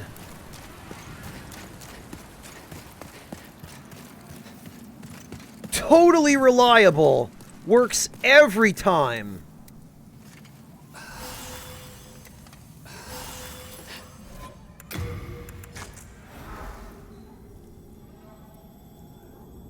Oh boy, Griggs, I saw some unbelievable toxicity on Twitter about... Everyone quick, go vote for Neo 2 as Game of the Year. We can't let those idiots at Naughty Dog Last of Us get that scumbag game thrown in the trash. And I'm pretty sure no developer wants to win a game award in that manner. Hello, the one named Q. Welcome.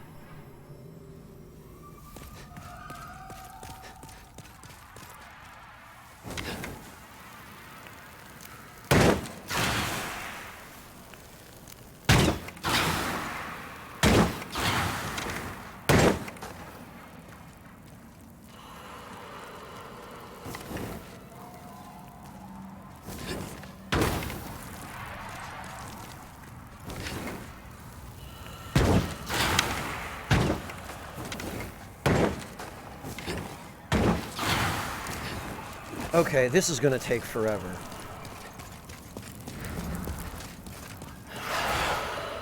That, however, is not. Alright, so what we do is...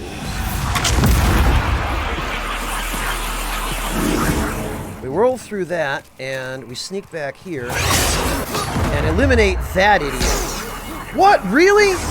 Through the wall? That never happened in the original. That's ridiculous.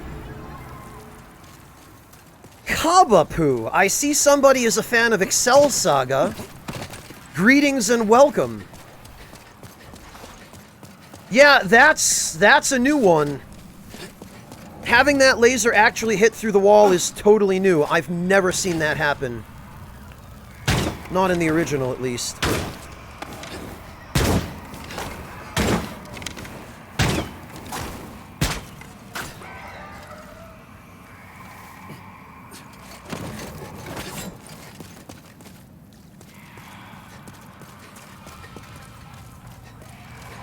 Now I have to do this the hard way.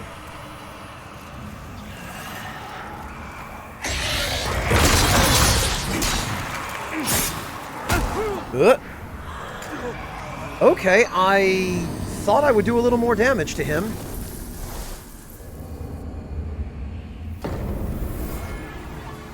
Well, we have ways of sorting that out. Let's see. Oh, good! And it does let you choose how many to use.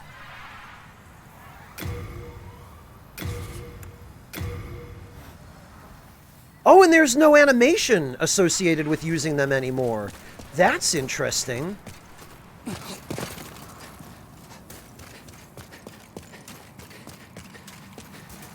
Oh, hello. Alright, well...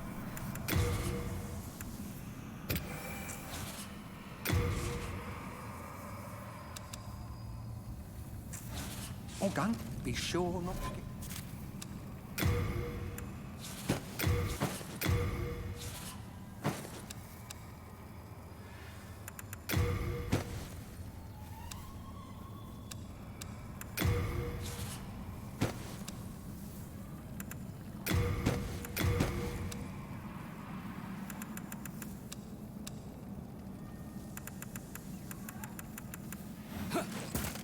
Oh, hello. Oh, gun, be sure not to get... Alright, that's better.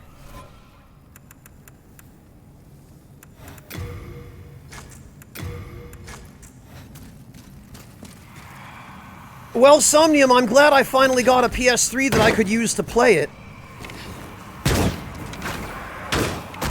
Or a PS5, rather. That was... what the... That was the main problem. I guess I spent too long hanging out with Blige. Oh, maybe if you use them from the quick menu, Hyvarius. Yeah, possibly.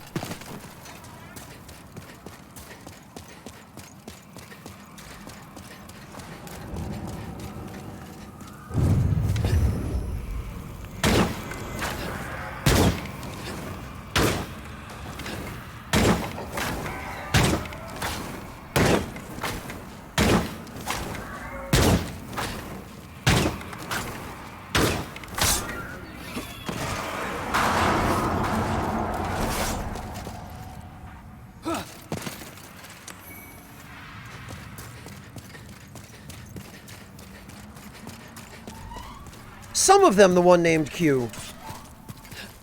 I've made a few observations that I don't think really matter.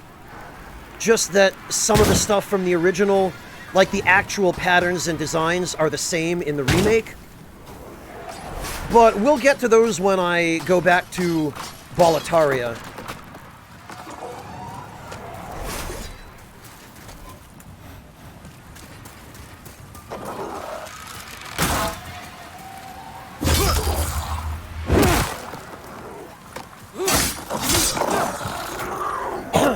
Taco Salad, I still think Elden Ring doesn't exist. I think it was all just a big joke by FromSoft. Or else Martin stood them up and they just don't want to admit it.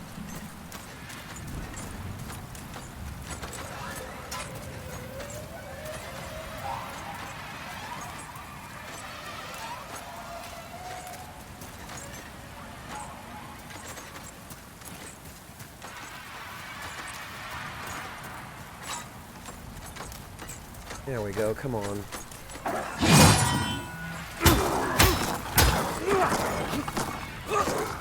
No, I want to headbutt him.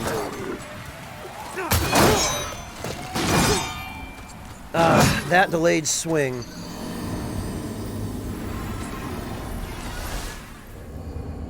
Yeah, Griggs, and then he went off and didn't write the books. Yeah, Somnium, that's why game award shows are bullshit. Because a game that isn't even done and that nobody even knows for sure is actually ever going to get released, winning an award, is the absolute height of, hey, we just paid somebody to say good things about this game.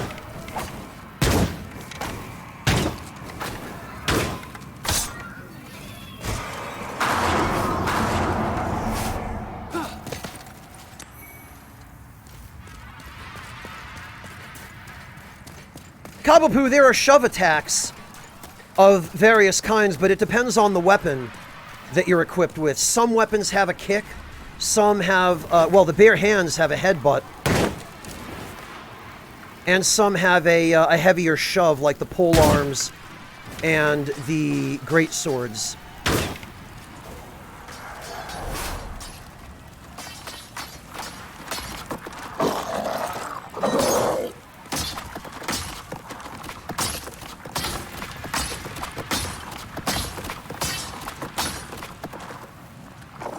There he goes.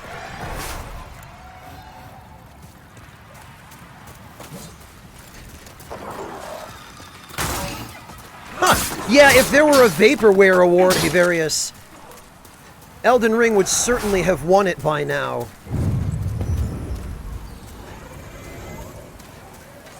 Well, welcome to FromSoft AI, Prof. They don't exactly pride themselves on it, but...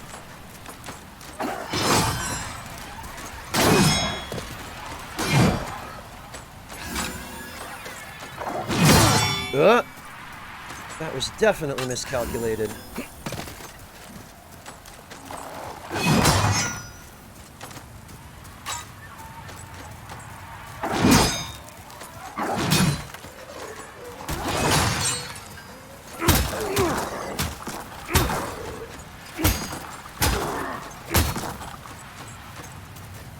There we are.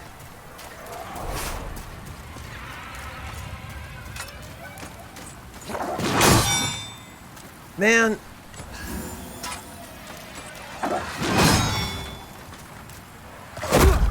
This is what I should have done from the start. Because this way you can ensure that you open with the headbutt and he can't recover.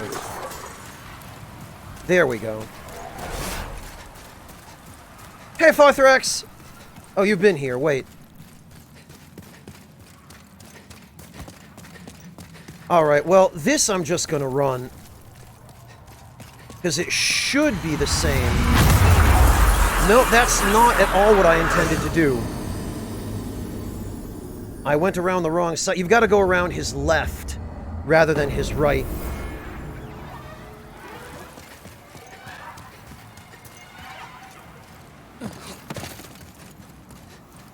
Prof, what is this?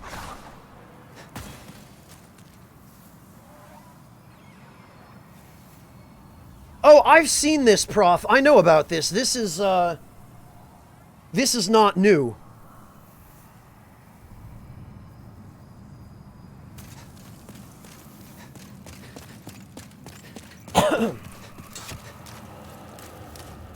Oh, right, I need...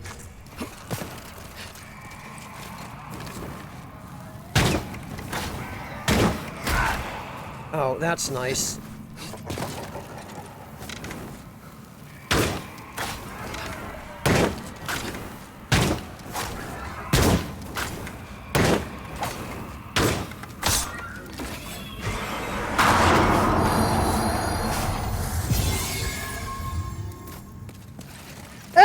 Hey, Brandon!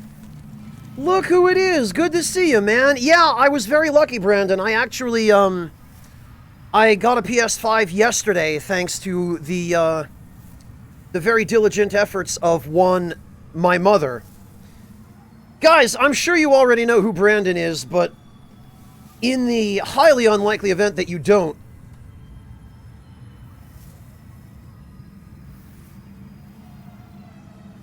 come on, chat.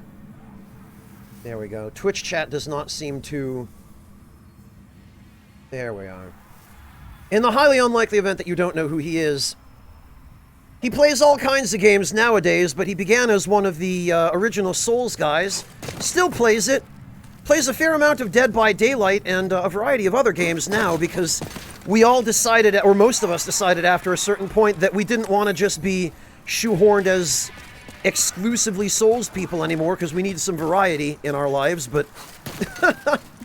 Good to see you, Brandon. Thank you so much for dropping in. How are you doing?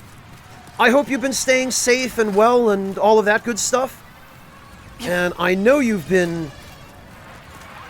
well, I know you've already logged quite a number of hours with the remake. This is my first chance to actually play it.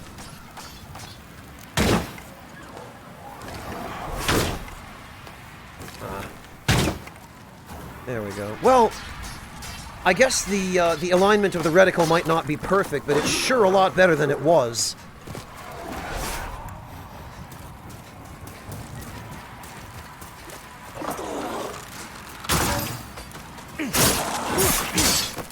Oh, you're thinking of Bobobo Q. Man, I never thought I'd hear the name of that one again.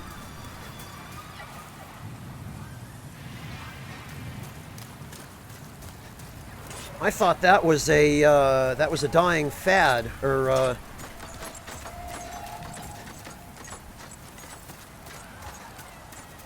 Log, I don't think any camera setting is going to fix it. We talked about it, remember? The setting I would need just doesn't seem to exist.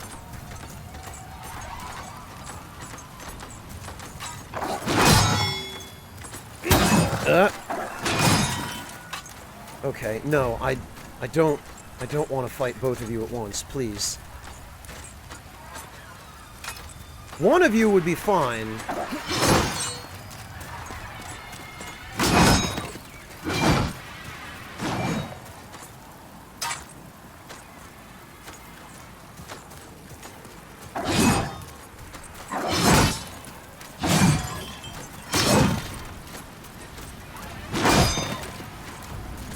Come on. There we go. So now...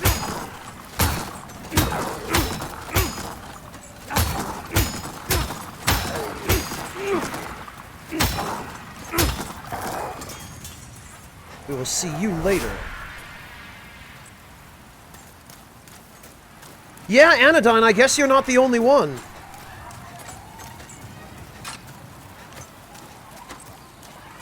Alright, come on.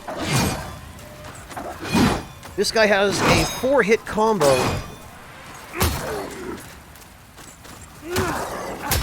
And he can hold hits on it.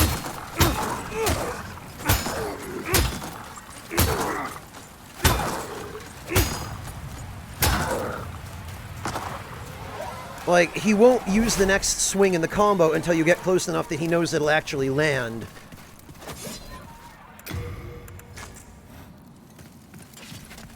There we go. And we can actually get this guy's attention and get him to move up a little bit. Whoops. Oh, okay, I guess the collision on that pillar is still the same. Black Wolf, thank you so much for gifting a sub to Brandon. Really appreciate that.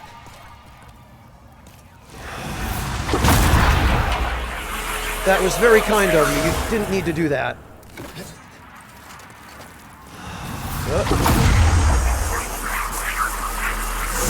There we are, and then we just kind of... Okay, or not. Just kind of swoosh on past him.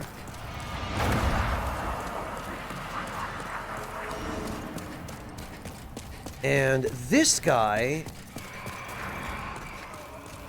We got lucky there. Okay, now I have to make sure he doesn't use the freaking laser before the Reaper dies and kills him. There we go. Welcome back, Brandon.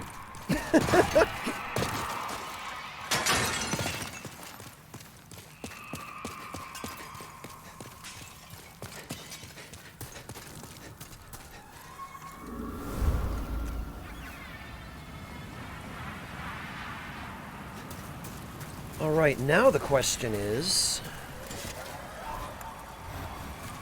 Am I going to need to headbutt another... Actually, I think this guy you can just, What? Oh, that's right! These guys are only here in Black World Tendency. I forgot.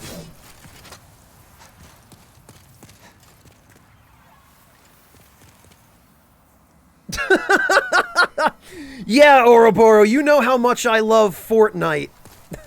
You know that's just my favorite game now. It's all I play.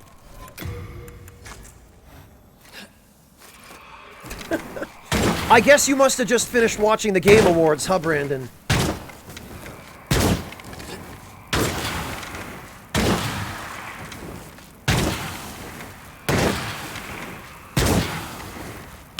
Yeah, I figured. Very good. Alright, now can I avoid the Reaper, and does this run... Yep, okay. It looks like... Now the question is, can I avoid getting shot in the back? It looks like I can.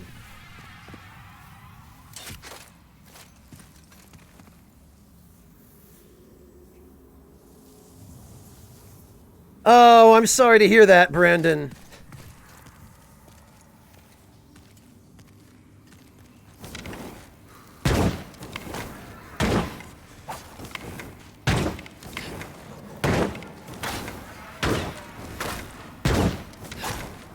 Hey, let's get some free souls. They're basically free. This guy can't stop me.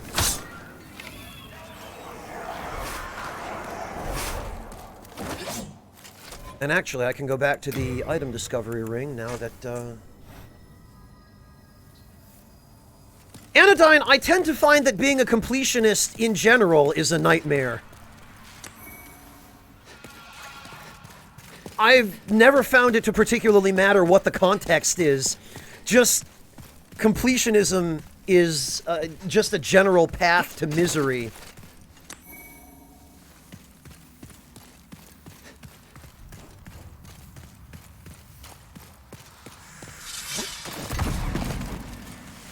Good, I'm glad that's still the same. There isn't really anything down there that I care about. There's a pure sucker stone, I think.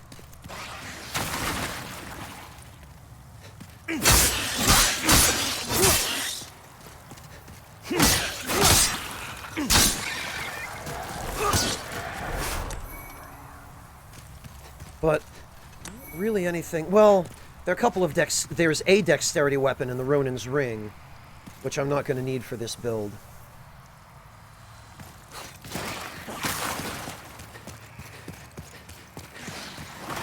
Oh, Griggs, I hardly need you to affirm it. I am one. Well, I was one for a while.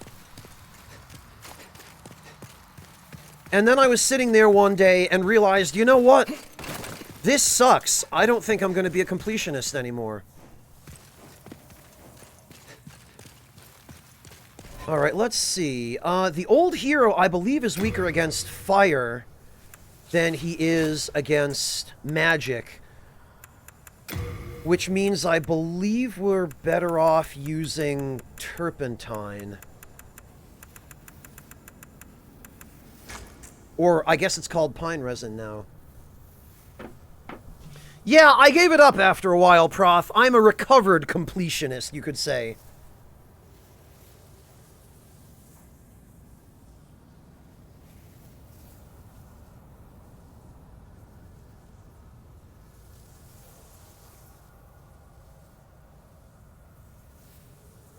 Griggs, completionism is something you only do out of compulsion.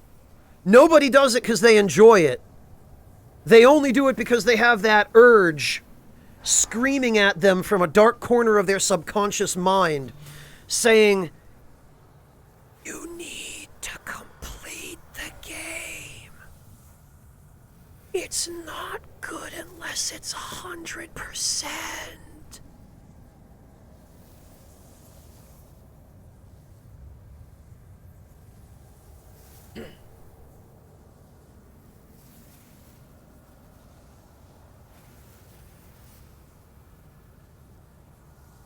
Yeah, Griggs, because it's the same voice in everyone's head. It's the same for absolutely everybody.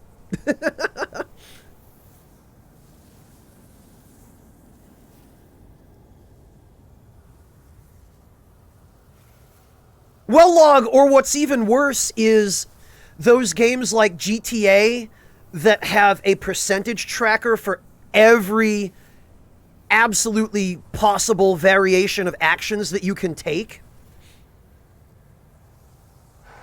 And then you've got everything at 100% except this one quest that's at 99.9%. And then you find out that after all that work, your save file is bugged. And you'll never get that 1% ever. So you might as well just jump out a window and kill yourself. That's what that urge does.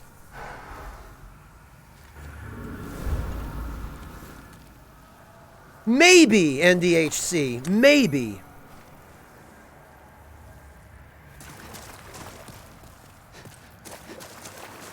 Alright, do I have the thief ring on? I do not. I should.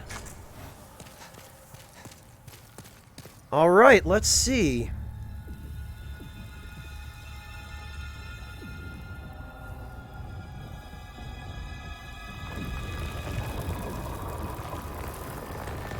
Oh, that's interesting. They... Okay.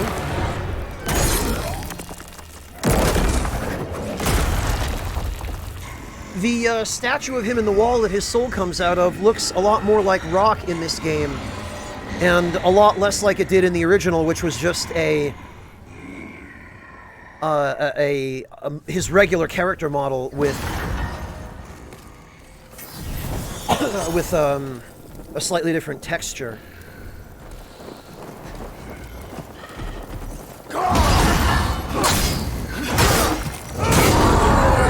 Oh, that is some unimpressive damage.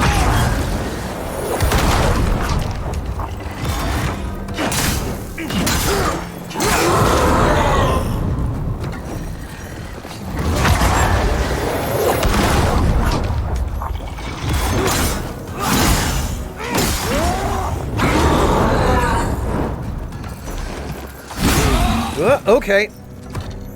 Forgot he had that front sweep. I was thinking I'd just waltz between his legs, but that apparently is not how it went. Alright, well, I'll leave the thief's ring on, because all I'm going to do here is just run by everything.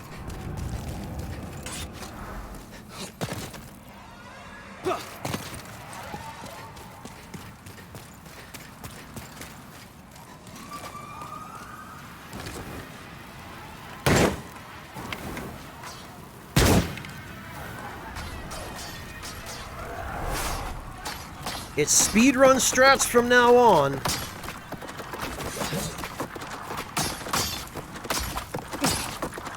Ah, come on.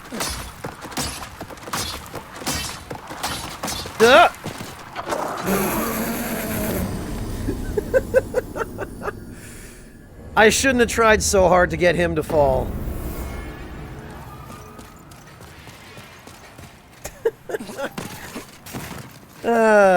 Some things never change. You know it, Yami. This is why people throw money at me. 'Cause they enjoy watching me suffer. Hey, Anodyne, if you can't beat him, join him.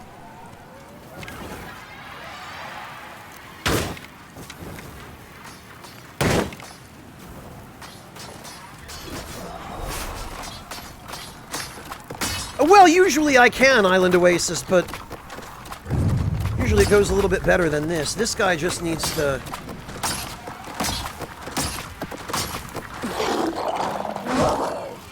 He just needs to use an attack so that he'll fall.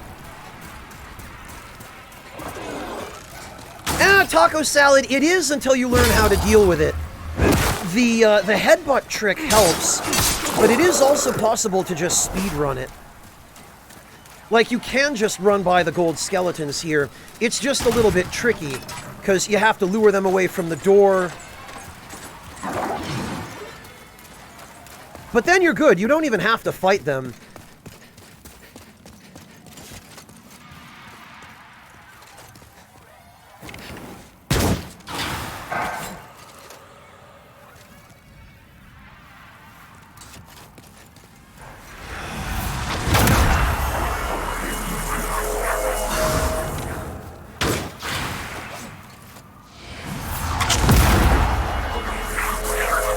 Thank you so much. Wow, what the heck? Okay, I guess that hitbox is still just as wonky as it was in the original. Black Wolf, thank you so much for the gift sub to Taco Salad. Really appreciate that. Well, they certainly didn't do anything about the hitboxes. Yes, Seven. It's how he casts spells. Instead of a catalyst, he just has a really long finger.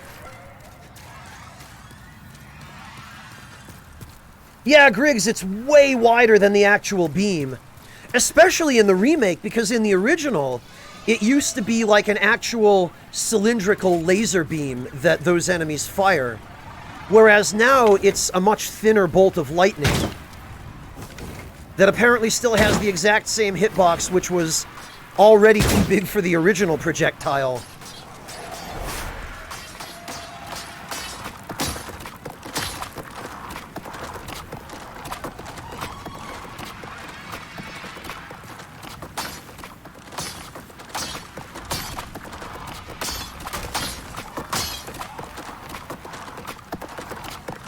Man, there he goes.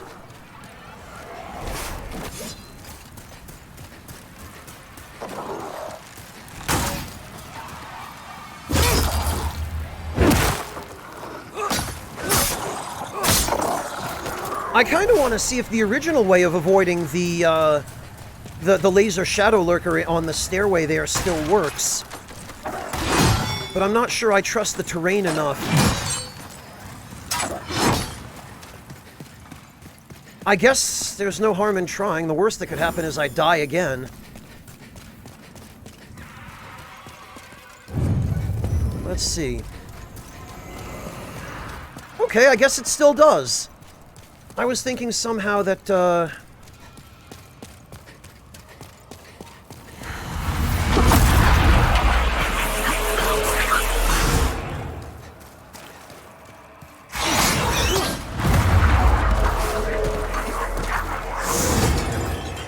yeah, that Reaper, it takes quite a long time for him to die, so I guess,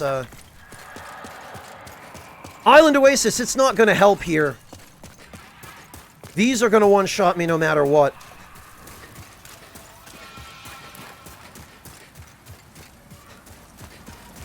And actually, you don't even need to fight the guy in the tunnel here. You can just run past him. Or you used to be able to.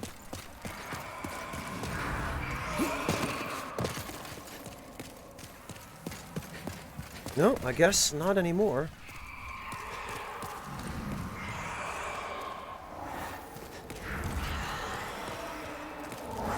Or at least not in that spot. There we go.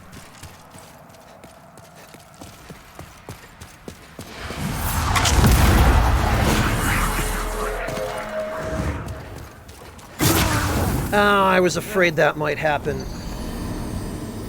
There's no good way to do that. If he decides he's going to shoot at you and your camera isn't already facing him.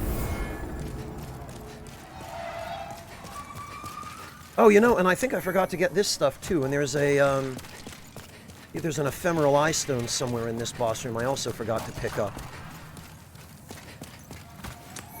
There it is.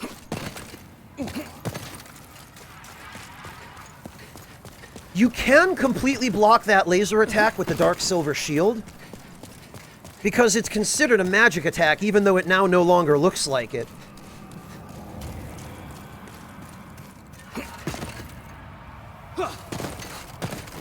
Well, Taco Salad, you say that in jest, but that actually is a philosophy some people have in earnest.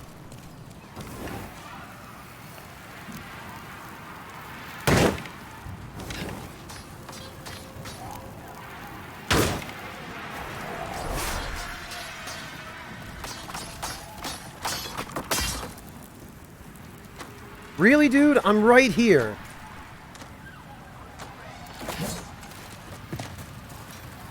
Oh, that's right. These guys are... They're completely deaf. They can't hear you at all. Because I guess they have no eardrums. Because they're skeletons.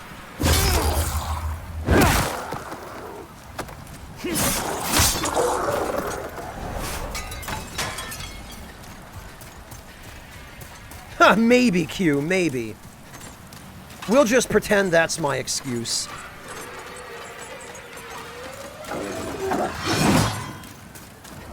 The only reason you can get away with that back there is because their tracking isn't super good.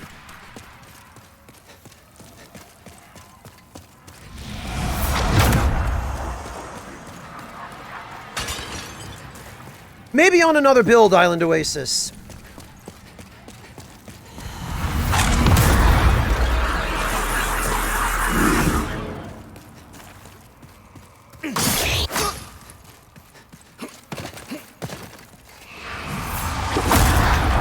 Phew. West Fox, there's an uptime command in chat, and there's a timer below the video player. I don't have the hands-free to check either, but you can.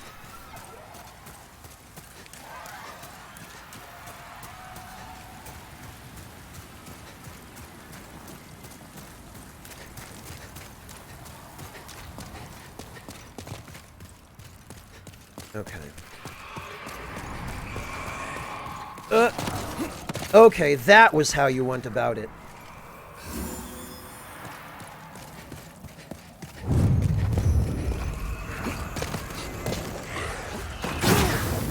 Damn it.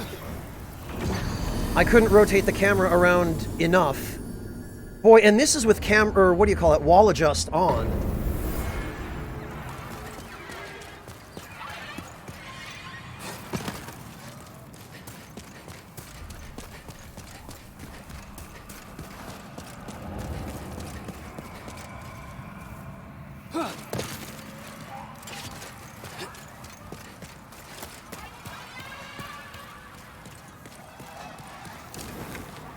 All right.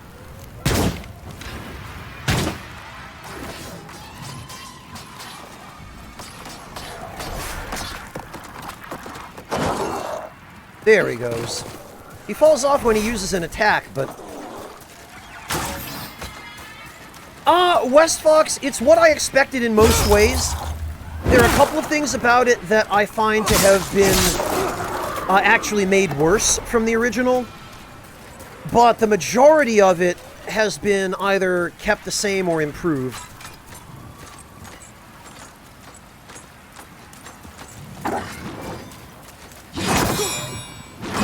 Okay, well... unlucky RNG on my part. No, Kratos Gao, all of the new camera modes I can't stand. Because what they do is when you're locked onto an enemy, they force the camera directly behind your character so you can't see the enemy in front of you that you're locked onto because your character is in the way. And then that makes it really difficult to respond to your enemy's attacks because you can't see what the enemy is doing, so you can't time your responses properly. That is by far my biggest complaint. It's really my only significant complaint, but it's a pretty serious one for me.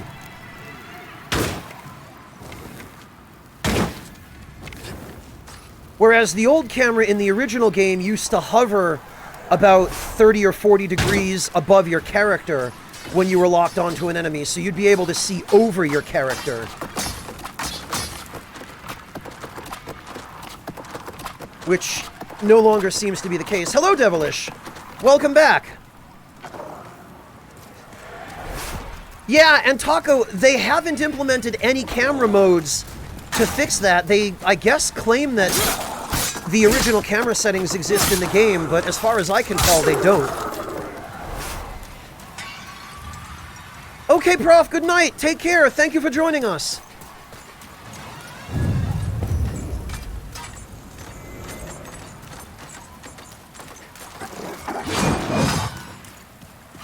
That was too close.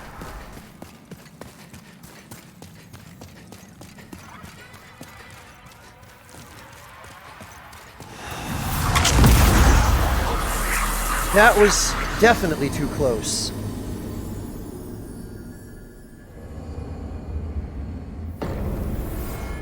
Kratos Scow, they might have said that, but it does not behave the same way as the original camera.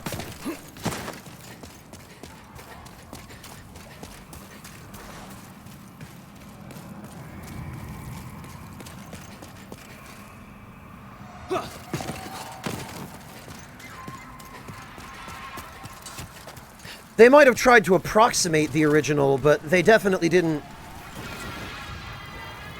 make it identical.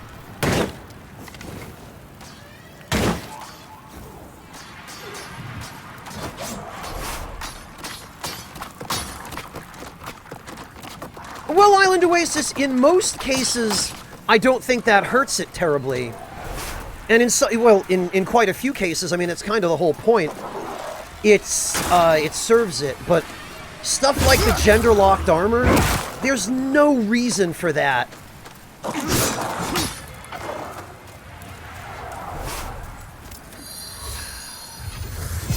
Island Oasis, the jank is part of the experience.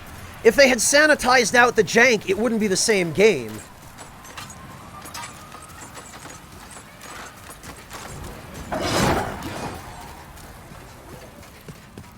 And the jank is part of why it's a fun game to play.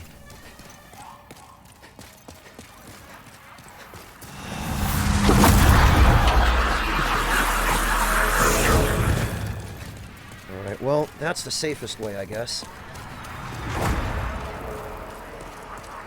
I guess they did that with a few armor sets, Kratos, but still. That's a piss-poor excuse for, not having just done away with gender-locked armor to begin with.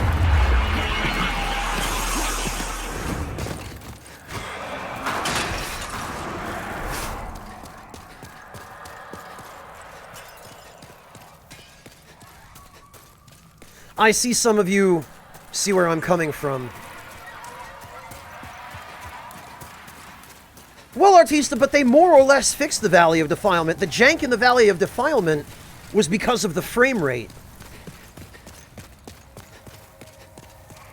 Trickster, I haven't had a chance to use Soul Arrow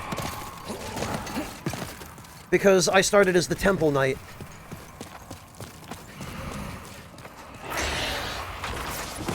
Okay, I got the camera in the right position this time.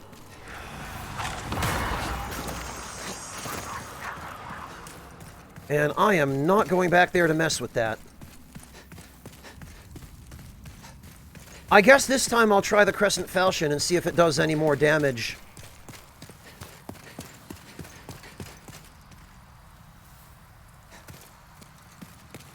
Did they, Kratos? Really? They added the Rusted Iron Ring in Demon Souls? Oh, of course it's tendency related.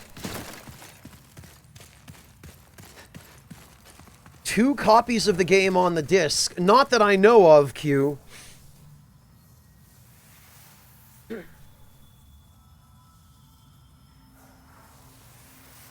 Hello, Karima. Welcome. I wouldn't say finally arrived. I mean, I'm not the one who ordered it.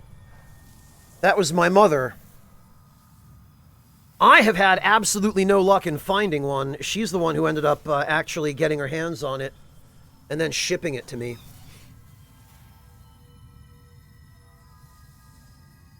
So she deserves all the credit, not me. Artista, there were always offline ways to change world tendency.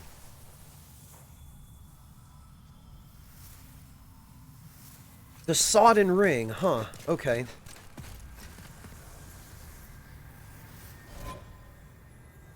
Actually, I wonder...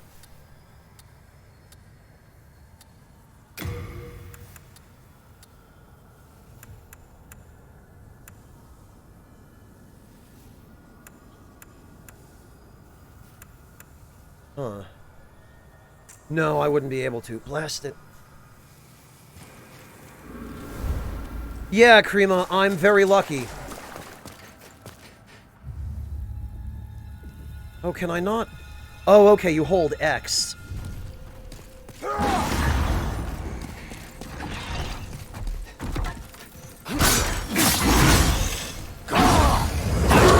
that is,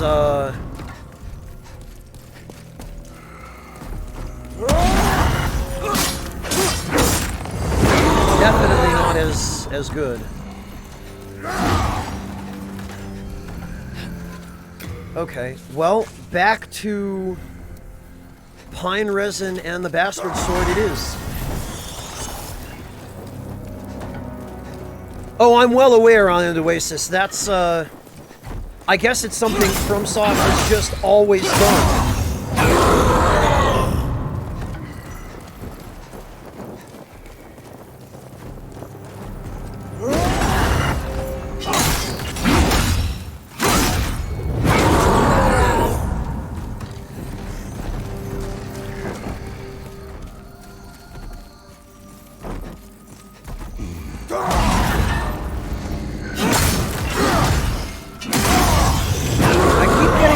Going to be hit by the sword when he does that. I like that I'm going to get hit behind him. It didn't used to work that way.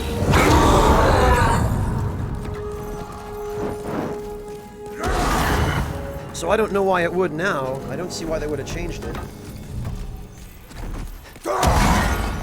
What, Trickster? The particle effects on the old hero?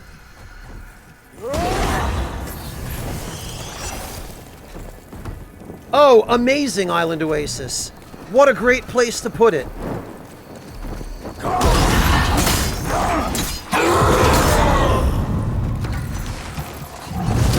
So the trick with this guy is not to attack him more than 3 times in a row.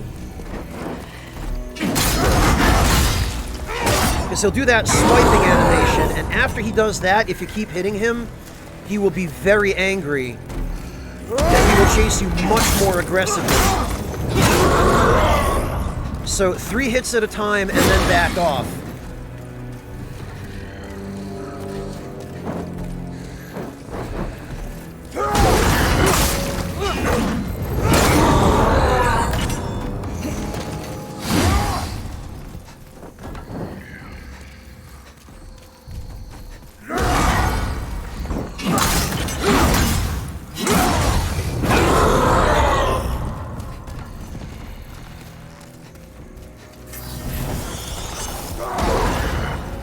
Yeah, Trickster, I know what you mean. I think part of the reason they did this is because it looks really impressive and the hardware can handle it.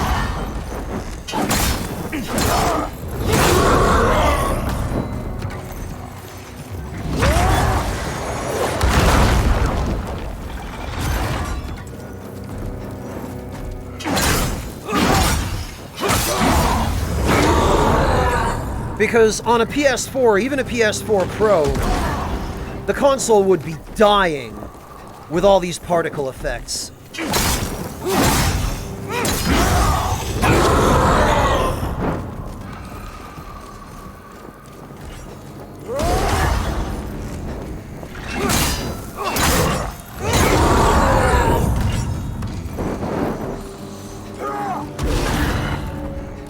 Alright, time for some sticky white stuff.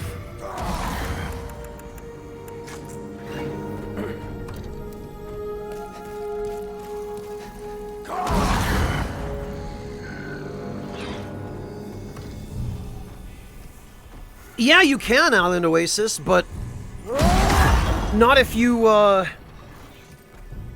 expect me to join in. I'm here playing this rather than watching the Game Awards because I don't care about the Game Awards.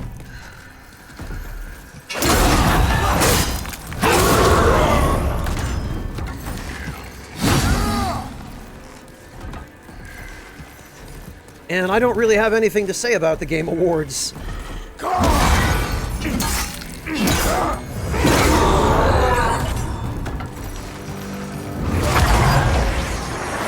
Yeah, Island Oasis, I heard Sephiroth. When you're a Twitch broadcaster and one of these kinds of events is going on, that sort of information just finds its way into chat regardless. So there's no reason for me to watch the Game Awards, because throughout the evening, I've been getting people in here telling me about them. And I would much rather have that happen than have to sit through 4 hours worth of commercials for gaming chairs and PC monitors with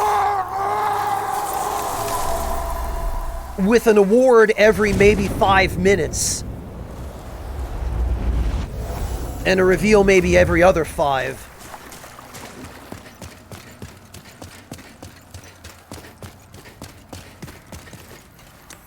Alright, there we are.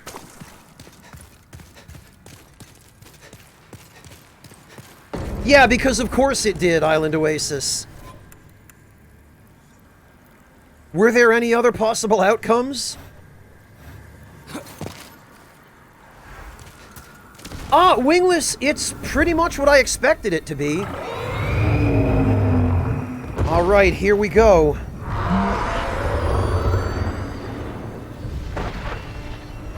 There he is. And you know what this means, guys. My favorite weapon.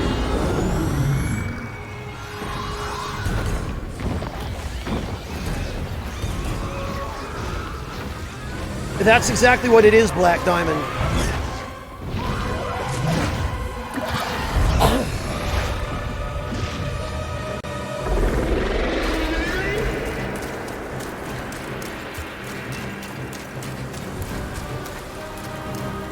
Island Oasis, those award shows in general are all rigged. It's just paid advertising.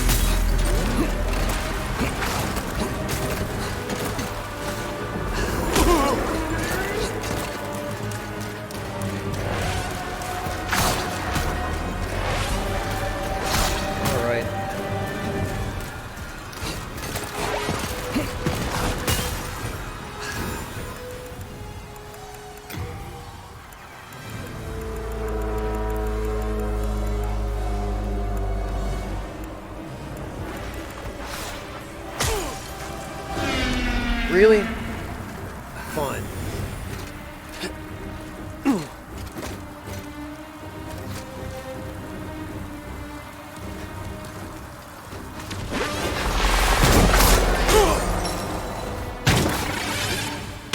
Oh, this is not going to work well at all.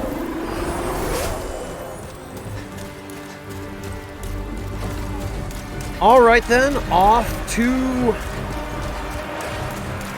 the sword.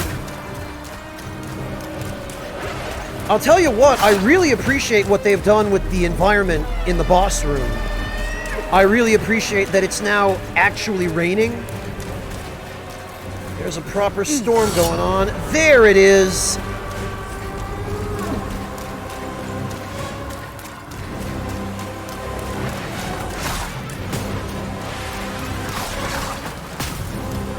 So this is what I would call a gimmick fight done, if not well, then at least not badly. There you are, old friend. How I've missed you. At last we can be together again. That's what I'm talking about.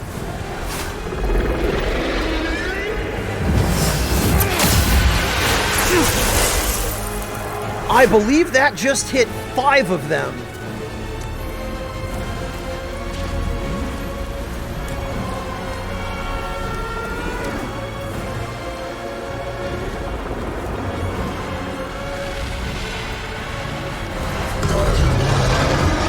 he's coming.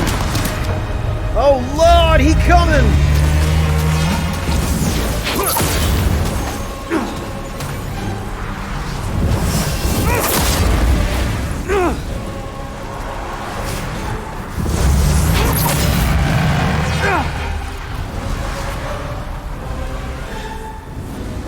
Oh, you better believe it, Q.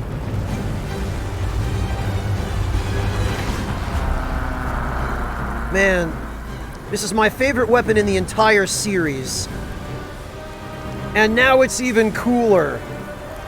Look at this sword.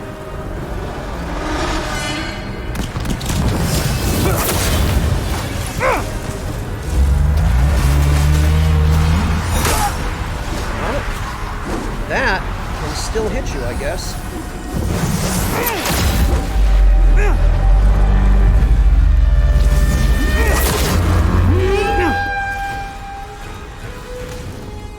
Yes, Gespenst, it is, but you need ranged attacks.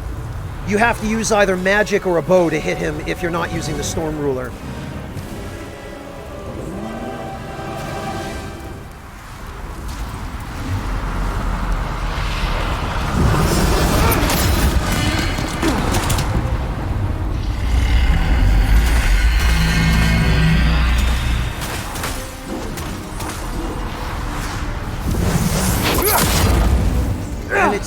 Like, for whatever reason, you can't, Oh, okay, there it is. You have to just lock off, I guess, when he's going this direction. Didn't used to be the case, as I recall. Yeah, it did, Trickster, but they were... In the original, I think they were, like, pitched-down baby noises. I know that the sounds the old one made in the original game were a baby crying, pitched way down.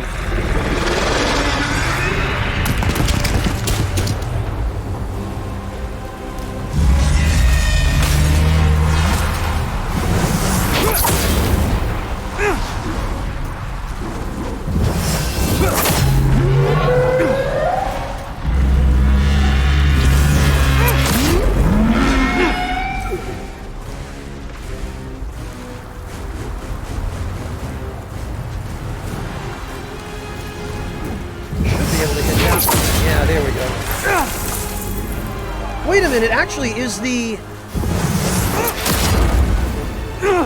Storm Ruler's full-powered attack accompanied by a lightning strike now?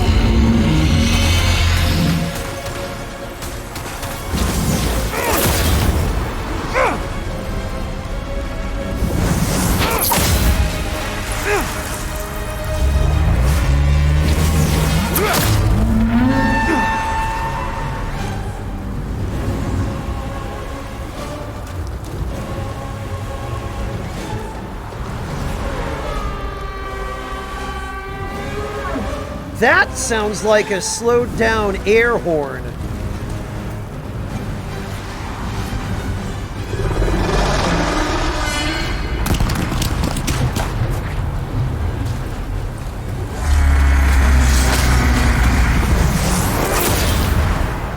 You think so, Wings? I don't know.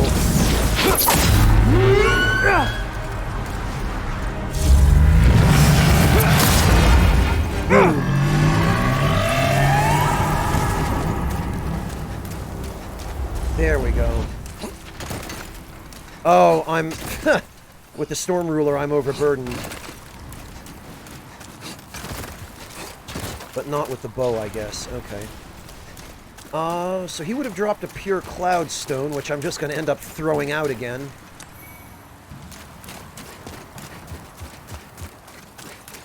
In the remake, it could very well be Whale Sounds Gespenst. Alright, let's see. Yeah, I think that this might be accompanied by a lightning strike now, maybe. Because it's still the Blade of Wind, but... it looks like there might be...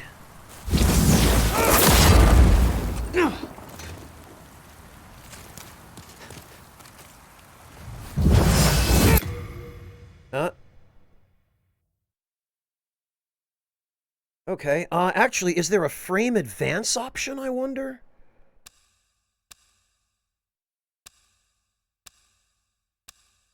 Because in the debug versions of the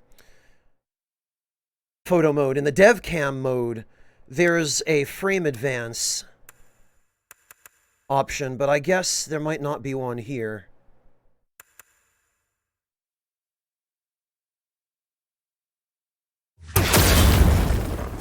Let's see.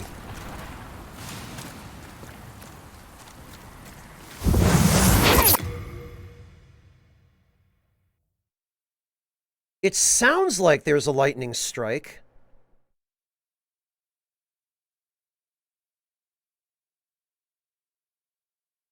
Actually, it's interesting as well to finally see exactly what the range of this attack is.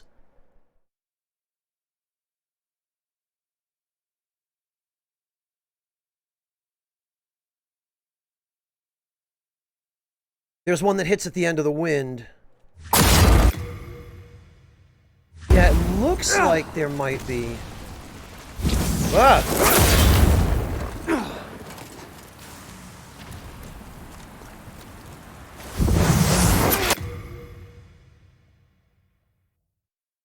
Because there's the wave of wind. Man, that has some range. Look at the range on that. I can't even pull the camera out far enough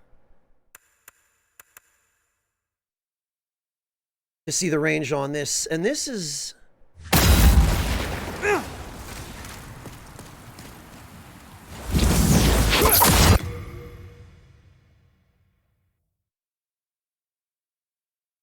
Okay, yeah, and look at that arc, too. That's,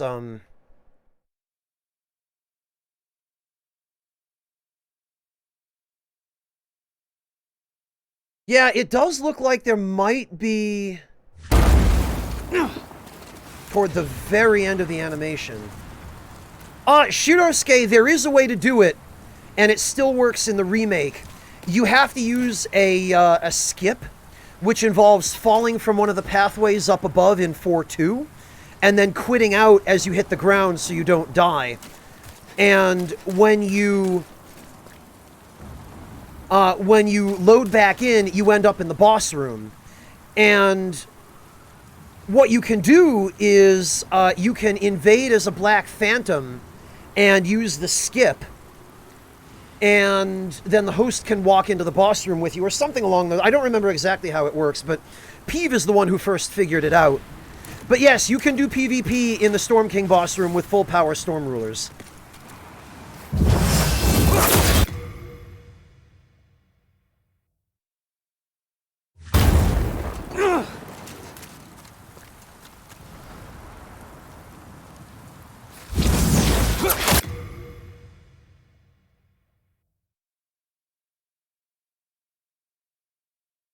Yeah, I don't see any lightning. It looks like it's just the wave of wind, but... Actually, there's a pretty clear way that we could...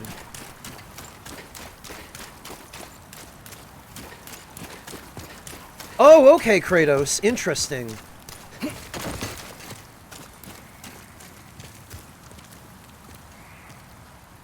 Okay. Well, now you can see exactly where the boundary is, because the sword gains the wind aura. Oh, okay.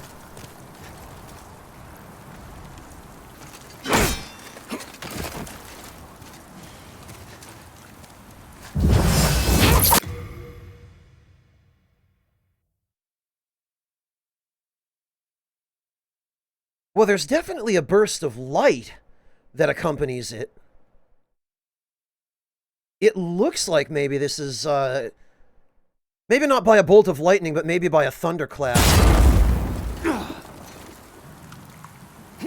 Yeah, it might be that, Devilish. It might just be a sonic boom.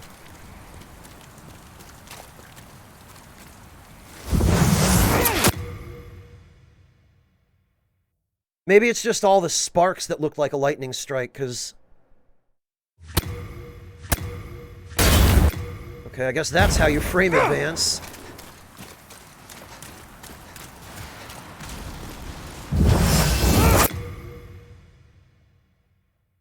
There's definitely lightning in the distance, but... Okay, well, I'm satisfied. I mainly wanted to just get a look at what this attack looks like in the remake, and photo mode is kind of handy for that.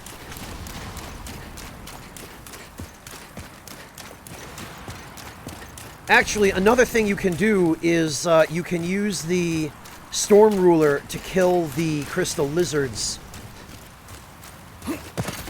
Assuming the little turds haven't run away. Looks like there's one left. And actually, at this point, with the Storm Beast dead, I'm probably better off just using the Bastard Sword.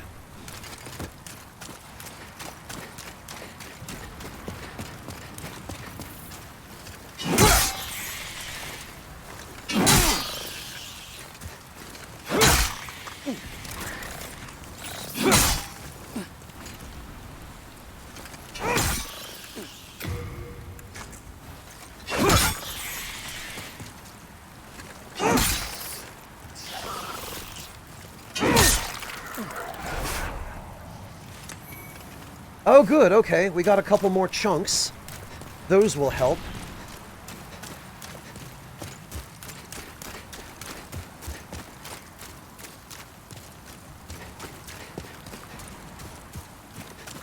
They look like sparks, Artista, although it's possible that it is the wind pushing the rain away. The parry is the best option. Ha! Like hell it is. Alright. Nexus agent?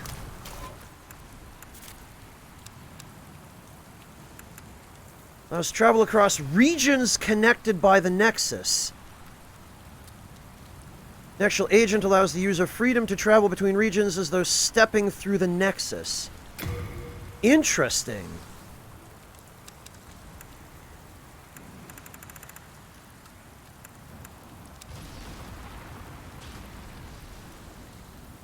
What the...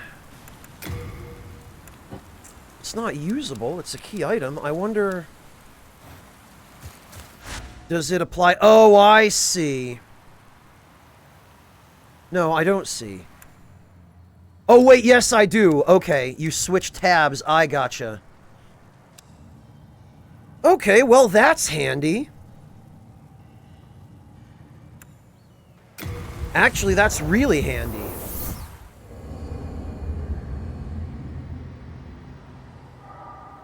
Yeah, Island Oasis, it's basically the bonfire warp system from Dark Souls 3. I have no complaints about that. That's perfectly alright with me.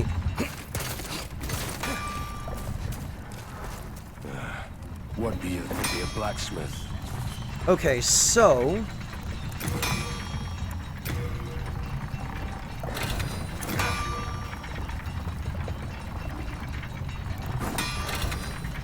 Perfect. That's a +4 Crescent Falchion. Oh, right. I need more Spider Stone.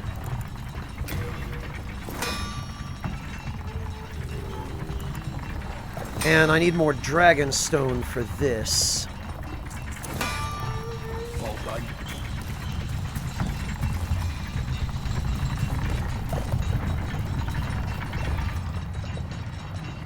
What log? How do you do that? What do you mean, use the PS5 dashboard? How do you use the dashboard to do anything in-game?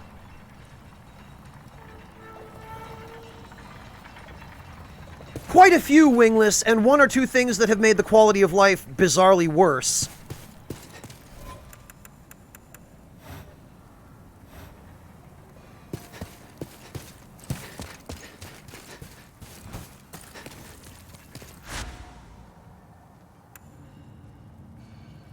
Ability card? What are you talking about, Kratos? I'm sorry, it seems like I'm behind on some of the features of the PS5, but... Hello, Shion! Welcome! Good to see you!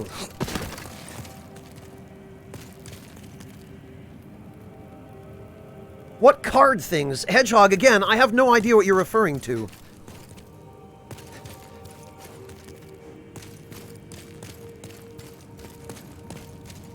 I can forge weapons for you. Alright, let's repair that. Well, Ed's still up to his old ways, is he? Hello, Artaz, Even welcome! The demons don't know what to do with him, hmm? Just a side's ache.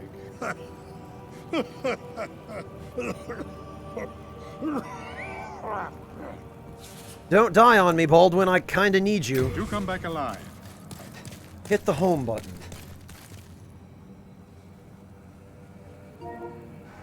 Okay. This?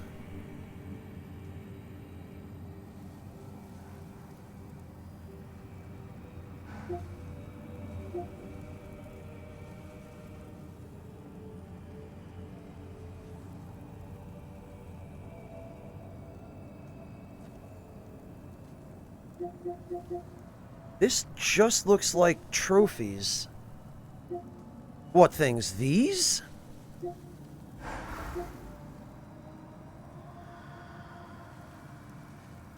Really? Clicking on these warps you to that area? But it counts as nexual binding. Huh.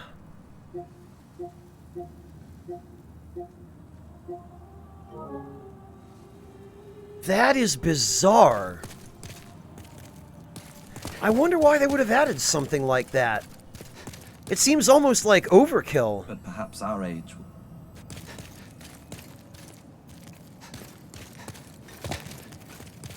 Oh, is that what it is, Log? It's to tell you that you haven't completed stuff there?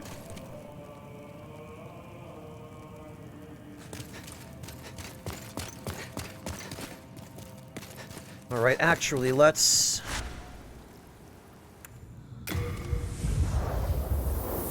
go have a word with Blige. Oh, okay, interesting, Godless Seraph. I guess that stands to reason.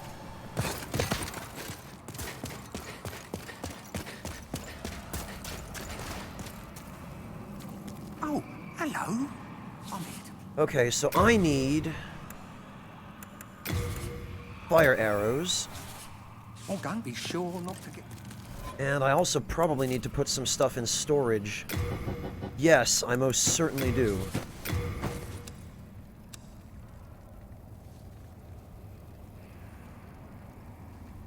Actually, I think at this point I can just make the permanent switch to the Crescent Falchion.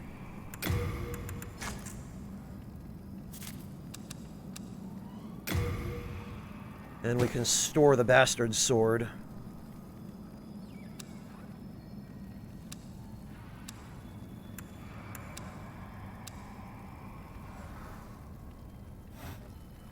And actually,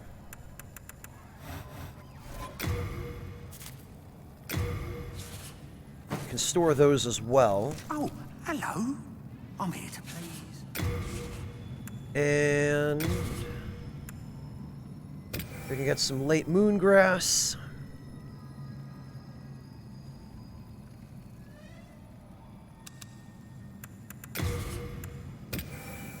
There we go. All done. Good day. Be sure not to get yourself killed. Wrong warp bugs, Log? That's worrying. Are there a lot of bugs that are associated with warping?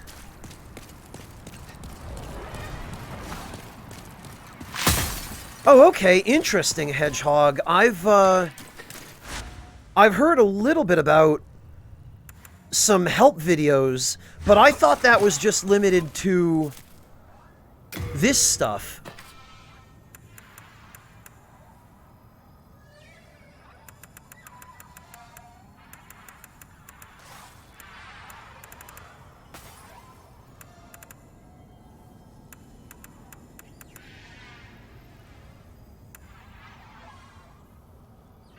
Because I know about these, but...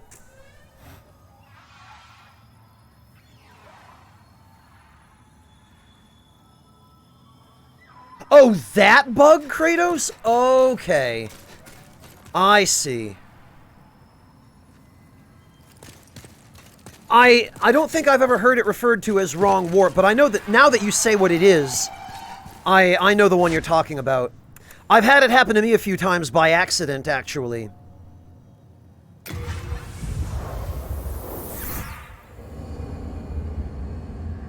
Devilish, that's a good change. It's much better balanced for both PvP and PvE, that there's actually a consequence to what healing items you carry.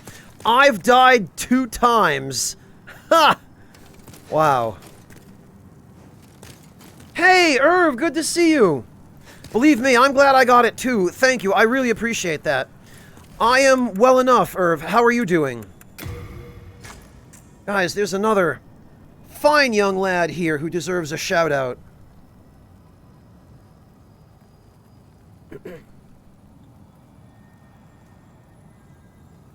My buddy Irvin over at Noxious Nest Games. If there's somebody that you ought to be following, it is him.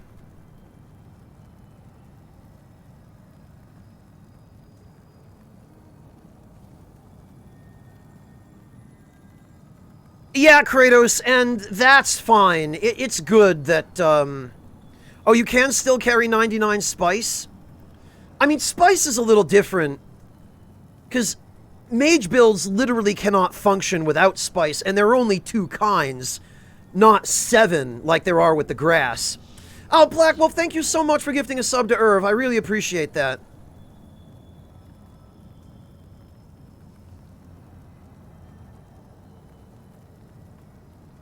Yeah, Godless Seraph, it might be a little bit much, but all things considered, they could have been a lot further off their mark. They could have ended up like what they had in Dark Souls 2, where not only were there 7 or 8 different types of healing items, there were 7 or 8 different types of MP recovery items as well.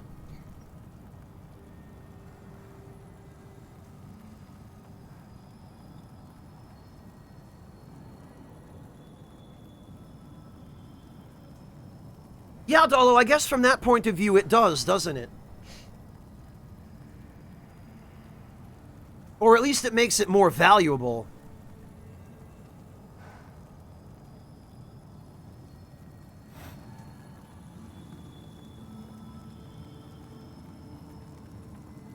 Huh, sheesh.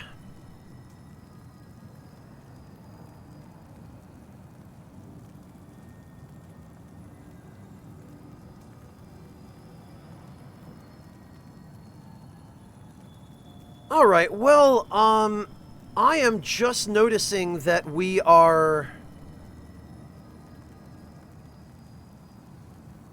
Wow, 10 hours, 2 minutes.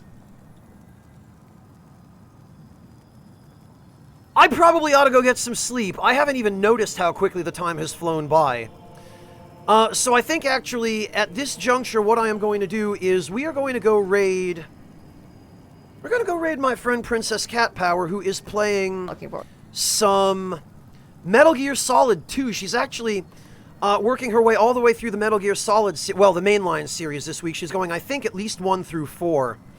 I don't know if she's decided whether she's going to play 5 yet, but we're going to go raid her, and you guys are going to really like her as well. She's another person whom I'd give her a shout out, but we're about to raid her, so you'll see for yourself how awesome she is. Thank you all so much for joining me. I really appreciate everybody's company today, everyone's support. And I will catch all of you probably tomorrow, because you better believe I'm going to be playing more of this. Thank you all again. Good night, everybody, and I will see you all probably as soon as I wake up. Take care, everyone.